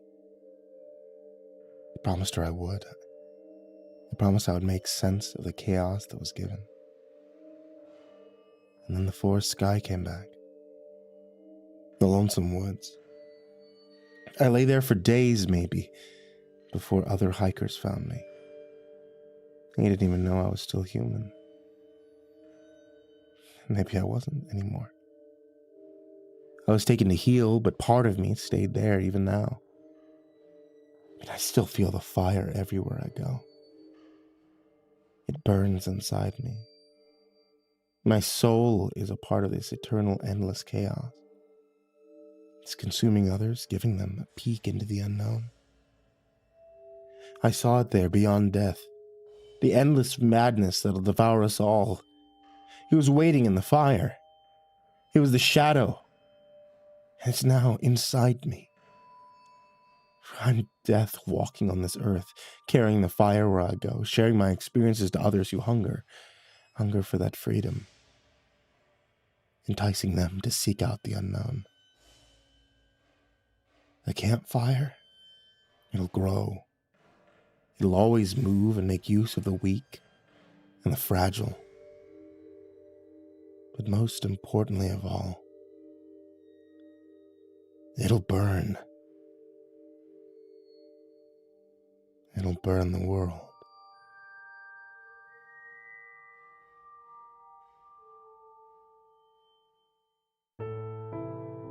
Hey there kids, it's me, MrCreepyPasta, and I want to tell you thanks so much for watching tonight's video or listening to tonight's episode of the podcast if you happen to be listening to this as a podcast or as a YouTube or however else you managed to have found this story for tonight. And as always, I would love to give a big thank you to everyone who's supporting me over on Patreon. You guys are the real MVPs. You guys keep things going, especially while things have been nuts for me over the past couple of months, and things have been getting crazier and crazier as time goes on. You guys are the ones who are keeping me sane, and I mean that with all sincerity, that you guys have helped me immensely. So, in my personal life and my professional life, I want to give a very big thank you to Jordan Alexander Sanchez, Jacob Fensky, Chance Burnett, Diana Kraus, Lakeda Canizales, MrCreepyPasta Penis Pleaser, Travis, Joseph Calarudo, Would It Be, Dante Kincaid, Foxhound 803, Mephistopheles, Curse Pox Primarch, Bastion Beefcake, Jeff the Killer's Cultist, Love You M&M, Insanity Gamer X, Jesus Corneo, Yargul, Amber Clark, Jay Kearns, Himbo Jerry, Sama High, Crusader Chocobo, Adamarius, Captain Scurvy, Escadine, Braden Morris, Nate Cull, Our Min Sec Time, Angelus, Seclude, That Creepy Chick, Red Shadowcat, Xavier and Cheyenne, 6 Gay Rats in a Trench Coat, Turtleman, Cryolinium, Lord Life's Best, Goring Trimagazine, Mr. Marcus Blitz, Michael Limchock, Dirk Diver 030, Matt Bach, Voice of Sand, Shelly J, Fikamel, Deleted Account, Melted Lake, Tully Sue, William King, Sashi Suzaku, Stricken, Freddy Krueger, Happy Birthday Jason Wilson, Lisa Cottrell, Caspian, Hades Nephew, Tater Chip, Acid System, Mog, Kiri the Sloth, Fester's Lampshade, Nico Kaya, The Ginger Bros, and Stormcrow, Daniel Polson, and Corey Kenshin. To everyone on this list, everyone in the description, and of course anyone who could support even just $1, thank you all so much for making my life significantly easier with this. And if you guys would like to be able to join any of the names that you see here or down there or anything at all, head over to patreon.com/MrCreepyPasta. And with that, I wish you all a very, very pleasant night and sweet dreams.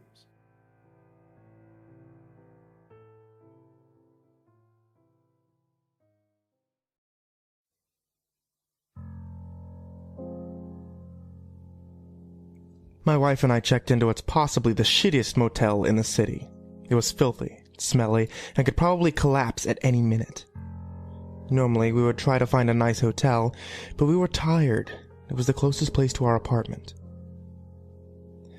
We were awoken in the middle of the night by the police, saying our building was being evacuated for our security and for their investigation, since a series of murders occurred there recently. We planned on leaving that place anyway, just not tonight. I guess it's good that we're out of there now, away from the deranged killer, but all I can focus on is sleep. It's the middle of the night.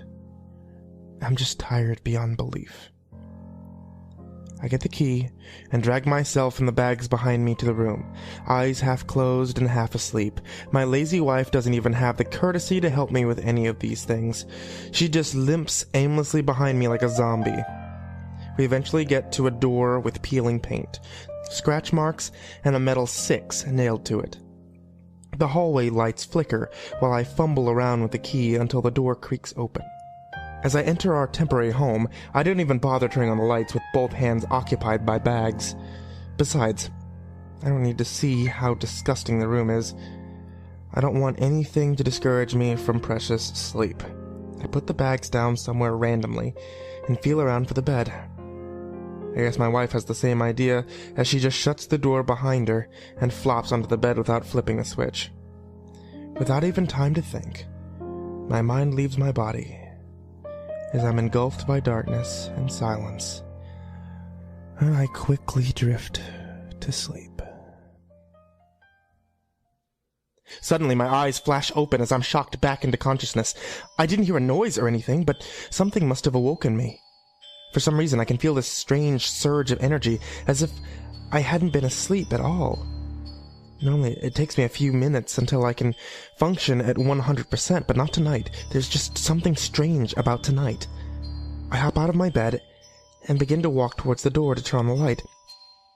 I just get to the foot of my bed when I notice a window on the wall. I look outside and notice something strange. It's just as dark out there as it is in here.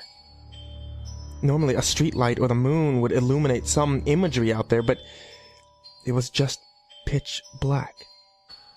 Mesmerized, I blankly stare out the window as the darkness begins to form shapes. Slowly, the body of a man forms. He's just standing out there, a few feet away from me.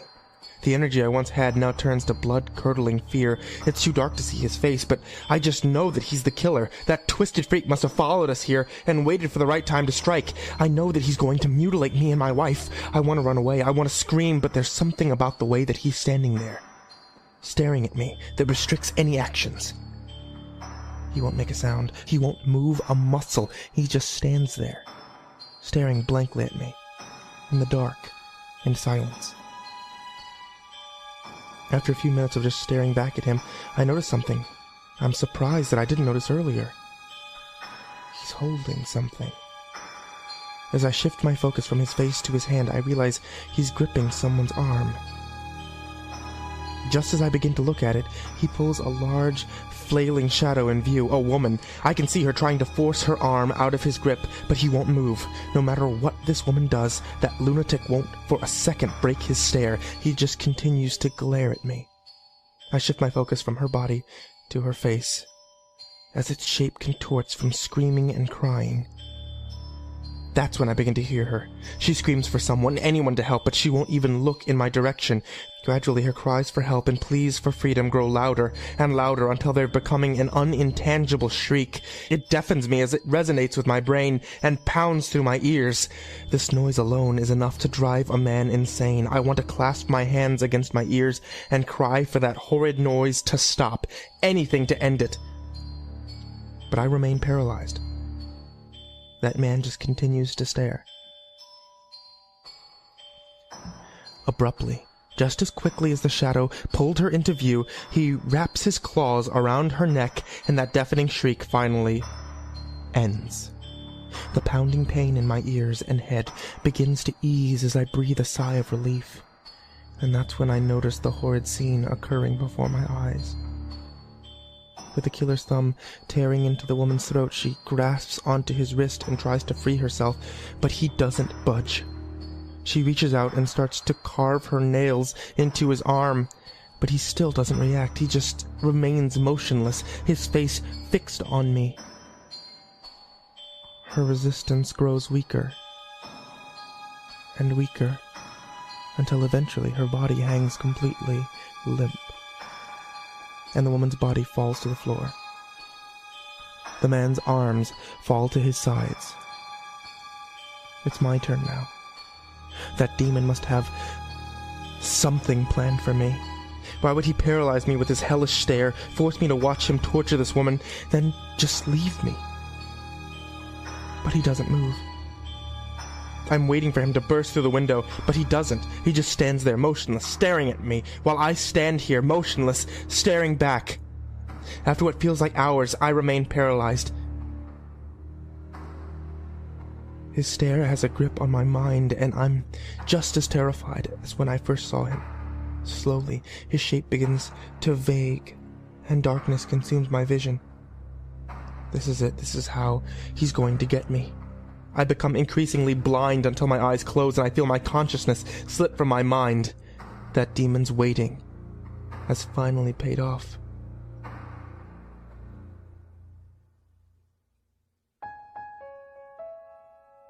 I awake to find myself laying face down near the foot of the bed. It must be morning, but it's nearly as dark as it was last night. The only difference being a bright sliver of light from under the door. As traumatic memories from earlier begin to take form, I get up and I rush towards the light switch. I flip the lights on and quickly turn around to inspect the room. What I see forces me to fall to my knees as tears stream across my face. In the middle of the room lies my beautiful wife, motionless on the ground. I crawl towards her lifeless body to see her neck heavily bruised. My eyes dart around the room in panic, in hopes to find any explanation, and slowly I begin to realize something that causes my mind to stir and my heart to shrivel up and sink.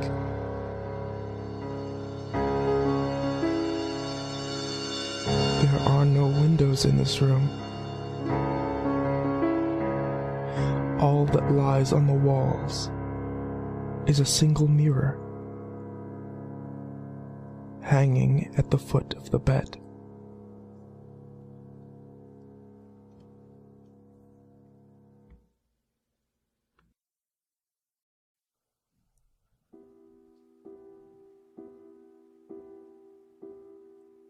When I was 5, I saw something that almost wasn't. I remember Miss Lynch, our neighbor, showing up at our door. I could tell she was upset, and I remember thinking that she looked smaller. My parents sent me up to my room. A few minutes went by, and I started to hear sobbing through the floor. coupled with quiet, unsure platitudes from my parents. As I struggled to make out the words, I became aware of something pale in the corner of my eye. I tried to look at it, but my vision never quite landed.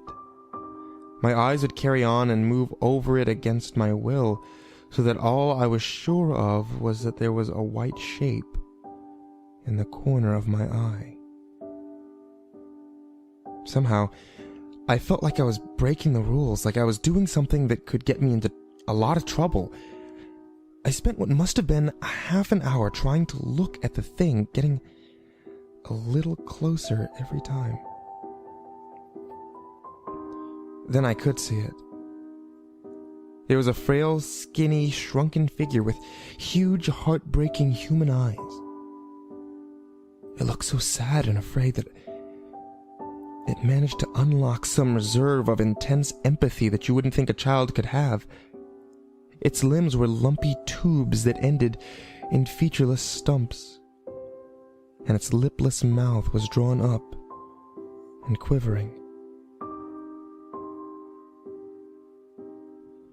It looked at me wryly, suspicion spreading across its miserable face.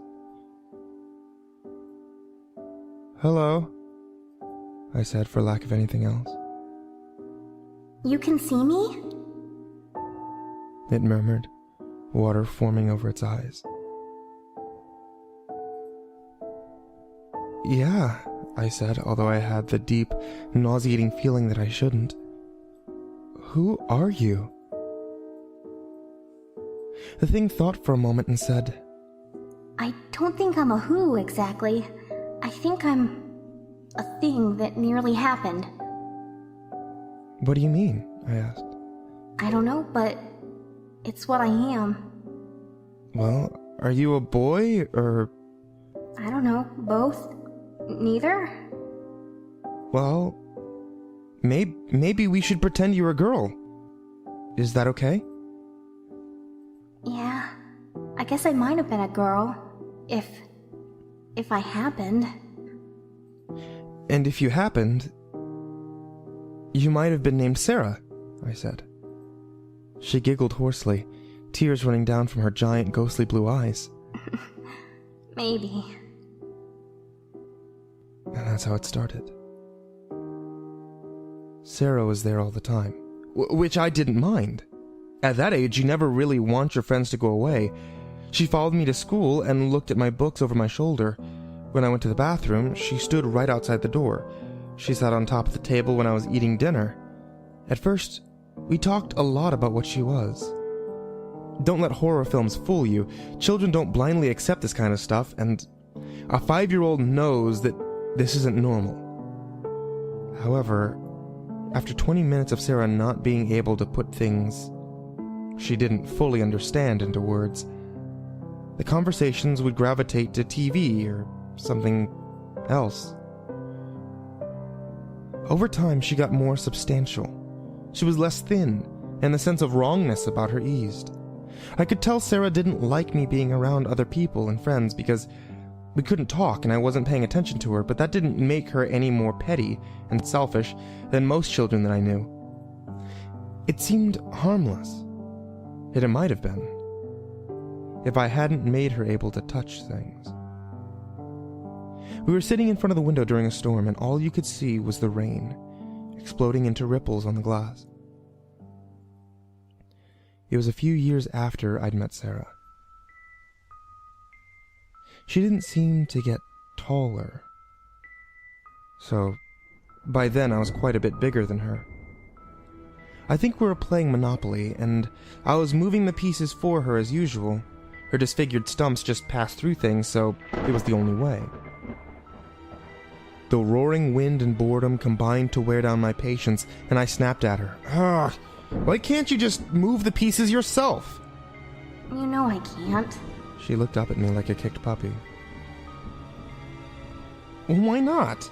Because the pieces are real, and I'm not really real. "Well, I can see you, and I'm real." I've told you. After I didn't happen, I was sort of drifting away. Like, there was a while when I was a thing that could happen, but then I didn't, and I was getting less and less real. Like, even less than something that could be. I think if you hadn't noticed me, I'd be even less. Gone. Like, you put me down here. It works the same way with how you think about me. You started thinking I was a girl, and I started to feel like one. I could have been a boy. I could have been a girl. But with you, I get closer to being a girl. So, me thinking about you makes you stay here. And me thinking you're one way you could have been makes you more like that way. So I really believe you can touch things. If you happened, you could have touched things. So I say you can touch things. I think you're real. And real things can touch things. She looked at the board and tentatively reached out a limb. It went through the little steel placemaker. Try again, I said. And she did. Again and again, hopelessly sliding through the piece. But then, it fell over. We both gasped, and Sarah stared at her stumps with a quiet awe. The silence dragged on for a few seconds before we both burst out laughing. I'm real! Of course you're real! This didn't cause any problems at first, though, and I suspect that was mainly due to Sarah's quite gradual increase in ability. Then, my 10th birthday came around, and I was having a party in my house. Sarah had always hated days like that, when I was completely surrounded by other people, so I wouldn't even look at her for hours on end, but she knew it was coming and prepared for it, willing to occupy herself into the evening. It seems like my parents thought that 10 was some really significant age and conferred a quantum leap in what I was allowed to do. Every time one of my friends' parents called, they said that there was no need to pick them up too early, or that it was no problem if they wanted to leave my friends a little longer. I could see Sarah looking more anxious every time one of these calls happened. And before long, she was begging me to send everyone home. I just continued to act like I couldn't see her. Throughout the day, I started getting to know a boy named Jesse, who'd been invited mostly because he lived nearby. It was the fastest I can remember becoming friends with someone, to the point where we ended up spending the entire party focused on each other. And my parents saw this, and given how close that he lived, asked if he wanted to sleep over. Sarah actually shouted, No! like she was in pain. By about 9 o'clock, it was just me, Jesse, and my parents in the house. We were watching a movie, and Jesse went upstairs to use the bathroom. It was a few minutes before I noticed that Sarah wasn't in the room with me. I heard a yelp and a series of loud smacks. Me and my parents reached the bottom of the stairwell at the same time. Jesse was there, curled up and gasping, holding a bloody hand to his face. I looked up and saw Sarah at the top of the stairs. I'd never seen her look so angry before. Jesse went to the hospital and avoided me from then on. Why would you do that? Why would you hurt him? I was hurt. You're all I have. You're enough for me, but you need Jesse and Robert and Megan. Why? Why do you need all of them when I just need you? I struggled for words. Because I'm real, Sarah. I'm real. I'm real because of you. Sarah screamed. She clumsily pulled a pair of scissors off my dresser and lunged at me, missing and scraping the point against my scalp. I hit her straight in the face. I didn't know all the rules, but for the first time, our connection and probably me teaching her to touch things allowed me to touch her. I pushed her down into the ground and I hit again and again and again. Her flesh caved in like molding clay and ruptured to squirt out thick black ink. She screamed and begged, and nobody else could hear her. When I managed to stop myself, I thought I'd killed her.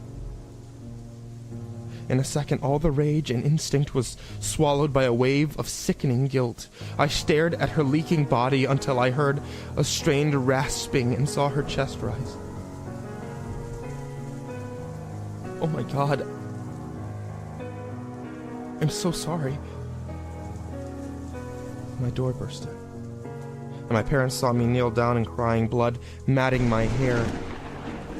I think that was the only time they had any reason to suspect that anything was going on, but they took my word that I'd tripped while holding the scissors. Sarah couldn't stand up for about a day. And it was about a week before all the dents from my fists had smoothed out and the wounds had sealed. After that, she was a burden, something I was responsible for. I had to make sure that she didn't hurt anyone without making her feel scared. As horrible as it sounds, the beating was probably for the best. She let me make friends and have a relatively normal life, and I made time for her when I could. Every year in school, as my social circle widened and my workload expanded, she got sadder and begged me to just stay at home. It was a constant balancing act between getting on with life and managing Sarah's emotions. The situation only continued when I left college, got a job, got married. You can't just go to your room and play when you're married and you live in a relatively small apartment. I could go days without saying a word to her, and the effect was that her mood was veering from miserable to outright despair. Most of our conversations happened on the nights I wasn't that tired after my wife had gone to sleep. It was on a night like that she said, "You're making me less. You're making me go away." And she was right. She had become almost as skinny as I was when I first met her. I made a firm decision to somehow spend more time with her.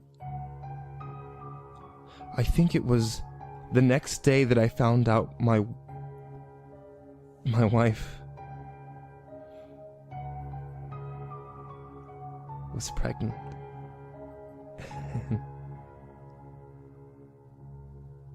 Sarah didn't react well to the news, especially once the doctor visits started to cut even further into my spare time. Sarah sat in the corner of the room when the baby was being born. She looked bitter. She looked hopeless and cheated. When the baby, Jack, was out, he was passed to my arms. My joy and relief were soured by anxiety and caution as Sarah stumbled over, passing right through my wife. Why'd he get to happen? And after a few months when I had gone to work, just one day, I somehow managed to get all the way to my cubicle before I realized something that made my gut drop. I hadn't seen Sarah since I left the house. My phone rang. My wife, Pauline, was on the other end, gasping for breath and on the verge of tears. "What is it? Jack! Jack, he..." I stood up, started sprinting to the car park. The world was half a second from collapsing completely. "What about Jack?" I screeched down the phone. In his crib, there was a pillow on him, pushed down on him. Something was doing it. I couldn't see it. I couldn't see it. "Is he all right?" I said, jumping down the cement stairs 5 at a time. "I think so, but what did it? I couldn't see it." When I got home, Pauline was standing in the garden, cradling Jack.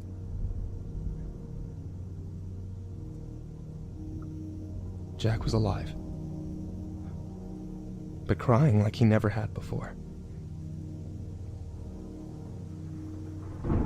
I went into the house and I saw Sarah slouched against the wall. She was absolutely emaciated, skin stretched perfectly into the outline of a skeleton. A skeleton I knew she didn't have.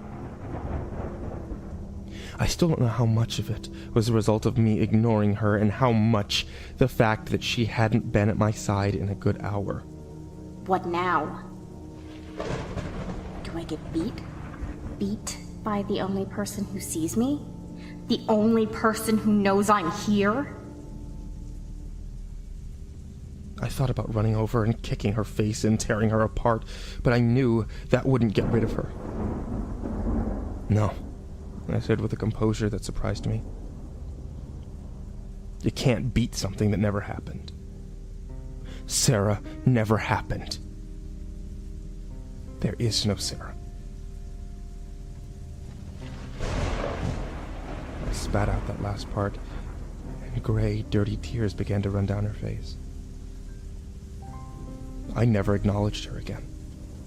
I moved into a hotel, begging my wife to just trust me and not panic, and every day I forced myself not to look at Sarah. I acted like I couldn't hear her when she called out to me for some kind of interaction.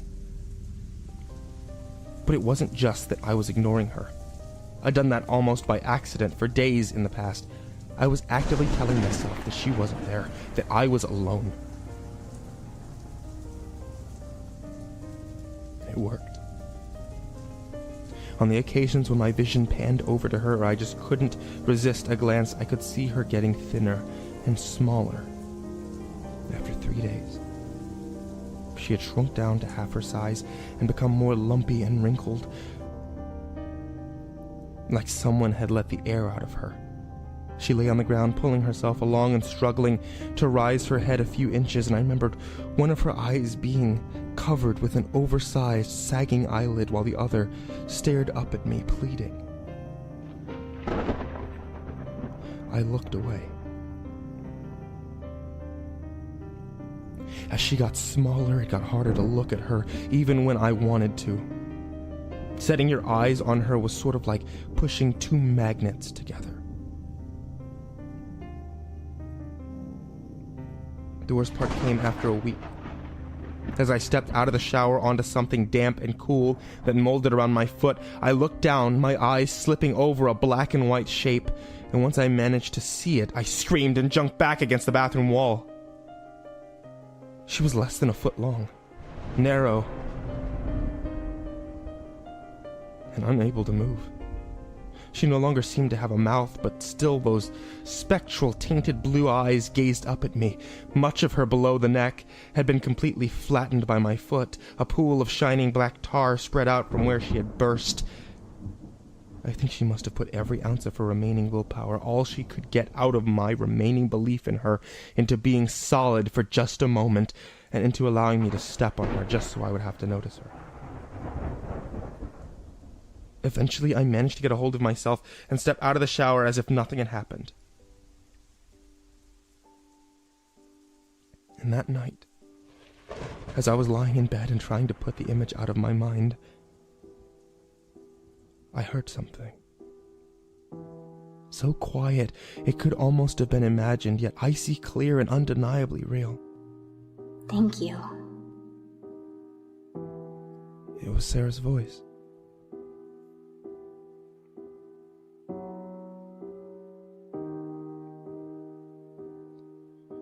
I try not to think about what she meant by that. I moved back in with Pauline. She didn't ask questions, and soon enough, everything was going fine.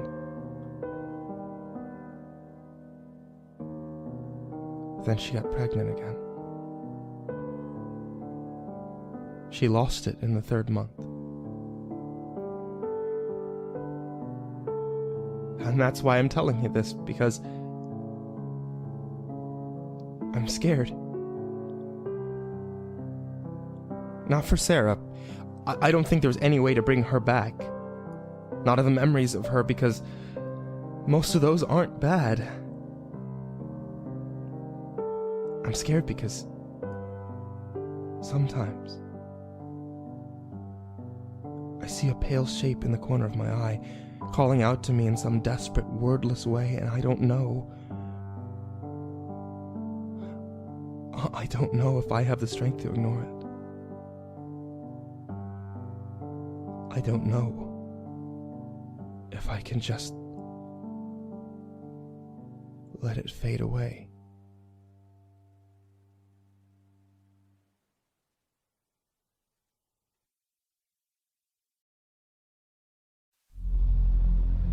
You won't hear about my town, not in the news or elsewhere. At least I thought it was a government conspiracy, but it's... Well, as time goes on, I realize now that that's not the case at all. whatever's down there, setting these things up, it's got us right where it wants us. I was ready to leave. So ready to put yet another town behind me and to forget it ever existed. It'd be just another link in a long chain of shitholes we've given up on. But it's all too late for that now. I can't remember where we are, or even what it's called. Sometimes memories come back to me, but they go away just as quickly. Now I'm resigned to just getting the story out there. I know I'm beyond help, but that doesn't mean that I have to disappear into nothingness, like all the others. It all started with a nightmare. I wonder if others had the same one. I'm not sure. I think they did. This wasn't a normal dream. It was like waking from a coma. In the dream, I saw a city fall from the sky. The buildings all wrong, with the things that lived in them even worse. I lived there, maybe before or after it fell, shuffling around in sunken alleyways and sewage-filled trenches, my mind snatching glimpses of thoughts and ideas. I had to hide from the masters. I had to hide from their gods. I was a dirty, filthy, groveling little man with no power. And they were chasing me relentlessly. A rogue slave. Just before they caught me, their dark presences close to snatching me, I opened my eyes to find myself desperate for breath, naked, coated in sweat, ankle-deep in snow. My feet burning with pain, and when I looked at my frozen hands, I saw the tips of fingers, shredded and bloody. Behind me, the sun was rising, casting light into a bloodied hole dug in the snow. Had I dug that? I wondered. Had I been on my hands and knees, digging desperately? And now I was awake with a terrible fever setting in.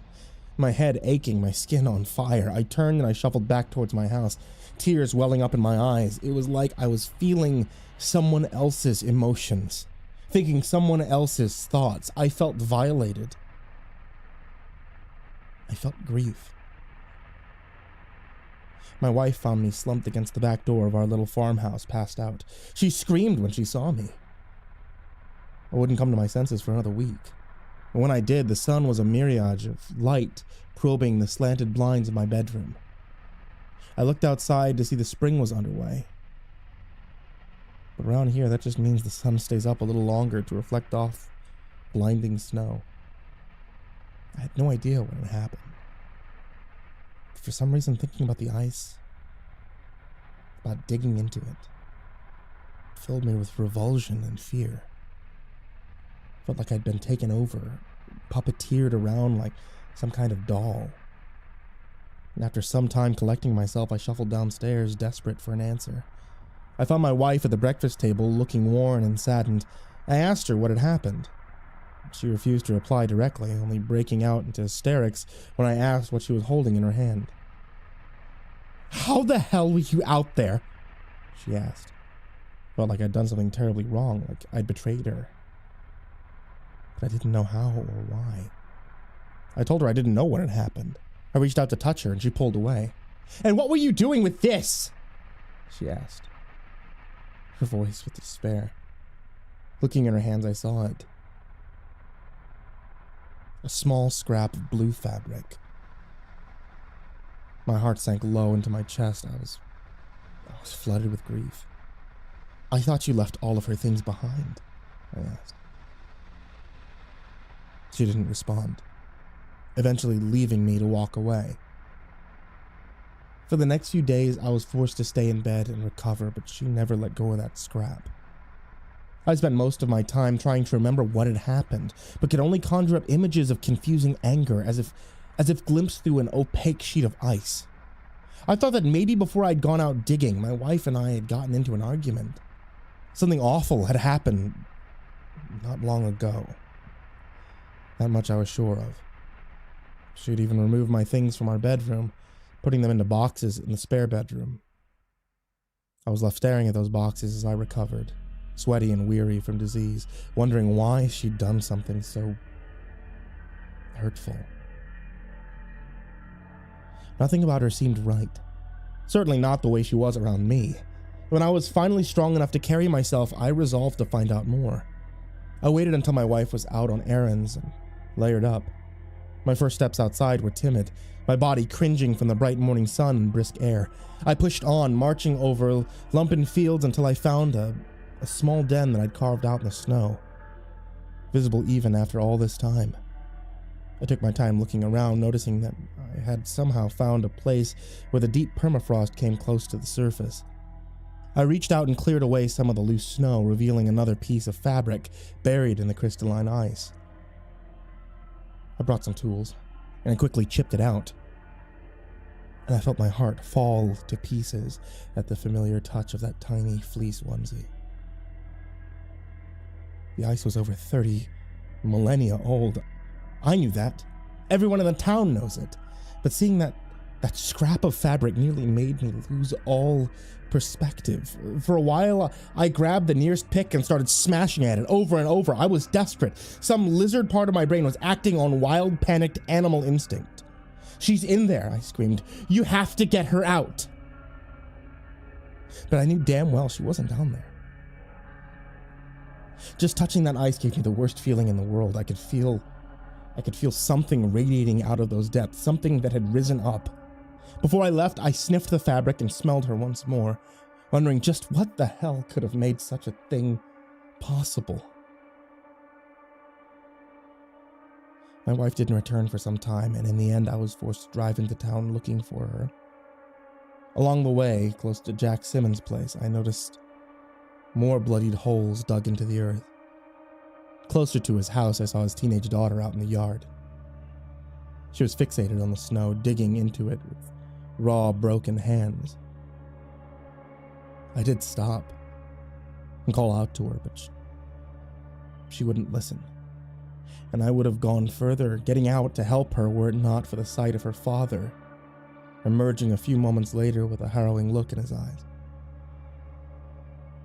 He was carrying ice picks, and he didn't look up at me once, not even when I screamed and I hollered as loud as I could. At one point I thought he glimpsed me, but the look in his eyes seemed terrified, like I was some kind of wretched intruder. Realizing he wouldn't speak to me, I moved and passed many similar scenes, all isolated people who were consumed by the need to dig. When I finally reached town, I saw more of the townspeople gathered around the center, staring inwards towards a half-buried building jutting out of the icy earth. He was an odd thing, looking Palatine in places, colonial in others. He was almost entirely frozen, only a few small turrets and spires poking free from the ice, but there was enough of it to attract a crowd. "He's in there!" one woman screamed. "I can hear him still in there!" I coasted past the people slowly, taking in the strange hysteria that had run through the town. Shops were closed, cars were parked in the middle of the road, some buildings had even collapsed as if from an earthquake, and in some parts men were digging tools to the town center, and I watched as a few young men erected scaffolding around the place, and an older man began ordering the townspeople around, telling them what to do, where to go. Pretty soon it became clear to me that they were planning to dig. I called out to an old friend who I spotted lingering near the back. "Craig!" I cried out. Quickly he turned his plump frame around. Momentary confusion across his face, quickly replaced with warmth and joy. He ran forward and he grabbed my arm through the open window like a child rushing towards gifts under a Christmas tree. "Ah, it's good to see you," he said. "I knew good things were coming, and seeing you here just proves it." "That's good," I said, a little apprehension from a manic twinkle in his eye. "But what's going on?" "We're digging," he said. "For what?" "Don't you see?" he asked. "It's right there. We just need to help it get out." "That house?" I asked, confused. "Where did it come from?" "Oh, I don't know that," he answered. "But it's our house. Don't you see it? I grew up in that house." "You grew up in Phoenix," I snapped. "Don't be daft." "I didn't say I knew how it got here," he growled back in anger. I'm just telling you what it is. It's our house. And we're gonna go back. People talking about finding other bits down below, coming up out of the ground on their land, under roads. Even under the school, it's all over the place. That doesn't make any sense, Craig, I said, feeling lost amongst his words. No, it doesn't need to, he said, growing more irate. That's where I grew up. It's where we all grew up. Every one of us. We're all in there. Don't you see? It's bringing it back. Everything we lost, I thought you of all people would know what's down there. I thought of the blue fleece. And before I could speak, Craig pointed to one of the collapsed shops with great enthusiasm. That's where Miss Pickers grew up. And over there, that's where Shelley was born. And down there. You keep going and you take a right and you'll find the Irish Catholic school where Deputy Sanders was raised. Craig pointed back to the building in the town center. And that's the center. That's where it's all coming from. So we're helping it out. So it can bring more to the surface. Craig, I began before trailing off. Already a whole story of scaffolding was up and around the back of the building.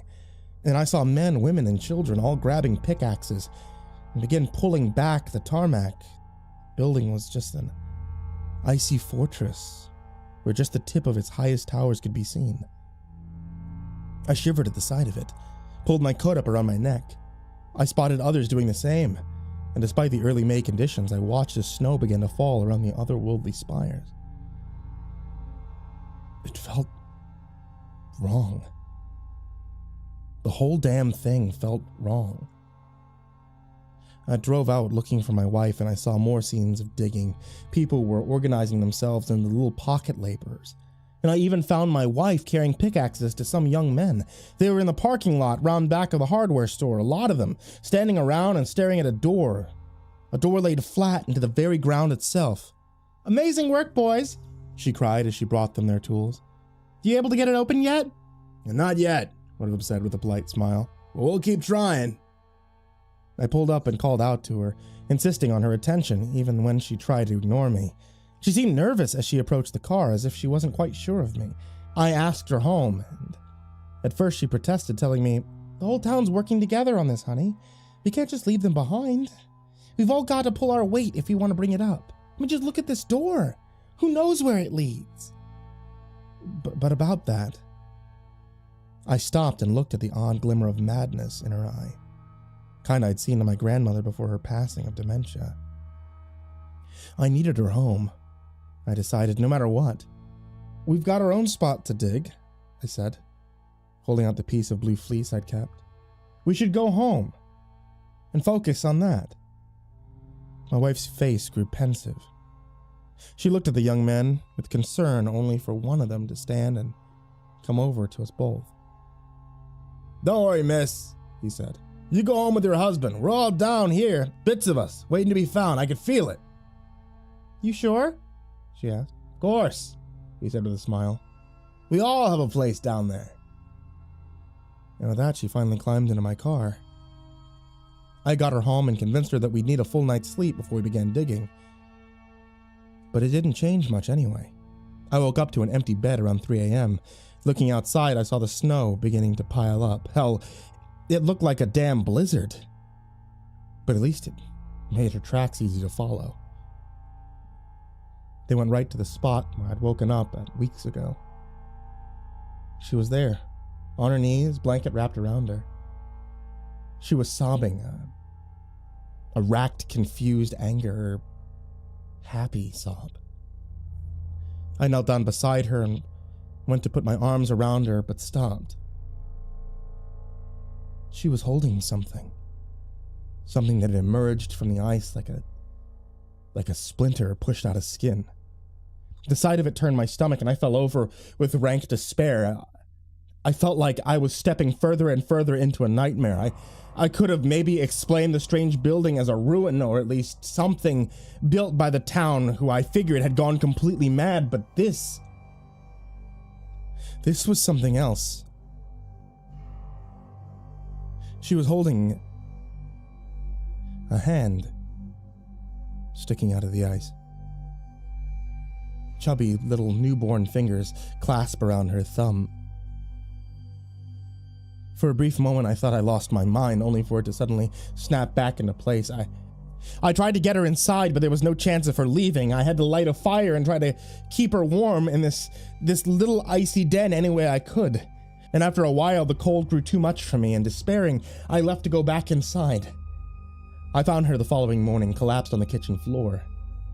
I managed to drag her upstairs, where I was left to care for her over the following days, during which time the town spiraled further into lunacy. I made only one more daytime trip to get some supplies, and there I found the belligerent horde of angry idiots who'd torn half the town apart to make room for whatever was coming. For every building pulled down, at least another 2 had grown out of the ground to replace them.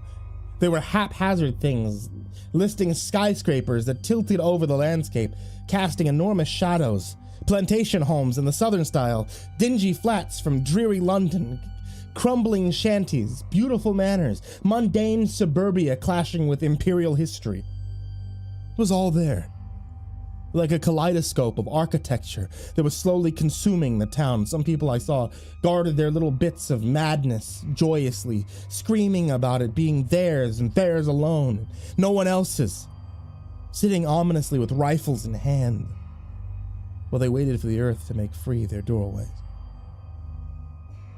Other people bickered over repaying favors, saying one such person helped dig for another and so it was owed back to them in due. Some people cried with joy, others despair. More than a few corpses were frozen stiff in the middle of the street, and the weather had turned bitterly hostile. Quite a few people had just crawled up into a ball on the ground and never woken up. And others were still standing, hands and arms frozen to the tools half buried in the earth. Before I left, I found myself coming to a complete stop in my car, without ever realizing why. Something had caught my eye, the sight of it making my limbs weak. It was a strange, listing doorway, abandoned and empty, lodged halfway in a street close to the edge of town. The lonely porch it bore had been driven up straight out of the ground like a breaching whale.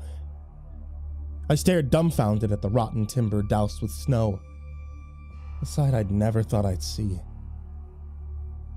I recognized that door, and for a moment I felt the temptation to leave my car and to investigate.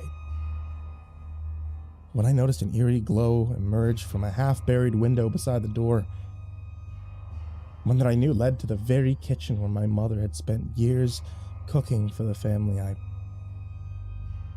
froze out of an uncanny nostalgia.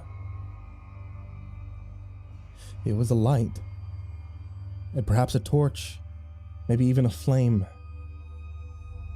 I pondered this, feeling a distant terror advance upon me like a tiger in the jungle, and when I suddenly smelled the strong odor of pipe smoke and saw a strange face appear in the frosted window, gaping and strange like a mask, suddenly that terror was upon me, and I stamped my foot down in the accelerator as hard as I could, and I left that damn place behind me. If I could have, I would have never returned, but my wife was still unwell, and we needed food and medicine, and I was forced to return twice more, but those times I let nightfall offer me some protection. It was a smart decision because the corpses were growing in number, and the few living people I glimpsed were dark and hostile. Those that weren't digging were looking for people who could be dragged into it. One night I followed one of these men quietly, climbing onto the roof of a still-standing store so that I could spy on the town center from afar. It was like something out of the Stone Age. That strange building was now dozens of stories high with strange arches, buttresses, terraces, walkways sticking out of it on all kinds of strange angles.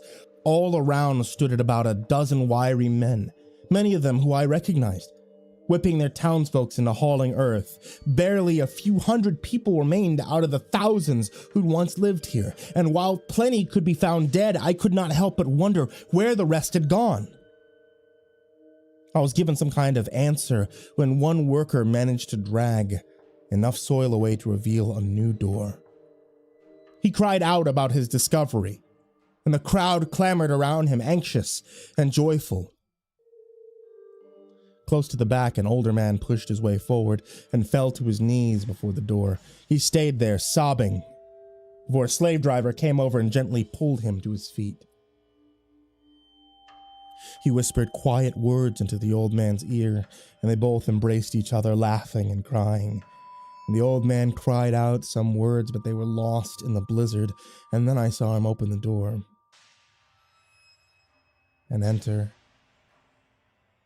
It slammed shut behind him with the finality of a guillotine. For a few brief moments, the crowd remained where they were, milling about before one of the slave drivers began screaming for work to continue once more.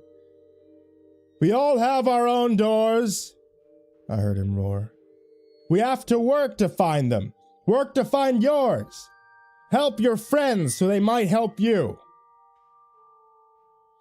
Just as quickly, they resumed their frenzy, and it was as if nothing had ever happened. The second time I returned at night, I found the town center even emptier than before, but there were still enough shadowy figures wandering the blizzard to give me concern. I decided to stay closer to the edge of town, where I gathered supplies from rundown stores. At one point, as I huddled below the smashed windows of a ransacked pharmacy, wind and snow pouring into the open shop, burying the shelves and goods beneath the sloping elements, I was momentarily forced to wait, breath held for a stranger to pass me by.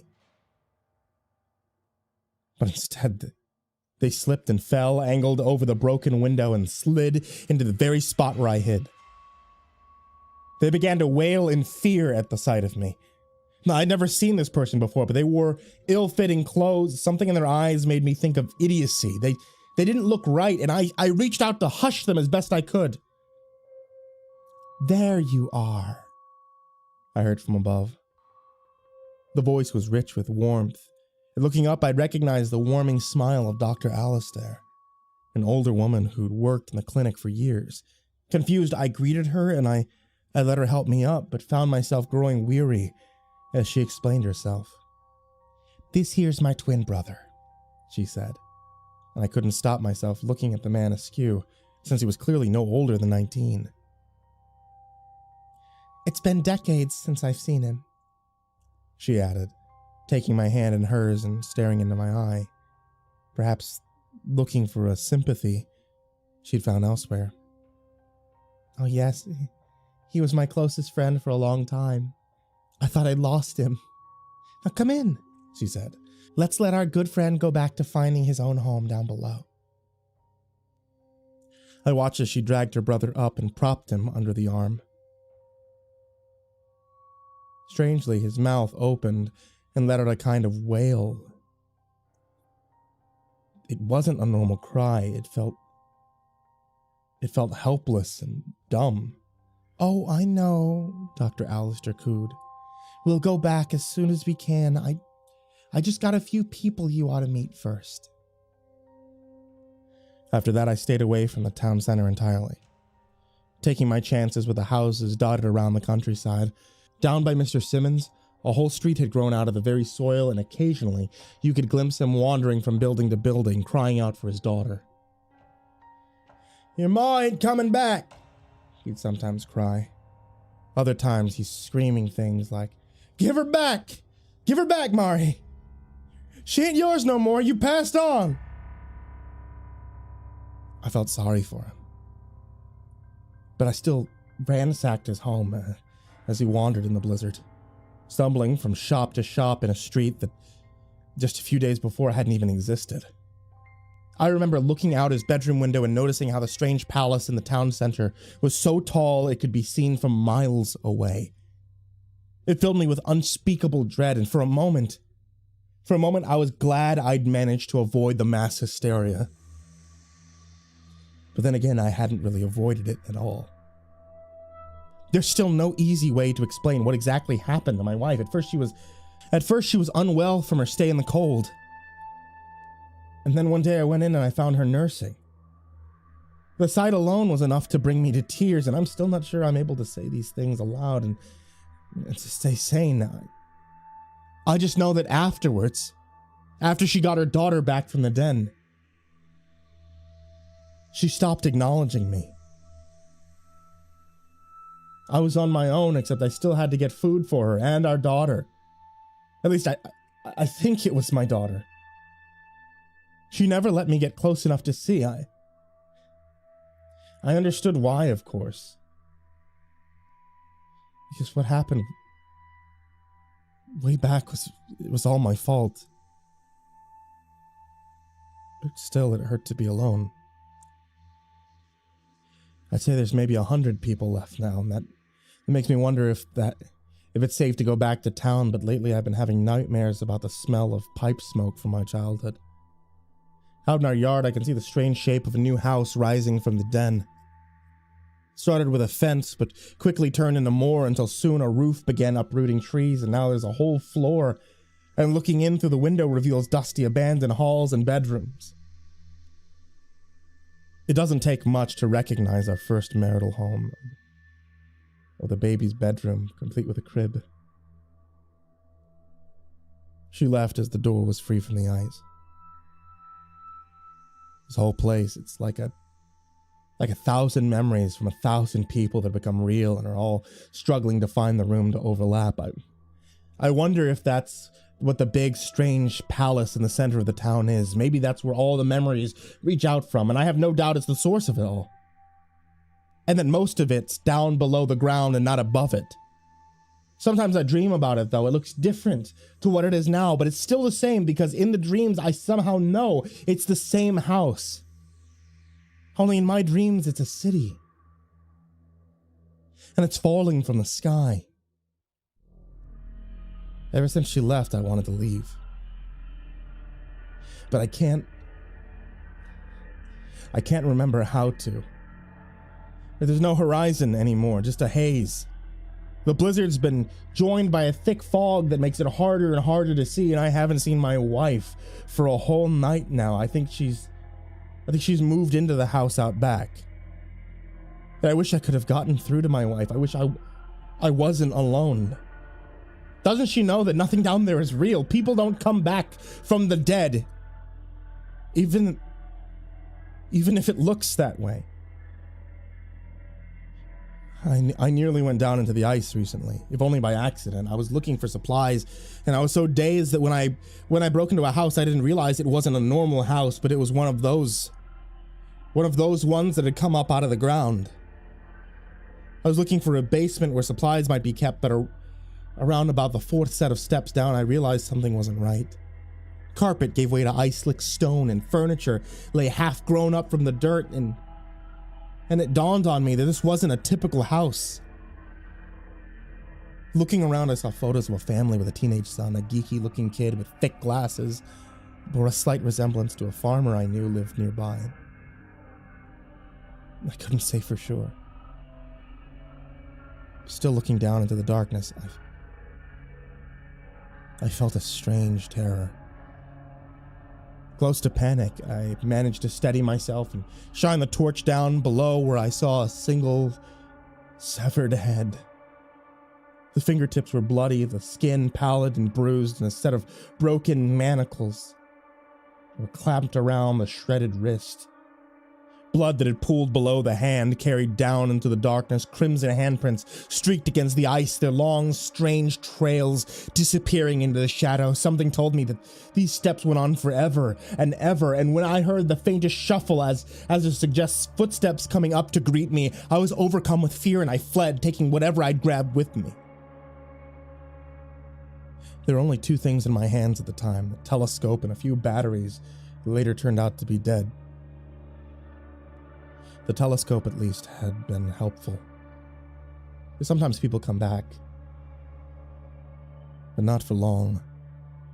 And I could use it to spy them from a distance. And most of them I don't even recognize, but I saw Samson wandering around out there just the other day. I called out to him, and he burst into hysterics at the sound of my voice. When I finally got over to him, I saw he was a brittle, aged version of the man that I knew. His back had been lacerated, whipped to shreds, his teeth had been pulled, his fingers bloody and raw, his feet black and blue, leaking pus onto the snow. He was gaunt. A vision of death come to life like something out of a history book. I managed to drag him indoors where I tried to help him get better. "I don't want to go back," he said later that night. "I had a life once. It was better before we went down." "Don't go," I told him. But he just shook his head. "I could no more leave them than one of my cattle could leave my farm," he sobbed. "You know that better than most." And though the response made no sense, it terrified me nonetheless. It spoke to me the way my dreams had, making me scared of memories that weren't even my own. It was like I had become awoken to a species-wide hopelessness, the kind I always thought humans didn't actually know, but which I now suspect lingered in our primitive history. Did we once belong to something below the ice? Are we as feeble and as helpless to it as cattle are to us? And what if it wakes up? Simpson disappeared later that night. Not even a whisper to alert me, but I saw it coming. He didn't have a choice, none of us do. That's clear to me now, if only because of what he pulled out of a nearby closet. I don't know why he did it, but it was a small mercy. I could see they picked out good hems for my service. All that time, and she never threw away my stuff. Reading that pamphlet has helped me understand myself a little better, putting order to the chaos of my mind. I know now why it doesn't bother me if I go with the others or not, and why I felt such terror at the thought of following them. I already know what's down there, even if I can't remember. Like a cow that's glimpsed the inside of a slaughterhouse, I can't grasp the context or nature of my torture, but I know enough to stay away. It's like purgatory out here. I wonder if the storm will ever lift. And when it does, I hope somebody finds me. If only to prove that I'm real. I had to walk so far to get enough signal to post this. Will they cover up the disappearance, I wonder? Whatever's down there is old. It owns us, whether we remember it or not. It can reach into our heads. It can change our deepest desires, rewrite the world to convince us of lies. It can even bring back the dead. And don't be surprised if this is the only record you ever hear of my town. Pretty soon no one will be left. Except for me. Sitting here, reading my own funeral service. Over and over and over.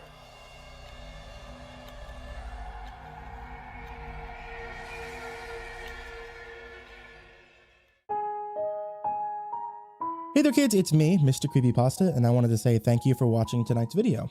And also, I feel like this is something that really needs to be said. I'm pretty sure all of you are hearing this far too many times from far too many places, but during the current COVID-19 crisis that's going on, make sure that you're practicing safe hygiene. Wash your hands, don't touch your face, don't lick random strangers on the street.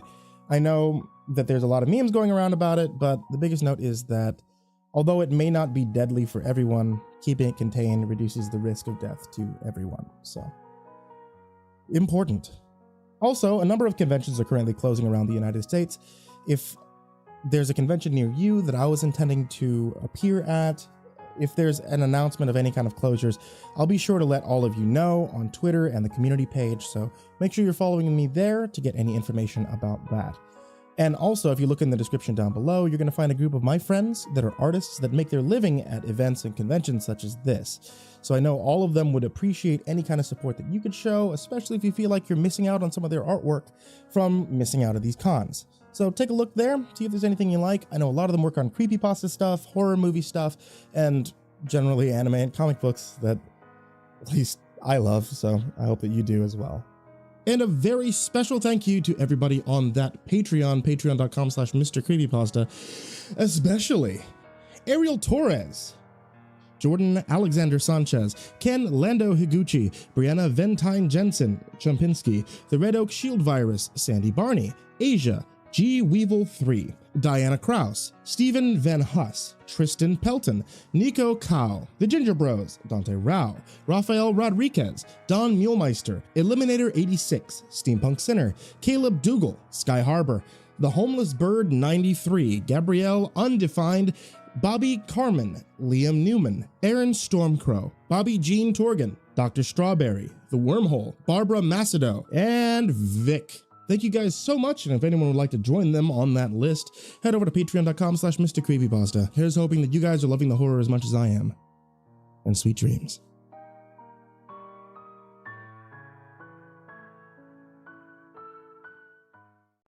If you're hearing this right now, there's a pretty good chance it's way later than it should be.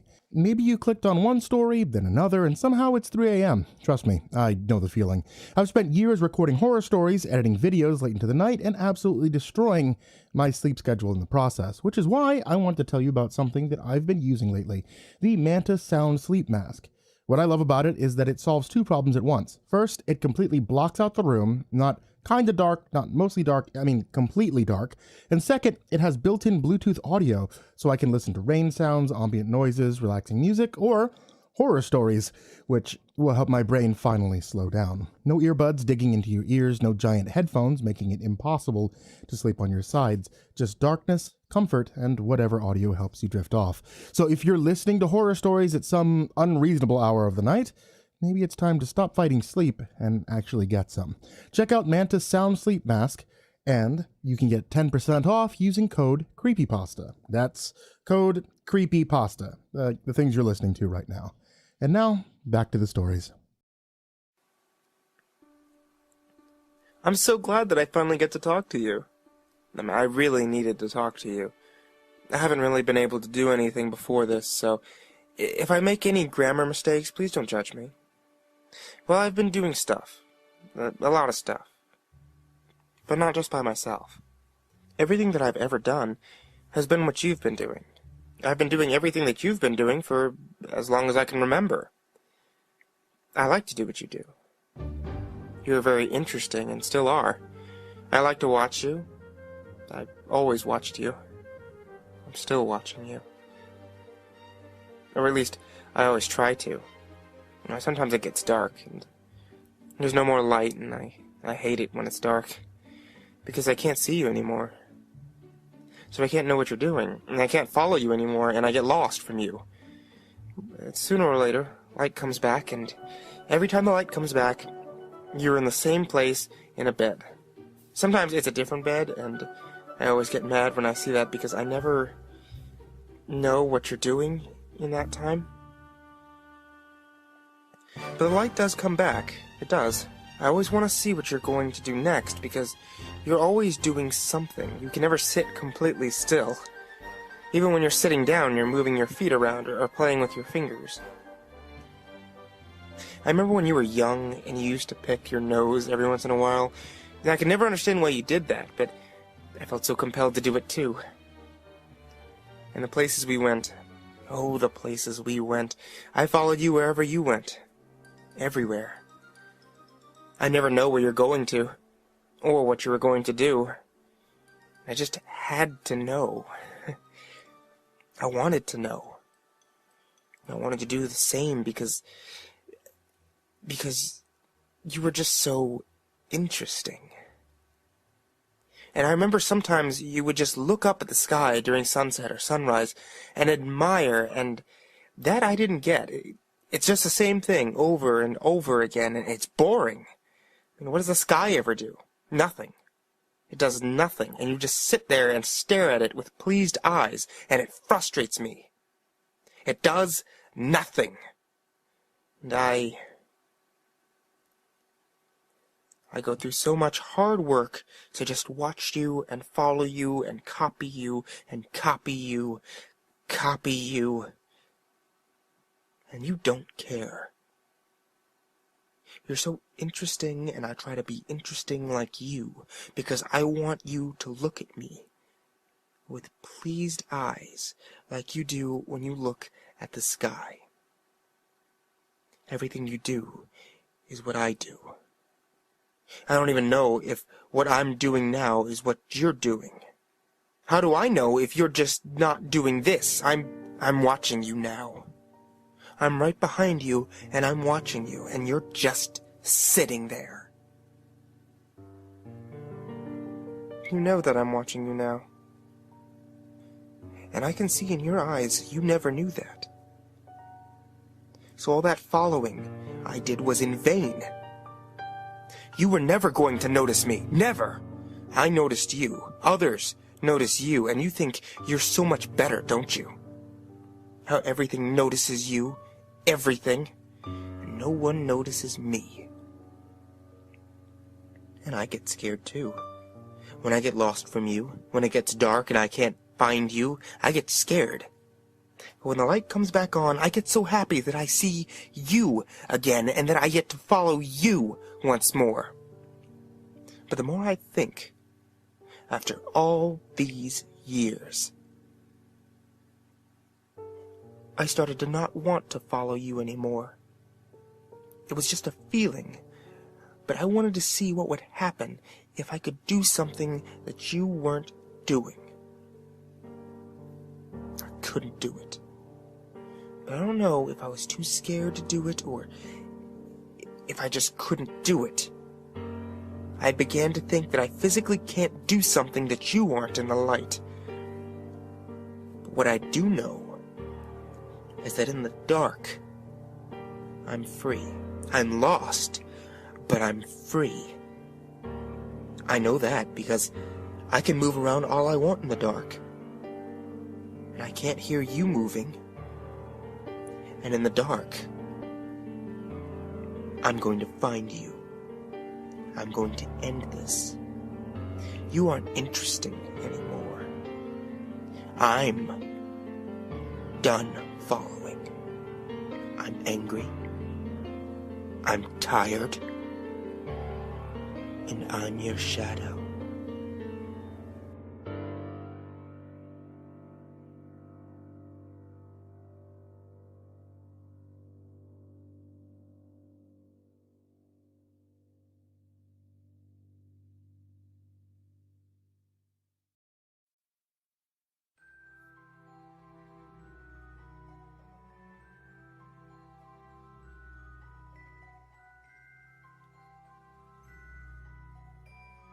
May 5th. Moved into a halfway house today. For the first time in what feels like years, I have my own room, complete with my cell phone. Yes, a TV, mini fridge, this computer, it's an old Mac, but it's got signal, and microwave. I have to share a bathroom, but oh well. This place is the Ritz when compared to the park benches I've known. The town itself, Wilmington Beach, is pretty evened out, having sober communities all over the place. During treatment sessions, my counselor is pushing me to record a blog that will help release my frustrations in a helpful way instead of bottling them up, so here goes. My name is Wes, and I am a 23-year-old alcoholic and have been known to abuse cocaine. I used to work as a PA for various projects on the East Coast production train.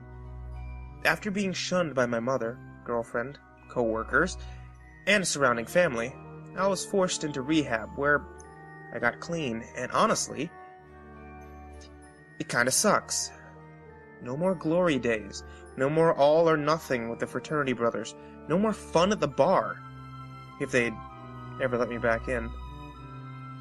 Strangely, however, I really feel like I'm clear-headed and can see the world a little bit more than I used to. But this halfway house is deluxe when compared to most joints, allowing us loads of freedoms, as long as we pay our way and submit to weekly drug tests. Not only that, it's exclusive to only 8 guys at a time. We don't have to share rooms. Beats the hell out of rehab.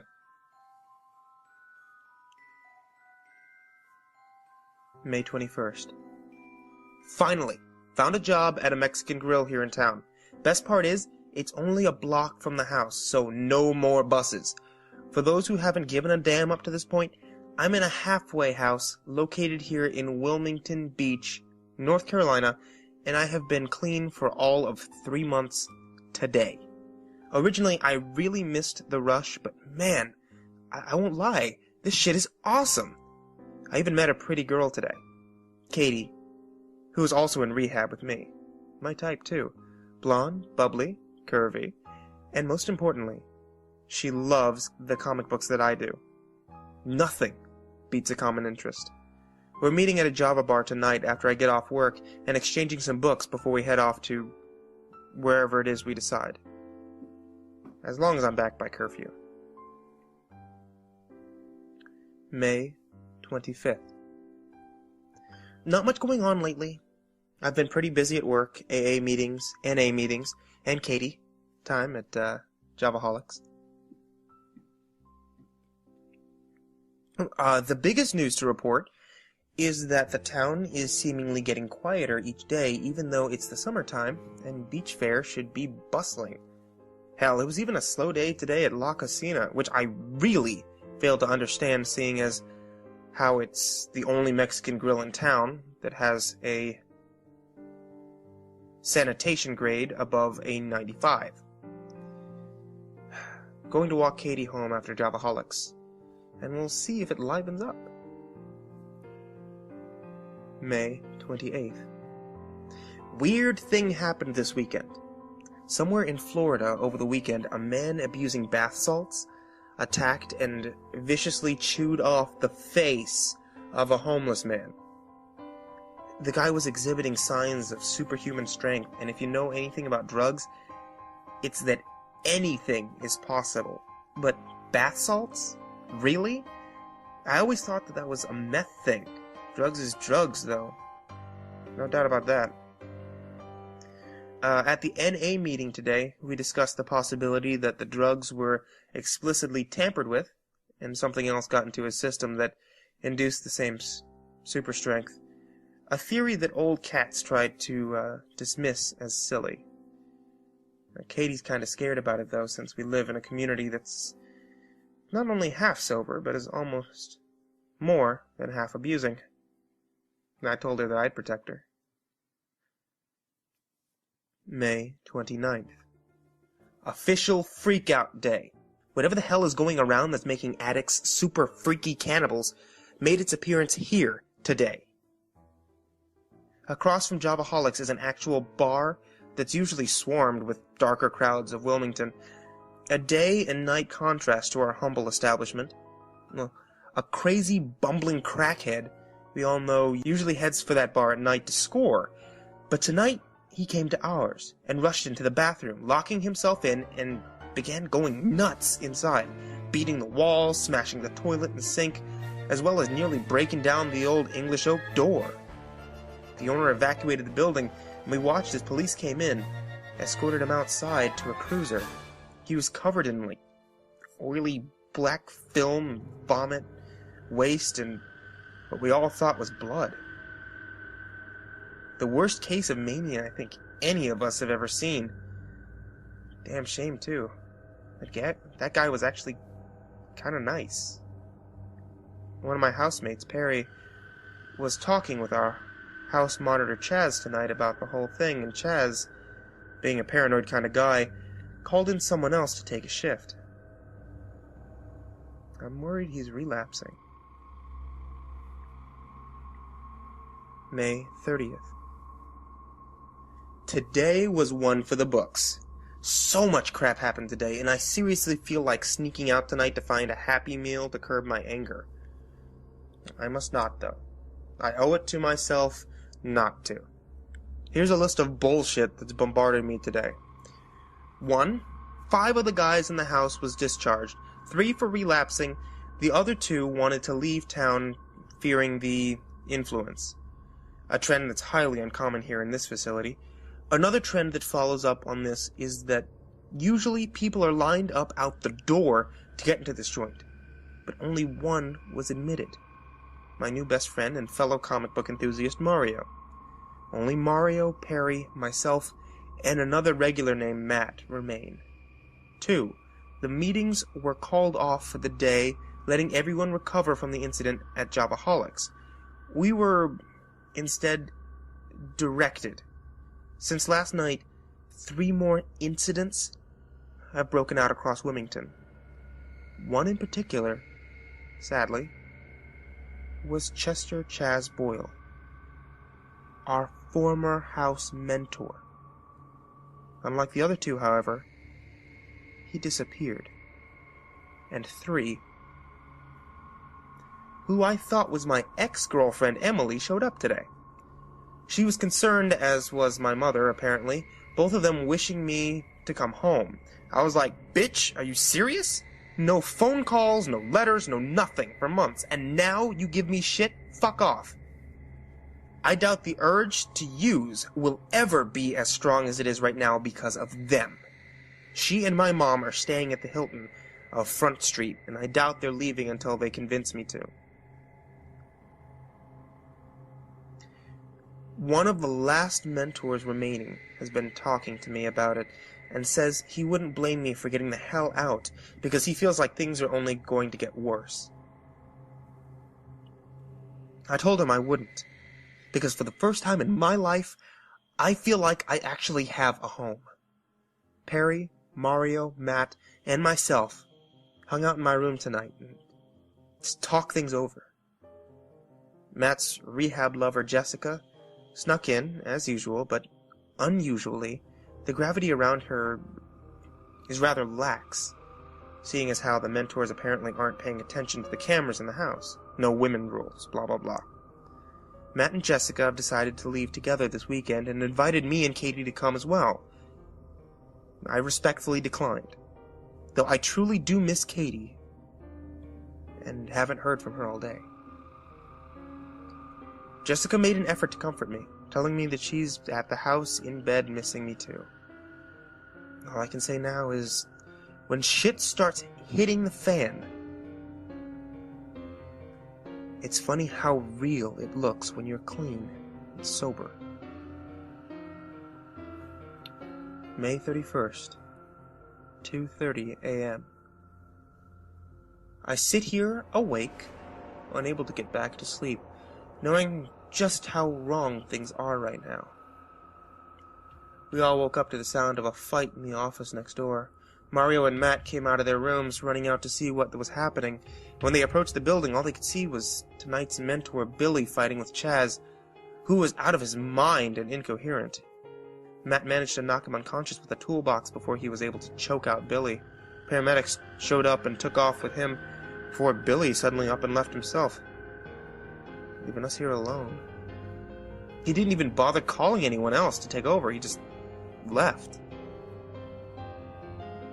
The rest of us have been sitting in our rooms, wondering just what the fuck to do now. I mean, Perry's gone now too, having been picked up by an older drug dealer friend of his in a sheer desperation of moving on somewhere. Mario's in his room, calling his friend of his, which worries me because he says he's gotten a gun from him. Matt's called Jessica, who told him that their house mother has closed the building and is sending the girls off in their van and cars to the bus station. She was able to slip out Katie, who's coming up with her now, making this whole situation even harder to understand. While Matt's packing the last of his things, I'm sitting here watching more reports on this craziness, trying to reel myself back some before I blow up. Whenever they finally get here, I'll talk with Katie about what to do next. Till then, I'm venturing back to the office. Gonna try calling someone, and then my mom and Emily. Hopefully they've left town already. If not, we'll have even bigger problems. 3:45 a.m. Back from the office. It's a fucking mess in there. The phone was destroyed in the struggle, so I assumed that Billy was going to walk somewhere to get help. I can't help but wonder why he didn't just use a cell phone. Jessica and Katie showed up finally, as did Mario's friend, who I really don't like. This jackass Daniel is the kind of scum people in rehab call a critical enabler. He sold Mario not one, not two, but 3 guns. 3 fucking guns in an out-of-control halfway house. I'm sure they're also using, as they've yet to come back out of his room. Funny enough, Mario gave 2 of the guns to me and Matt, though I declined to carry a weapon after what happened back in Durham. He still left it on the kitchen table, and Matt put it in my room after he and Jessica disappeared into his room. Katie's on the phone with her parents. I feel I should call Emily and my mother, but I can't bring myself to make them worry about me any more than they have already, for I'm now worried myself. The news is talking about a local beach fire being attacked by a group of crazed addicts. I was able to talk the others into remaining here for the night, so that tomorrow in the day we can assess things outside better. Jessica's car is packed with their things and Katie's, who are all still trying to talk me into going. I find it pointless now, as I'm sure the situation is being put under control by police. If we're caught up in the middle of this in any way, we're toast. At least here, we may be able to hold up for a while, so I'm attempting to talk the others into staying so we can better fortify the house. Try surviving this way. I'll remain by the computer, document everything I can in the hopes that something or someone may know that we're okay and scared. That's all. If anyone from the WTC Treatment Center or Wilmington Beach Police Department get this, just know that myself, Catherine Young, Matthew Dennis, Jessica Stahl, and hopefully Mario Chavez are okay and not using. We're at the Launch House 4 off of Market Street in downtown Wilmington. We should be okay for now.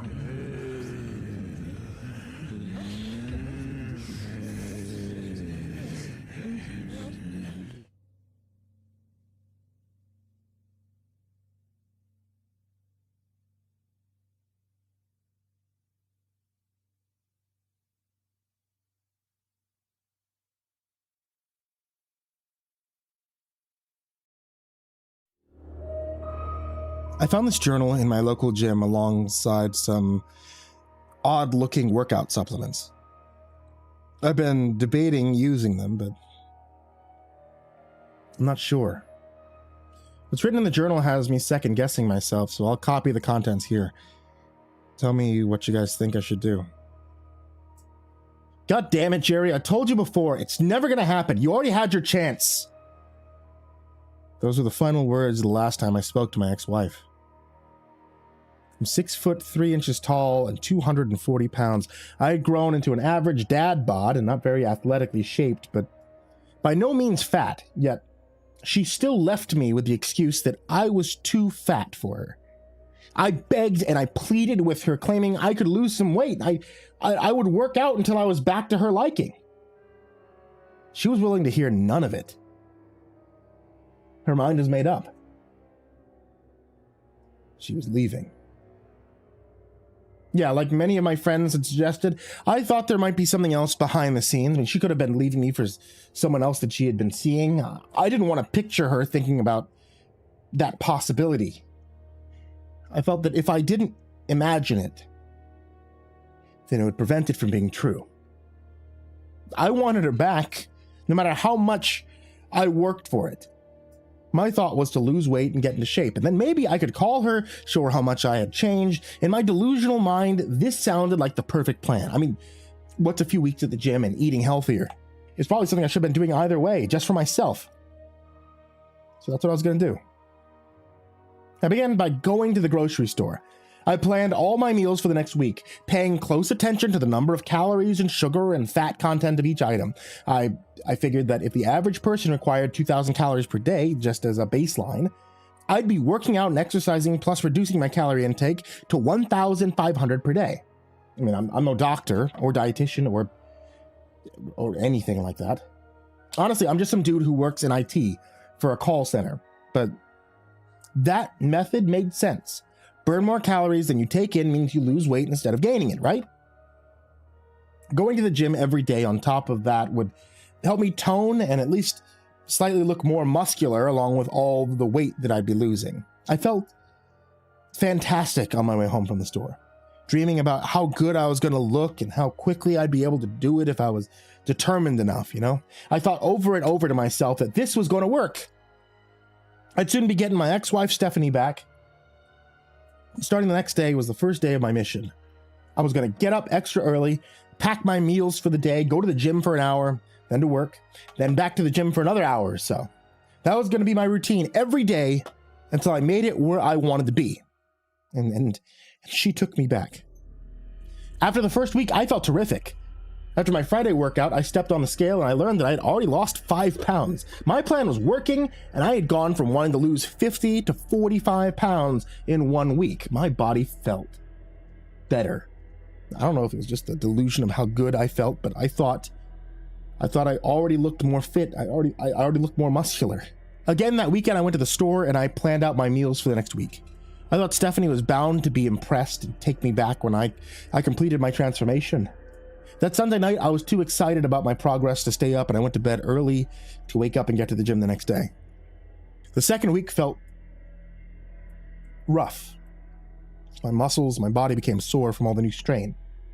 When I stepped on the scale that Friday at the gym, I noticed I had somehow gained back the 5 pounds from the week before. There was no excuse I could think of for not keeping on the same loss pattern as before. As I've been told many times before in my life, muscle weighs more than fat. The only problem was when I looked in the mirror, I didn't feel like I'd gained much muscle.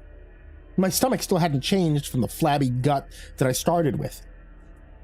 Still, I stuck to my diet and workout routine. The third week, I noticed a strange man that I would often see sitting on a bench in the back of a locker room.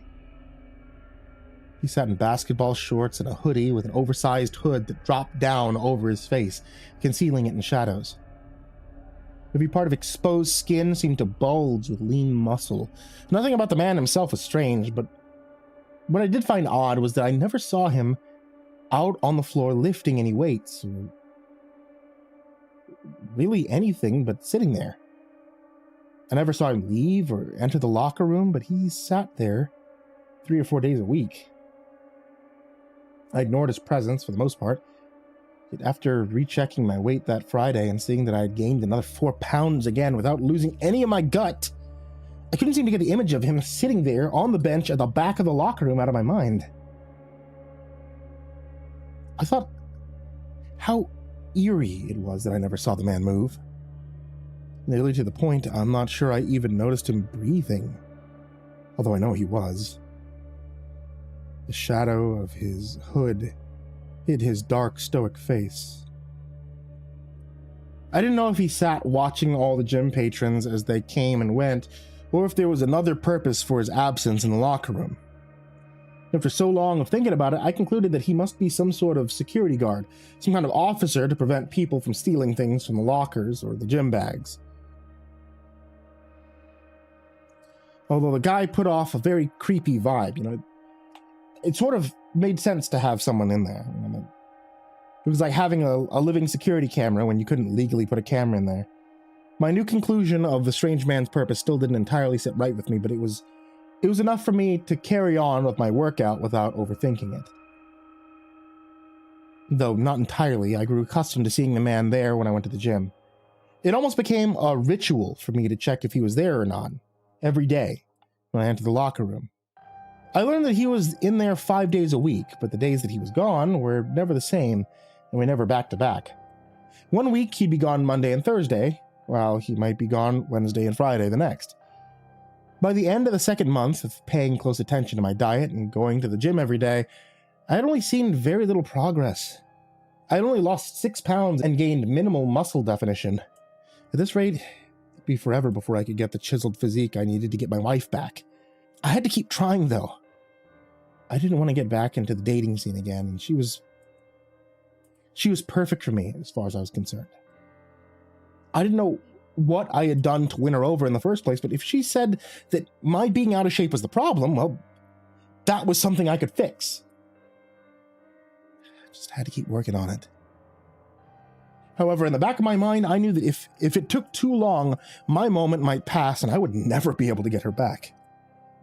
I began looking online, searching and watching through every little lose your belly fat with this one weird trick I could find, trying to find something that would work for me. I researched all the latest diets and exercise tips and tricks, tried different weight loss supplements, and did nearly anything else that I could think of. In my head, time was running out and I needed to hurry this along. When she left me, she told me that she didn't want me to talk to her. I knew that I could change her mind if I did this. Every day, the massive man sat watching me show up, change, push myself into the point of collapse before returning exhausted to the locker room. He would watch as I finished every day by stepping up to the scale and returning to the bench utterly defeated. And then it happened. He spoke but a single question, as well as moved. I had grown so accustomed to him sitting motionless that I had all but forgotten he was even there. So it startled me to see him move and hear him speak. His voice was deep, guttural, booming. What would you sacrifice to become? I didn't understand the question, as well clearly shown on my face. My confusion only increased as I watched the behemoth of a man rise from his typical seated position. His footsteps thundered on the ground as he walked to leave the locker room. He was clearly off to whatever else it was he did. And in my panic for answers, I began to bombard him with queries about his odd, chosen question. Become what? Stronger? Thinner? I'd give anything. Please, how can I look like that? No response came from him as he moved. Instead, he simply turned the corner and disappeared. I rushed out of the locker room after him, hoping to get more answers to my questions, but as I entered the main gym area in a panic, I was met with nothing but confused looks. I called out into the gym, asking where the man went. I asked frantically 3 times before one of the trainers pulled me aside and began to speak to me. Sir, I need you to calm down and explain. Seem to have lost someone. Can you describe them for me? What the fuck do you mean describe him? He was like 7 foot tall, black guy, built like a brick shithouse. I mean, seriously, the guy looked like he chugged gallons of steroids and snorted protein powder. There's no way in hell you could have missed him. He was huge.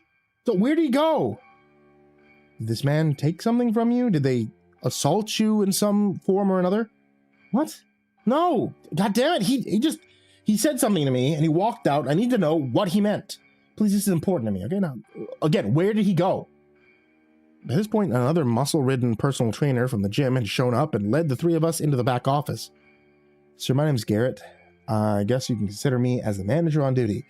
So we can check the cameras. We can see if we can find a way to know where they went. Garrett led the way, following me and the other trainer that never stated his name, and I didn't care enough to ask. The office was small and quaint. It was sparsely furnished with little more than a small desk and a couple of plastic and wire chairs. A large monitor sat on the desk connected to a slightly outdated computer. The walls were furnished much like I would expect a gym addict's dorm room to look. Posters of protein shake powders, pre-workout supplements, some guy in a Speedo flexing an alarming number of muscles at the most recent Mr. Universe or, I don't know, some other weightlifting idol. Typically, I'm a man of moderate to impressive amounts of patience. However, something about being within those walls caused all the patience to expel from my body faster than a colony of mice in a burning building. Finally, after some quick typing, a few loud sighs, and some mouse clicks, Garrett turned to me to speak. You sure this man left the locker room? Yes, I'm sure. Why do you ask? And how does nobody know what I'm talking about? This behemoth of a guy is in the locker room nearly every damn day.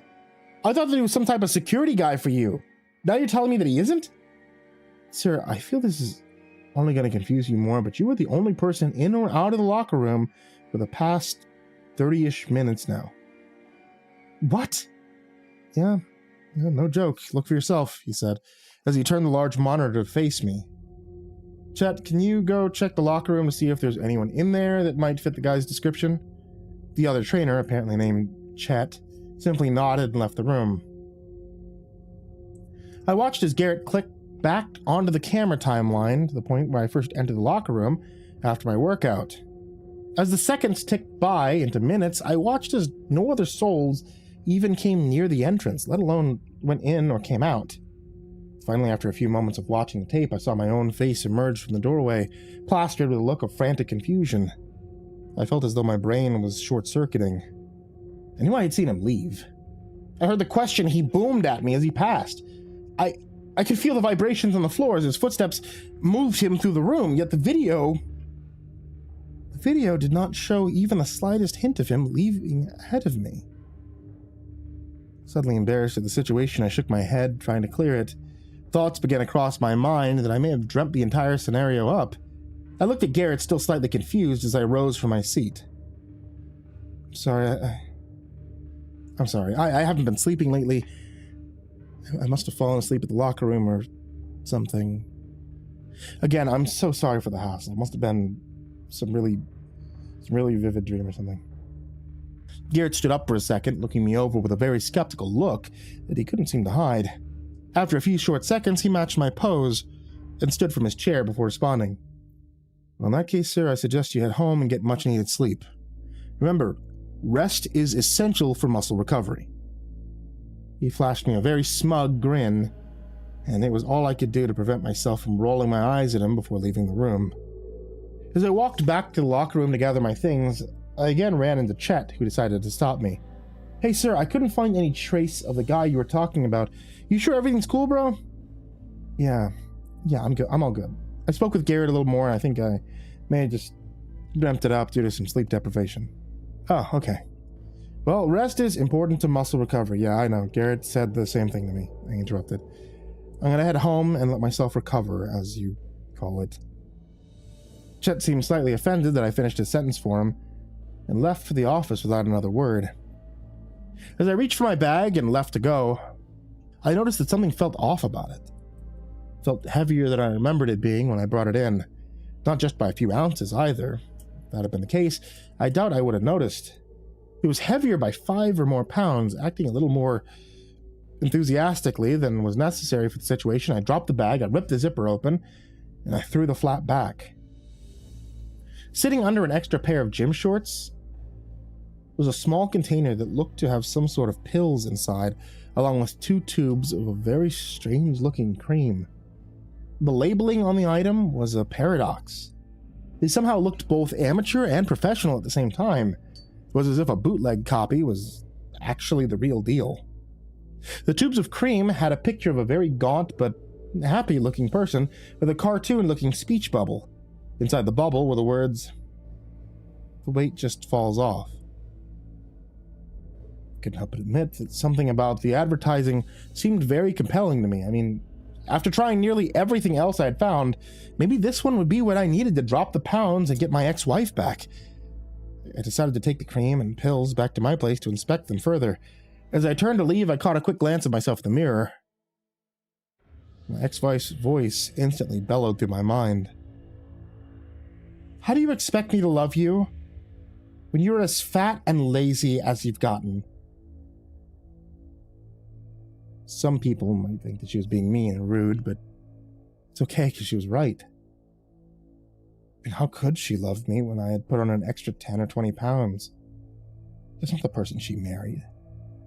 I'd become a fat slob, and it was okay for her to feel like that and say that stuff, right? And either way, it didn't matter because I was going to lose the weight. I was going to get her back. I just hoped that this new stuff would do the trick. The strangeness of how it appeared in my bag was easily overshadowed by the possibility of it helping me achieve what I wanted. When I got home, I dumped my gym bag out into the counter like a drunk girl trying to find her car keys. I grabbed the container of pills and began reading the label.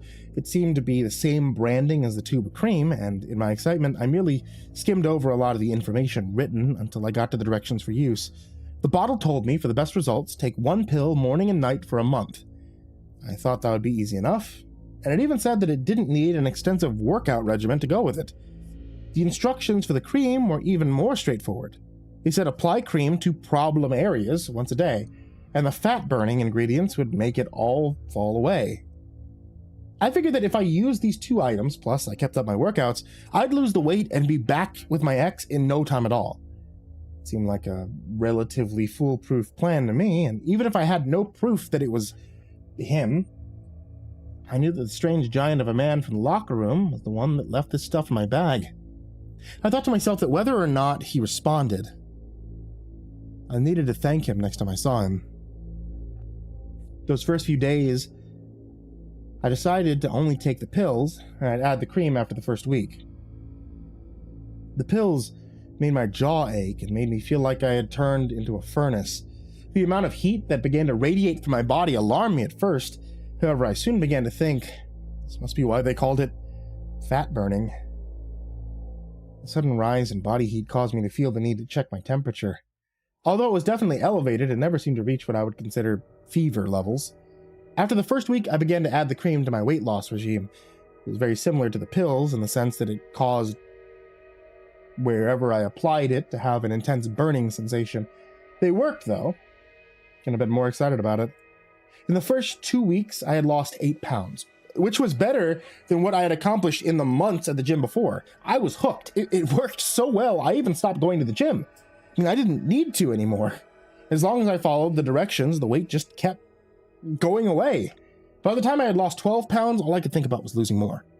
The only thing on my mind was waiting till I could take the next pill. I quickly lost any desire to eat or even sleep. Pacing back and forth from the counter in the kitchen to the scale in the bathroom, I suddenly remembered my original purpose. Her words again rang in my mind. Some comment about how being the fat, ugly fuck that I was, nobody would ever want to love me. Her exact words didn't matter because as I stood on the scale for the 10th time that day, I noticed that I had lost another pound since that morning. I was going to do it. I was going to win her back for sure. I yelled out in excitement at the progress I was seeing. I know I already used the cream today, but what could it hurt if I double it up? Should cause it to work faster, shouldn't it?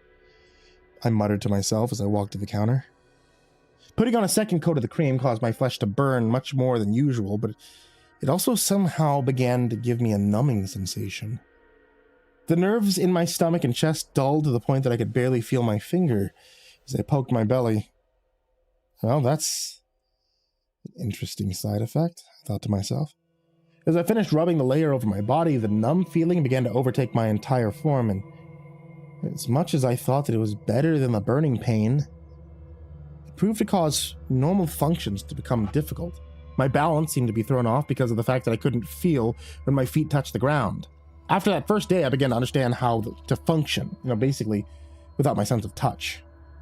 It took a lot of guessing and a lot of trial and error, but by the end of the day, I seemed to be able to move around as if nothing had happened. I even convinced myself to check the scale and mirror. I looked skinnier and I felt lighter. The scale said that I had only lost another 4 pounds, but I thought that if I began to use the cream twice a day instead of once, I'd be able to lose weight much faster, and finally, I'd be able to get my ex-wife back. She would be so pleased by my progress. I just knew it. The next day, after putting on my second layer of cream and taking the pills as always, I decided that with losing the weight, I should start going back to the gym to build some muscle in place of my missing fat. Driving my car to the gym with my body completely numb proved to be much more dangerous than I had anticipated, but I managed to make it in one piece.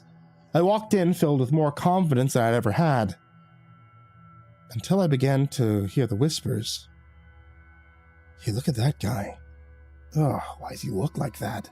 Is it safe for him to be in here? That looks really bad. Is his skin boiling? That's disgusting. Yeah, why is he all yellow and purple like that? I did my best to ignore everything that I heard and just get on with my workout. As I was doing curls with some free weights, I was able to see what they had been talking about. The mirror before me displayed a terrifying sight. The skin on my biceps and around my ribs had turned a yellowish purple. Blisters began to form over the bruises. The voice in my head began to scream about how disgusting I looked. My focus quickly shifted from my own reflection to the reflection of everyone else in the gym. They looked like they were hidden behind various pieces of equipment, snickering at me. I could feel their eyes on me, and the sudden flood of embarrassment filled my body with fear. But what if I stayed like this? What if I was getting sick from the cream? Do I need to go to the hospital? I nearly crushed my feet as I dropped the weights in my hands and tried sprinting out of the door. After the first few strides, my numbing coordination failed me, and I fell hitting the ground hard. I could feel a few of the blisters on my chest and arms burst as I made contact with the matted floor. I quickly stood up and rushed again for the door, again falling after only a few strides. My heart pounded in my chest and I screamed out in pain as more blisters broke and drug raw flesh across the ground. Pus poured from the blisters, and in a sad attempt to reduce the scene that I was creating, I stood again and attempted more of a calculated walk to my car. By the time I made it there, I convinced myself that all the hospital would do was waste my time on something that I could do myself at home. So instead, I stopped on the way home, and I purchased antibiotic creams, I purchased bandages, and a large roll of gauze. When I reached my house and made it inside, I removed my shirt, only to realize it was much worse than I thought. Or possibly had progressed since I left the gym. My entire torso, everywhere I had used the cream, had turned into a black, yellow, and purple bruise. Various blisters covered my chest and had burst, leaving a disgusting yellow trail of pus flowing down my body. The smell of necrotic flesh filled my nostrils as the yellow ooze flowed from my burst blisters. I quickly wrapped my wounds in bandages and gauze as I repeated the same few phrases over and over again. It's working so well. I can deal with this. It'll go away after I'm done. I just gotta keep going. As soon as I was done wrapping up all of my new development, I couldn't stop myself from getting on the scale. I had lost nearly 50 pounds. And bandaged chest aside, I felt like I looked great. I at least felt like I looked better than I did, but I was also beginning to see myself the way Stephanie saw me. I wasn't perfect yet. I at least felt like I looked better than I did, but I also began to see myself the way Stephanie saw me. I wasn't perfect yet, and I could lose more weight and gain more muscle. I was too excited by how far I had come, and I sent a message to my ex, asking me to meet up and see what she thought of my progress. I was already convinced that I had made strides in my progress, and honestly, I thought that I had already achieved the look that she was looking for. Somehow, I'll admit, I was slightly surprised when she agreed. That Friday, she agreed to have dinner with me. That was only a few days away, and I could still lose more by then. Everything was going just the way I had imagined it would. I knew the boils and bruises were there, but I could always hide them with bandages and a shirt. I couldn't even begin to describe the excitement that filled my body at the thought of getting my wife back. I did my best not to bother her until Friday, which wasn't very hard because I focused on my new routine. The cream still burned my skin as I put it on, but it seemed to be working. The blisters and the discoloration seemed to be getting worse. But I could worry about that after I had dinner with Stephanie. After all, I could just hide it until later when I finally stopped needing the pills and the cream. The pills seemed to increase the effects exponentially. I did notice that my skin had turned wet and slimy around the blistering areas. I just thought that as long as it didn't spread to an area I couldn't cover up with pants and a shirt, I would be fine. I was only slightly scared at realizing that with all the exercise and very limited diet, my health began to decline. However, I simply kept thinking of a couple of old sayings like, beauty is pain and the risk is worth the reward. I got to her old favorite restaurant early. That way I could be there with a table waiting for her. The place wasn't a 5-star place, but it was fancy. Food was terrific. Table I got wasn't at the front window, but it was close enough for me to see her walk up to the building. My heart raced with anticipation. I was so excited.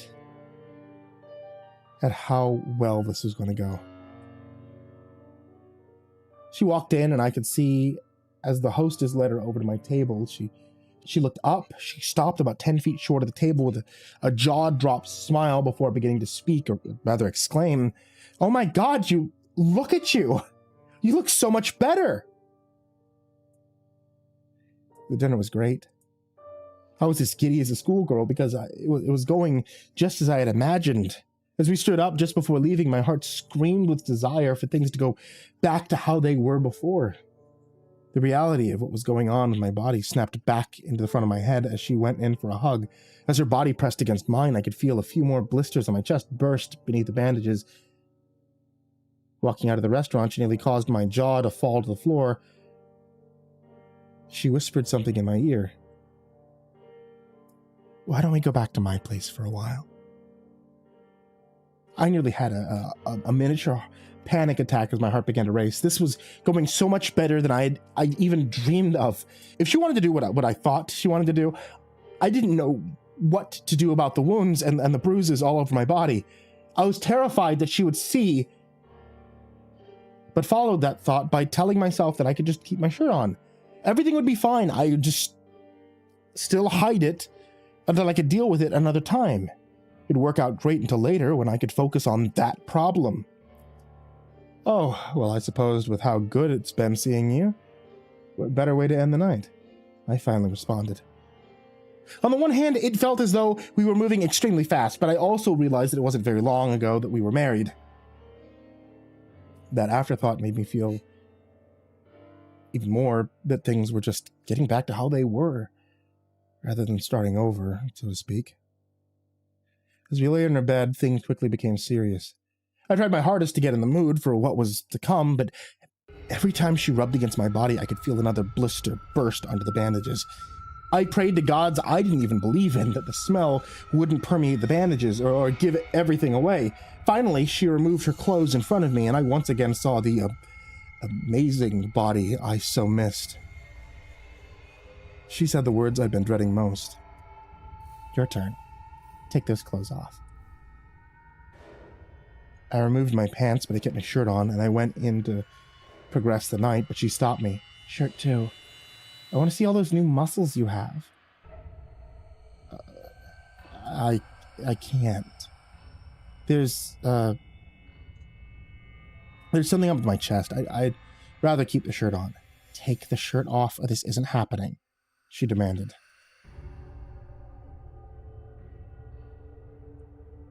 I removed my shirt. Reluctantly, as fear flooded my body, I only exposed the bandages, but it was enough to cause my fear to spike as she spoke. "Why are you all wrapped up? Take it off. I want to see." "No, trust me, you don't right now. This will go better if you don't see it." "Remove it now," she said in a rather unnecessarily stern voice. Sheepishly, I removed the bandages, revealing the boils and blisters that covered my chest and stomach. Her instant repulsion floored me and caused my heart to slam into my stomach as it fell. She retched and nearly puked off the side of the bed, screaming the same two words over and over. "Get out." I grabbed my clothes and, for some reason, the bandages, and I ran out of the house as I put it all back on. Part of me felt ashamed, yet my brain began screaming at me that I could fix this. I could make my body perfect. I just had to get back to the gym. I had to keep using the products. That's all that I needed to make this work. But unfortunately, I couldn't help myself from giving in to that second thought. The next day I was back at the gym. I was pushing myself to the limits as I drove myself to form the perfect body. The creams, the pills, they helped. As I struggled through the burn and the blisters, however, I noticed that no matter how much of the supplements I used, they always remained just as full as if I'd never opened them. The blisters and the bruises began spreading over my entire body. I could see it traveling down my arms and my legs as I used it more and more. I had grown accustomed to ignoring the remarks and the snickers of other gym inhabitants. I'd burst a new blister, releasing that foul-smelling pus with each rep, and I could tell as everyone seemed to keep their distance from me. I assumed that it was from the looks or the wounds or the smell, but I knew that I could make my body perfect if I kept going. I would make it suitable for her, no matter what. The following week, I finally learned just how bad it had gotten. I walked into the gym with a welcoming party of disgusted looks and people going out of their way to avoid me. I dropped my bag off in the locker room, I took the pills, I rubbed the cream all over my blister-covered body, popping a few. As I walked out onto the gym floor, my clumsiness caused me to run shoulder first into one of the machines. The next few moments became a blur as I heard a wet splash followed by screaming. I ricocheted off of that machine and I bumped into another. The second impact was quickly followed by another sloppy splat of a sound and more screaming. And by the time I looked down, I'd realized chunks of skin and flesh had fallen from my body with each impact. The splashing sound had been the meat landing on the floor. I felt my heart skip a beat as one of the trainers approached me. Chet was his name, and he seemed very concerned. Instead of responding to his patronizing claims, saying that I needed a hospital immediately and that he was a breath away from removing me from the gym, I panicked. I ran from him to the locker room. Pulling the cream and the pills from my bag, I threw them as hard as I could to the locker room corner, causing them to bounce off the massive man I noticed was once again sitting in his usual place. I had so many questions for him, but all I could get out was, why? Why me? He stood as he spoke his final words, traversing the locker room and walking out the door. Your greed was your demise. Did you get what you wanted? Or as Icarus, did you fly too close to the sun? Your tragedy is your own doing. I sat nearly in tears in the locker room, terrified, scribbling furiously in my journal as his words dug deep into my mind. Seconds after his footsteps left the locker room, hurried men ran into the room, pushing a gurney. My heart raced, my nerves tense as I let out a brief horrified scream as I looked down, realizing I had begun bleeding profusely after my skin had removed itself while watching him watch over me. Sir, are you all right? Said one of the paramedics. I can fix this. I can fix this. I can make this perfect.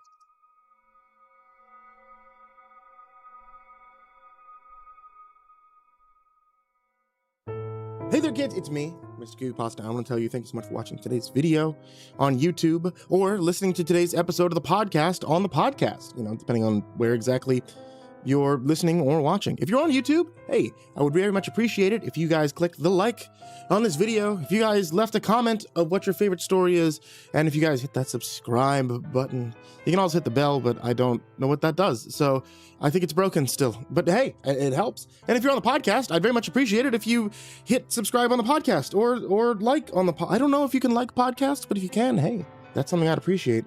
And of course, like always, I want to give a very big thank you to everybody who supports me at patreon.com/MrCreepyPasta. You guys, as always, are the main MVPs of this story, of every night's story, and you guys help me keep the lights on here. So, without further ado, I want to give a very big thank you to Jordan Alexander Sanchez, Stephanie Butler, Bobby Carmen, Tanya Oren, Tristan Pelton, Chance Burnett, Diana Kraus, That One Guy, Lupita Galvin, That Creepy Chick, Tyler Fletcher, Rebecca Harper, Murky Moo, Red Shadow Cat, Xavier the Cheyenne, Demix, Sean Cadu Baker, 6 Gay Rats in a Trench Coat, Turtleman, Rob Like Sharp Things, Chaos Art, Cryolinian, Milk and Meal, Zachary Graphius, Gorang Tramagasi, Maria Walker, Pain Gravy, Crazy Kid, Mr. Marcus Blitz, Aka Limchalk, Dirt Diver, Matt Bach, Jabbles Raz, Voice of Sand, Coffee Zombie, Matthew McNeese, Shelly J, Jeremy H, Raltazal, Ficomel, Nana, Nick Weaver, Deleted Account, Melted Lake, Tolly Sue, Guy Mara Ravenswood, William King, Darth Miver, Michael Ortiz, Satanic Aries, Nessie, Ronnie Hansen, Bardo Hawk 764, Lambda M98, Harley, Sashi Suzaku, Croconut 509, My Body Sounds Like Rice Krispies, Kaylee Ambrose, Suji Campbell, Frickin', Azarine Fox, Freddy Krueger, Nicholas Zaccardi, Happy Birthday Jason Wilson, Lisa Cottrell, Caspian, Hades Nephew, Tater Chip, Acid System, Prozac and Pancake Appreciation Society, Cryptic Nightmares, Kiwi the Sloth, Tommy Green, Fester's Lampshade, Guy Harbor, Nico Kyle, Rafael Rodriguez, The Ginger Bros, Aaron Stormcrow, Daniel Polson,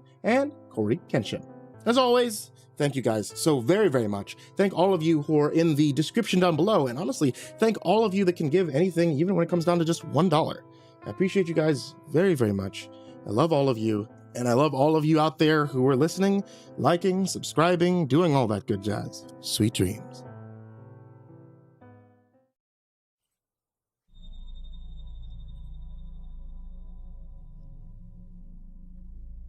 He awoke to the huge insect-like creatures looming over his bed and screamed his lungs out. They hastily left the room, and he stayed up all night shaking and wondering if it had been a dream.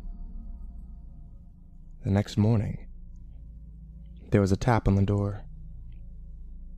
Gathering his courage, he opened it up to see one of them gently place a plate filled with fried breakfast on the floor, then retreat to a safe distance. Bewildered, he accepted the gift. The creatures chittered excitedly.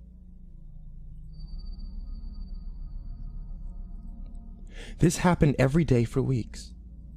At first he was worried that they were fattening him up, but after a particularly greasy breakfast that left him clutching his chest from heartburn, they were replaced with fresh fruit. As well as cooking, they poured hot, steamy baths for him, and even tucked him in when he went to bed. It was bizarre. One night he awoke to gunshots and screaming. He raced downstairs to find the decapitated burglar being devoured by the insects. He was sickened, but disposed of the remains as best he could. He knew they had just been protecting him. One morning the creatures wouldn't let him leave his room. He lay down confused but trusting as they ushered him back into bed. Whatever their motives, they weren't going to hurt him. Hours later, a burning pain spread throughout his body. It felt like his stomach was filled with razor wire. The insects chittered as he spasmed and moaned. It was only when he felt a terrible squirming feeling beneath his skin that he realized the insects hadn't been protecting him. They had been protecting their young.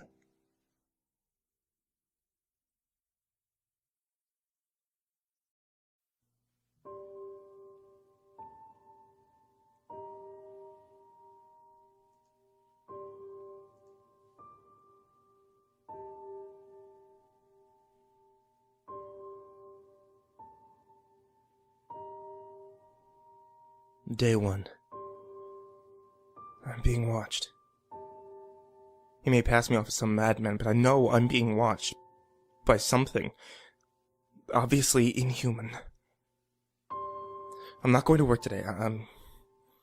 It'll just follow me there. I'm waiting to make some contact with it, to see it, to know I'm not going insane. Maybe I'm just suffering from schizophrenia, and this is all in my head, but I'm not taking any chances. At times I hear a loud ringing in my ear.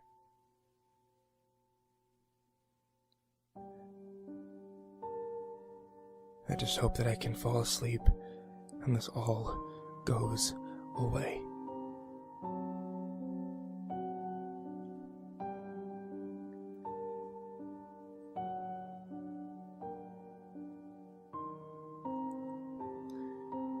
Day 3.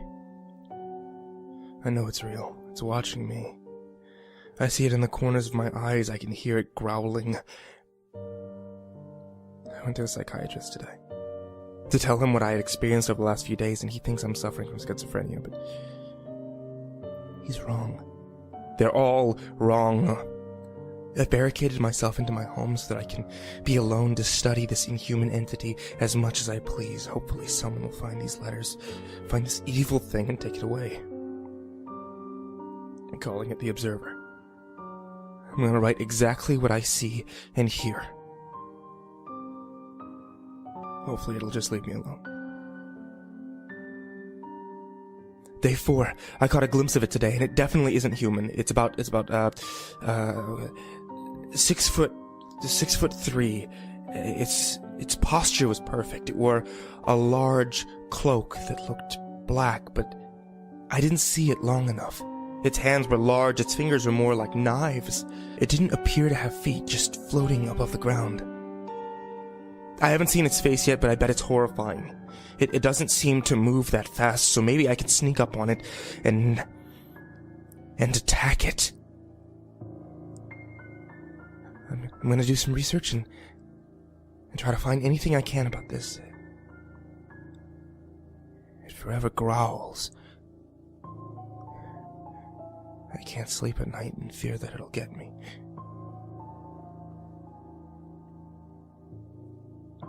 Day 5. My research was useless.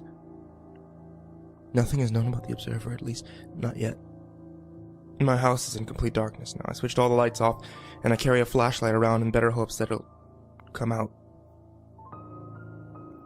I've seen glimpses, but still, it keeps its face hidden. Maybe it's for the better. Maybe once I see its face, it goes into a rampage and kills me on sight. Taking my chances. I have to see its face. But, I'm gonna try to sleep tonight. I'm so tired. Day 6. I managed to sleep last night to my relief, but when I woke up to was terrifying. Whilst I was asleep, the observer had left a large cut down my arm and had written a message on the roof above me in my own blood. It says, "Forever watching." The writing was messy, but could be clearly understood. It's out to get me. This I now know. I can hear it everywhere, feel it breathing down my neck, although there's nothing there. It's playing tricks with me. It wants to mess with my head before brutally murdering me. It's a nightmare, something from the depths of hell. I'm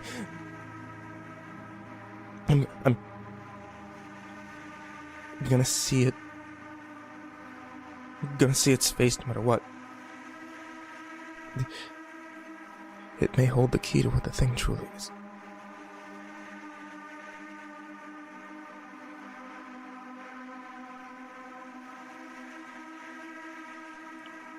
Day 7. I've seen its face.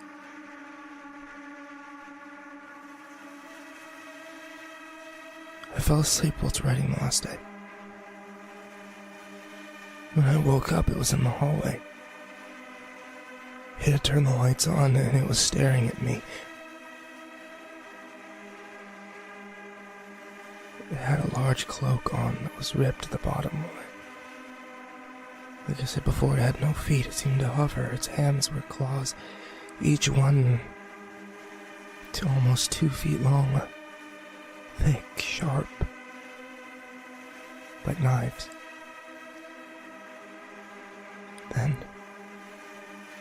Then I saw its face.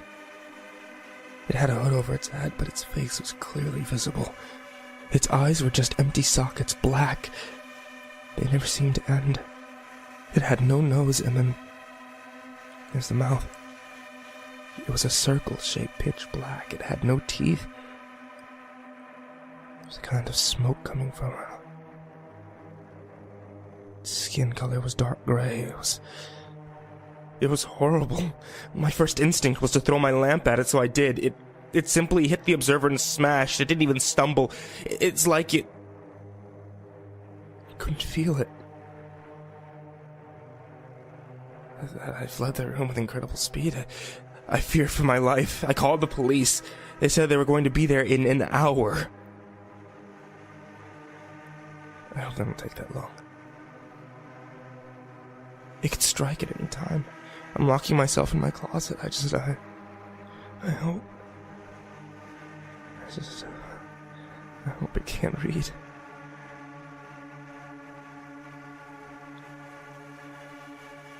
It could be anywhere.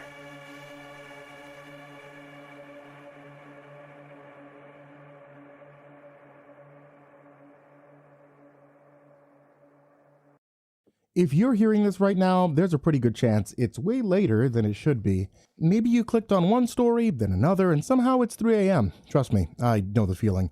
I've spent years recording horror stories, editing videos late into the night, and absolutely destroying my sleep schedule in the process, which is why I want to tell you about something that I've been using lately, the Mantis Sound Sleep Mask. What I love about it is that it solves two problems at once. First, it completely blocks out the room, not kind of dark, not mostly dark, I mean completely dark.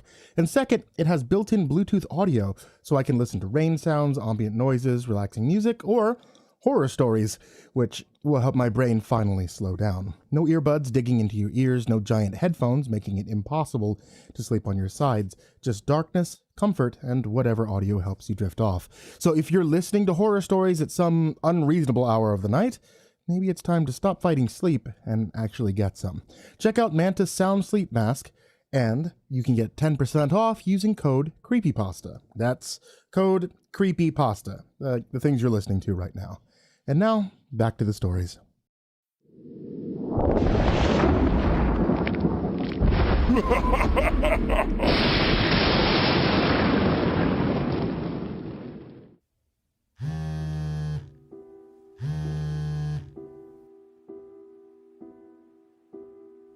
I wiped the sleep from my eyes. The clock across the room glared red. 3:32 a.m. Who could have possibly texted this late at night?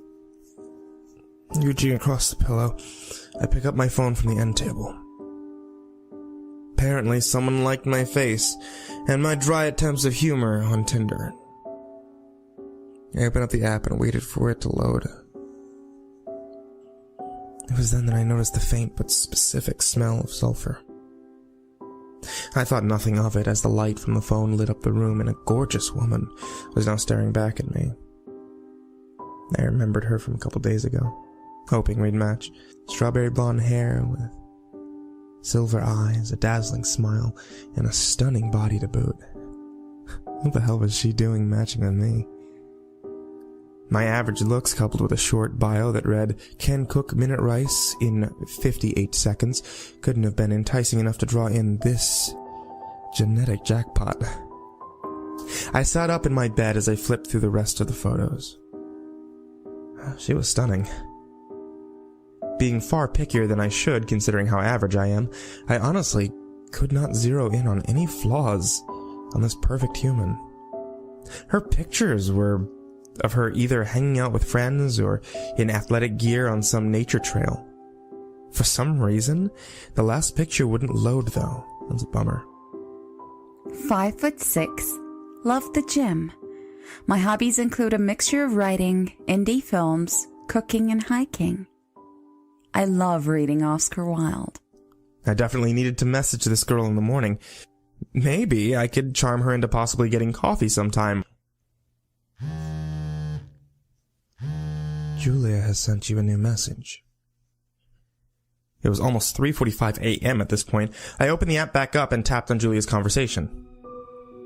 Hi, hi, hi, hi, hi, hi. This can't be a bot, can it? Usually they just send you a grammatically incorrect paragraph with some shady-looking link and hope that you can follow it. Julia said hello about 8 times before stopping. Wasn't entirely sure what to make of all this, so I decided to message her back.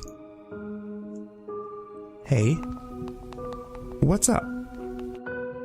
Not really much to say when it's almost 4 a.m. on a Monday night. Without missing a beat, she replies back. I like you. 26 years old and still can't spell out you in conversation.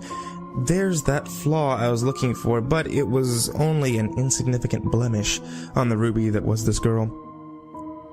You're pretty straightforward. I like you too. This was a pretty weird conversation, especially at this time. I couldn't shake off feeling that something was off. My phone lit up again. I need. I just noticed the scent from earlier, had been getting stronger to the point where it was a nuisance. I live alone in a pretty big house in Illinois, more of a rural area. It wasn't uncommon to have strange smells fill your home from time to time. Before I had a chance to reply, I was being flooded with messages. I need. Okay,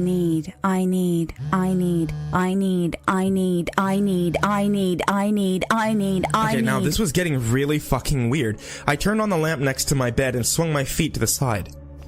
What do you need? A coyote yelped outside. Another one howling. Time ticked away as the clock reached 4:15 a.m. No response from Julia. I decided to check her profile again to see if there was anything strange that I hadn't picked up on earlier. Her photos were all still the same, but the bio had been erased. I flicked through her pictures again. And the last one finally loaded. It was a picture of a countryside road, lit only by moonlight.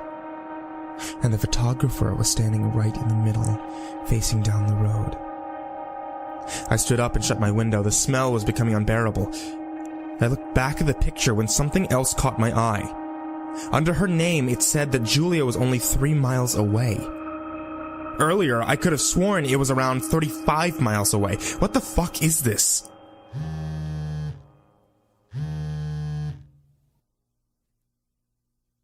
Julia has sent you a new message. Fuck. I need to be whole. It sounded like it had to be more than 4 coyotes simultaneously howling and yelping outside. I wouldn't say I'm one to be scared easily, but I fucking bolted downstairs and locked every door as quickly as I could. I got back to my room and sat on my bed with my phone in my hand. This better be one of my asshole friends playing a stupid joke on me.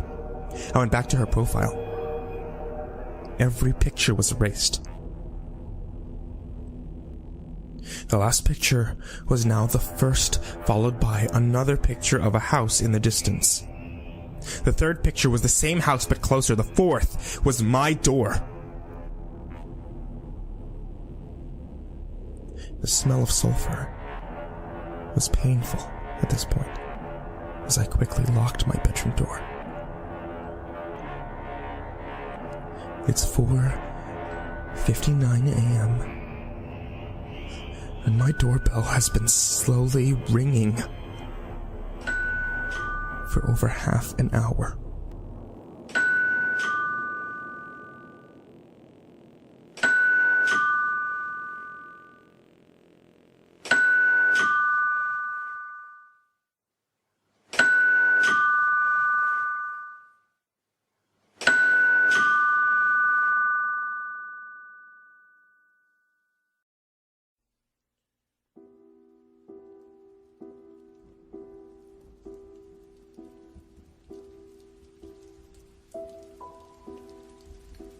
Hi, dude. Sorry for coming around so late. I didn't mean to wake you up or anything. Don't worry about the flowers. I've already given them to our mom. Yeah, she loved them. But I came here for a reason. I got a question for you.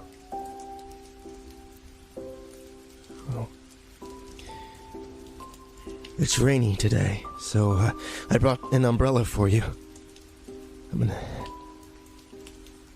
I've been feeling so empty lately. Like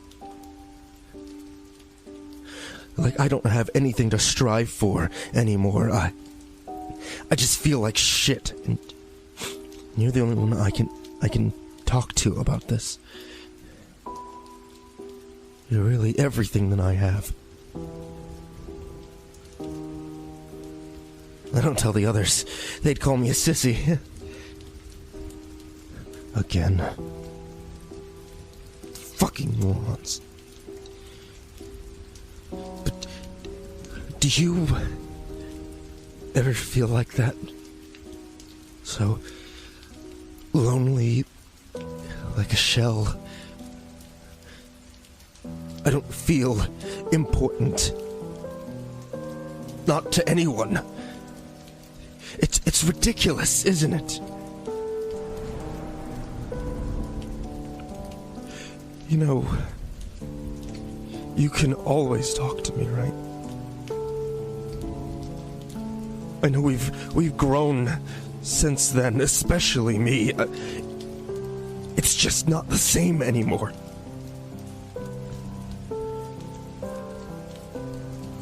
Fuck. He'll always be here, right?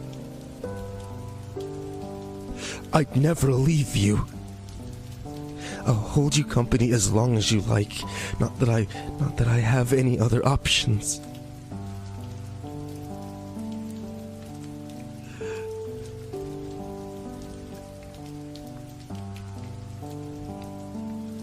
And you'd never leave me. Right? Brother.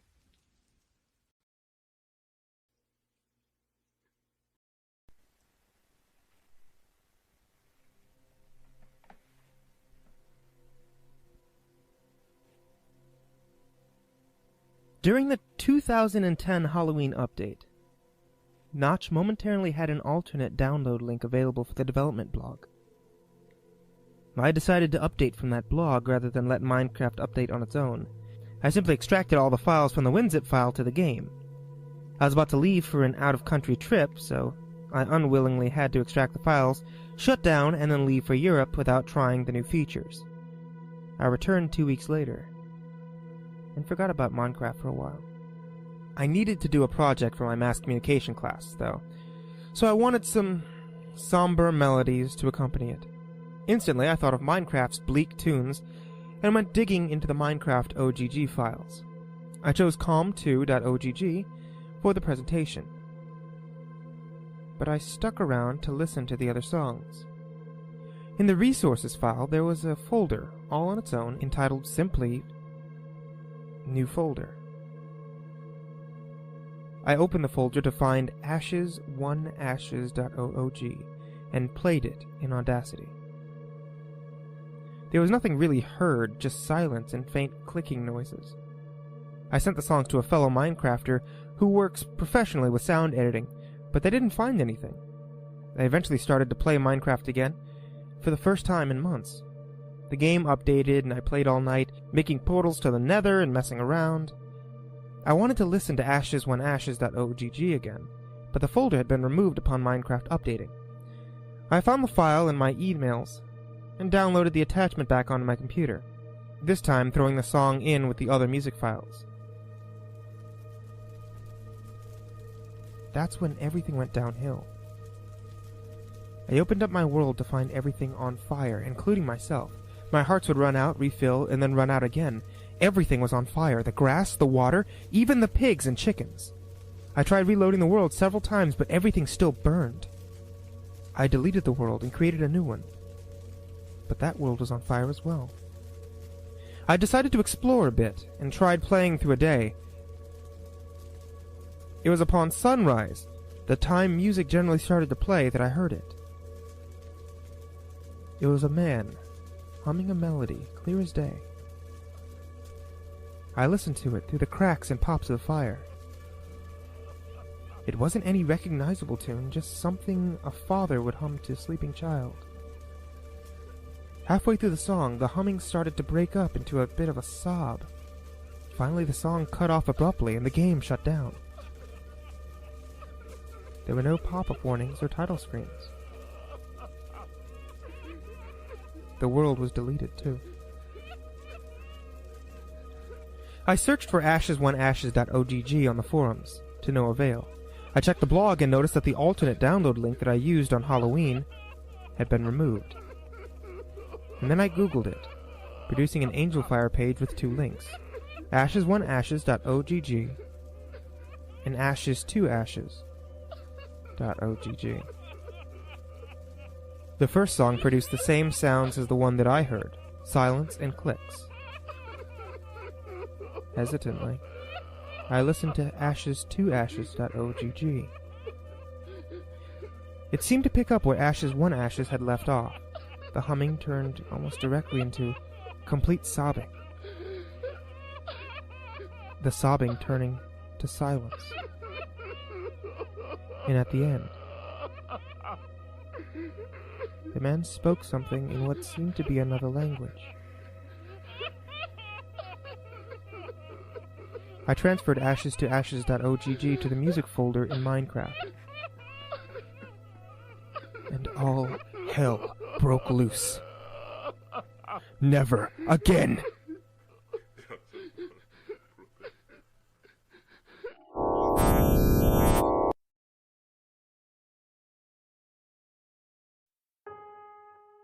Hey there kids, it's me, MrCreepyPasta, and before we get started on tonight's story, I'm going to tell you about another book that's available from Cryptic Nightmares. I mean, also, he also has the other books that you guys are probably more familiar with that are My Tiny Town Was Put on Lockdown, Part 1 and Part 2, but he just released a new book this last weekend called Shadows of My Mind, a horror story anthology, and it comes from everybody's post-apocalyptic purple fog surviving author, Cryptic Nightmares.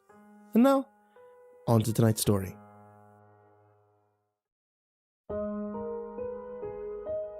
They say that just before you die, your life flashes before your eyes. The life you lived up till that point, filled with all your happiness and all your sorrows, all your good decisions and your bad decisions. Your life from start to finish races through your mind in little more than a blink. There's very little, if any, actual proof that this happens. The reason there's no proof is that to truly know means that you would have to die. Well, I spent most of my life alone, struggling with depression. I felt and watched as it slowly chews away at my psyche. Each new bout of sadness steals from me another little part of my soul, another little piece of myself lost into the ether. From my age of 33, I've seen many of the so-called friends come and go. Family members lost and gone with nobody bothering to tell me until months later, when I found out from a random comment on some social media platform that I mustered up the courage to check that day. Well, that was the way that I found out that my mother had died, nearly 2 months prior.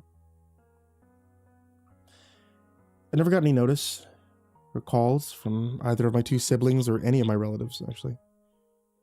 To their defense, I would say that they both apologized profusely, and each of them came to my little secluded country house to visit me. We all only lived within an hour from each other, and while they were over, we all had decided that we would spend a lot more time together. We agreed that we needed to strengthen our relationship and be there for each other much more than we had in the past, now that both of our parents were gone. Our father wasn't dead, though. He had left shortly after my younger brother was born, and we hadn't heard a word from him since. I'd gotten hopeful at the prospect of having my siblings become more a part of my life and help me to develop a support system to relieve me of some of the overwhelming depression that I faced so often. After that day, however, they never came back, or even called. My little glimmer of hope that had been teased in front of me, the enticing shimmer of having helped to pull me from my perpetual sadness, had been very quickly pulled from my sight. I lost my job shortly after, and my breaking point had finally been reached. My problem seemed completely insurmountable. I felt like I truly had nothing left to give the world. I sat there with tears in my eyes, staring down the barrel of a shotgun while I sat on my living room couch. I was convinced that nobody would even find me because nobody cared. And for that reason, I never even bothered to write any notes to whoever might come upon me. I stuck my bare toe in the trigger guard, and suddenly I felt like I was no longer in my body. Well, I hadn't moved, but I also no longer felt like my physical self. Suddenly everything felt like it was moving in slow motion. I heard the click of the gun, the explosion in the chamber. I watched as the pellets were suddenly uncased and rocketed through the barrel at me. I watched as my own blood and brain matter spattered across the walls, and I watched as little drips of blood began to run down. I could see as the particles of gray matter began to slide down the walls, resting softly on the floor. I watched as my body slowly slumped over on the couch, now lifeless and limp. I watched as the gun fell to the floor, slipping from my suddenly limp hands. The sensation of my physical body changing position and falling away from where my consciousness still sat was eerie at best. I sat for what felt like an eternity with my head turning, looking at my body laying sideways on the couch, both mine and my physical body's legs occupying the same space. As I sat up looking around, the torso of my physical body lied limp across the couch. I finally stood up and turned and looked. Nothing less of a complete state of shock at the horrific display that I'd created.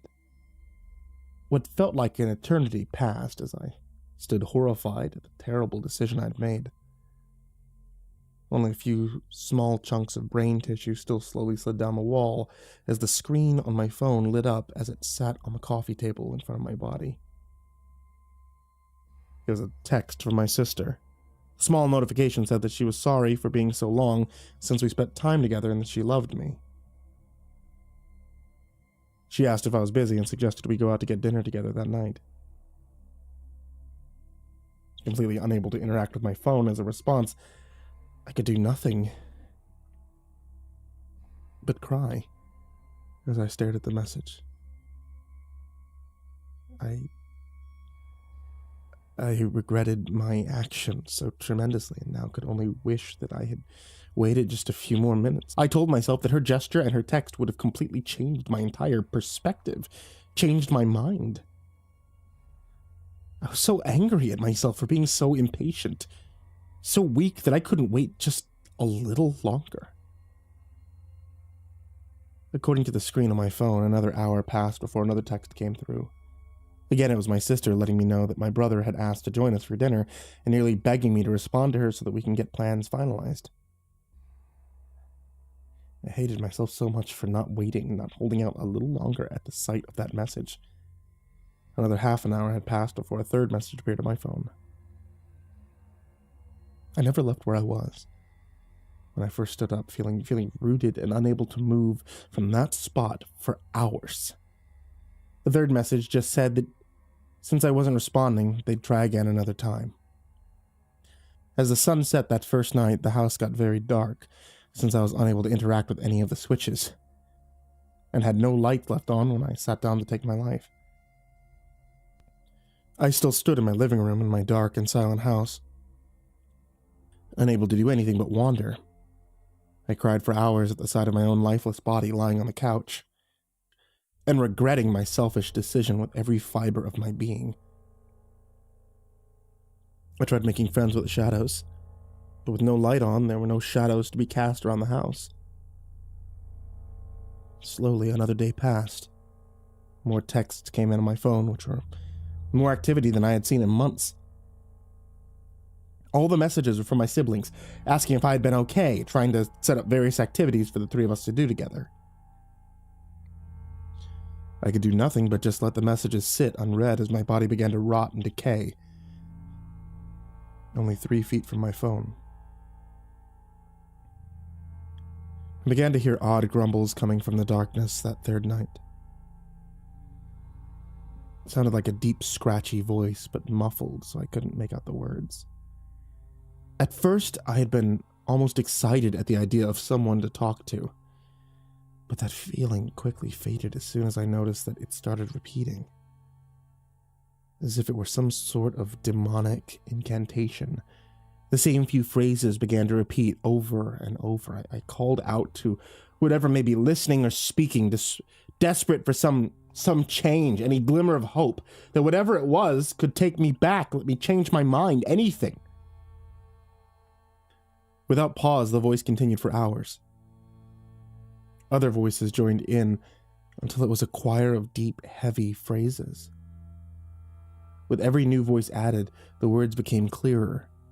At last I could tell that it was all in some foreign language that I wouldn't even begin to be able to identify. And that's when I saw it. For the first time, first one, just a flicker out of the dark shadows of the corners. The shadows of the night finally appeared because of a bright, full moon that night. It was small, only about as tall as my knee, muscular but extremely thin, sinuous. Horns and spikes adorned its head and shoulders. Its long arms, short legs caused the creature's knuckles to drag along the ground as it ran between the shadows. Its skin was as black as midnight, hints of blood red at its joints. The creature's mouth was oversized, taking up nearly half of its smaller-sized head. It had long, pointed ears, and I had no other way to describe it other than it looked like some sort of imp or demon. As soon as it reached the darkness of the next shadow, it melded with the blackness of the corner, and it was gone. I began noticing them more and more as I walked around the house aimlessly. The satanic incantations got louder and louder, and the imps began to show themselves more and more, becoming less cautious and lingering amongst the moonlight for longer and longer each time. They seemed to be following me from room to room, and fear began to rise in my mind, curious about what they might want from me. The question of if they even could do anything to me in this out-of-body state that I was in. Just as that question flashed in my mind, a deep billowing laugh boomed through the house, reverberating off the walls. The sinister chuckle sounded like it had come from some being with unfathomable size. For the rest of the night, I stood by a window, just hoping that the light of the moon would keep the various demons from getting to me. I listened to the chanting all that night as the volume rose and fell. Just before the first light of day peeked over the horizon, I heard the deep, massive voice for the first time. Your fear smells delicious. As I watched the light begin to brighten the sky, I saw a vehicle pull into the driveway. It was my sister. She'd come to check on me since I hadn't responded to her, or my brother, and my phone had finally run out of all power 2 days before. She was about to walk into my house and see my body rotted and decayed, slumped over on the couch.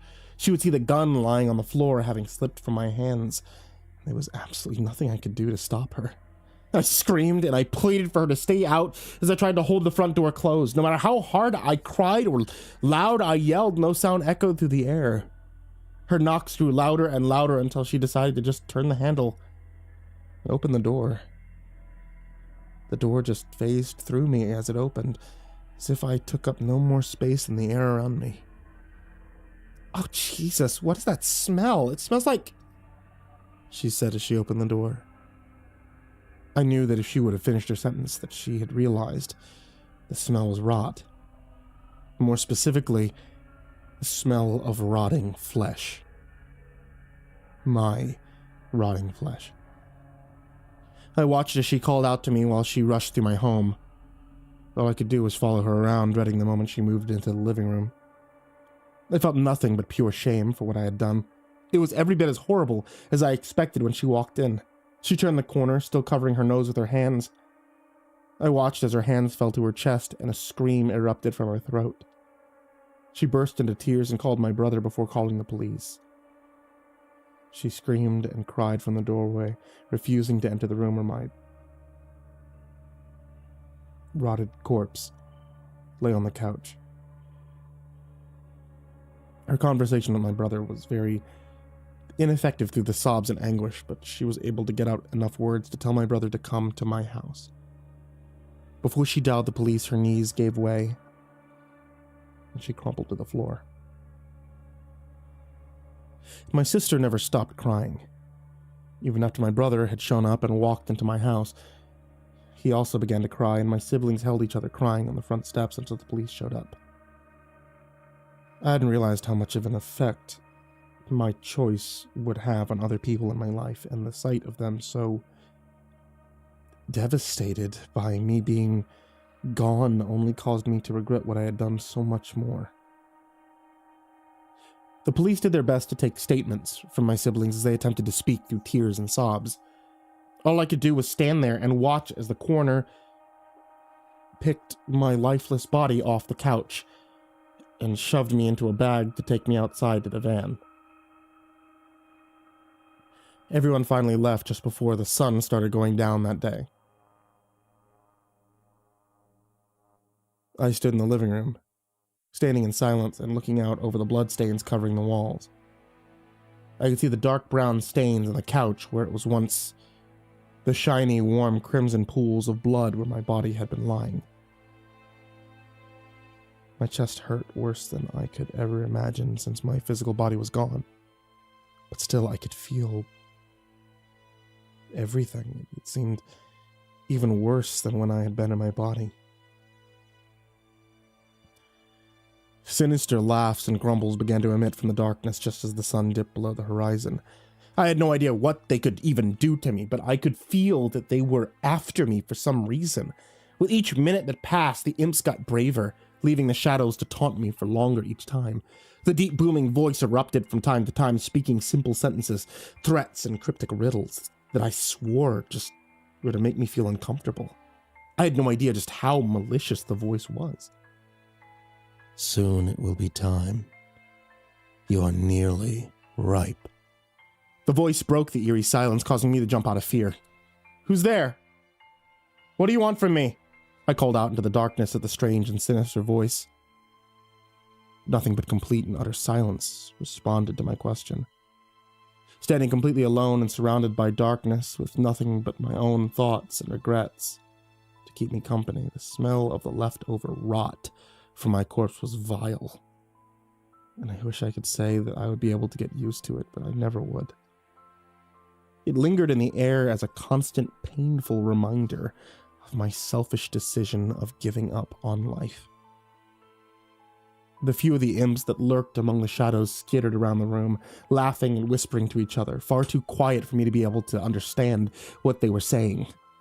Suddenly, a searing pain came from my leg, and I looked down to see slashes in my ghostly form. An imp had just run past and dug its claws along my leg, tearing into me. There were so many questions that flew through my mind. The pain itself was intense and crippling, which led me to my biggest question.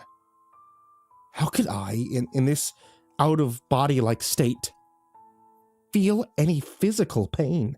In all honesty, it really didn't matter how. The fact was that I could. It was very real and very vivid.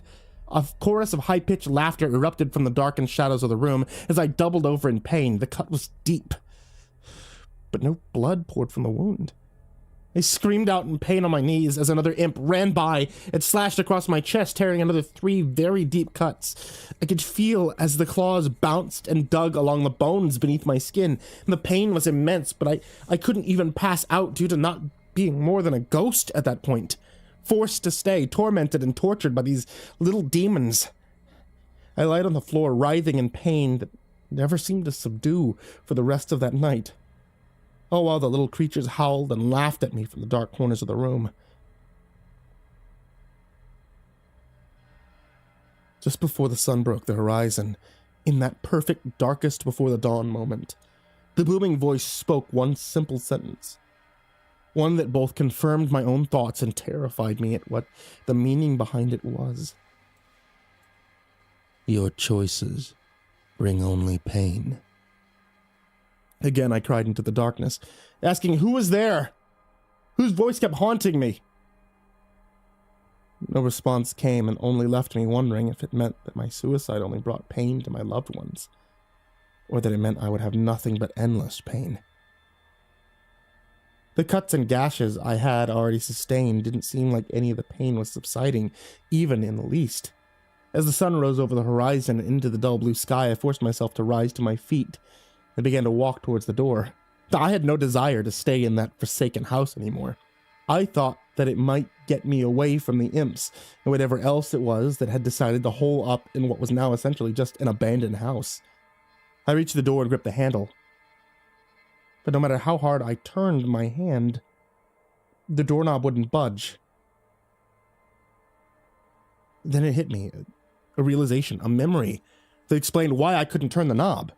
In my panic and frustration, my burning desire to get away from these painful demons and horrible thoughts brought on by this house, I had forgotten that I no longer had the ability to interact with the world around me. I could only move within it.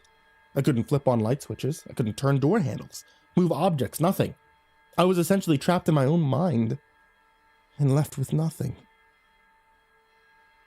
Except the despair and regret left behind from my poor choice. As I stood there at my door, letting the realization of being trapped in my house sink in, I was struck in the back of my other leg, causing me to come crashing to the ground. When I hit the ground, laughter from the imps erupted from behind the furniture in the corners of the room that I couldn't see. Sinister, taunting phrases were barked at me by the creatures hidden amongst whatever shadows they could find in the daylight and beamed through the windows. All I could do was sit in pain, staring at the bloodstains on the walls as the day went on, wishing that I had been able to grow numb to the pain, or at the very least to the smell of the rot. But it never happened. Fear once again rose in my throat as the sun began to set at the end of the day, and the shadows in the house grew bigger. I noticed that the imps would grow louder and more daring as the darkness flooded my house again. I did my best to stay inside whatever light remained, but eventually, my country house was bathed in pure darkness. A cloud-covered sky that night didn't even allow the moon to shine in through the windows. I sat in the pitch black of the night in pain and fearing for a life that I'd technically already given up on. I had no idea that even after death I was able to still feel this much pain and suffering, but it was very much real. Just as the question of how it could be flashing in my mind, the grumbles from the small demons fell silent and the deep booming voice of the entity I hadn't seen yet filled the air. The pain you have chosen will be eternal. You will forever know only pain, amplified by the pain and suffering you have caused to those around you. Who are you? What do you want from me? I cried out to the voice, doing my best to hold back the sadness in my voice. The voice only replied with a billowing, sinister laugh, with the added chorus of the small demons laughing along with. I suddenly felt claws touching my leg as I lied crying on the floor of my house. I kicked at the claws in the darkness and yelled out to whatever was touching me, "Get back! Don't touch me!" My cries were met with a growl just before I was attacked by numerous of the imps. Their claws pierced my body and they bit and scratched at my thighs until they tore and ripped my leg clear from my body. The rip of my flesh was excruciating and the imps howled as they left me lying there and ran off with my leg into the corner of the house. I was in so much terrifying pain that I wished that I could pass out, but I was unable to due to my current state. After a few hours of nothing but seething pain and listening to the grumbles and laughter of the imps as they chewed on my leg, I tried to stand on my one remaining. The second I pulled myself up, one of the demons slashed at my ankle, bringing me back down to the floor. As I hit the ground again, the rest of the creatures rushed at me, cutting, biting at my body before ripping an arm from me. I could do nothing but twitch on the ground, as if being in the middle of a grand mal seizure from the pure agony. No blood poured from my wounds, only pain. The deep demonic voice boomed laughter throughout the night, and only faded as the sun rose and the light began to pour in from the windows. All I could do was lay still, delirious from the pain. For how long I lay there, I wasn't sure, but I heard the front door open and my sister walked in, followed by my brother. And after a few steps inside the house, they both broke into tears and held each other for a very long time, crying before my brother spoke. I know it's hard, but we need to start going through his stuff. Try to get some of these things sorted out. It smells like death in here. I'm not sure I'll be able to concentrate with all the memories flooding my mind. My sister replied to him through tears and broken words. The police took the body, but they left the mess, so we need to clean up first. Get rid of the smell, said my brother. Wait, so you mean to tell me that there's still blood and brains all over the walls and the couch in the living room? My sister asked. Yeah, sadly, yes. I'll do my best to clean that up. If you want to stay out of that room, I think we should just move the couch out back, toss it on the burn pile. Less to clean. However, I will need your help to move it. My sister nodded in agreement and helped him move the couch, but broke into tears again as she stepped into the living room of my house. Seeing them both crying and hurting so much filled my heart even more with regret. Still in so much pain I could do nothing but lie there on the corner and watch my family move the couch outside. They took a lot of breaks getting the couch out to stop and cry because my sister could barely handle the loss of me. "I'm sorry. I take it all back," I yelled, and repeated as loud as I could, but my words never translated into any audible noise they could hear. Slowly a figure materialized standing next to me as I lay on the ground. He was the source of the booming voice I had kept hearing. He was wearing a tattered cloak that was black, so dark that it seemed to absorb everything around it, as if it were a cloth made from a black hole. Humanoid in shape and stance, there were long bony spikes protruding from the back of the cloak, coming from the creature's shoulders, down its back, and its oversized hood kept the creature's face veiled in darkness, except for its long snout that protruded from the edges of the hood. The decrepit-looking mouth was filled with jagged and sharp teeth that looked randomly placed into the creature's jaws. A brown and bony hand extended past the edges of the cloak, long and flowing sleeves. Each bony digit ended in a yellowed, jagged, and long talon that I would imagine only a large bird of prey having. Clutched in the creature's hand was a long and gnarled black staff, made from some archaic wood from a tree that I was sure had most likely been extinct for eons. The beast stood watching silently next to me as I lay on the ground, missing two of my limbs and writhing in pain. My brother and sister, having finished moving the couch, gathered a bucket of bleach and other cleaning supplies, began to try to clean up the bloodstains off the wall as best they could. I knew that the stains themselves would probably never go away, so I assumed that they were cleaning through tear-filled eyes to at least eliminate the smell of rot and decay that had infested the house. My siblings were only able to clean for a short while before my sister broke down and started both crying and yelling out. "I can't do this anymore. Why did he do this? Why did he leave us like this? I have to get out of here," my sister said as she picked up the bucket of bleach and sent it crashing against the wall, splashing its content everywhere. "Look, I wish I knew. I miss him too. Let's try to come back a different day," my brother responded, as he helped my sister, who collapsed in tears in the doorway, up and outside to their cars. Regret churned in my stomach, and my heart ached at the sight of my family crying so hard over me. Thoughts began to flood my mind of how I would never be able to see my siblings' kids again, how I had selfishly taken their uncle from them. My train of thought went quickly, derailing as the creatures turned to face me. A thin forked tongue poked through his jagged teeth and his mouth opened slightly. He began to speak, and I noticed that these words escaped his throat, but his mouth never moved.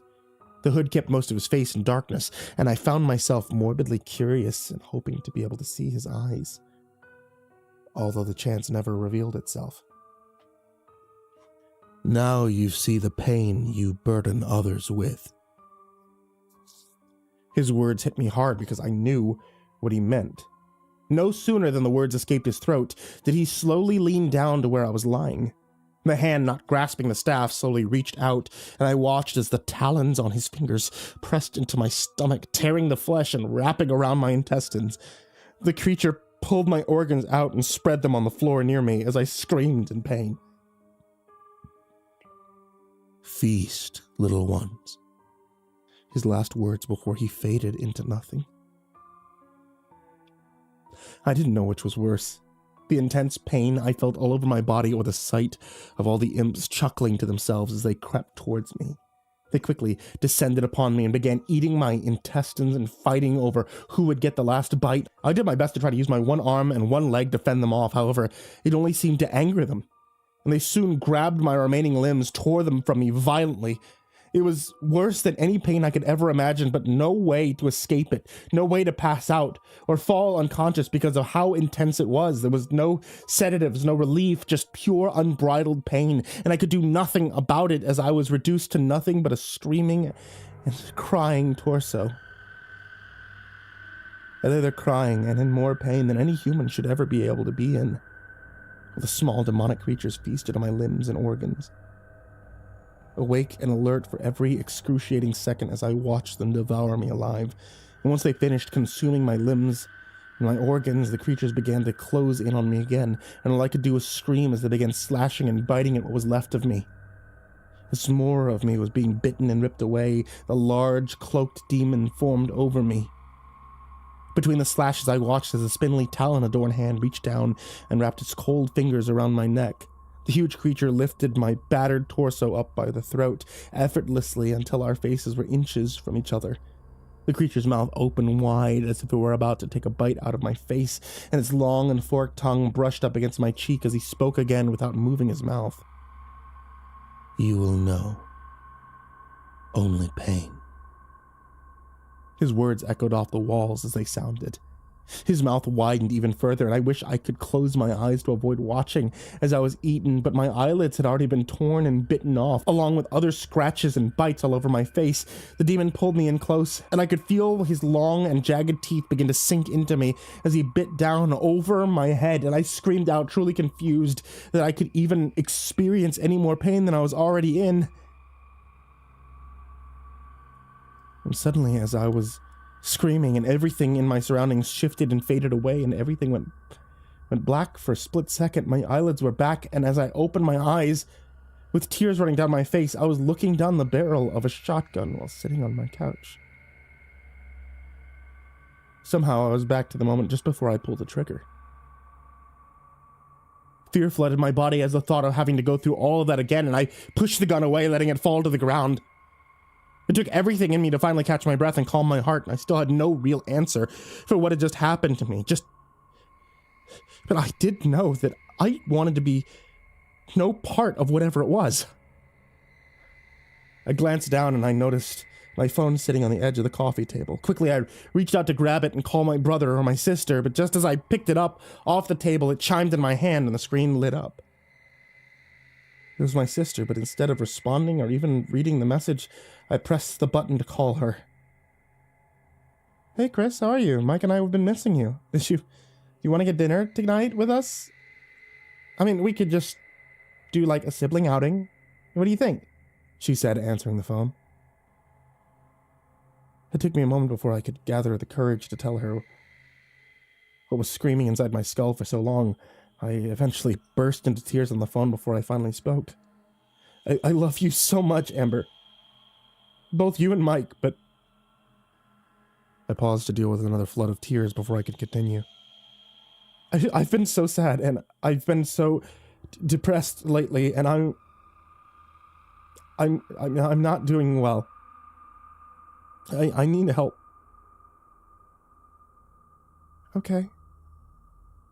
Okay, well, just sit tight.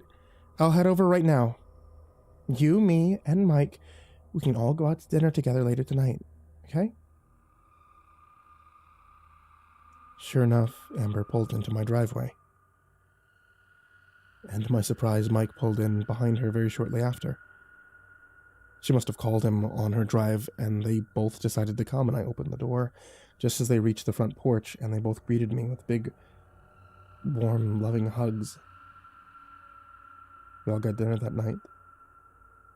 It's been a weekly tradition ever since. I see their families, their kids a lot more often now that we've put in effort to remain a part of their lives. I see a counselor regularly now. And I'm doing better. I'm feeling better lately.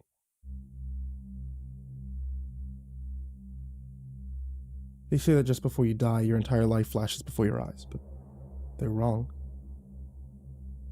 So very wrong. There's no sugar-coated, frosting-lined memory montage of all the times your grandmother kissed you, or every moment that you got embarrassed in class by a teacher. What you see in that split second just before you die is the torture and pain that goes on once you're dead. The hurt you cause others with your absence and the sadness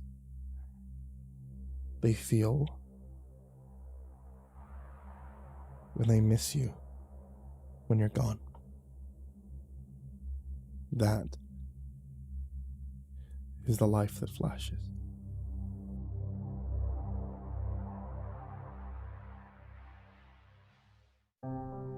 Good evening, kids. It's me, Mr. Creepypasta, and I wanted to tell you thank you so much for watching tonight's video. If you guys take a look in the description down below, you'll find some neat stuff. Particularly, I use a lot of links there that'll take you over to the author's Reddits, as well as if the author has written any kinds of books, or you'd like to find more from any of the authors that we've done stories for, you can find their info in the description. I know it's not very YouTube-like to look down there, but I'd really appreciate it if you did. And of course, I want to give a very, very, very big shout out to all of my followers on Patreon, especially Bloodlace, Peter Bowie, Acid System, F, Alan Hyper, Brennan Matthews, Mary Massacre, Janine Hook, Paul Livingston, Seth Joseph Richards, Ashlyn, Deadeye Nick, Azad Hosenbuckus, Rick Dance, Bryce Charles, Lumen Walker, Sherry Morgan, Jake McNee, Victoria Helton, BDH9294, Melinda S, Finney, Nathan, Dante Rao, Jane Reynolds, Ace Band G, Ryan Kellum, Bobby J. Cavanaugh, Barbara Biggs, Bella Bailey, Ninja Grace, Dad Obsessed Trash, Suzanne Grow, Tommy Walters, Tater Chip, Onbu Op Willie, Sarah Gree, Yuri Catslash, Randy, Brad Gustafson, Sean Tristan Markham, B. Lisa Tyser, Jose Rodriguez, Adagio Rose, Peaceful Buddha, Azarine Fox, Freddie Krueger, Ho Gunkchi, Justin Johnson, King Hades F13, Michael Scarborough, James Lowe, Someone You Love, Nina Smith, Rafael Rodriguez, and Chance Burnett. You guys, as always, are the real MVP, and I can't thank you enough for helping me get to where I am now and, generally keeping me alive. So thank you all so much for supporting on Patreon. Thank you everybody in the description for supporting on Patreon. And thank you everybody out there who's listening and watching somewhere across the many reaches of the internet. Have a good night and sweet dreams.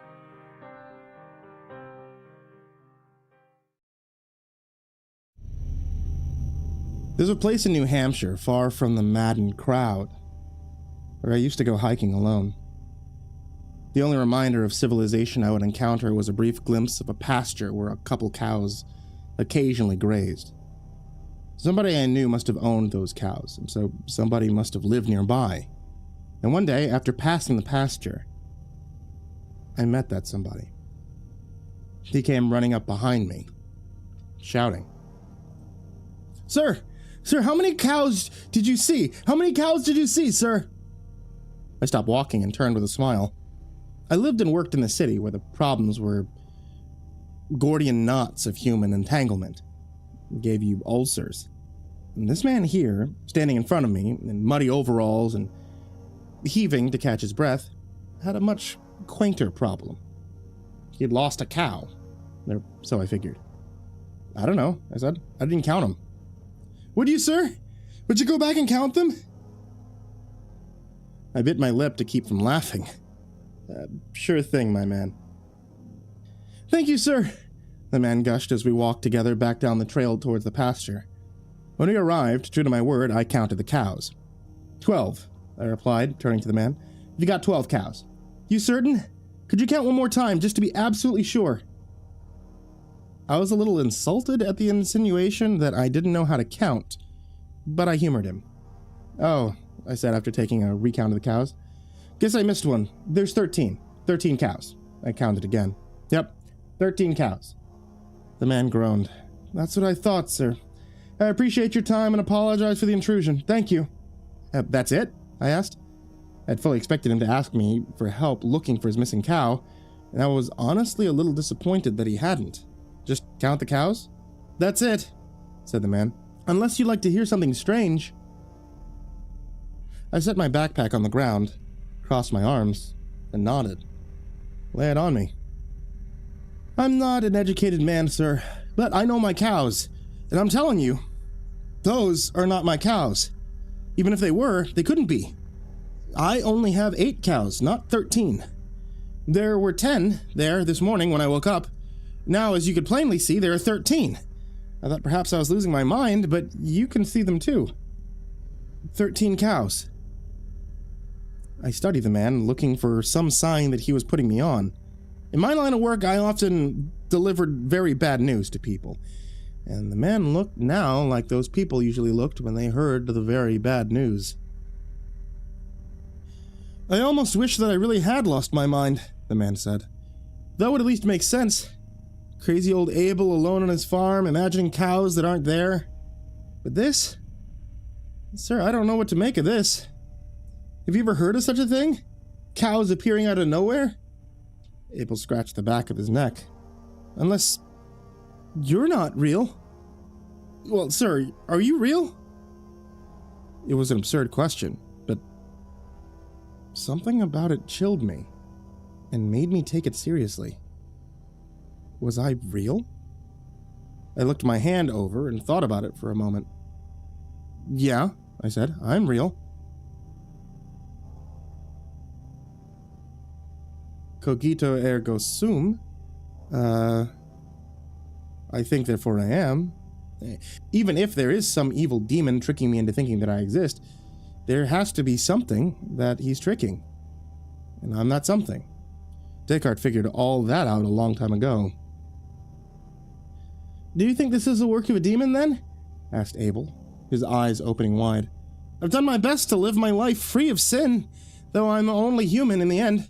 Perhaps this is my punishment for some misdeed I've committed. I considered the possibility, but not for long. Cows appearing out of nowhere as a punishment? No, that doesn't make sense. You're basically getting free cows, right? And how's that a punishment? My senses were coming back, and I suddenly felt very silly for ever taking the man seriously. It's silly, but I also pitied him. I imagined him living out there, all alone, slipping into the early stages of dementia. He didn't appear to be that old. In his 50s, if I had to guess. But sometimes it happens at that age. And one of my favorite authors, Terry Pratchett, had developed Alzheimer's in his 50s. Now, listen, Abel, I said, I don't mean to be insulting, but are you quite sure that you only had 8 cows last night when you went to bed? Yes, said Abel. 8 cows. He then proceeded to list their names, from Adeline to Zelda. I know what you're getting at, sir, but I have evidence. He dug into his pocket and pulled out his phone. I photograph my cows every evening. You may think it's strange, and perhaps it is, but they're all I have anymore. Other people have friends and family to take pictures with, but I'm all alone, other than my cows. So look for yourself. I scrolled through dozens and dozens of photos, checking their timestamps. There were definitely 8 cows in each picture, going back until a month before, when there were 9. The 9th is Bertha, said Abel, as his eyes grew a little watery. She was a good girl, but look here. We zoomed in on one of the cows. That's Lacey? See that unusual spot on her shaped like a bird? Now look at the cows that are here and tell me if you see that spot. These are not my cows. I looked up from the picture, examining the cows in front of me.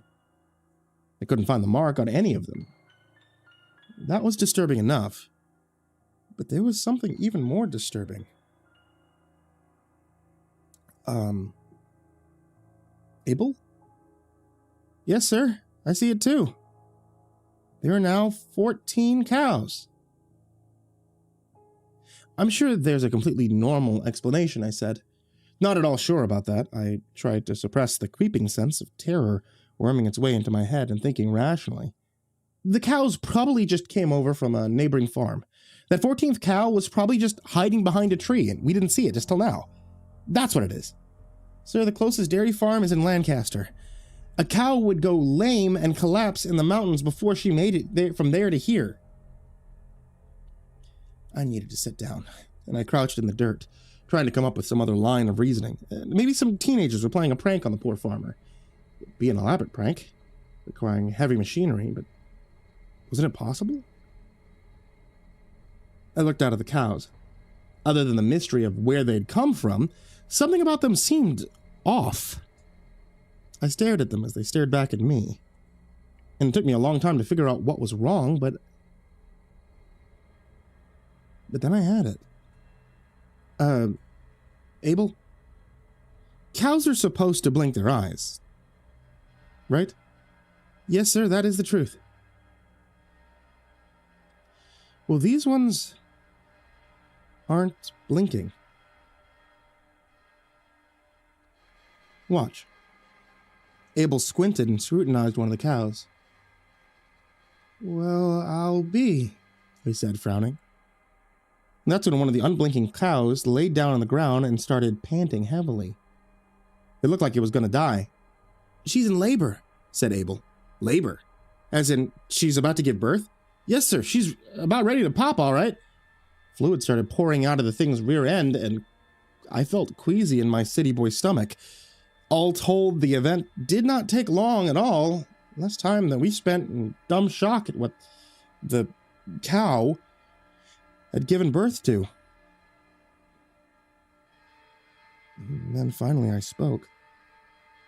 Correct me if I'm wrong, Abel. And I'm certainly not an expert here.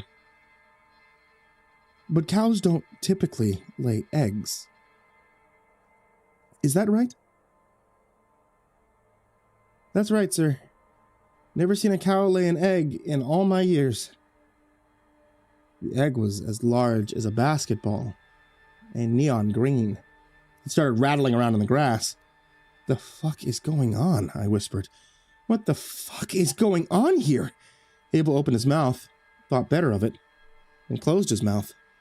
The cow that had given birth to an egg stood up like nothing had happened and started chewing on some grass. Part of my brain screamed at me to keep walking the mile to my car, get inside, drive off, and forget the whole thing.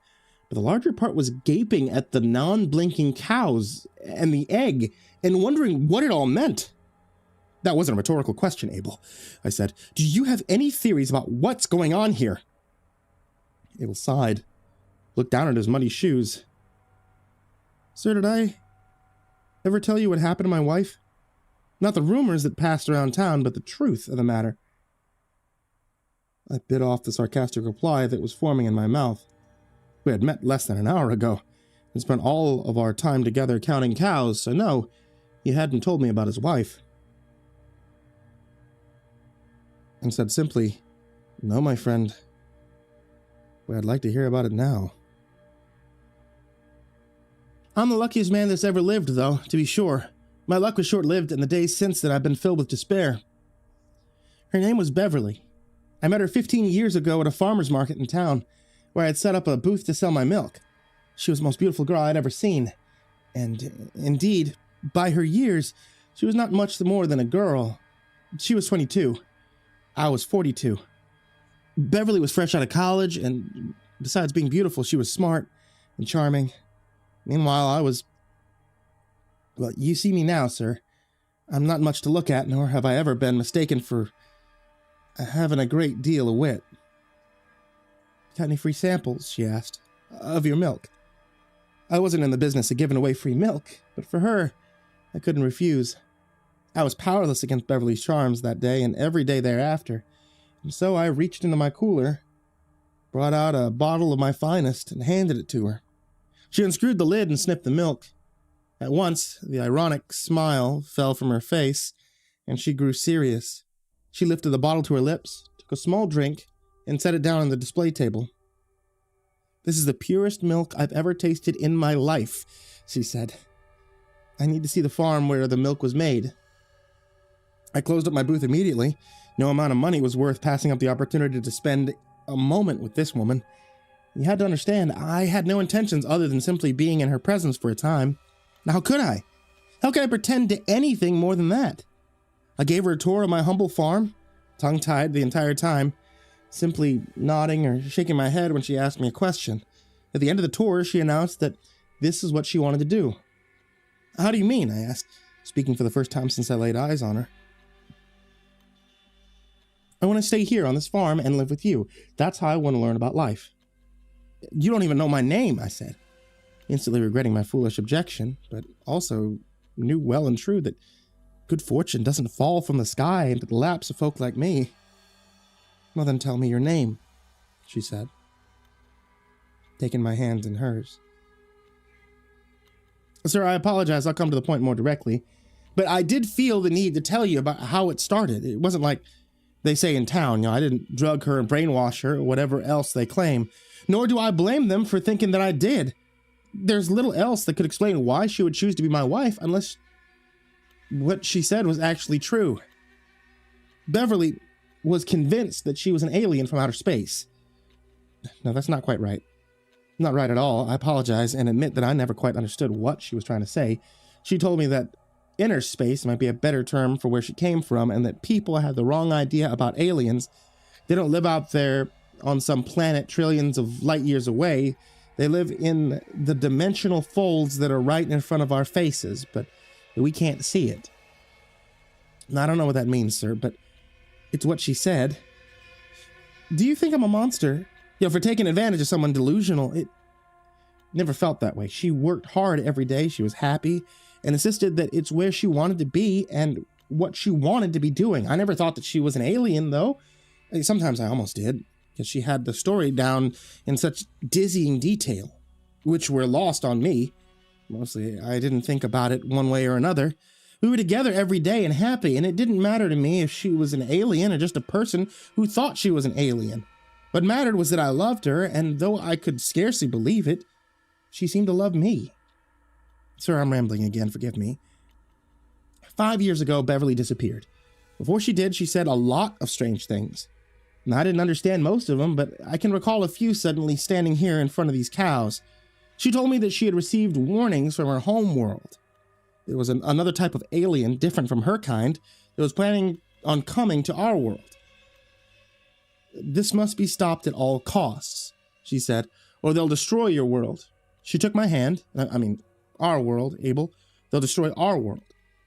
Why would they want to destroy our beautiful world, I asked. They won't want to, they just will. They'll come here thinking that they understand it enough, but they won't understand it enough. They'll try to blend in order to study the world, but they won't quite blend in. And they'll keep coming, one after another, until they fill the entire world. I don't know exactly what it will look like in this dimension, but it's played out before in other places. It's brutal and more awful than any other end you can imagine. They'll just keep coming, and they'll change the world haphazardly until it's no longer recognizable. We don't own this world, I pointed out. Who are we to say what can and can't come into it? Now, you don't understand, Abel, what she said. This will be the end of love. These things will keep pouring in until love is literally no longer possible, and the concept itself no longer exists. It will be very, very bad. I didn't understand what she was saying, except I knew that it would be bad if love didn't exist anymore. I didn't want that to happen. I have to stop them, Beverly said. They're coming tonight. The intelligence on this is clear, and since they only know this world from picking up on my communications, they'll be coming here, to this farm. She put her face in her hands and wept, while I patted her on the shoulder. She dried her eyes. She went on. Yes, I led them there, so I must stop them. I'll go with you, I said, not liking the idea of Beverly going trapezing off into the night alone. And bears roam these woods, as I'm sure that you're well aware of, sir. Very well, said my wife, but I don't know what will happen out there, and before I go, I want you to know something. You taught me what love is. I didn't know before, and it's the best thing that's ever happened to me. And no matter what happens, I want you to know that, and I remember that. I love you too, I said. And then, with almost superhuman speed, she bonked me over the head with a frying pan and I was out. They said that I must have killed her and buried her body somewhere. They brought in the dogs, they brought the search parties in, but they never found anything, nor do I, and I have been looking for her ever since. And sir, I'll spare you any more of my blubbering. I'll spare you from hearing of the heartache that I've endured these past 5 years. And I'm not telling you this to win your pity, but rather because it occurred to me that maybe Beverly wasn't delusional after all. And maybe what she told me was something to do with these cows. I stood there with my mouth open for some time after Abel had finished telling me his story. I'd been studying him the entire time, and as always, he seemed completely earnest. Still, I wouldn't have given what he said any serious consideration if it hadn't been for these cows. Those fucking non-blinking egg-laying cows that kept appearing out of nowhere. I turned now to look at them. During the time it took for Abel to tell his story, and the things had more than doubled in number.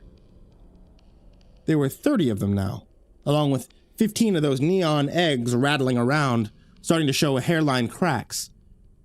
I wonder what was inside of them. At the same time, I didn't want to find out. Of all the apocalyptic scenarios I could have imagined, having the world overrun by trans-dimensional cows was probably the dumbest. That meant that it probably was the most likely to actually happen to us.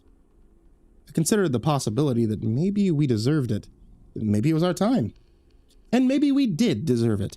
But something about Abel's story had moved me. As a species, human beings were dumb, selfish, capable of incredible cruelty. but we were also capable of kindness and love. And that seemed worth preserving. We have to stop them, Abel. I think this is what Beverly was talking about. Now, I don't know what happened to her, and I'm sorry for your loss.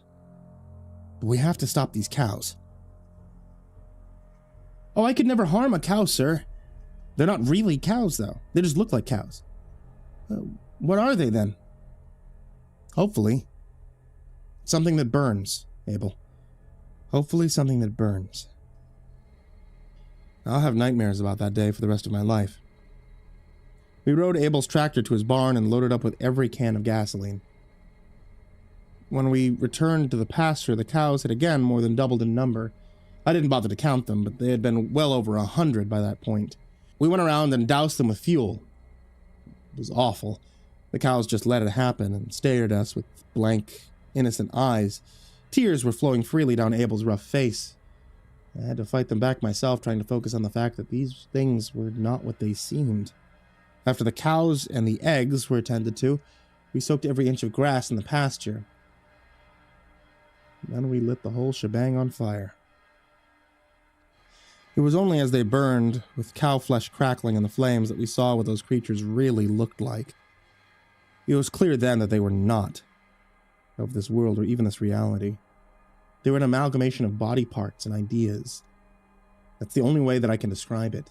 You looked at them and you saw green and purple tentacles writhing around the concept of death and infinity. They were covered in fur and scales and mathematical formulas. They had mechanical gears inside of them and sinew muscles, fat and gristle and glass and triangles.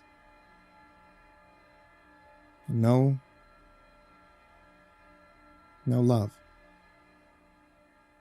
Their bodies burned, smelling like hamburgers and sterility. It sounds impossible and insane, but it's the truth. When there was nothing but ashes in front of us, I turned to Abel. I don't know if it was enough, but it was all we could do. We did our best, buddy. We did what we had to. You did wonderfully. I whipped my head around, and there, standing behind us, was the most beautiful woman I had ever seen, dressed in a long white robe. Her beauty hurt. And now I did start crying, uncontrollably. "Beverly!" cried Abel. "My love! Where have you been? Oh, it doesn't matter. You're here now." "I've been at the gate," said Beverly, "for 5 years. According to time here, much longer in reality. I was able to hold them off for a long time, but finally it got to where I couldn't do it myself anymore. They broke through, and they will again unless... I never wanted it to come to this." "Unless what?" I asked. "What do we have to do to stop these things for good?" Beverly smiled sadly. It broke my heart to see her sad. I didn't know her at all.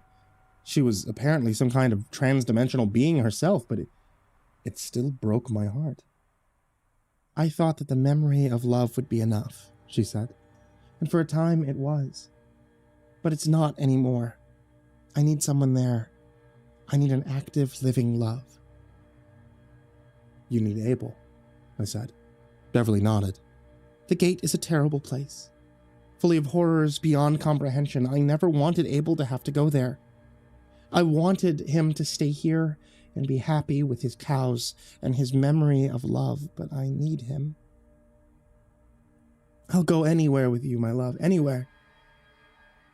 Abel and Beverly embraced, and for a moment, the evening sky seemed to brighten. When they separated, Beverly turned to me. "Thank you for helping Abel. If you hadn't passed by the farm at that exact moment, I'm confident that it would have been too late for this world." She reached out her hand. I took it in mine and felt a gushy warmth course through me. "Don't mention it," I said. "Thank you, sir," said Abel, overcome with emotion. "Sir, I must thank you." He wrapped his meaty arms around me and pulled me in for a bear hug. "You take care now, buddy," he said, patting him on the back. Then Abel went to stand by Beverly's side. They held hands and began to melt into each other, intertwining, turning inside into one gooey mess of flesh and organs and everything else that they were made of, and then they were gone. I have not been the same since that day. And as I've said, there are the nightmares. Nightmares of unfathomable beings filling every inch of the world, and nightmares of the gate. Somehow I can see the gate clearly in my mind as I sleep, and I think it must be because Beverly touched me. It's an awful place, infinite, full of infinite terrors. And then, too, there's the loneliness. I've witnessed a love more powerful than I thought possible, but I'm not a part of it. I long to be part of it, but I live in alienation, alone, both physically. I quit my job and moved to the desert, and in the knowledge of just how small and fragile this reality is. The other day I made the decision that it's time to move on and live my life again. That meant going back to Abel's farm for the first time and making peace with what happened there. When I arrived, I stood looking at the pasture. The grass had never grown back, and I knew never would. I stood there for a long time, replaying that day in my head. I thought back to Abel's story and about how he had lived with Beverly for 10 years. He had known that tremendous love every day for 10 years, and then when she disappeared, he was suddenly alone. But he hadn't given up. He'd gone on tending to the cows, he'd gone on taking care of Adeline and Bertha and Zelda, taking photographs of them every night. That gave him strength. After several hours there, I felt refreshed. In the deepest way, and I decided to go along my old hiking path as a symbolic way to restart my life. I wasn't very far along the trail when I saw it, so it was impossible to miss. A fragment of a shell, neon green, unlike anything occurring naturally in this world. We'd missed one. It must have rolled away in the chaos. I bent down and I picked it up between my fingers. It was still warm. I heard a branch snap deep in the woods, and then heard a voice deep in my mind, cold and alien. That wasn't very nice, what you did to us. And I got out of there. Fast.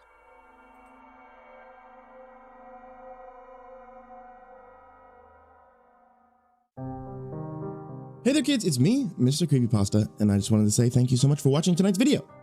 Or watching tonight, or listening to tonight's podcast, because it's also a podcast on Spotify, or on Apple, or on Google, or anywhere else you can listen to the podcast. So, as you know, just about every single convention this year has been canceled.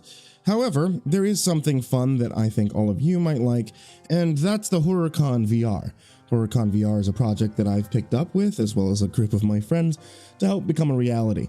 HorrorCon VR is going to be hosted in VR chat, and you don't need a headset or virtual reality to be able to play it. You just need a computer or laptop. So if you guys are interested in finding out more, you can head over to horrorconvr.com, or you can check us out on Twitter at horror_VR. And lastly, as always, I want to remind you guys, if you ever want to support the show, you can do so at patreon.com/MrCreepyPasta. And I really appreciate any time you guys can support the show, because honestly, I love you guys.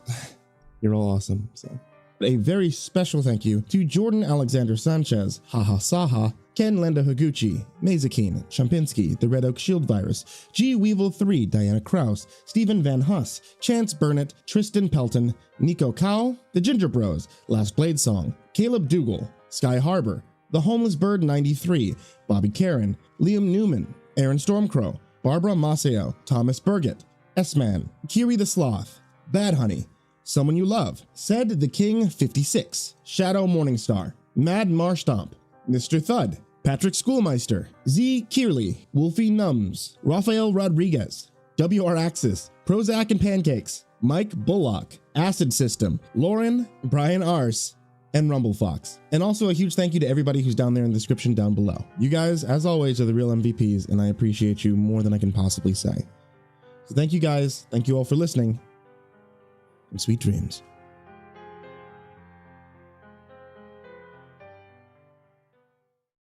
So, I just want to say thank you for listening to the 24-hour horror radio. And if you're enjoying your time here and want to help support the show, please check out patreon.com/MrCreepyPasta, where you can support with just $1. Or, honestly, any support is just to like this and subscribe to the channel and check out some other videos if you find a story that you really like. I'm going to let you get back to the stories.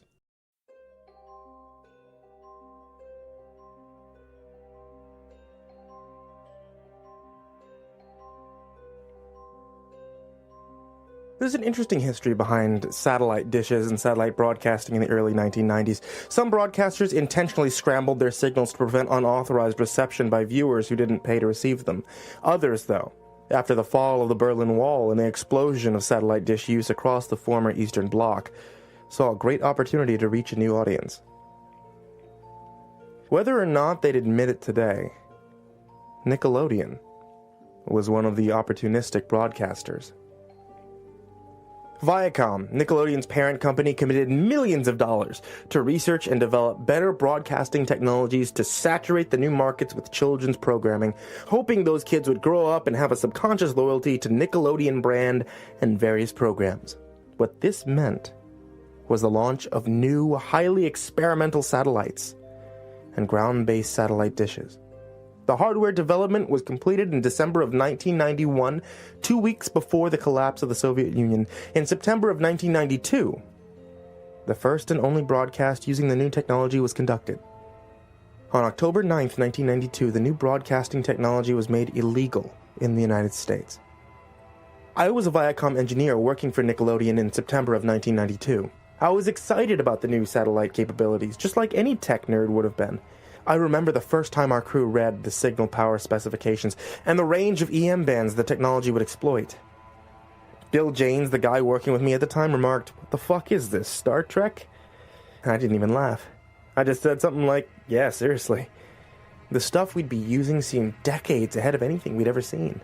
Of course, like any technology, there were a lot of bugs to work out. Test receivers on Viacom chartered ships thousands of miles out at sea were still burned out by the signals coming down from the new satellite. To make matters worse, if the signal did make it to the receivers without damaging them, the quality was poor. Blurring, static, and dropping frames interlaced with noise plagued the testing periods before we could get a handle on them. Still, the picture wasn't as good as we'd hoped.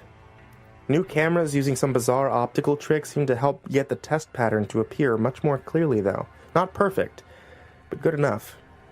Once we received the new cameras, Engineering Central over at Viacom's technology headquarters gave my crew at Nickelodeon Studios the go-ahead to start broadcasting with the new tech on September 22nd, 1992. It was going to be out of a live, unedited taping of Double Dare. The Viacom brass figured a live taping was as good as a pre-recorded one. New viewers in Eastern Europe and Russia would get to see Mark Summers' personality and other behind-the-scenes things that marketing research claimed they'd be interested in. We began the broadcast at 11 a.m. Pacific time. Things were going well. There were a lot of dropped frames early on, but things smoothed out. Interestingly, one of Viacom's sources in Bulgaria and one in Latvia said not only were there no reports of burning out dishes, but the signal strength was so high it bled into neighboring EM bands, forcing the Double Dare broadcast onto multiple channels on either side of the main one. At the start of the broadcast, it was estimated 60% of people with satellite dishes in Eastern Europe and Russia were tuned into Double Dare. The show was nearing its end, and the winner was announced. And now, this particular iteration of the show was Family Double Dare. So Mark Summers, the mother, the father, and their two sons were waiting for the prize to be unveiled. I knew it was going to be a car. It was always a car. And the studio lights dimmed, and the moment the car was unveiled, the multicolored strobe light effect was turned on. There was a flash of heat, a brief scream from one of the family members, and Mark Summers was standing alone next to the car. In the headphones, I heard panic shouting from Engineering Central. There was lots of voices and a ton of background noise, but one clear voice came through. "Turn it off." I had the crew kill the cameras, and I cut the broadcast feed. Mark Summers looked at me and my crew, turned around and headed towards his dressing room. Lots of things happened at Viacom and Nickelodeon after that. Reports began trickling in from Eastern Europe about a devastating and inexplicable accident involving people with illegal satellite dish connections, corporate circulation, and internal briefing. I wasn't supposed to see it, but I knew a guy over there who shared it with me. The report included photographs. 20 years of therapy have done little to erase what those pictures contained. The moment the lights strobed, they triggered something in the experimental optics in the cameras. Whatever that something was, the organic matter in front of the cameras flashed out of that point in space. We'd never been able to figure out why or how it happened, nor were we able to figure out why the 4 family members reappeared in each and every location the broadcast was received. 4 people copied tens of thousands of times were beamed across the world, but the worst part was how they came out. Once the family signal reached the dishes and came through the television connecting to them, they merged with every single living thing that had their eyes focused on the screen. One cluster of 4 family members occupying the space of each viewer's eye. Those were the photographs I saw. And there were hundreds of them. Not just in Eastern Europe either, but friends of mine from the control rooms at Viacom, Nickelodeon. Viacom spent billions of dollars to keep this quiet. The Eastern European governments, desperate for cash to aid in their independence, agreed to bury the incident after receiving cargo planes full of cash. All the Viacom and Nickelodeon employees who witnessed or were associated with the victims received large settlements to shut them up. We then had to sign something promising we'd never talk. No, I signed it. The thing is, I'm not going to be around much longer. Cancer's got me pretty good. So Viacom will come after me, but I've got nothing they can take away that hasn't already been claimed by what's eating me away. But I'm not telling you this because of what happened in 1992. What's done is done. There's nothing that can change it. Here's why I'm telling you this. The one thing that's been bothering me all these years. I mean, Summers was directly in the shot with the family when they disappeared. He didn't go anywhere, though. He was perfectly fine. He just walked away. I did my best not to let it bother me, and for a while, it just stuck with me as one of those weird things. Last weekend, though, when an orderly was helping me off the elevator and out of the hospital, I saw Mark Summers walking by, and everything flooded back at once, so I stopped him. I asked, "Mark, what happened on that day in 1992? I mean, it's pretty weird you weren't affected, huh?" Mark just looked at me for a moment before a smirk appeared in the corner of his mouth. "Not weird, actually," he replied. "Not that weird at all."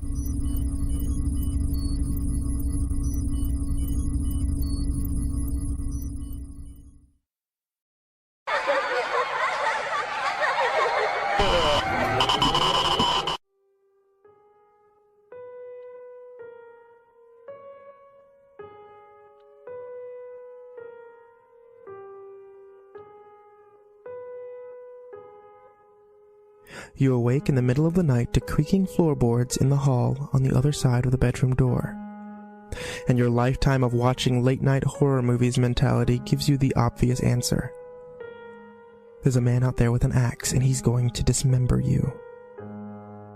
You then remember that your Doberman mix, Samson, is sleeping in the living room, and you live on the second floor of your house. The windows. Wait, no. Those are locked from the inside, and they take a lot of effort to push open. Well, ghosts? You don't believe in them. This all runs through your mind as you lie on the bed, facing the ceiling, willing the hair on the back of your neck to go down. Making the situation seem logical by just thinking it out makes you feel slightly better. You hear another creak and cautiously slip from the bed so as not to wake your wife, or make whomever it is out there think that you've heard them. You tiptoe across the black area rug and reach the door, fling it open quickly, and flip the light switch on. It's your daughter. Her small frame hidden in the darkness of the hall, where the light from your room doesn't quite reach. Only the tips of her blue bunny slippers are visible to you. "Emily? Honey, what are you doing up?" You haven't had the chance to look at a clock yet, but your gut tells you it's pretty early in the morning. When she doesn't respond, you just shrug it off as her being her. The move to a new city has been tough on her. She tends to keep to herself. She probably isn't even fully awake yet. You watch as she takes a few uneven, stiff steps into the light, but it only shows up to where her belly button would be, hidden beneath her nightgown. "Daddy?" She groans in a voice that both concerns and disturbs you equally. It sounds like she's in control of her mouth, like it was stuffed with cotton or something. "Emily? What's wrong?" "Come to Daddy, honey," you say, taking a step towards her out into the hall. It's then that the smell hits you. The unmistakable dirty penny smell. You notice a stain going down the front of her gown, and you don't really have any time or patience for any of her games right now. You're a little more than freaked out, and if she's hurt and bleeding, then you want to help her. When she finally shifts into the light, what you see is no longer your daughter. The tips of black tendrils are spilling from her gaping, cut-open mouth, and her throat is slashed clean open. That explains the blood smell, as does the fact that some of those same tendrils have lodged themselves into your daughter's arms and legs, piercing the skin and letting the muscle hang loose so that they can control her movements like a puppet. Her eyes are gone, where they should have been, being replaced by bloody, gouged pits of nothingness.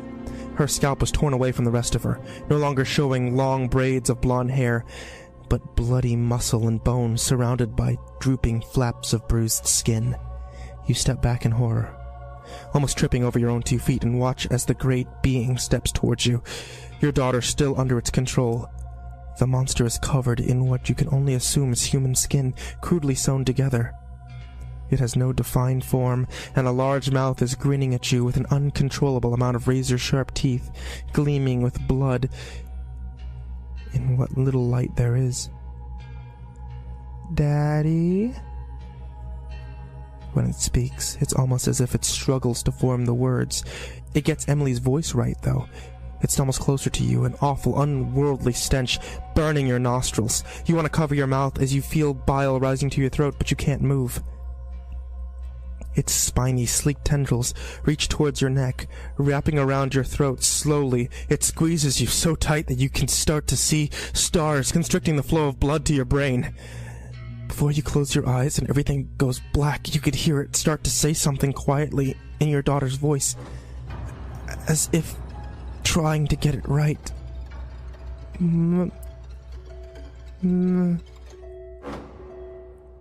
Mommy?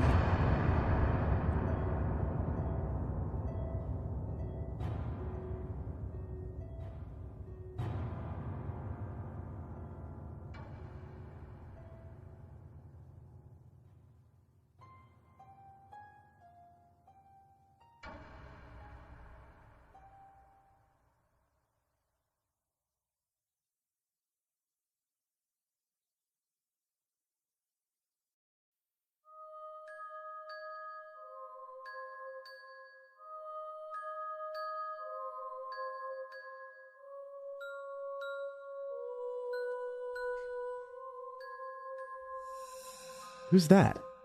I asked while looking at the scribbled lines of my nephew's drawing as he proudly showed his work of art to me. There appear to be 5 figures in the magic marker drawing.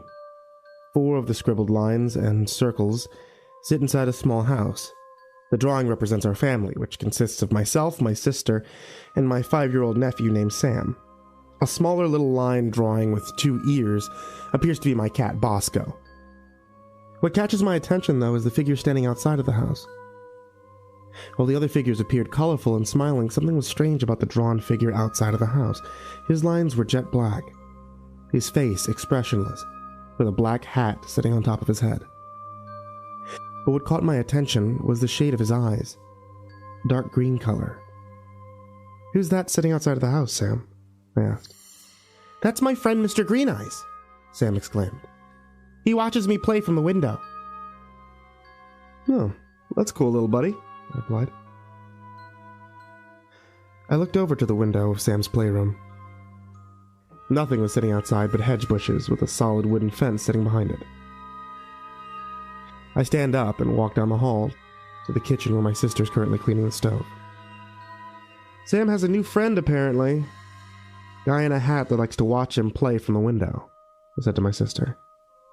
"He has an imaginary friend, it sounds like," she replied as she opened the cabinet below the sink. He's still adjusting. I mean, he's been through a lot these past couple of months. Yeah, I know. He's been through a lot with the move across the country and the separation. I reply, it's a little bit... He watched his father be taken away in handcuffs. Then a month later, he's living in a new house, a new city, and everything he has ever known has been uprooted.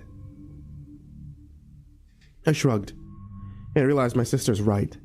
Sam had indeed been through a lot for someone his age. 3 months ago, I got a call from my sister asking for a place to stay. Her husband, who had always loved his beer, suddenly really started to like it. With that came intense arguments. Those disagreements eventually escalated when one day he decided to try to strangle her. I remember that night, answering the phone to the sobs of my sister telling me that her husband was being led out in handcuffs in front of her only son. I told her I had plenty of room in my house, but I was across the country. My sister said the further she was away from him, the better. Within a month, they were living with me. It was an adjustment, but I did not mind knowing that my sister and my nephew were safe. I had a shelter over their heads. She was right to assume that her son was adjusting and creating an imaginary friend in a new home and a city to find a way to cope. I decided to drop the subject, let the kid work through his emotions and be supportive of whatever the two needed from me. After all, it was just a phase. It was a late night of surfing on the web, reading the news, commenting sporadically on Reddit, and listening to one of my favorite podcasts when I heard a strange noise. Taking off my headphones and listening to the low yowls coming from somewhere inside the house, I walked downstairs following the noise that led to Sam's playroom. My cat Bosco was sitting on the window, switching between hissing and the weird clicking noises the cats make. I walked up and grabbed him, startled him a bit, but he never took his eyes off from looking outside the window. It was as if he was watching something. Now that's when I realized my cat was looking at the bushes in front of the fence that were moving. Walking down the hallway and entering the kitchen, I felt a little bit of fear going outside. Something was there, but what could it be? Did my sister's ex-husband figure out where she was? Could it be a robber scouting out the house? Turning on the light to the backyard and stepping out, I looked at the bushes. The violent rustling continued. I moved slowly towards the direction, part in caution, the other in fear. Who's there? Coming out! I hear no response, but now the bushes are moving even more erratic and violent. Come out now! I yelled. Building the courage to pick up the pace, I reached for what's trying to hide in the bushes. A loud shriek pierced my ears coming from the bushes. I laid my hand on the branches. As I jumped backwards, caught off guard by the shriek, a small raccoon made its way from the bush and quickly ran away. I felt relief that it was just a wild animal. Breathing in to calm my nerves and heading back inside the house, as the door opened, Bosco darted past my feet and into the night. Looking around to make sure the raccoon was gone, I scanned the area to see if I could find my cat. To no avail. Bosco! Come on, come back inside! I called out. Waiting at the door to see if by chance my cat would return, I looked at the bushes one more time. After a few minutes, I closed the door, leave the light on for him. It's not the first time he escaped the yard, but he always comes back the next day. I was too tired and drained from the experience to keep standing outside yelling his name. I started to walk to my bedroom when I passed the room where Bosco was sitting in the window. Sam in his pajamas stood frozen in the room, gazing through the window. I walked inside, kneeled down next to Sam and asked, "Why aren't you in bed?" Sam rubbed his eyes and turned his body towards me with his small arms stretched out. Grabbing a hold of him and lifting him up, I took one last look outside. Everything seemed fine now, with no bushes moving or animals in sight. After a moment, we headed up the stairs with Sam clutching me tightly. As we entered his room, I couldn't help but notice more drawings of the family. One caught my attention. It was Sam's imaginary friend, but this time he had a scowl on his face. "Yeah, now go back to sleep, Sam," I said as I tucked him in. "My friend Mr. Green Eyes, who's outside, and he wants to play." The sound of Bosco's screaming woke me up. There was a loud hiss followed by loud screaming. I had tried to get him to come back inside, lured him with a bowl of food at the back door, but he never returned. Wondered if he wandered off the property. However, hearing that noise tonight told me differently. It sounded like he was fighting something outside, probably a raccoon from the other night. As I ran down the stairs, the sound of my cat was becoming more alarming. It started to sound as if he was in pain. Quickly stepping outside to the backyard, I saw no sign of Bosco, nor anything that he could be fighting. It was actually hauntingly silent in the yard. I searched for any clue of where my cat might be. Walking to the area where the raccoon was spotted yielded no trace of him either. Finally, I decided to walk around the perimeter of the house. Something caught my eye near the window of Sam's playroom. My cat Bosco was lying motionless on the ground. Quickly shoveling Bosco up and rushing inside to lay him on the couch, I turned on the light to look him over. Observing that the cat had no marks or any signs of blood loss coming from his body, there might be a chance to save him. In a panic, I ran to my bedroom to dress and retrieve my keys. Picking up the still motionless Bosco and making my way to the car, I fumbled on my phone to find an emergency pet clinic and made my way there. Arriving at the clinic and hastily making my way inside, I looked to the desk person and I said, I need to see someone now. My cat isn't moving or responding. The receptionist quickly escorted me to a room and I laid Bosco down on the table. After a few moments, the veterinarian came in and looked at my cat. After checking his pulse, the vet looked over to me and said, "I'm sorry, but your cat's dead. I heard him fighting with something outside, but I don't see any signs of blood or wounds." As I watched, the veterinarian pulled out a small light. She shined the light and scanned his body. I tried to see if there were any signs of scratches, bruises, or marks I might have missed, but nothing. The veterinarian then moved to Bosco's neck and to his head. Looks like he broke his neck. How could my cat possibly break his neck? Could he possibly chase something up a tree or jumped on the roof of the house? He saw a raccoon outside a couple nights ago. And the veterinarian nodded and said, most likely he spotted the raccoon, chased it up the tree, accidentally fell. It seemed to be the most likely answer. But something was unsettling to me. Bosco had never done anything like that before. Sure, he was a cat, but I'd never seen him climb a tree. They paid the bill and made arrangements to cremate him. Something didn't quite sit right with what I'd heard. I couldn't pinpoint my feelings as I drove home. Pulled into the driveway, looking at the house. Thought of my cat's death left me sad. As I entered the house, I peered out the window. The two of us had seen that raccoon. Nothing but the night and bushes. Decided to try to get some sleep, but while leaving the room, a small drawing laid on the ground. When I picked up the picture, I noticed it was another family drawing. But this one was missing Bosco. "It's time for bed, Sam," I said loudly as I walked down the hallway. As I started making my way down the hall to retrieve Sam, who was loudly trotting around his playroom, I noticed that he was whispering lightly. First, it sounded as if he was talking to himself, but it seemed as if he was holding a conversation. The first thought came to my mind was that my sister was in the room with him. As I reached the outside of the room, I stopped for a brief moment and listened. Didn't hear my sister's voice, but Sam whispered, "Can't play any more tonight. I know you don't like it when I leave, but I have to go to bed." Walking into the room, I watched as Sam's head quickly turned to face me. He seemed shocked that I was listening to his conversation. I looked around the room and looked at him. "Who are you talking to?" "You made him run away."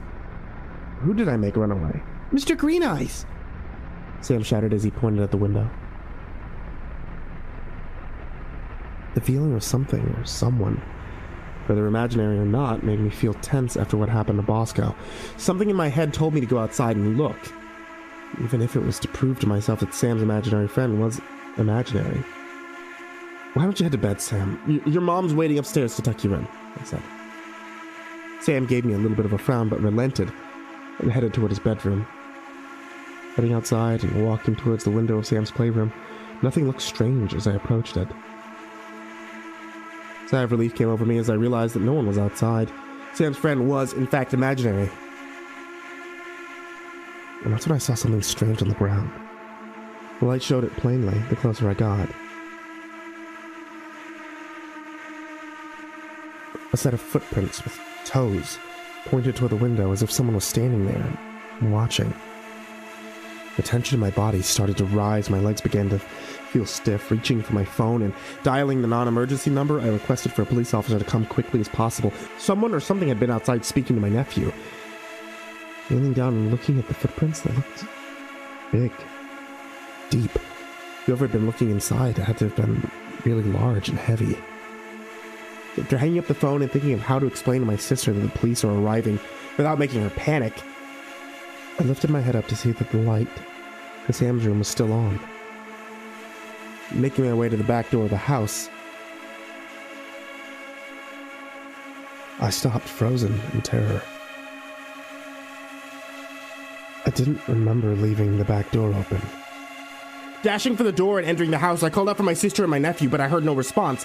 The sound was too quiet, like no one was even in the house. Reaching the stairs and looking up to see the light to Sam's room was still on, something was not right. I quickly ran to the stairs and I screamed, "Sam, where are you? Somebody answer me!" Entering Sam's bedroom and seeing an empty bed, I looked down to see my sister's lifeless body on the floor. Lying flat on her stomach, I rushed over to her to check for her pulse, but I felt nothing. She had bruises along her neck as if someone had come up behind her and attacked her. Sobbing uncontrollably at the sight of my sister's body, who looked like her neck must have been broken, I yelled, "Sam! Please tell me where you are!" Still no response. Standing up, I ran back to the stairs, running down the hallway and checking every room, every one of them empty, and when I arrived at the playroom, something was in the corner of my eye. It looked to be a man with a sickly pale white skin that was staring directly at me. He was abnormally tall, almost reached the top of the window.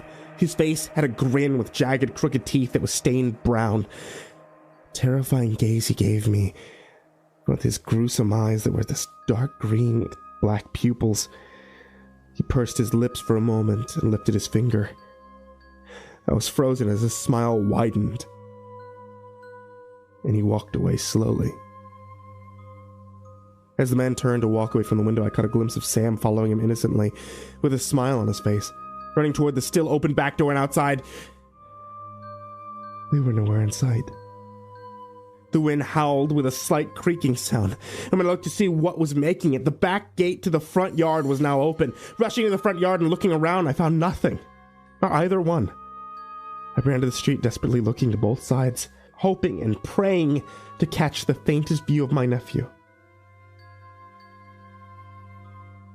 The lights of the police cars approached my house. I looked helplessly on as it was too late. My nephew and whatever evil thing led him away had disappeared into thin air.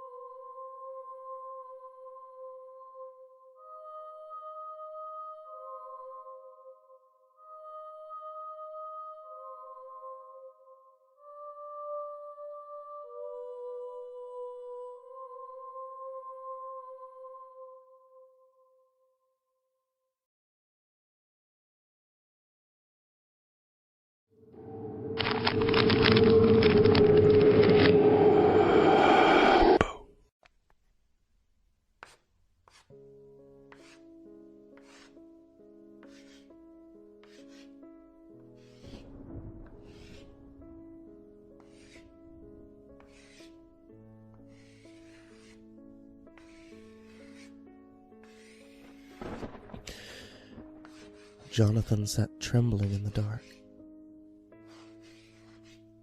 He stared at nothing, his eyes not penetrating the circle of blackness that surrounded him. A single lamp illuminated the round table he sat at, allowing him enough light to see the edges of it, and nothing more. A teapot and half-empty cup sat in the center. With a trembling hand, he reached towards it and took it towards his lips, not truly looking at his drink. He sat the cup down on a plate. The cup rattled against it, the only sound save for the thunder that rumbled in the distance. He heard a switch flick, Jonathan shut his eyes for a moment, temporarily blinded by the harshness of the light that filled the room. He opened them again to see a small white kitchen. A single window and 2 doors broke the array of cabinets that covered the walls. Standing in an open door was Chris, Jonathan's friend and housemate. He had a hand on the light switch. "John? What are you doing? It's after midnight," Chris asked. Jonathan kept staring forward and didn't reply. "John, answer me. This is the 3rd time that I've caught you up like this. What are you doing?" After a moment's pause, Jonathan replied, speaking in a dry, quiet voice.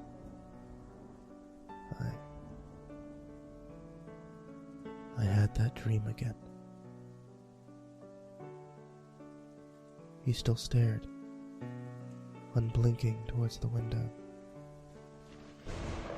though he didn't seem to notice what was behind it. Chris flinched. For months now, Jonathan had been experiencing the same recurring dream. In it, he stood outside his own life, looking in at it. He saw himself live his own life, going through the same daily routine and experiences, over and over again. However, something about it all seemed unreal. All his actions were artificial. All his conversations seemed planned. A strange feeling that something wasn't quite right filled him and grew and grew and grew. Slowly, and so gradually he barely noticed, his actions were replaced with words. Instead of seeing things happen, he read them as a massive wall of text that described his every movement. His conversations came in quotation marks, which he read instead of spoke. Soon his entire life seemed to be a novel, running forward towards a conclusion that was always surrounded in haze. When he got to the end, he always awoke, but the feeling never left. Even sometimes when he was awake, he began to lose his feelings of normality. For brief moments, barely noticeable, he saw objects described in text rather than their own form, and his own movements seemed to be described by a nameless narrator. Chris sighed, walked forward. He rested a hand on Jonathan's shoulder and spoke in a reassuring voice. "Listen, John. I know you're worried, but you have to remember it's just a dream. You've been very stressed lately and starting to have nightmares. It happens, and it's nothing to worry about." Jonathan chuckled slightly. No, it isn't. What do you mean? Look, John, get back to sleep. You're starting to worry me. For the first time that night, Jonathan stood and faced Chris. He was taller than Chris, and the shadow he cast obstructed Chris's face. "Don't tell me that you haven't had that feeling, that creeping, inching suspicion that something isn't right. Doesn't everything seem too dramatic, too convenient? This isn't how reality should be. This isn't how people should be speaking. It isn't how they act." Jonathan realized he was shouting and stopped. He breathed heavily and tried to calm down, resting his head on his hands. Chris looked at him with worried eyes. All right, John. Here's what we're gonna do.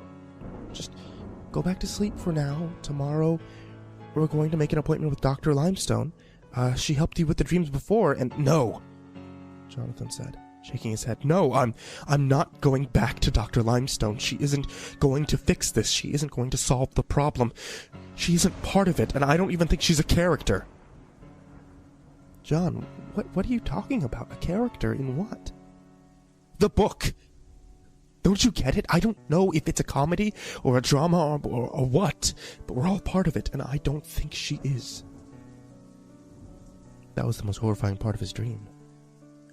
He felt as if hundreds of eyes were reading the text along with him, learning his every movement as if they were plot points in a story. He still had the feeling at that very moment that in a strange, twisted way, he was being watched.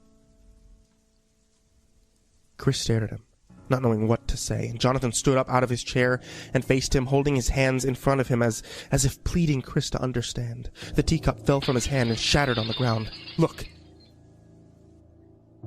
Isn't this all just too convenient? Doesn't it ever feel that way? Listen to that thunder. Doesn't it seem like a perfect setting? And everything is like that. The light when you entered, the teacup, by God, even the way I'm standing. This isn't how things work. They don't come together to make themes. Weather shouldn't just suit my mood like this. Do you not see it? Chris was taken aback. Well, John, that's all just ridiculous. Storms happen, whether you're angry or not. The teacup was an accident, and we can get a new one. What's this about Dr. Limestone? What do you mean she isn't a character? Jonathan went back to holding his head in his hands. I know I'm not going to see the doctor because she hasn't been described. I have no idea what she looks like. What? If this was real life, then there would be hundreds of little insignificant things happening. I would know dozens of people and unimportant details, but this isn't real life, and anything that isn't part of the story won't be described. I'm not going to see Dr. Limestone. Outside of this conversation, she doesn't exist, and we don't even know what she looks like. John, that's ridiculous. This is beside the point, really. Describe her. Chris opened his mouth to respond and then stopped.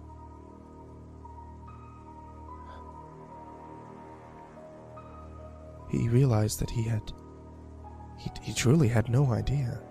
Well, she was a psychiatrist. That had helped me with dreams before. Is that what you were going to say? Because that was established for this conversation. You have no idea what she looks like, do you? Chris paused. That was exactly what he was going to say. Down to referring to John in the third person. It did seem odd.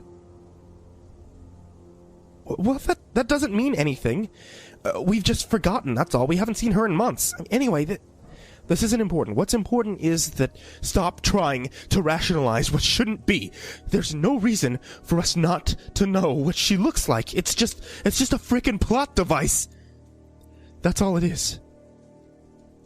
Even what you just did there, trying to change the topic to hide parts that haven't been fleshed out. This isn't how people act, Chris. Well, all right, but still, that doesn't mean anything. That's just one person. Oh, really? Describe our neighbors to me. Describe your parents. Describe anyone who isn't directly related to this conversation, and I will believe you.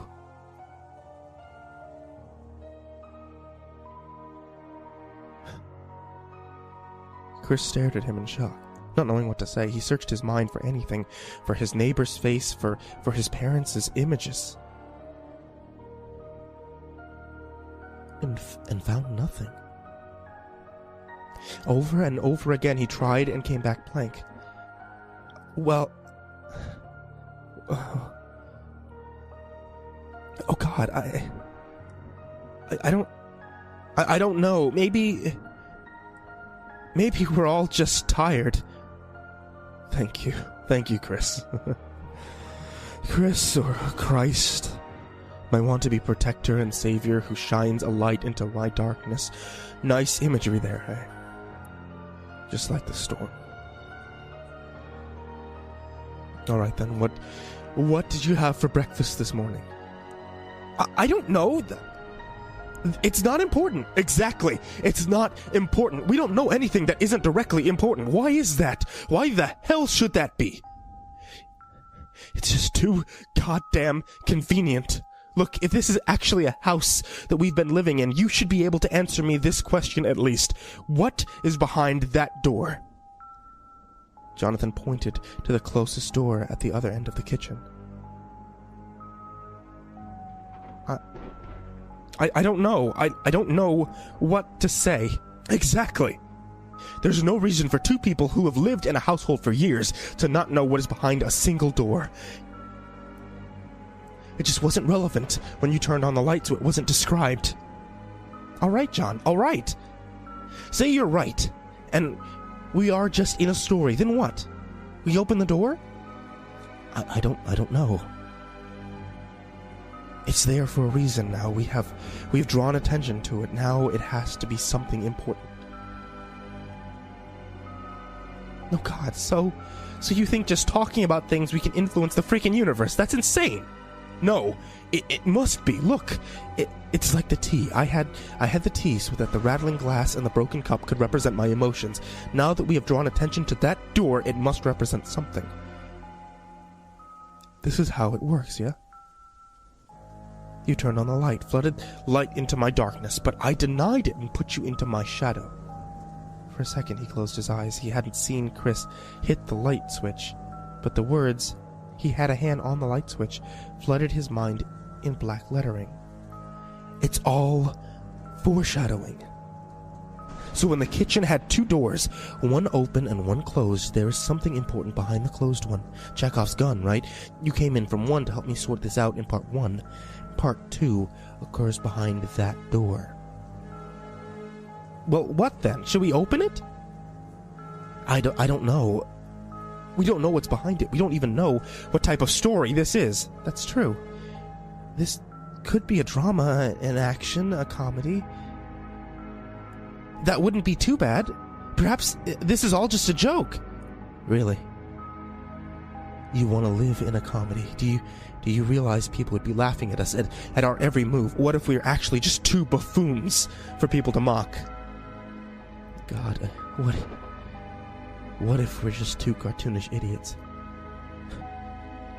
Would we even have the intelligence to tell?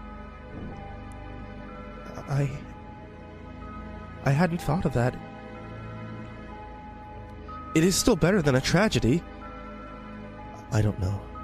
Look, we can work this out.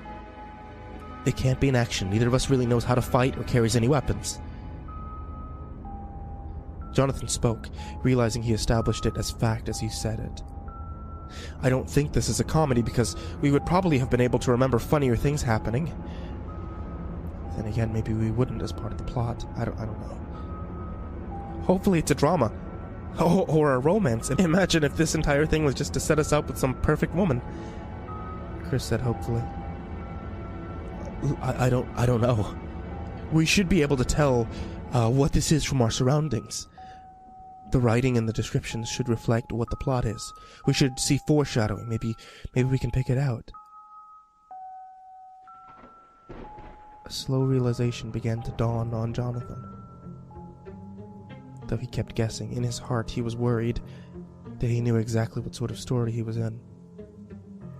Alright, well then, what can we learn from this kitchen?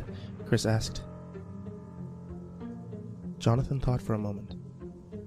Everything in this conversation and the things that we have talked about revolve around myself. I think it's safe to say that I'm the main character here. Alright, Chris said, nodding and following along. Then, what's happened to you recently? I'm worried, Chris. With the thunder, the darkness, the nightmares, the falling cup, I don't think this is a happy story. Something bad is going to happen. It's going to happen soon. As he spoke, the thunder once again boomed on the horizon, and a flash of lightning filled the window with jagged light. Chris swallowed. All right. Then, do we open the door? Neither of us knows what's behind it. I think it's safe to say that we weren't supposed to know. Somehow you've broken the mold. What do we do? Jonathan squeezed his eyes shut and gripped the back of his chair. He hadn't even realized that he had stood behind it. His knuckles turned white, and finally he spoke. If this is the sort of story I think it is, I don't think we have a choice. Either we go through that door and figure out what's behind it, or it's going to come and get us. If we're the main characters, then we should be safe. I mean, usually they survive. Usually. Not always. Usually. Chris looked at Jonathan and then towards the door. All right. Then, we might as well get it over with. If I'm the sidekick here, I guess that's my job. I'm Christ anyway, right? I bring lightness into the dark areas. I'm the sacrifice. Chris, don't joke about that. Look, I don't know. Don't worry. Like you said, we're safe, right? We're the main characters. We never die in the first act. Maybe it'll just end up being a big joke anyway.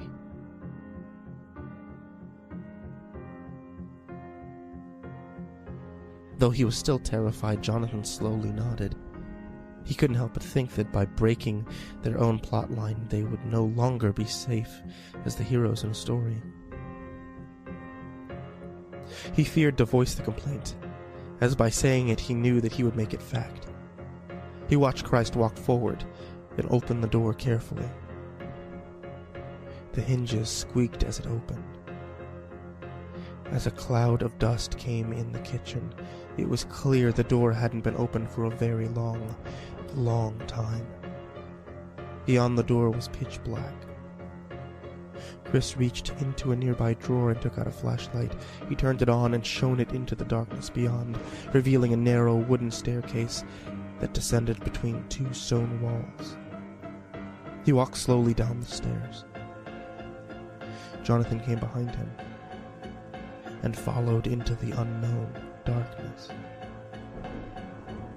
Christ reached the end of the stairwell and paused. He turned to face a large room shining his light around.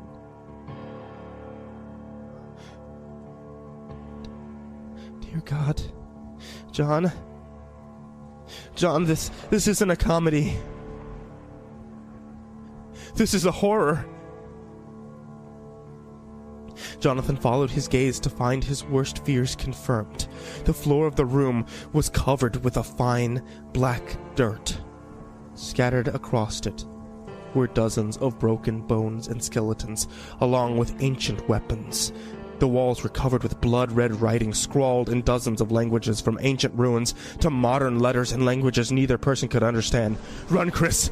We shouldn't have come down here!" Jonathan shouted as he sprinted up the stairs. The entire building began to shake. The low rumbling he had once thought was thunder became a continuous noise that seemed to come from every direction at once. He ran towards the kitchen but stopped in the doorway. The cabinets at the far end of the kitchen began to lose their form. They blurred, then turned into written words, becoming replaced with descriptions of themselves. Large, white cabinet with silver handle, small, thin cabinet with gold handle, electric oven, 4 stoves on top, black, with wrist staying as black metal slack after.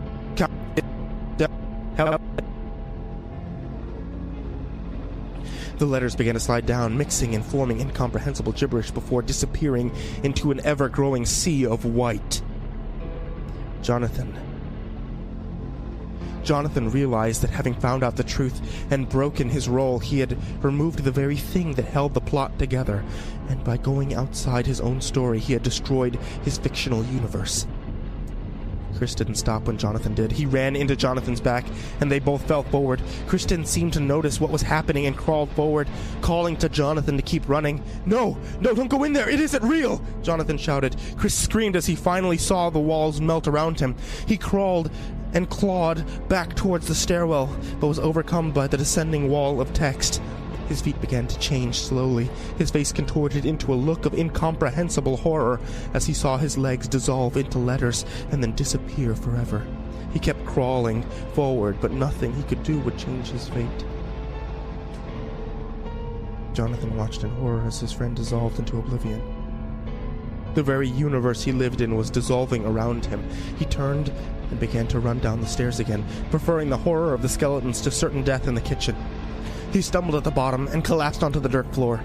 His head scraped along the ground, forming a large gouge over his right eye that blinded it with blood. With his good eye, he turned to see his fate. The oncoming wall of letters kept coming down the stairs, then stopped at the base.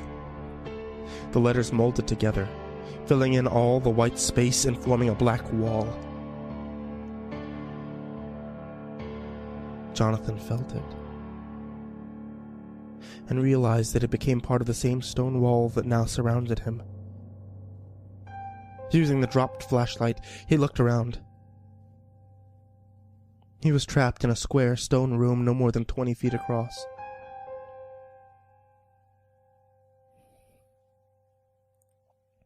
Jonathan sat in the center of the room, not knowing what to do. Time seemed to slip away, and he had no knowledge of it passing. He had no idea if he was there for minutes, or days, or years, or even centuries. He simply remained trapped alone in the darkness. Though he may have guessed he was there for days, the flashlight never dimmed, and his head never stopped bleeding. There was nothing for him to do, and he felt no reason to move. Alone within eternity to himself, he began to contemplate what had happened. He thought on his own life, of his existence, and how he had come to be. He thought about himself. It seemed wrong to think that way. Himself implied that he was an actual, living being, and he wasn't sure if that was truly fitting. It suited him more to think in the third person, as he would have been written in the story. Was it fair to say that he was ever anything more than that, a fictional creation? His thoughts turned to the room. He had no idea where he was or how the poor souls who had become the skeletons that surrounded him had found their way into the small black cell. Perhaps he would join them. Perhaps someone else would come to inhabit the same space and he would be gone forever. Perhaps it had already happened. And without a sense of time, he hadn't realized it. The thought sent a chill down his spine. He didn't know what was worse, an eternal life in a cage or simply ceasing to exist with no sign that he ever was. With no sense of time in this strange world, who was to say that it hadn't already happened? Perhaps both were true in their own way. He realized he needed to leave some kind of permanent mark so that somehow, maybe, another person might know he existed. He had to tell his story. With all the time imaginable to spare and no time at all to lose, he thought about what he had to do. Though he had no idea how much, he stood up again. As if compelled by an unseen force, he walked towards the wall. He dipped his hand in the blood that flowed down his face and put it to the stone. He made lines, which formed letters. Then the letters formed words. And finally, the words formed a story. It began.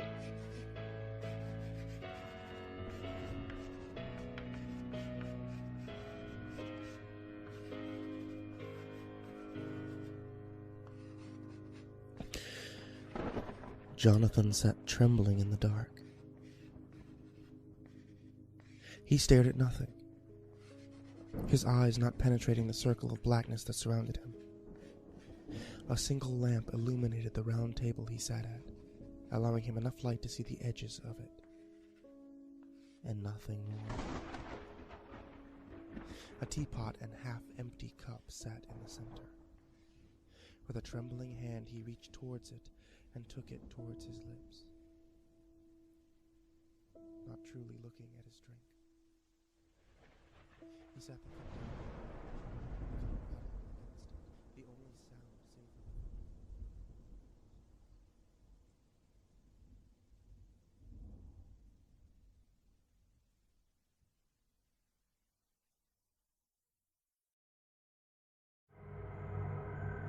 In the early 1920s, there was a hospital on the hill that was completely self-sustained. They raised livestock, grew vegetables, and even had their own post office. If you needed it to live, then you could get it there. And that was a good thing, Because regardless if you were a patient, doctor, nurse, janitor, whatever, you weren't ever leaving. Tuberculosis ravaged the city beneath it, and they tried their best to send it up to the hospital on the hill and keep it there. Doctor or patient, you committed to a life at the hospital in order to save the people still untouched in the city. Intentions were good. No one really sets out to build an evil hospital, per se. So many deaths leave a scar, though. Tens of thousands push through that line between life and death in that hospital on the hill. It's similar to a hole in an old worn sweater that you've worn for years and years. The more you pick at it, the more it unravels. Send thousands of people through one very specific hole, and it's bound to irreparably rip open. I hope you'll notice that I'm careful not to refer to the hospital by its given name, and that is intentional on my part. The name itself is notorious. I don't want any of you all to make the same mistake that I did. Because it was a mistake. We thought we were untouchable, in the way that teenage courage still lingers in you in your early 20s. We thought it'd be fun. We could just go to Waffle House after to compare photos and laugh. The hospital saw us, though. Peter, more than any of us. God, Peter. We were all friends from high school. We grew up in the foothills surrounding the hospital, and all of us knew about it, but weren't that interested in it. It wasn't the 1970s anymore, and you couldn't break into it anymore like our parents used to. My dad was even personally responsible for some graffiti on the 4th floor, he said. We grew apart, though, like most high school friends do. I stayed to go to the local university, while Sam went to Vanderbilt. Lucas to a small private school in Virginia, and Peter went the furthest to Texas A&M on a football scholarship. We kept in contact as best we could, but 4 years is a long time, and it eventually turned into just liking each other's Facebook posts and texts on birthdays. Peter sent a group text to all of us in early September out of the blue. He said he'd be back in town visiting his family. We should all get together if any of us were close or wanted to make the drive. Now, I'd never left the city, so of course I was in. Sam made the easy drive up, only a couple of hours. Only Lucas begged off, not wanting to make the long drive back. We planned to meet up at a new bar that had only opened up in the recently trendy parts of town. It wasn't exactly our scene. Peter had gotten there first. I could see his hulking frame and a small booth in the corner. He'd already ordered cheese fries. "Hey, man," I said as I slid in opposite him. "How are things?" He put up a hand. He was still chewing. Peter was a large man, which, when he played football, came in handy and combined with considerable practice landed him a football scholarship. He lost it in his second year, though, ACL tear. He could never play the same. He pretended it didn't bother him, but he dropped out of school soon after. He'd stayed in College Station, working some mechanic job. He didn't talk much about it. I knew his family had wanted him to move back here, but I guessed he's probably just too proud. "I'm good, man," he said, his voice booming as ever. "Living the dream, you know?" I chuckled. Living the dream meant you hated your goddamn life. Sam slid in easily next to me, shaking the rain from his coat, and immediately grabbed some of Peter's cheese fries. Sometimes, no matter how much time is between you, you can just slide back into routine. "You could." "You could ask," Peter said to Sam, feigning offense. Sam shook his head. "I'm doing you a favor. You're already the size of a brick house. You don't need a second story added." Yeah, whatever." Peter pulled the basket of fries back to him. "I got a great idea, guys. I admit that I've lured you here under false pretense, but we're going to do something so sick." Sam and I exchanged looks. Usually Peter's sick ideas were just throwing a brick through a neighbor's car window or petty graffiti on the bridge downtown. Low-level crime, just enough to get a thrill, but not so high that you'd get in serious trouble for it. That was Peter for you. We were 25, though, and I had a good job that I didn't want to jeopardize because of some teenage graffiti shit. Plus, I don't think Amanda would bail me out if I called. Talk about another reason to call the wedding off. She already tried to call it off once because I wasn't as enthusiastic as she'd wanted about the flower colors. All right, hit us with it, Sam said. Peter looked around and leaned in closer, gesturing for us to do the same. The hospital. We're going. You remember Sheila from high school? She dog sits for the owner now, and she can get us in. I mean, for a fee, but like a small one. Who's in? Sam and I now openly looked at each other. Why the fuck would we want to go to the old hospital? The place probably still had tuberculosis. Peter didn't look so good, though. He looked beat down more than I'd ever seen him. And we were still so young. Maybe we owed him just this one thing. Might even be fun. Just a laugh, you know. See a creepy old hospital, scare each other with some well-timed bangs on the wall. Take a couple of photos. The works. It was almost October after all. This might even get me in the Halloween spirit enough to take up Amanda on her idea of couples costumes. So we asked. Maybe Peter knew it was more out of pity than anything, but he kept assuring us it'd be fun. Almost desperately so. The building itself was imposing. It almost felt like anyone building the hulking Tudor Gothic facade knew that it'd be haunted one day. Maybe it just grew to fit the part.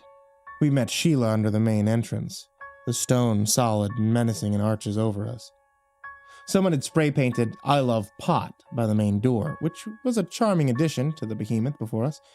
She assured us that she wasn't going in that creepy-ass haunted fucking nightmare, but let us in the front entrance.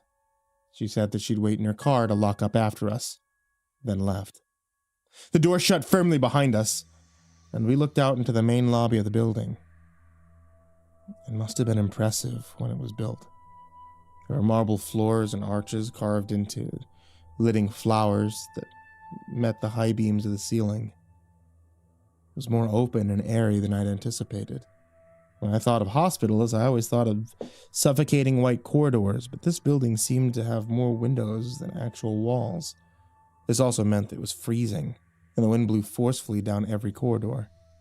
Peter led us down the hallway, pointing out various rooms and the stories that went with them. There was a young boy who liked to play with toys left behind, a nurse who had hung herself, and a woman who roamed the hallways looking for her sister, who had made it out. It was all pretty cliche scary story stuff. I remember just wondering if I was going to get tetanus from the walls. Sam looked equally unimpressed, though we were all freezing from the wind. And then we got to the 4th floor. Our flashlights barely seemed to penetrate the grainy darkness of the hallways. According to Peter, this was the floor that had the operating room. A lot of people didn't make it out of the operating room, he said. I felt the prickling on the back of my neck. The way you feel when there's no one behind you, but there might be something behind you. I whipped around a couple of times as the wind slammed doors shut, suddenly. Sam mustered up a weak smile, but we were all feeling it. It wasn't fun anymore. We stood in a small pseudo-lobby in front of an operating room, surrounded by empty doorways. I've got to take a leak, Peter announced, breaking the creepy atmosphere. So what, do we leave now? Sam asked, trying desperately to not look like he was as eager as he was. Peter shook his head. Nah, I'll go down there. Be back in a bit. Please don't piss on the ground. That's disgusting, I said, as Peter laughed and disappeared around one of the corners.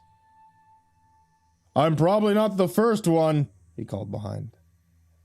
Sam and I slid down one of the walls, careful to not have any open space between us.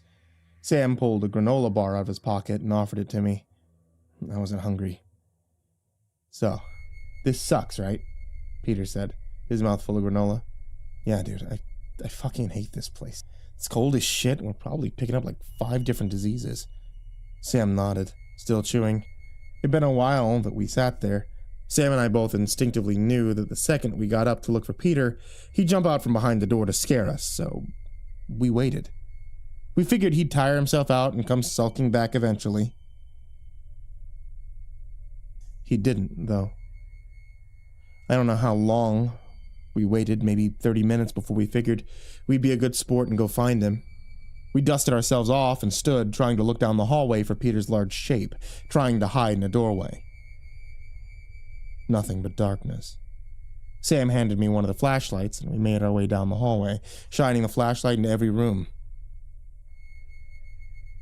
And then they went out. Sam and I both cursed in unison. "Peter!" Sam called into the hallway. "I know you're not still pissing. Our flashlights went out. We need yours. Meet us by the elevator shaft, okay? We're gonna go home." Silence met us. I remember being pissed that Peter was really committing to this bit. Then a small blue ball rolled down the hallway and stopped a few feet short of us. Sam and I both looked at it. And then at each other. Sam murmured under his breath, then launched the ball back down the hall. He'd been a pitcher in high school. Maybe that's why he didn't hear it land. "Peter, you jackass!" he called, stomping back down the hallway towards where the ball had come from. I heard a knocking down the opposite end behind us. "Hey, you check down there. I heard something down here, so I'll go look for him there. Meet up in a bit, okay?" I said. Sam nodded, then continued down the hallway. I turned back to the darkness ahead and tried to use the weak light from my phone to see the way. Eventually, that drained the battery, and it clicked off unceremoniously. I was alone, with only the moonlight trying to make it through the windows. And that's when I saw it. Standing by a pile of leaves that must have been blown through the windows. I don't know how to describe it. It wasn't a ghost, or at least one that I'd ever heard of. It was the absence of light, hanging by a window. Its form was almost human-like, but rippling in the breeze. It was a more than solid shadow. It didn't have a face per se, but I could feel it looking at me. We seemed to look at each other for a long time, but I'm not sure how long. It must have been seconds. Could have been an hour. It didn't seem angry, and I think maybe that's why I followed it. It just wanted to show me something. I climbed the stairs after it. It seemed to blink in and out of space and simply reappearing in the next place it wanted to be. I was in a haze, completely forgetting about Sam and Peter.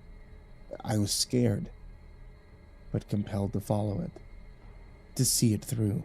Maybe I owed it that much. The roof was cold, and the wind howled through the trees. The figure disappeared, but maybe the moon was too bright for me to see it up there. I could still see Sheila's car parked down below. I waved, but she wasn't looking up. I thought about the patients who must have laid up here, using the sun to try to save their pale skin. I lay down on the edge and closed my eyes, thinking of them who lived and died so long ago. They must have been so lonely. I felt their presence, and I wept. They were so lonely. They just wanted me to understand what their life was like. On the roof every day, in the warmth and the freezing cold, left for hours to just sit and contemplate the ends of their lives, blood staining their clothes with every exhale. They must have looked at these hills thousands of times before it was the last thing they ever saw. I cried for them. I felt them so close inside my chest. I felt their hands on me. They caressed me, soothed me. Then, more forceful, I felt them pushing me. I slid closer and closer to the edge of the roof, compelled by something. It would be so easy to just fall. Effortless. I leaned into it. "Jack!" Sam was calling my name. I felt hands again, warmer now, as Sam pulled me from the roof's edge. I opened my eyes and met his pupils wide and wild. His hair was damp. "Peter is..." He stopped, gagging. We have to go now." I followed Sam wordlessly as he pounded down the steps. Flight after flight until we burst through the lobby doors. Sheila was sleeping in her car, oblivious to us sprinting to the old Luminera. She screamed as Sam slammed his hands against the driver's window. "Open up, Sheila! God damn it, we have to go!" What the fuck, Sam? You scared the shit out of me!" she yelled, unlocking the passenger side door. Sam threw me into the back seat and almost dove into the passenger front seat next to her. She sat there shaking, his head in his hands. Sheila and I looked at each other, both unsure of what to do. Sam just sat there, trying to speak but unable to get anything out. "Where is Peter, Sam?" Sheila asked, her voice low. Sam just shook his head back and forth, back and forth. "I watched him do it," Sam said. So quietly I almost missed it. "Watched him do what?" I asked, almost as quietly as he had said it.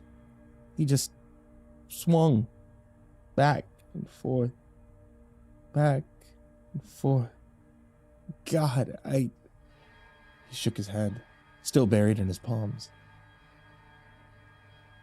"We need to call the police," I said, suddenly calmer than I had been all night. We could call one small number and then it'd be someone else's problem, someone else's nightmare. "Oh, fuck. I'm definitely getting fired," Sheila said, staring wide-eyed at the building that loomed before us. Sheila did get fired. Sam and I got knocked with a trespassing charge. I think they went easy on us, though, because of what they found. They did end up finding Peter, a task that Sam and I had failed so woefully at. He was on the 3rd floor, a puddle of urine under him. He swayed in the breeze, his neck so purple it was almost black.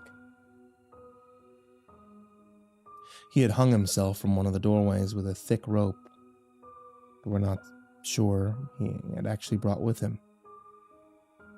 According to the coroner reports, he died almost instantly after leaving Sam and me. It made sense. His life had fallen apart after losing their scholarship. He was broke, too.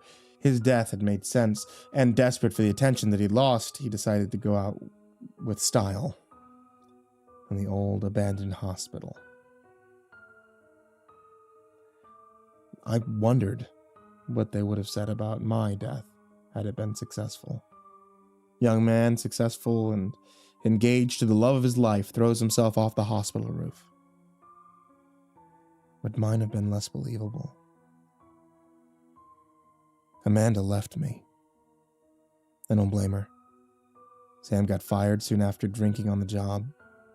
We met now in the trendy bar where we met Peter that night. We drink in silence for the most part.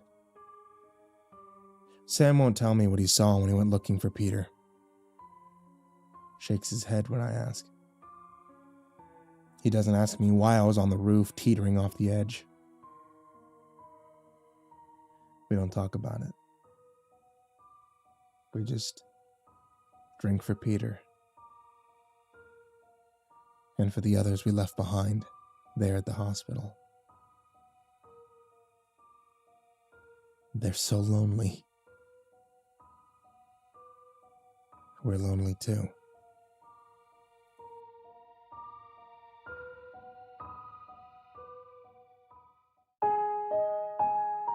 Hey there, kids, and happy Halloween. It's me, MrCreepyPasta, and I wanted to tell you thank you so much for watching tonight's video, or listening to tonight's episode this Oktoberfest on the podcast.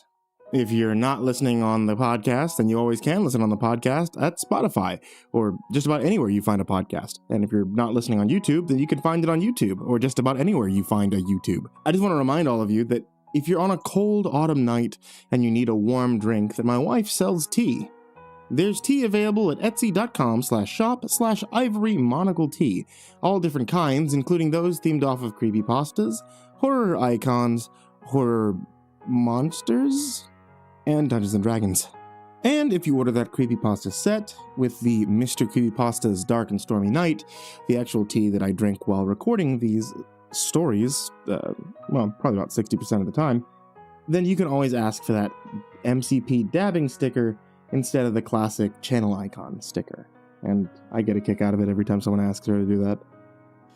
Also, I wanted to say thank you, all of you who are supporting me on Patreon. It's patreon.com/MrCreepyPasta. If you ever want to help support the show, keep the lights on, feed my cats and the like, you can always head over to patreon.com/MrCreepyPasta, and you can support the show there. Even $1 is greatly appreciated.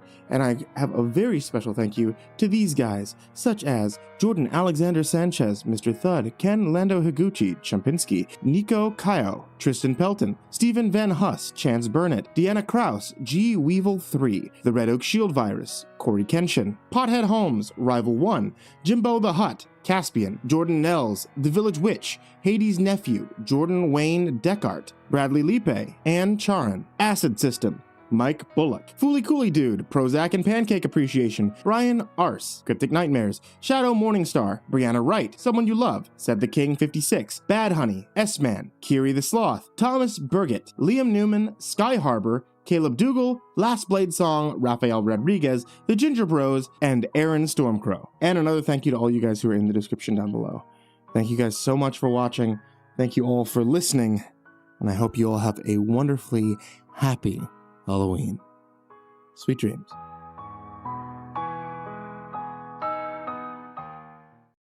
So, I just want to say thank you for listening to the 24-hour horror radio. And if you're enjoying your time here and want to help support the show, please check out patreon.com/MrCreepyPasta, where you can support with just $1.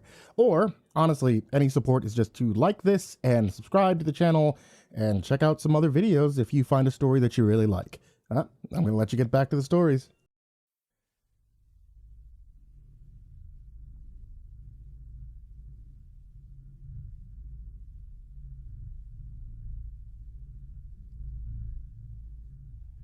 It was 11, and the darkness in Ash's bedroom was suffocating. The young man twitched under his sheets whose thick cotton used to be a soft barrier from the harsh winter nights, but were now a boiling prison whose structure encased him like a hot, sweat-soaked coffin. Ash whimpered, or tried to. His tongue was thick and heavy, and it rested inside a papery throat that felt too atrophied to produce even the faintest of squeaks. All around him, the air was alive with sounds. The faint creak of the old floorboards, the wind whistling through the copse of withered trees outside his house, the faint drip of water in the tap,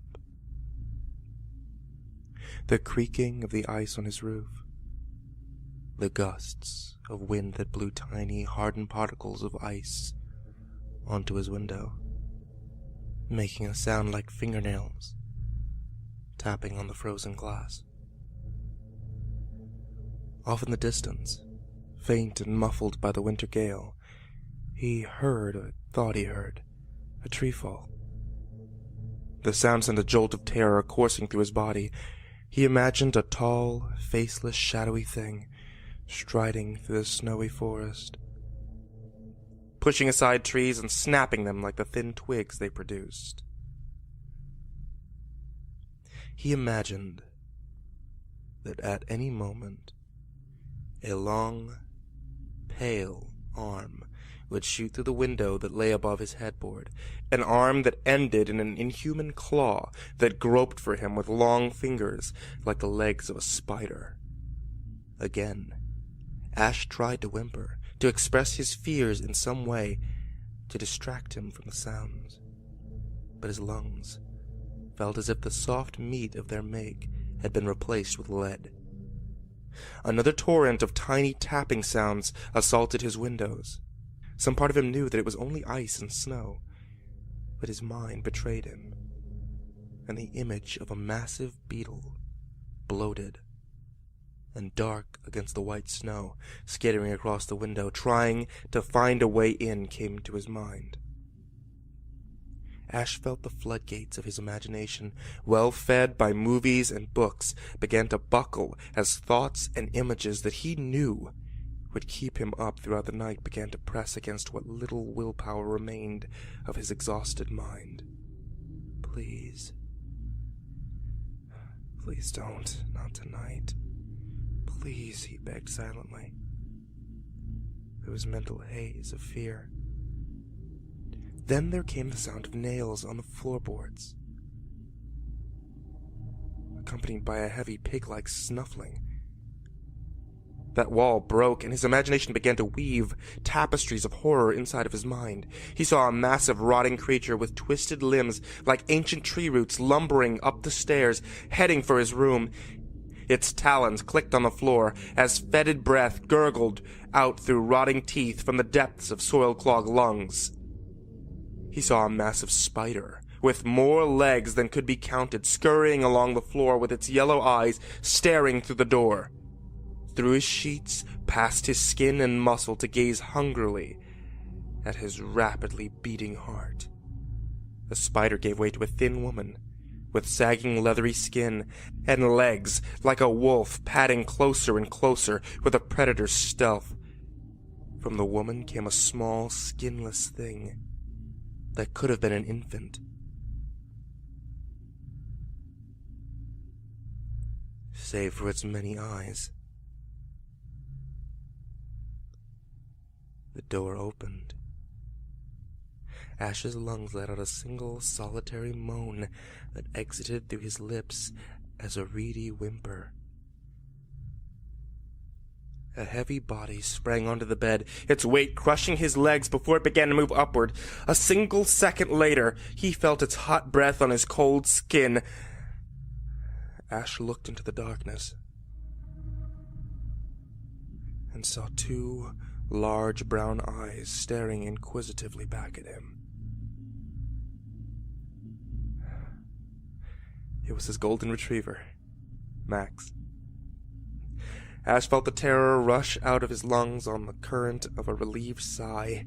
He reached out with his arms that were finally wonderfully mobile and embraced the dog, feeling its warm, far and heavy breaths through its sturdy barrel. Max buried his soft head into his master's chest and whined softly. Ash stroked the dog's head and let his relieved tears flow, vowing to go to his psychiatrist as soon as he could the following day in order to procure whatever medication he could.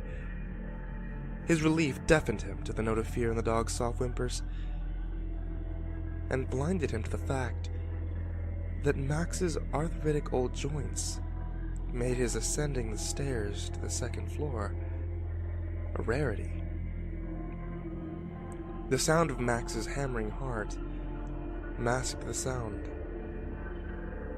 of the soft footsteps on the stairs, and the curtain of tawny fur concealed the shadow, one a shade darker than the others, that stood just outside his doorway. But Ash heard the flick of the switchblade, heard it clearly as it banished all other minor sounds, leaving him in a world of dreadful silence. Then came the sound of soft, excited breaths. The shadow moved into the room. The switchblade gleamed in the moonlight. And Ash wished that the monsters of his imagination had been real all along.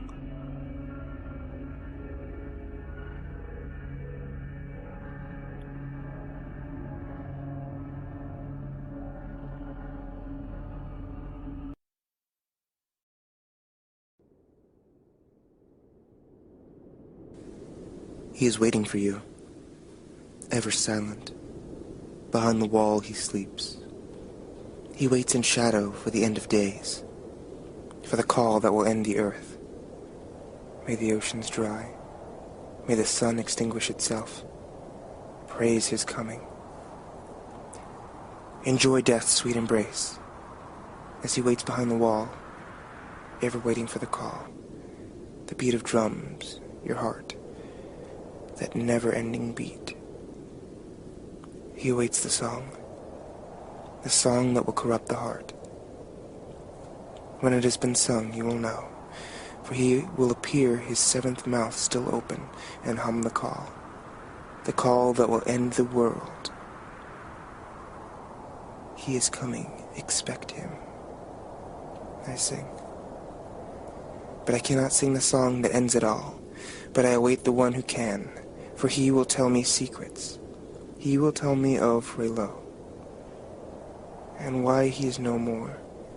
Before I go, I shall know the tale of Raylo.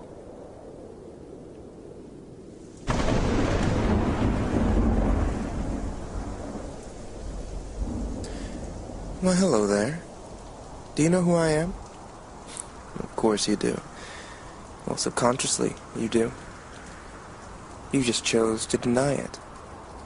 But you know who I am. In fact, you're aware of me right now. You just choose to pretend I'm not there. Ignorance is bliss, right? I'm the shadow in the room that appears darker than the others. It's not your imagination. I'm the figure you see out of the corner of your eye. It's never really there. Just turn around. I'm the eyes behind that feeling you get of constantly being watched. I never stop watching you. I'm the presence you feel when you're completely alone. You're never alone. I'm the image that you never notice in the back of your photographs. I'm standing right behind you. I'm the one who is always just out of your direct line of sight. Consider yourself lucky. Because every time you see me, I get a little closer.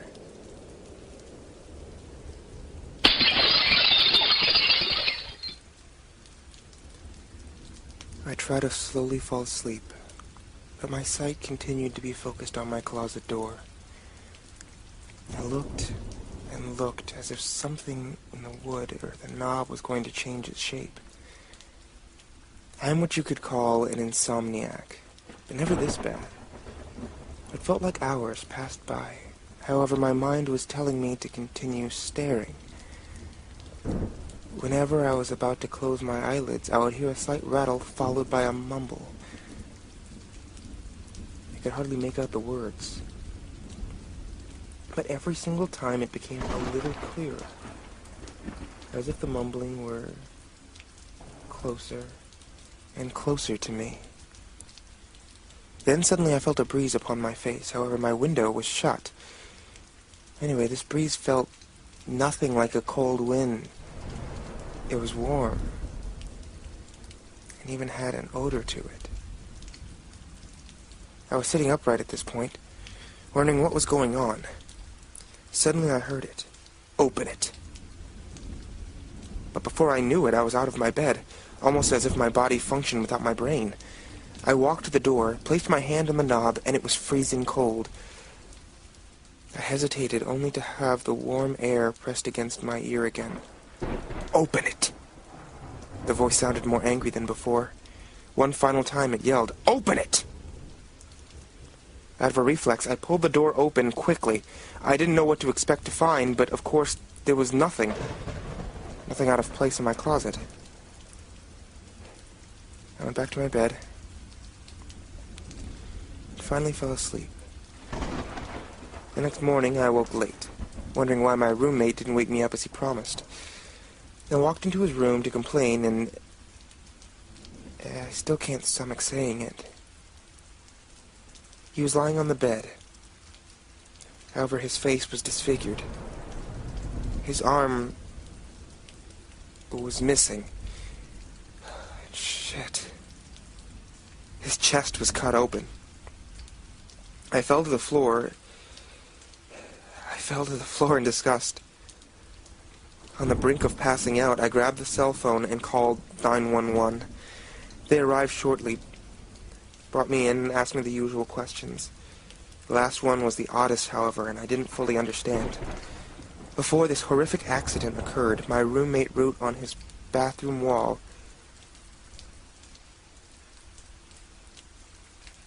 I always win. You didn't open the door to my domain, to my heart. Now I'll open the domain to yours.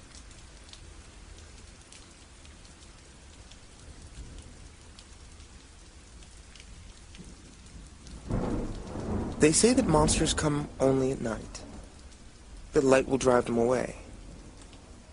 But not all creatures follow this rule. Safety, not certainty during the day. He hides on the fringe of your vision, brief glimpses of the distorted. He slithers and writhes behind your ears, reaching for you, limbs contorted. Before you know it, your children are taken, and now it comes down to you. His breath is oppressive, his presence acidic. He feels pity is undue. Suddenly, trapped in his grasp so tight, you struggle to break yourself free. He laughs and gurgles, and he screeches with glee. He turns your head to see. Your children are crying, though their eyes are removed. They collapse, still and silent. His arms and legs bend, pulling you closer. The man's eyes dark and violent. He strikes and cuts your skin, flays open. Your soul, too weak to resist. This should not have happened if only you'd listened. Never go into his forest.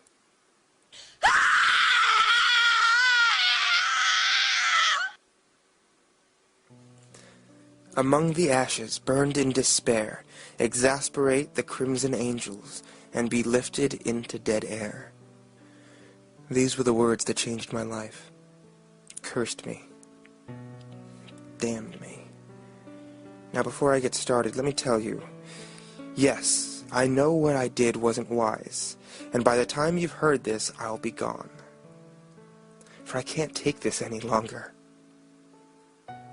This is not what I wish to be remembered by, but there's nothing left for me aside from this.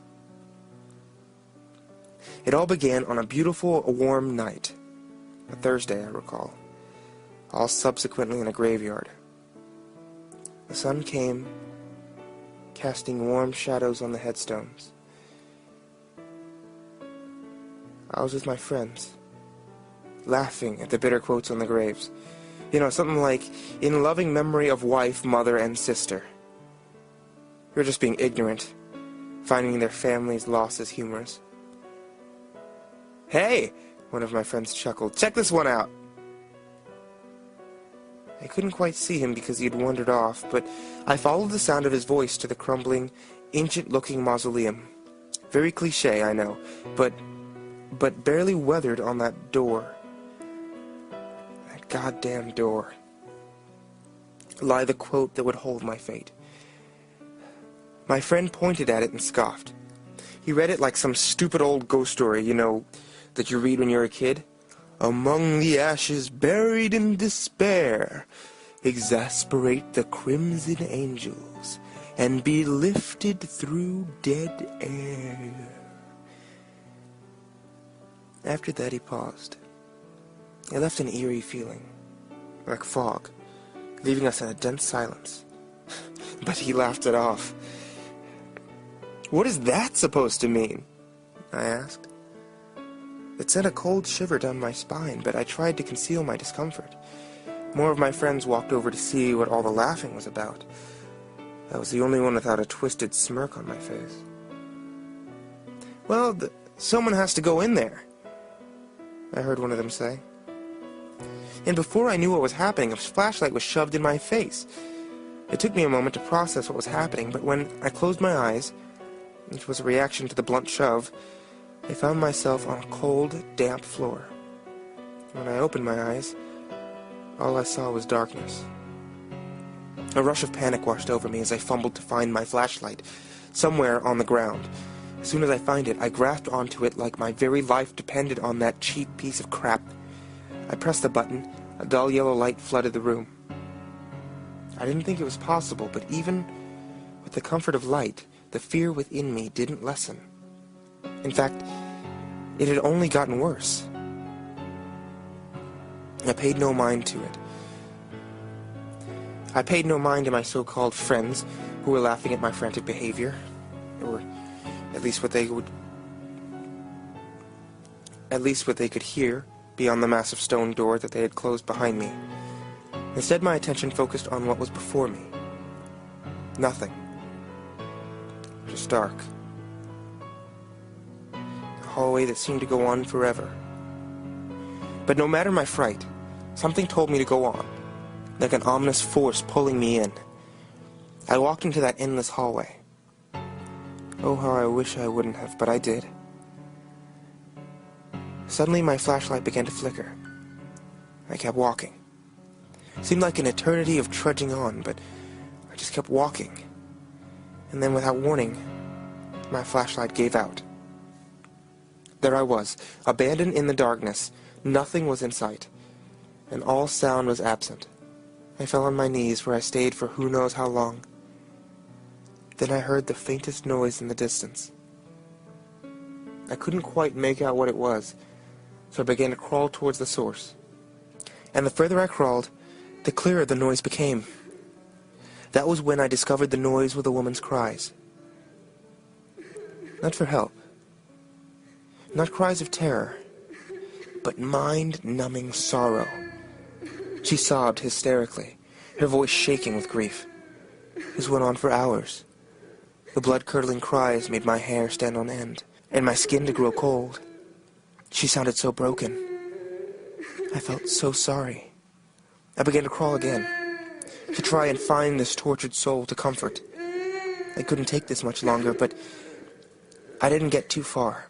I slipped. I tried to crawl again, but once again my hand slipped out from under me, leaving me on the cold, sleek floor to suffer through more of the everlasting sobs. It was then I began to cry, and shiver as well. Her dread seemed to be contagious, but still, her deafening cries came over mine. It was at this point that nothing mattered to me anymore. Death seemed like my only salvation. But before I could consider that any longer, I saw a light. Not a peaceful-looking light, but it looked as if it were here to comfort me. I drew in a shaking breath and crawled my way to the dim beam. The light grew as I closed in on it. Without second-guessing to where this would take me, I pulled myself through the opening. The light was a way out. I finally was out of that hell. I burst out of the ground like a stereotypical zombie movie and rolled over onto the dew-laced grass. Still weeping, still shaking, I lied there.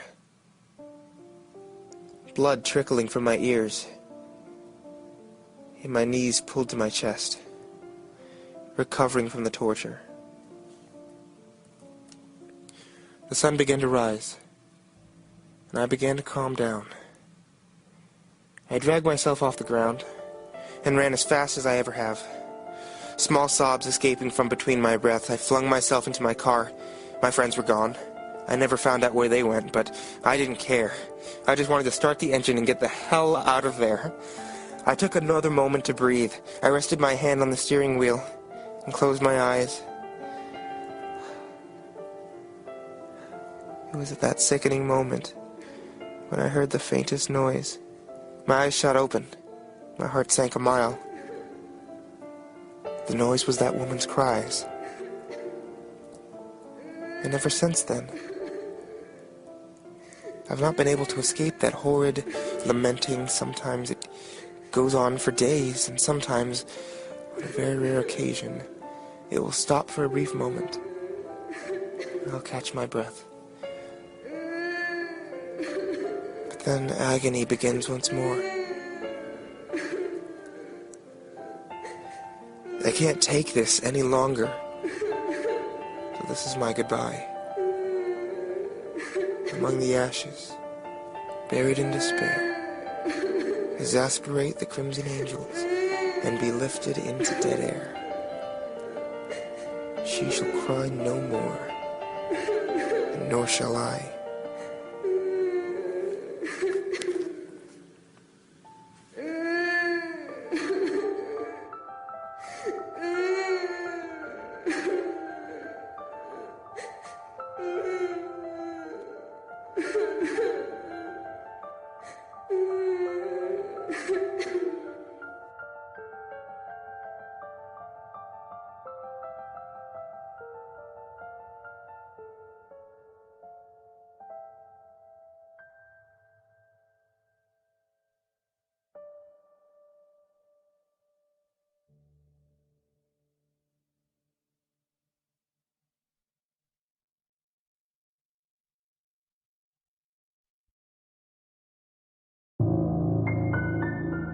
The Secret Doctors of NASA is a series of memoirs, diaries, and reports from actual doctors employed by an undisclosed arm of NASA between 1970 and 2001.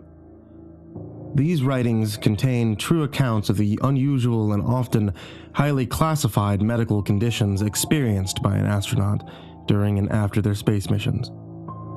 Following the defunding of the clandestine medical program after the September 11, 2001 terrorist attack, the majority of these accounts were lost, forgotten, on tape drivers in a NASA storage facility.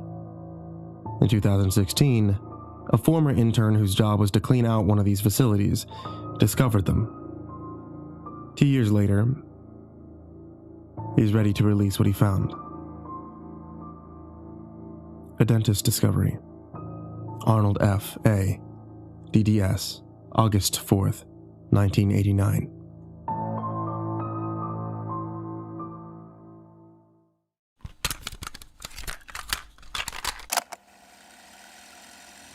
I met the astronaut after a half-year mission on the Russian space station.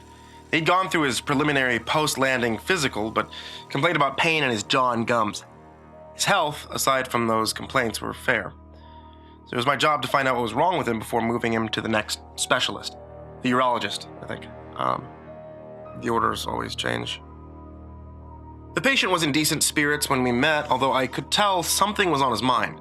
See, we chatted for a little bit. Turned out he'd been working on the Feng Li discovery. My heart sank. See, when Feng and Li discovered what they initially called the Venus Tic Tacs in 1982, no one in the know was surprised. Just another alien organism to add to the list of hundreds. A team formed to conduct research and determine its risks and benefits. There was no expectations that anything would come of it. As is so often the case, those in the know knew nothing. Give those Venus Tic Tacs an electric shock in the right place for the right amount of time, and what do you get? Pluripotent stem cells. They had the potential to become a game changer in the field of regenerative medicine. I don't think anybody expected to discover them when we did. All the data we had showed that we were at least a decade away from inducing pluripotency. I mean, hell, we assumed civilian doctors might figure them out first. This was big, capital B. Now, in dentistry, it meant we might be able to regrow missing teeth, reverse jaw deterioration. I followed the studies with great interest. Animal tests were successful. New teeth, better jaws, nice smiles all around. Success. Good. Great. The researchers moved on to human subjects. Failure. Nothing. Zilch. No reason. No goddamn reason whatsoever.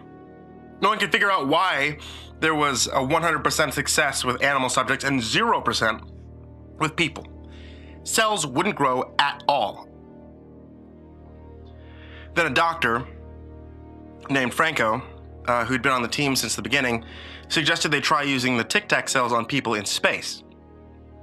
But he didn't give a reason. I don't think he had one. Probably something like, well, screw it. It doesn't work here. Try it up there.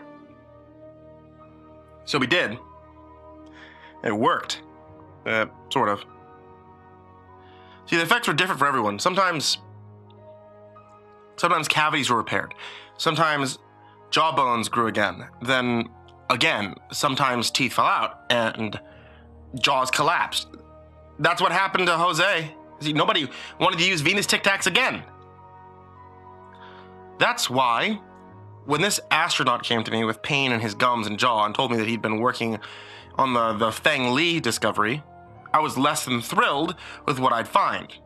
There'd been a 6-year moratorium on Venus Tic Tacs human experimentation since the Jose incident, and it had only been lifted a year ago. Apparently someone on the team wanted to pick it up right where they'd left off.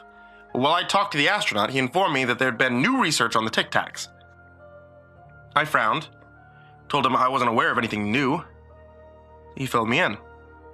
Apparently, there'd been some civilian advances in stem cell technology that ended up contributing to our own knowledge of the science. So, new experiments were drawn up.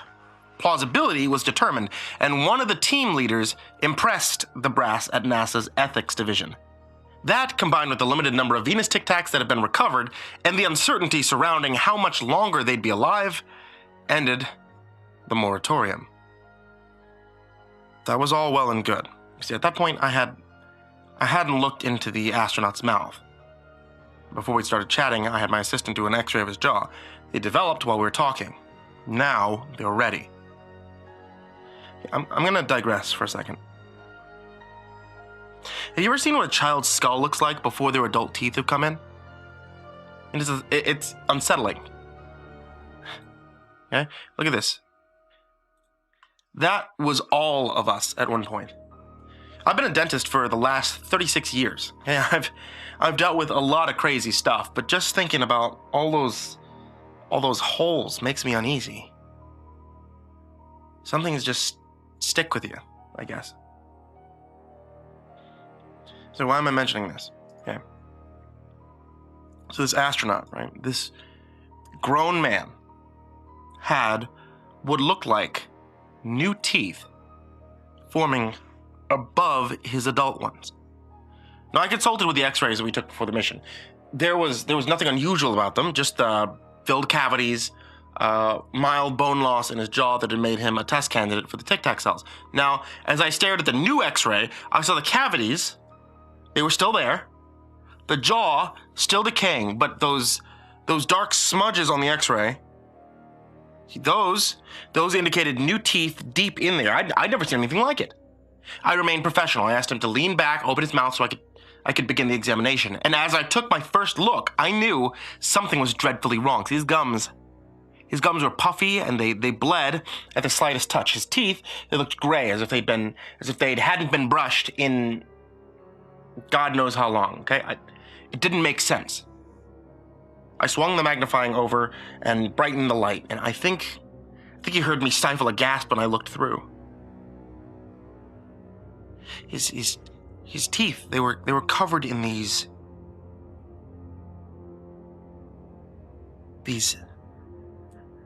infinitesimal holes. They were much smaller than regular cavities. Okay? I looked closer. Each of the holes had a tiny pink hair sticking out of its center. I touched the tip of my instrument to one of the hairs. It recoiled back into the tooth. At this point, I was getting uneasy. Okay, I asked the astronaut if what I did hurt. He told me it did, but not bad. So I decided to numb the gums around the top of his teeth. When I waited for the Novocaine to take effect, I studied his molars. Those had bigger holes with thicker growths. And when I reached for one of them with my instrument, rather than slip back into the tooth, the hair extended about 1/4 of an inch and it wrapped around the metal tip. The astronaut, he didn't seem to feel it. I gave the instrument a gentle tug. Nothing. Pulled harder. Still, barely using any force, the molar came out. My patient gasped. I apologized profusely. I stopped what I was doing. I put the instrument and the tooth out of his line of sight. I decided to level with him. I told him there was some severe damage to his teeth. Man, I decided to level with him. I told him there was some severe damage to his teeth. And I didn't know what it was. I said I needed to do more exploratory work. It'd be likely very uncomfortable. Astronaut did his best to take it in stride. He told me that he knew something was very, very wrong from the moment when he brushed his teeth on the space station and the bristles would get caught inside the holes. The thought made me shudder. Anyway, so I numbed his mouth best I could, got to work. And by the end of it, I accidentally caused 9 of his teeth to fall out. All that remained in their places were those bizarre the pink hairs. So I sent him back to base with an appointment for the next day. Gonna remove the rest of his teeth. I felt terrible for the guy. I got a call in the middle of the night from the head of the medicine at the NASA hospital. I had to come there right away. The astronaut's roommate had called emergency services an hour or so ago. He was in excruciating pain. He was bleeding from the mouth. I arrived at the hospital in about 10 minutes. I expected to be able to go right in, see the patient, but I was stopped by security and the head of medicine. So he instructed me to put on a clean room suit. Yeah. Right then I knew something was deeply wrong. I donned the suit, followed the head into one of those 2 observation areas above a hermetically sealed operating room. So I looked at one of the television screens showing the astronaut's mouth. My stomach churned. All the man's teeth, they'd fallen out in their place. In the place, growing out of his gaping, bloody gums, there were these swirling tangles of the pink hairs. I watched as the surgeons grasped one of the tangles in a pair of forceps and pulled. And pulled. A doctor held the astronaut's head while the surgeon put his weight into the effort. With the sound of a heavy piece of brush being pulled from the ground, the tangles gave way. They writhed at the end of the forceps. The one still in his mouth stretched out as if they were trying to take it away and bring it back. Surgeon dropped the veiny clot into a bowl, and the camera zoomed in on it. And at the top of the tangle was something solid, something that I realized looked very, very much like one of the new teeth. The one that was deep inside that astronaut's jawbone. The one I'd seen on the x-ray that afternoon. Now out and exposed to the light, I saw that it wasn't a tooth. It wasn't a tooth at all. It was a brand new Venus Tic Tac. The first one we'd ever discovered outside of Venusian meteorite. So the issue of the pluripotent stem cells and whether or not they'd benefit human subjects is still a mystery. And after all the surgery, my patient is in a coma. As a human being, I write this with a heavy heart. As a scientist, though, see, I have some hope. Maybe even a little excitement. Thanks to that poor astronaut. Now we know how to breed new Venus Tic Tacs. Perhaps, someday. Someday we'll learn how to use them. End of report.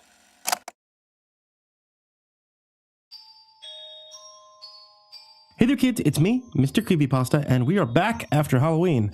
So, I want to give a big thank you to my Patreons. Those specifically are the ones that are in the description, and Joey Gilbert, Daniel Polson, Trace Miles, Jordan Alexander Sanchez, Wayne Milstead, Chumpinski, Ken Lando Higuchi, Brianna Ventine Jensen, Buddy Burrows, Stephen Van House, Tristan Pelton, G. Weevil 3, Asia, the Red Oak Shield Virus, Sandy Barney, Nico Ko, Caleb Dougal, Dante Rao, Last Blade Song, The Ginger Bros, Don Mewmeister, Eliminator 86, Nebsky, Alex, Steampunk Sinner, The Rafael Rodriguez, Optimistic Avocado, and Dr. Strawberry. If you guys would like to join them, you can always head over to patreon.com/MrCreepyPasta.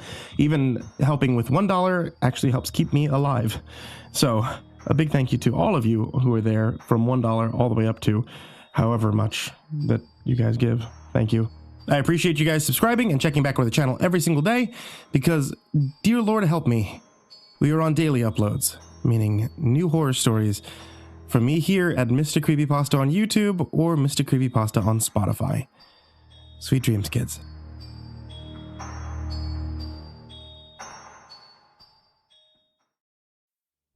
December 31st, 1918. In a world not unlike our own, the great city of Darkwater, vibrant maritime metropolis on the central coast of Massachusetts, prepares to celebrate the coming of a new year. The end of the Great War sees thousands of migrants flee the shattered ruins of Europe, seeking redemption in the land of opportunity.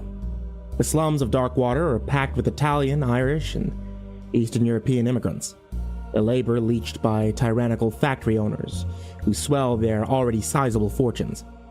The rot of crime and corruption infests every facet of daily life. Fanatical gangs of thuggish criminals prey on the weakest of citizens, while cultish secret societies of the super rich remain aloof to the overwhelming problems of poverty and pollution. Yet just outside Darkwater Port, as the city's occupants revel in the New Year's festivities, something rumbles in the deep, briny depths of the ocean. From out of nowhere, a huge, roaring tidal wave rose from the surging waters, smashing into the city and its unsuspecting denizens. Thousands disappear without a trace in the oceanic maelstrom of rushing water and debris. But as the great wave subsides and slips back into the ocean, Strange things I left behind amongst the waterlogged carcass of Darkwater City. Ancient, mysterious artifacts churned up from the ocean floor. Eldritch creatures that long slumbered in the deep, dark depths.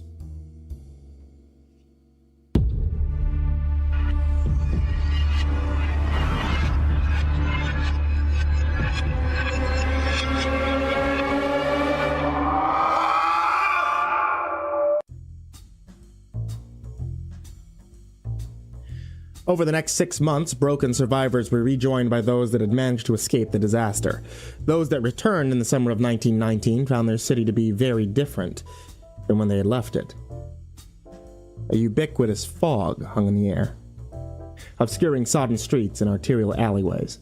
Strange figures lurked among the darkened ruins of the city's abandoned financial district, while from sewer grates, menacing, bestial howls emanated from the deepest recesses of the underground waterways. But there were less hideous things left behind by the great crashing tidal wave. Opulent treasures and priceless artifacts from some sunken civilization. Riches so vast that the world has not seen its kind in millennia. Soon the city was once again overrun by criminal gangs, this time joined by a legion of mercenaries and bounty hunters, in the pay of those fat cats who wished only to reclaim their lofty domain, while the city's poor eke out a living among the rotten, jetsam-strewn remnants.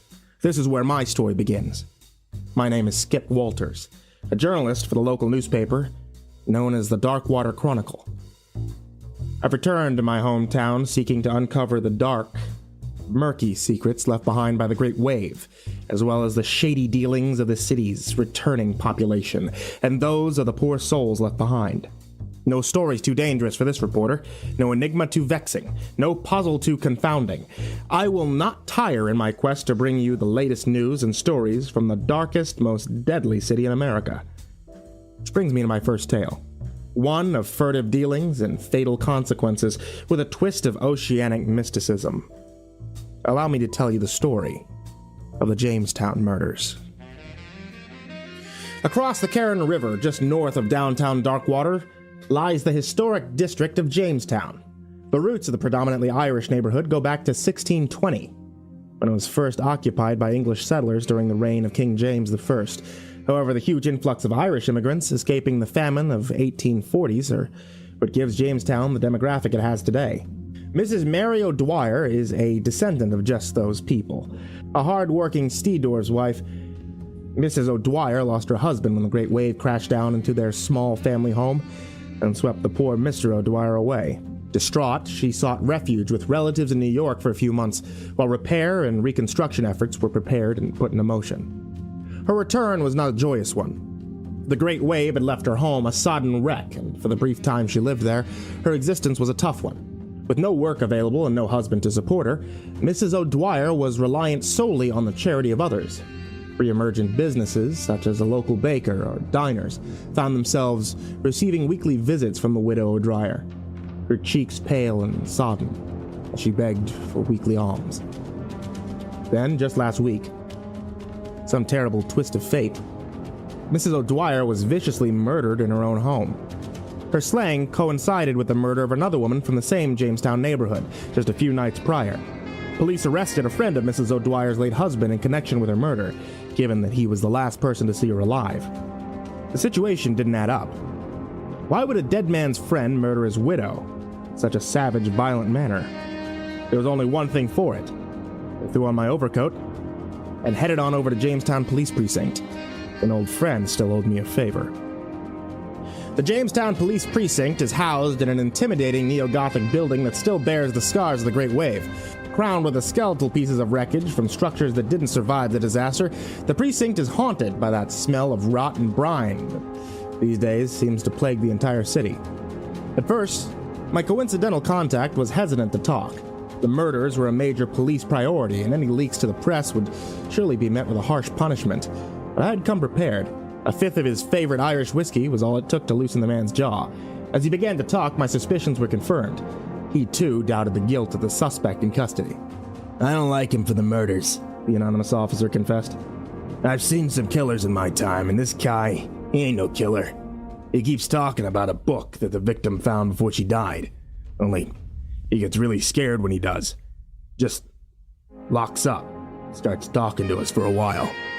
We searched the house, found a ton of books, but none of them like the one the suspect described.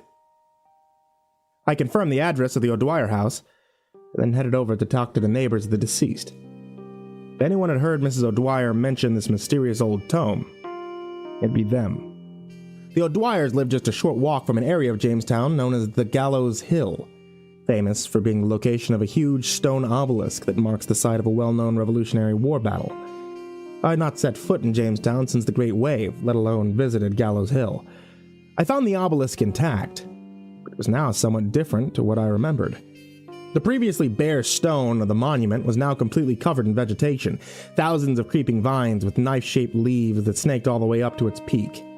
It was unlike any kind of plant life I'd ever seen before, muddy green tendrils pulsing, glistening in the dull light of a cloudy afternoon.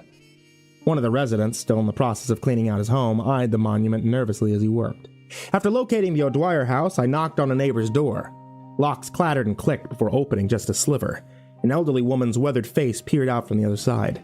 "Excuse me, ma'am. I'm from the Darkwater Chronicle. I wonder if I could have a moment of your time." I adopted a chipper tone, hoping to rid the woman of any nervous disposition. "You want to know about the murders, don't you?" Her weary blue eyes spoke of the Great Wave, and all the horror that it had wrought. "Yes, ma'am," I replied. "I just have a few questions for you regarding the untimely death of Mrs. O'Dwyer." The woman sighed, stepped back from the door, and welcomed me inside. She had evidently kept a neat and tidy home before the Great Wave, but despite her best efforts, her home still felt damp, and patches of mold were forming on sodden sections of wallpaper, the home pervaded by that ever-present scent of salt and rot. Over cups of hot tea, Mrs. Rosa Farley politely answered my queries to the best of her abilities. She explained that they had not seen or heard anything unusual in the night of the murders, that Mrs. O'Dwyer had not received any visitors on the evening in question. However, she did reveal that the other murder victim was in fact a friend of Mrs. O'Dwyer's that had visited the widow on the night she was killed. Despite being a few nights apart, it appeared the two murders were indeed connected. "She was worried about Mary. We all were," Mrs. Farley began, sipping hot tea from the porcelain cup that she held with her frail fingers. "Her mind was deteriorating, you know.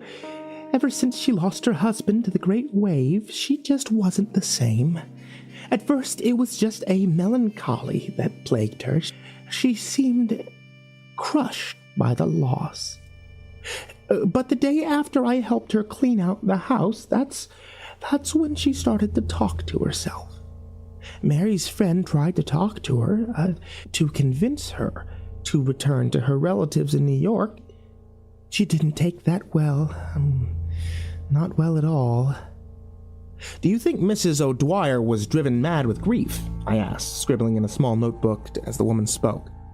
"Maybe. I can't imagine a person could suffer that kind of loss and remain unscathed." I solemnly agreed, taking one last sip of hot tea before placing my notebook back in my coat pocket. Just one more thing. You don't happen to know anything about a book that Mrs. O'Dwyer had come into possession of before she was murdered?" Mrs. Farley froze in her seat, giving me a look that was deeply unsettling. "I was waiting for you to ask me that, Mr. Walters." Her tone was full of dread as she spoke. "Yes, there was a book. We found it when we were cleaning out the mess that the wave had left. An old book, bound in black whale skin, pages that felt like thin sheets of leather. I asked Mary what the book was, but it appeared that she had never seen it before." "Where's the book now?" I don't know." She shook her head, eyes filled with anguish as she maintained eye contact. "But it was only after we found that book that Mary began to act so strangely. Her appetite returned, her mood lifted, she was full of life again. People said she was whispering to herself, seeing things that weren't there, but I know otherwise. She wasn't talking to herself, Mr. Walters. She was talking to her dead husband." "And how could you possibly know that?" I asked in confusion. Mrs. Farley leaned across the table, her pale blue eyes seething with intensity. "Because, Mr. Walters," the woman hissed. "She told me so."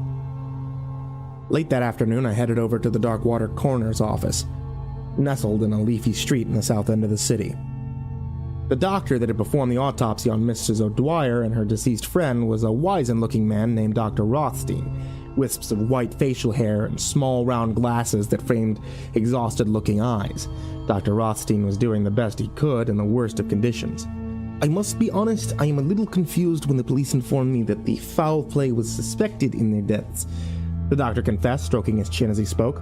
"When I inspected the woman's remains, my first thought was some kind of animal attack. They were in such a terrible state they had to be identified by their dental records." "But surely a strong enough person, someone consumed by rage, they could make a real mess of someone if they wanted to, right?" I asked. The doctor paused before he spoke. "Have you ever been to see Mr. Walters?" Slowly his gaze met mine. I shook my head. "I have. I was the chief medical officer of a trade ship anchored off the coast of French Guiana. Men were swimming in the water when one of them screamed. The crew said he was dragged under by something. They managed to fight the thing off, but the poor man was left with the most horrific wounds on his torso, like they were infected by the suckered tentacles of a giant squid." "Where are you going with this, doctor?" "The police wouldn't listen, but I saw those exact wounds on this woman's body." Night had fallen by the time I made it back to my small, dingy apartment in Beacon Hill. The neighborhood's natural elevation meant that it had gotten off lightly when the great wave struck, but I was afflicted by the same familiar stench, along with the air of damp now pervaded. The flames of old-fashioned gas lanterns flickered in the darkness, throwing shadows over the skeletal tree limbs that had grown twisted since the great wave. This isn't the place that I had come to know before the tragic New Year's Eve. It was like a broken copy of the place. A madman's warped vision of the city I had grown up in. Reaching my apartment building, I climbed the step flights of carpeted stairs, my feet aching from the day's walking. Yet, as I reached my front door, I noticed a small envelope attached to it. In it was a small handwritten note. "Darkwater Docks, midnight. I know what happened to Mary O'Dwyer." Darkwater Docks is only a short walk from my place in Beacon Hill. I was exhausted, worn out from the day's travel and tense questioning, but I had to know the truth. I gulped down a cup of coffee, grabbed a fresh pack of cigarettes from my writing desk, and headed back out into the night. About halfway into the journey, the faintest of noises broke the silence of the night. I slowed my footsteps, straining my ears to locate the source, but after taking a few steps, I was surprised to find that it seemed to be emanating from beneath my feet. I looked down to see a manhole cover, blocking the entrance to one of Darkwater's vast sanitation networks. Kneeling down, trying to get an idea of just what was making that sound, a feeling of distant unease came over me. The sound was a familiar one, or at least I knew what it reminded me of. It was the unmistakable skittering of sewer rats. Only the depth and pitch of it was all wrong. If I was correct, these vermin must have been huge, 4 or 5 times the size of a regular rodent. I jumped back when the heavy steel of the manhole cover grated against the damp concrete around it. It had moved. The grinding sounded again. The manhole cover shifted ominously, moved by some unseen force. Primal fear stabbed through my guts like a sharpened blade, and I began to flee the scene as the manhole cover rattled beneath me. If whatever was down there really did want to break through the surface, then I did not want to be around when it did. When I finally reached the docks, I found them utterly deserted. Nothing stirred in the dead of night. The only sound was the gentle lapping of water against the edge of the dock. I wandered around for a while, wondering if the risk of heading out into the new Darkwater night was going to be worth it. And suddenly, out of the inky black shadows of a warehouse building, he appeared, wearing a green raincoat, black fisherman's hat casting a shadow over his face. He took a few slow steps towards me. You left me a message. It was all I could think to say. I did, the fisherman said. His voice was like gravel, a distinct twang to it. And you came. Let's talk. Who are you? More of a demand than a question. That's not important, he replied. What's important is that your readers know what happened to Miss O'Dwyer. And then, what happened to her? Miss O'Dwyer was a poor, unfortunate soul. Came across something that she couldn't possibly understand. The fisherman began. You know what I'm talking about? That book she found. Only it's not a book in the truest sense. You don't read this book, it reads you. Do you know what happened to Mrs. O'Dwyer's friend? The one killed a few nights before? Aye. She knew what Mary found was a bad thing. She tried to make the women see sense. But anyone who happens upon that kind of power never gives it up easily. What do you mean, power? What is that book? Something old. As old as the ocean itself. Created by eldritch beings from the skins of a long-dead race. Its use requires skill, which Mary did not possess. But her neighbor said she was talking with her departed husband. Are you saying she used that book to commune with the dead? It's true that Mrs. O'Dwyer believed she was talking to her dead husband. That's unfortunately not the case. What she was communicating with merely assumed the shape of a dead loved one. To hide its true form, to manipulate her, toyed with her, then ended her life on a whim. I was dumbstruck. This city is different now.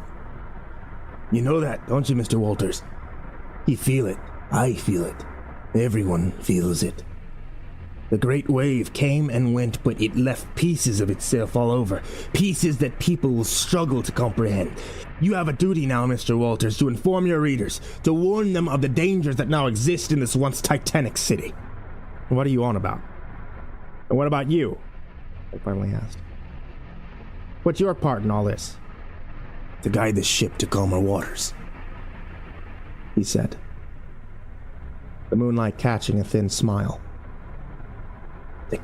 To keep watch as this city enters a terrible new chapter in its history. Stay safe, Mr. Walters. With that, he slipped back into the shadows, cloaked by the veil of night. The man arrested on suspicion of Mrs. O'Dwyer's murder, Seamus Toner, had been released without charge. Due to lack of evidence, Darkwater Police Department was unable to form a case against him, and he's since returned to his home in Jamestown. Mr. Toner declined to give an interview with the Chronicle, but I believe we've gathered enough information to form a loose picture of what happened to the woman, now known to some as the Jamestown Witch. The fisherman was right. Darkwater has changed in ways we can't even imagine. The horrors Mrs. O'Dwyer experienced will not be the last time one of us encounters the malevolence left behind in the aftermath of the tragedy that befell this city. But we survived the Great Wave.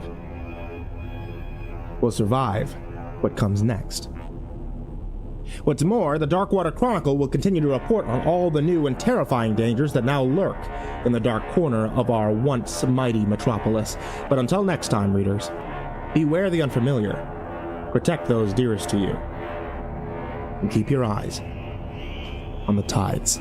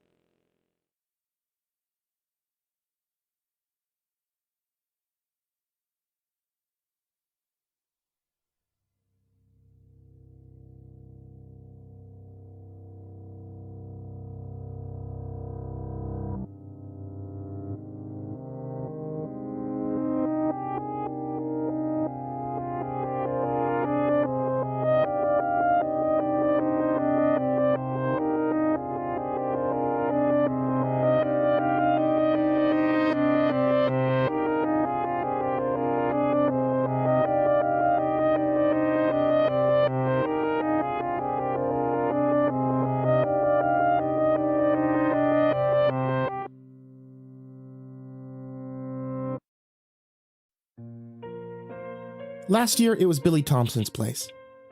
That's okay. No one really likes him anyway. Everyone pretends, though, because we gave them a going-away party. I remember standing there watching my dad drink a beer and commenting about how everyone was putting on a fake face. I don't really know what that means. How do you put on a face that isn't yours? Dad drinks a lot, especially when he's upset. Him and Billy's dad worked together over at the factory, so I know he was mad that they had to go. I didn't understand it then, and I don't understand it now. Their house is nice. It's a 2-story with a big backyard, which includes a swing set and sandpit that I loved to play in when I was little. I'm almost 10 now, so that stuff's for babies.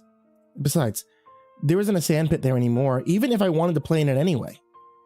No, there's just a big, blank yard. Billy's house is gone. His dad's car is gone. Even a swing set in the grass is gone. Now there's just this strange white dirt that Dad says we aren't supposed to touch. My younger sister Tammy did it a few weeks ago, and I think that's why things are going bad for us now. She says she can't feel her foot anymore. I didn't tell Dad. I was scared that I would get in trouble for playing too close to the blank yard. Dad's been drinking a lot more recently. I think it's because he knows that we're going to be next. The next house to go away, I mean. Is it because Tammy touched the white dirt? That scares me. I feel bad for even getting that close. But it's weird, right? Houses that just vanish for no reason. I remember when Billy's house vanished, there was this weird shimmer right before it happened. Everyone felt a little sleepy, and then they were gone. Not demolished, but just up and vanished into thin air. I remember asking Dad why this happened, and he admitted he didn't know. In fact, nobody in our neighborhood does. That's scary too. We all know that it's going to happen, and that someday it might happen to us. No one is sure when it started. Mr. Clark has lived here for about 60 years. He says that something happened in his backyard in the 70s, and ever since then, houses have just been vanishing. The only thing that's the same is when it happens. We know that at least a year has to pass by before another house is taken. Leap years don't seem to throw this off either, oddly enough. I think it's like a ghost or something. Like a big, house-swallowing monster. That makes me think of the old cartoon movie, Monster House. I needed to watch that again. Maybe if I watch it, I won't be so scared about the fact that our house is next. I'm sure our house is next because my good friend Sam told me the other day that it started to shimmer. For some reason, we can't see the shimmer, but everyone else in the neighborhood can. So we know it won't be long. Dad's tried to be strong and not be scared. I can tell he's starting to crack under the pressure. I've really wanted to ask what happens after the house vanishes, but I get the feeling he doesn't know. I asked Mr. Clark about it the other day because the house next to him was also blank spaced, and he admitted that he thinks the houses are still there. We must not be able to see them, is what I think. I mean, it's been obvious that no one can build on the white dirt, so it just makes more and more empty space. House values are going down all around. Nobody wants to live here anymore, he told me. So why don't we just leave the neighborhood, I asked. Can't. I know you are young and you don't understand how things work, but banks and corporations own these houses. Only thing that keeps them here is mortgage payments. Otherwise, we'd be homeless, boy, he told me. I thought about it for a second. Maybe being homeless is better than being vanished, I asked. But he didn't feel like talking about it anymore. Tammy was feeling sick that night. She has a hard time with her foot, too, because of the white dirt. Dad's growing suspicious. I'm really scared he's going to find out. I think tomorrow's the day we're going to be gone. The house will disappear, and we will too, I think. Where are we going to go? Will we just be invisible and no one can see us? I wish I knew why Dad moved us here to begin with, or why we can't move. There's a lot that I don't understand. I thought as I grew older, I would, but it's just made me worry. I don't like being 10. It was easier when I was 7, and I saw a house vanish. Everyone in the neighborhood just acted like it was normal, so it didn't really scare me. I didn't notice Dad drink back then, but I'm sure he did. Maybe I was just more innocent. Is that why vanishing is taking us away? Because I don't like that it's taking my friends and neighbors one by one. Miss Yoki lived down the street, and she says the neighborhood is cursed. Something about old sins being rectified because of the vanishing. So does that mean that Dad did something bad and that's why we're gonna disappear? I don't like being so scared about something I don't understand and can't stop, I told her. It's always been that way. But just remember, when it's over, you won't have anything to worry about anymore. You'll be fine. One day my house will vanish too. Then I can be free, she said with a smile. Did she mean that I would die? It sounded like it. I don't want to have to pay for my dad's curse. It makes me angry. I want to leave. I tried to. Yesterday, I got so mad because Dad was drunk and passed out on the couch, and I took Tammy and started for the end of the neighborhood. We've been beyond our neighborhood plenty of times, not very many visitors, though. Mr. Clark says that everyone around us tries to ignore us. They don't want the emptiness to spread, he explained. I wish I knew what that means, but I do know that once I pass Sorrel Street, that I don't see any more blank houses. So that means it only affects us, right? Although it does make me wonder, what will happen 50 years from now when all the houses are gone? I guess if we're invisible, we can all be invisible neighbors together. But as we pass Billy's vacant lot where his house once stood, I realize this can't be the truth.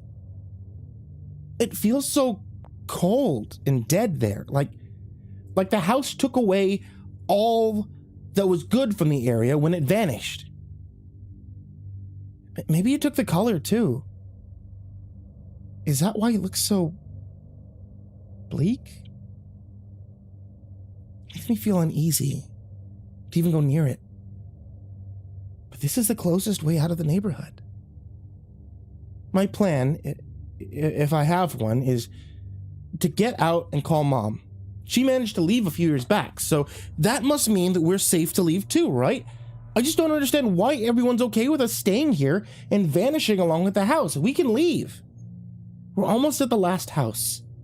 This one belongs to a family that I haven't met, but it seems nice enough. It reminds me of every other house in the neighborhood. And then I felt a little lost. I couldn't make heads or tails of anything. I got vertigo. I once got vertigo as a kid, and I got dizzy, and I couldn't stand up straight all day. That's how it felt. Tammy was there to help me, and she kept me from puking. When I came to, we were still in the neighborhood.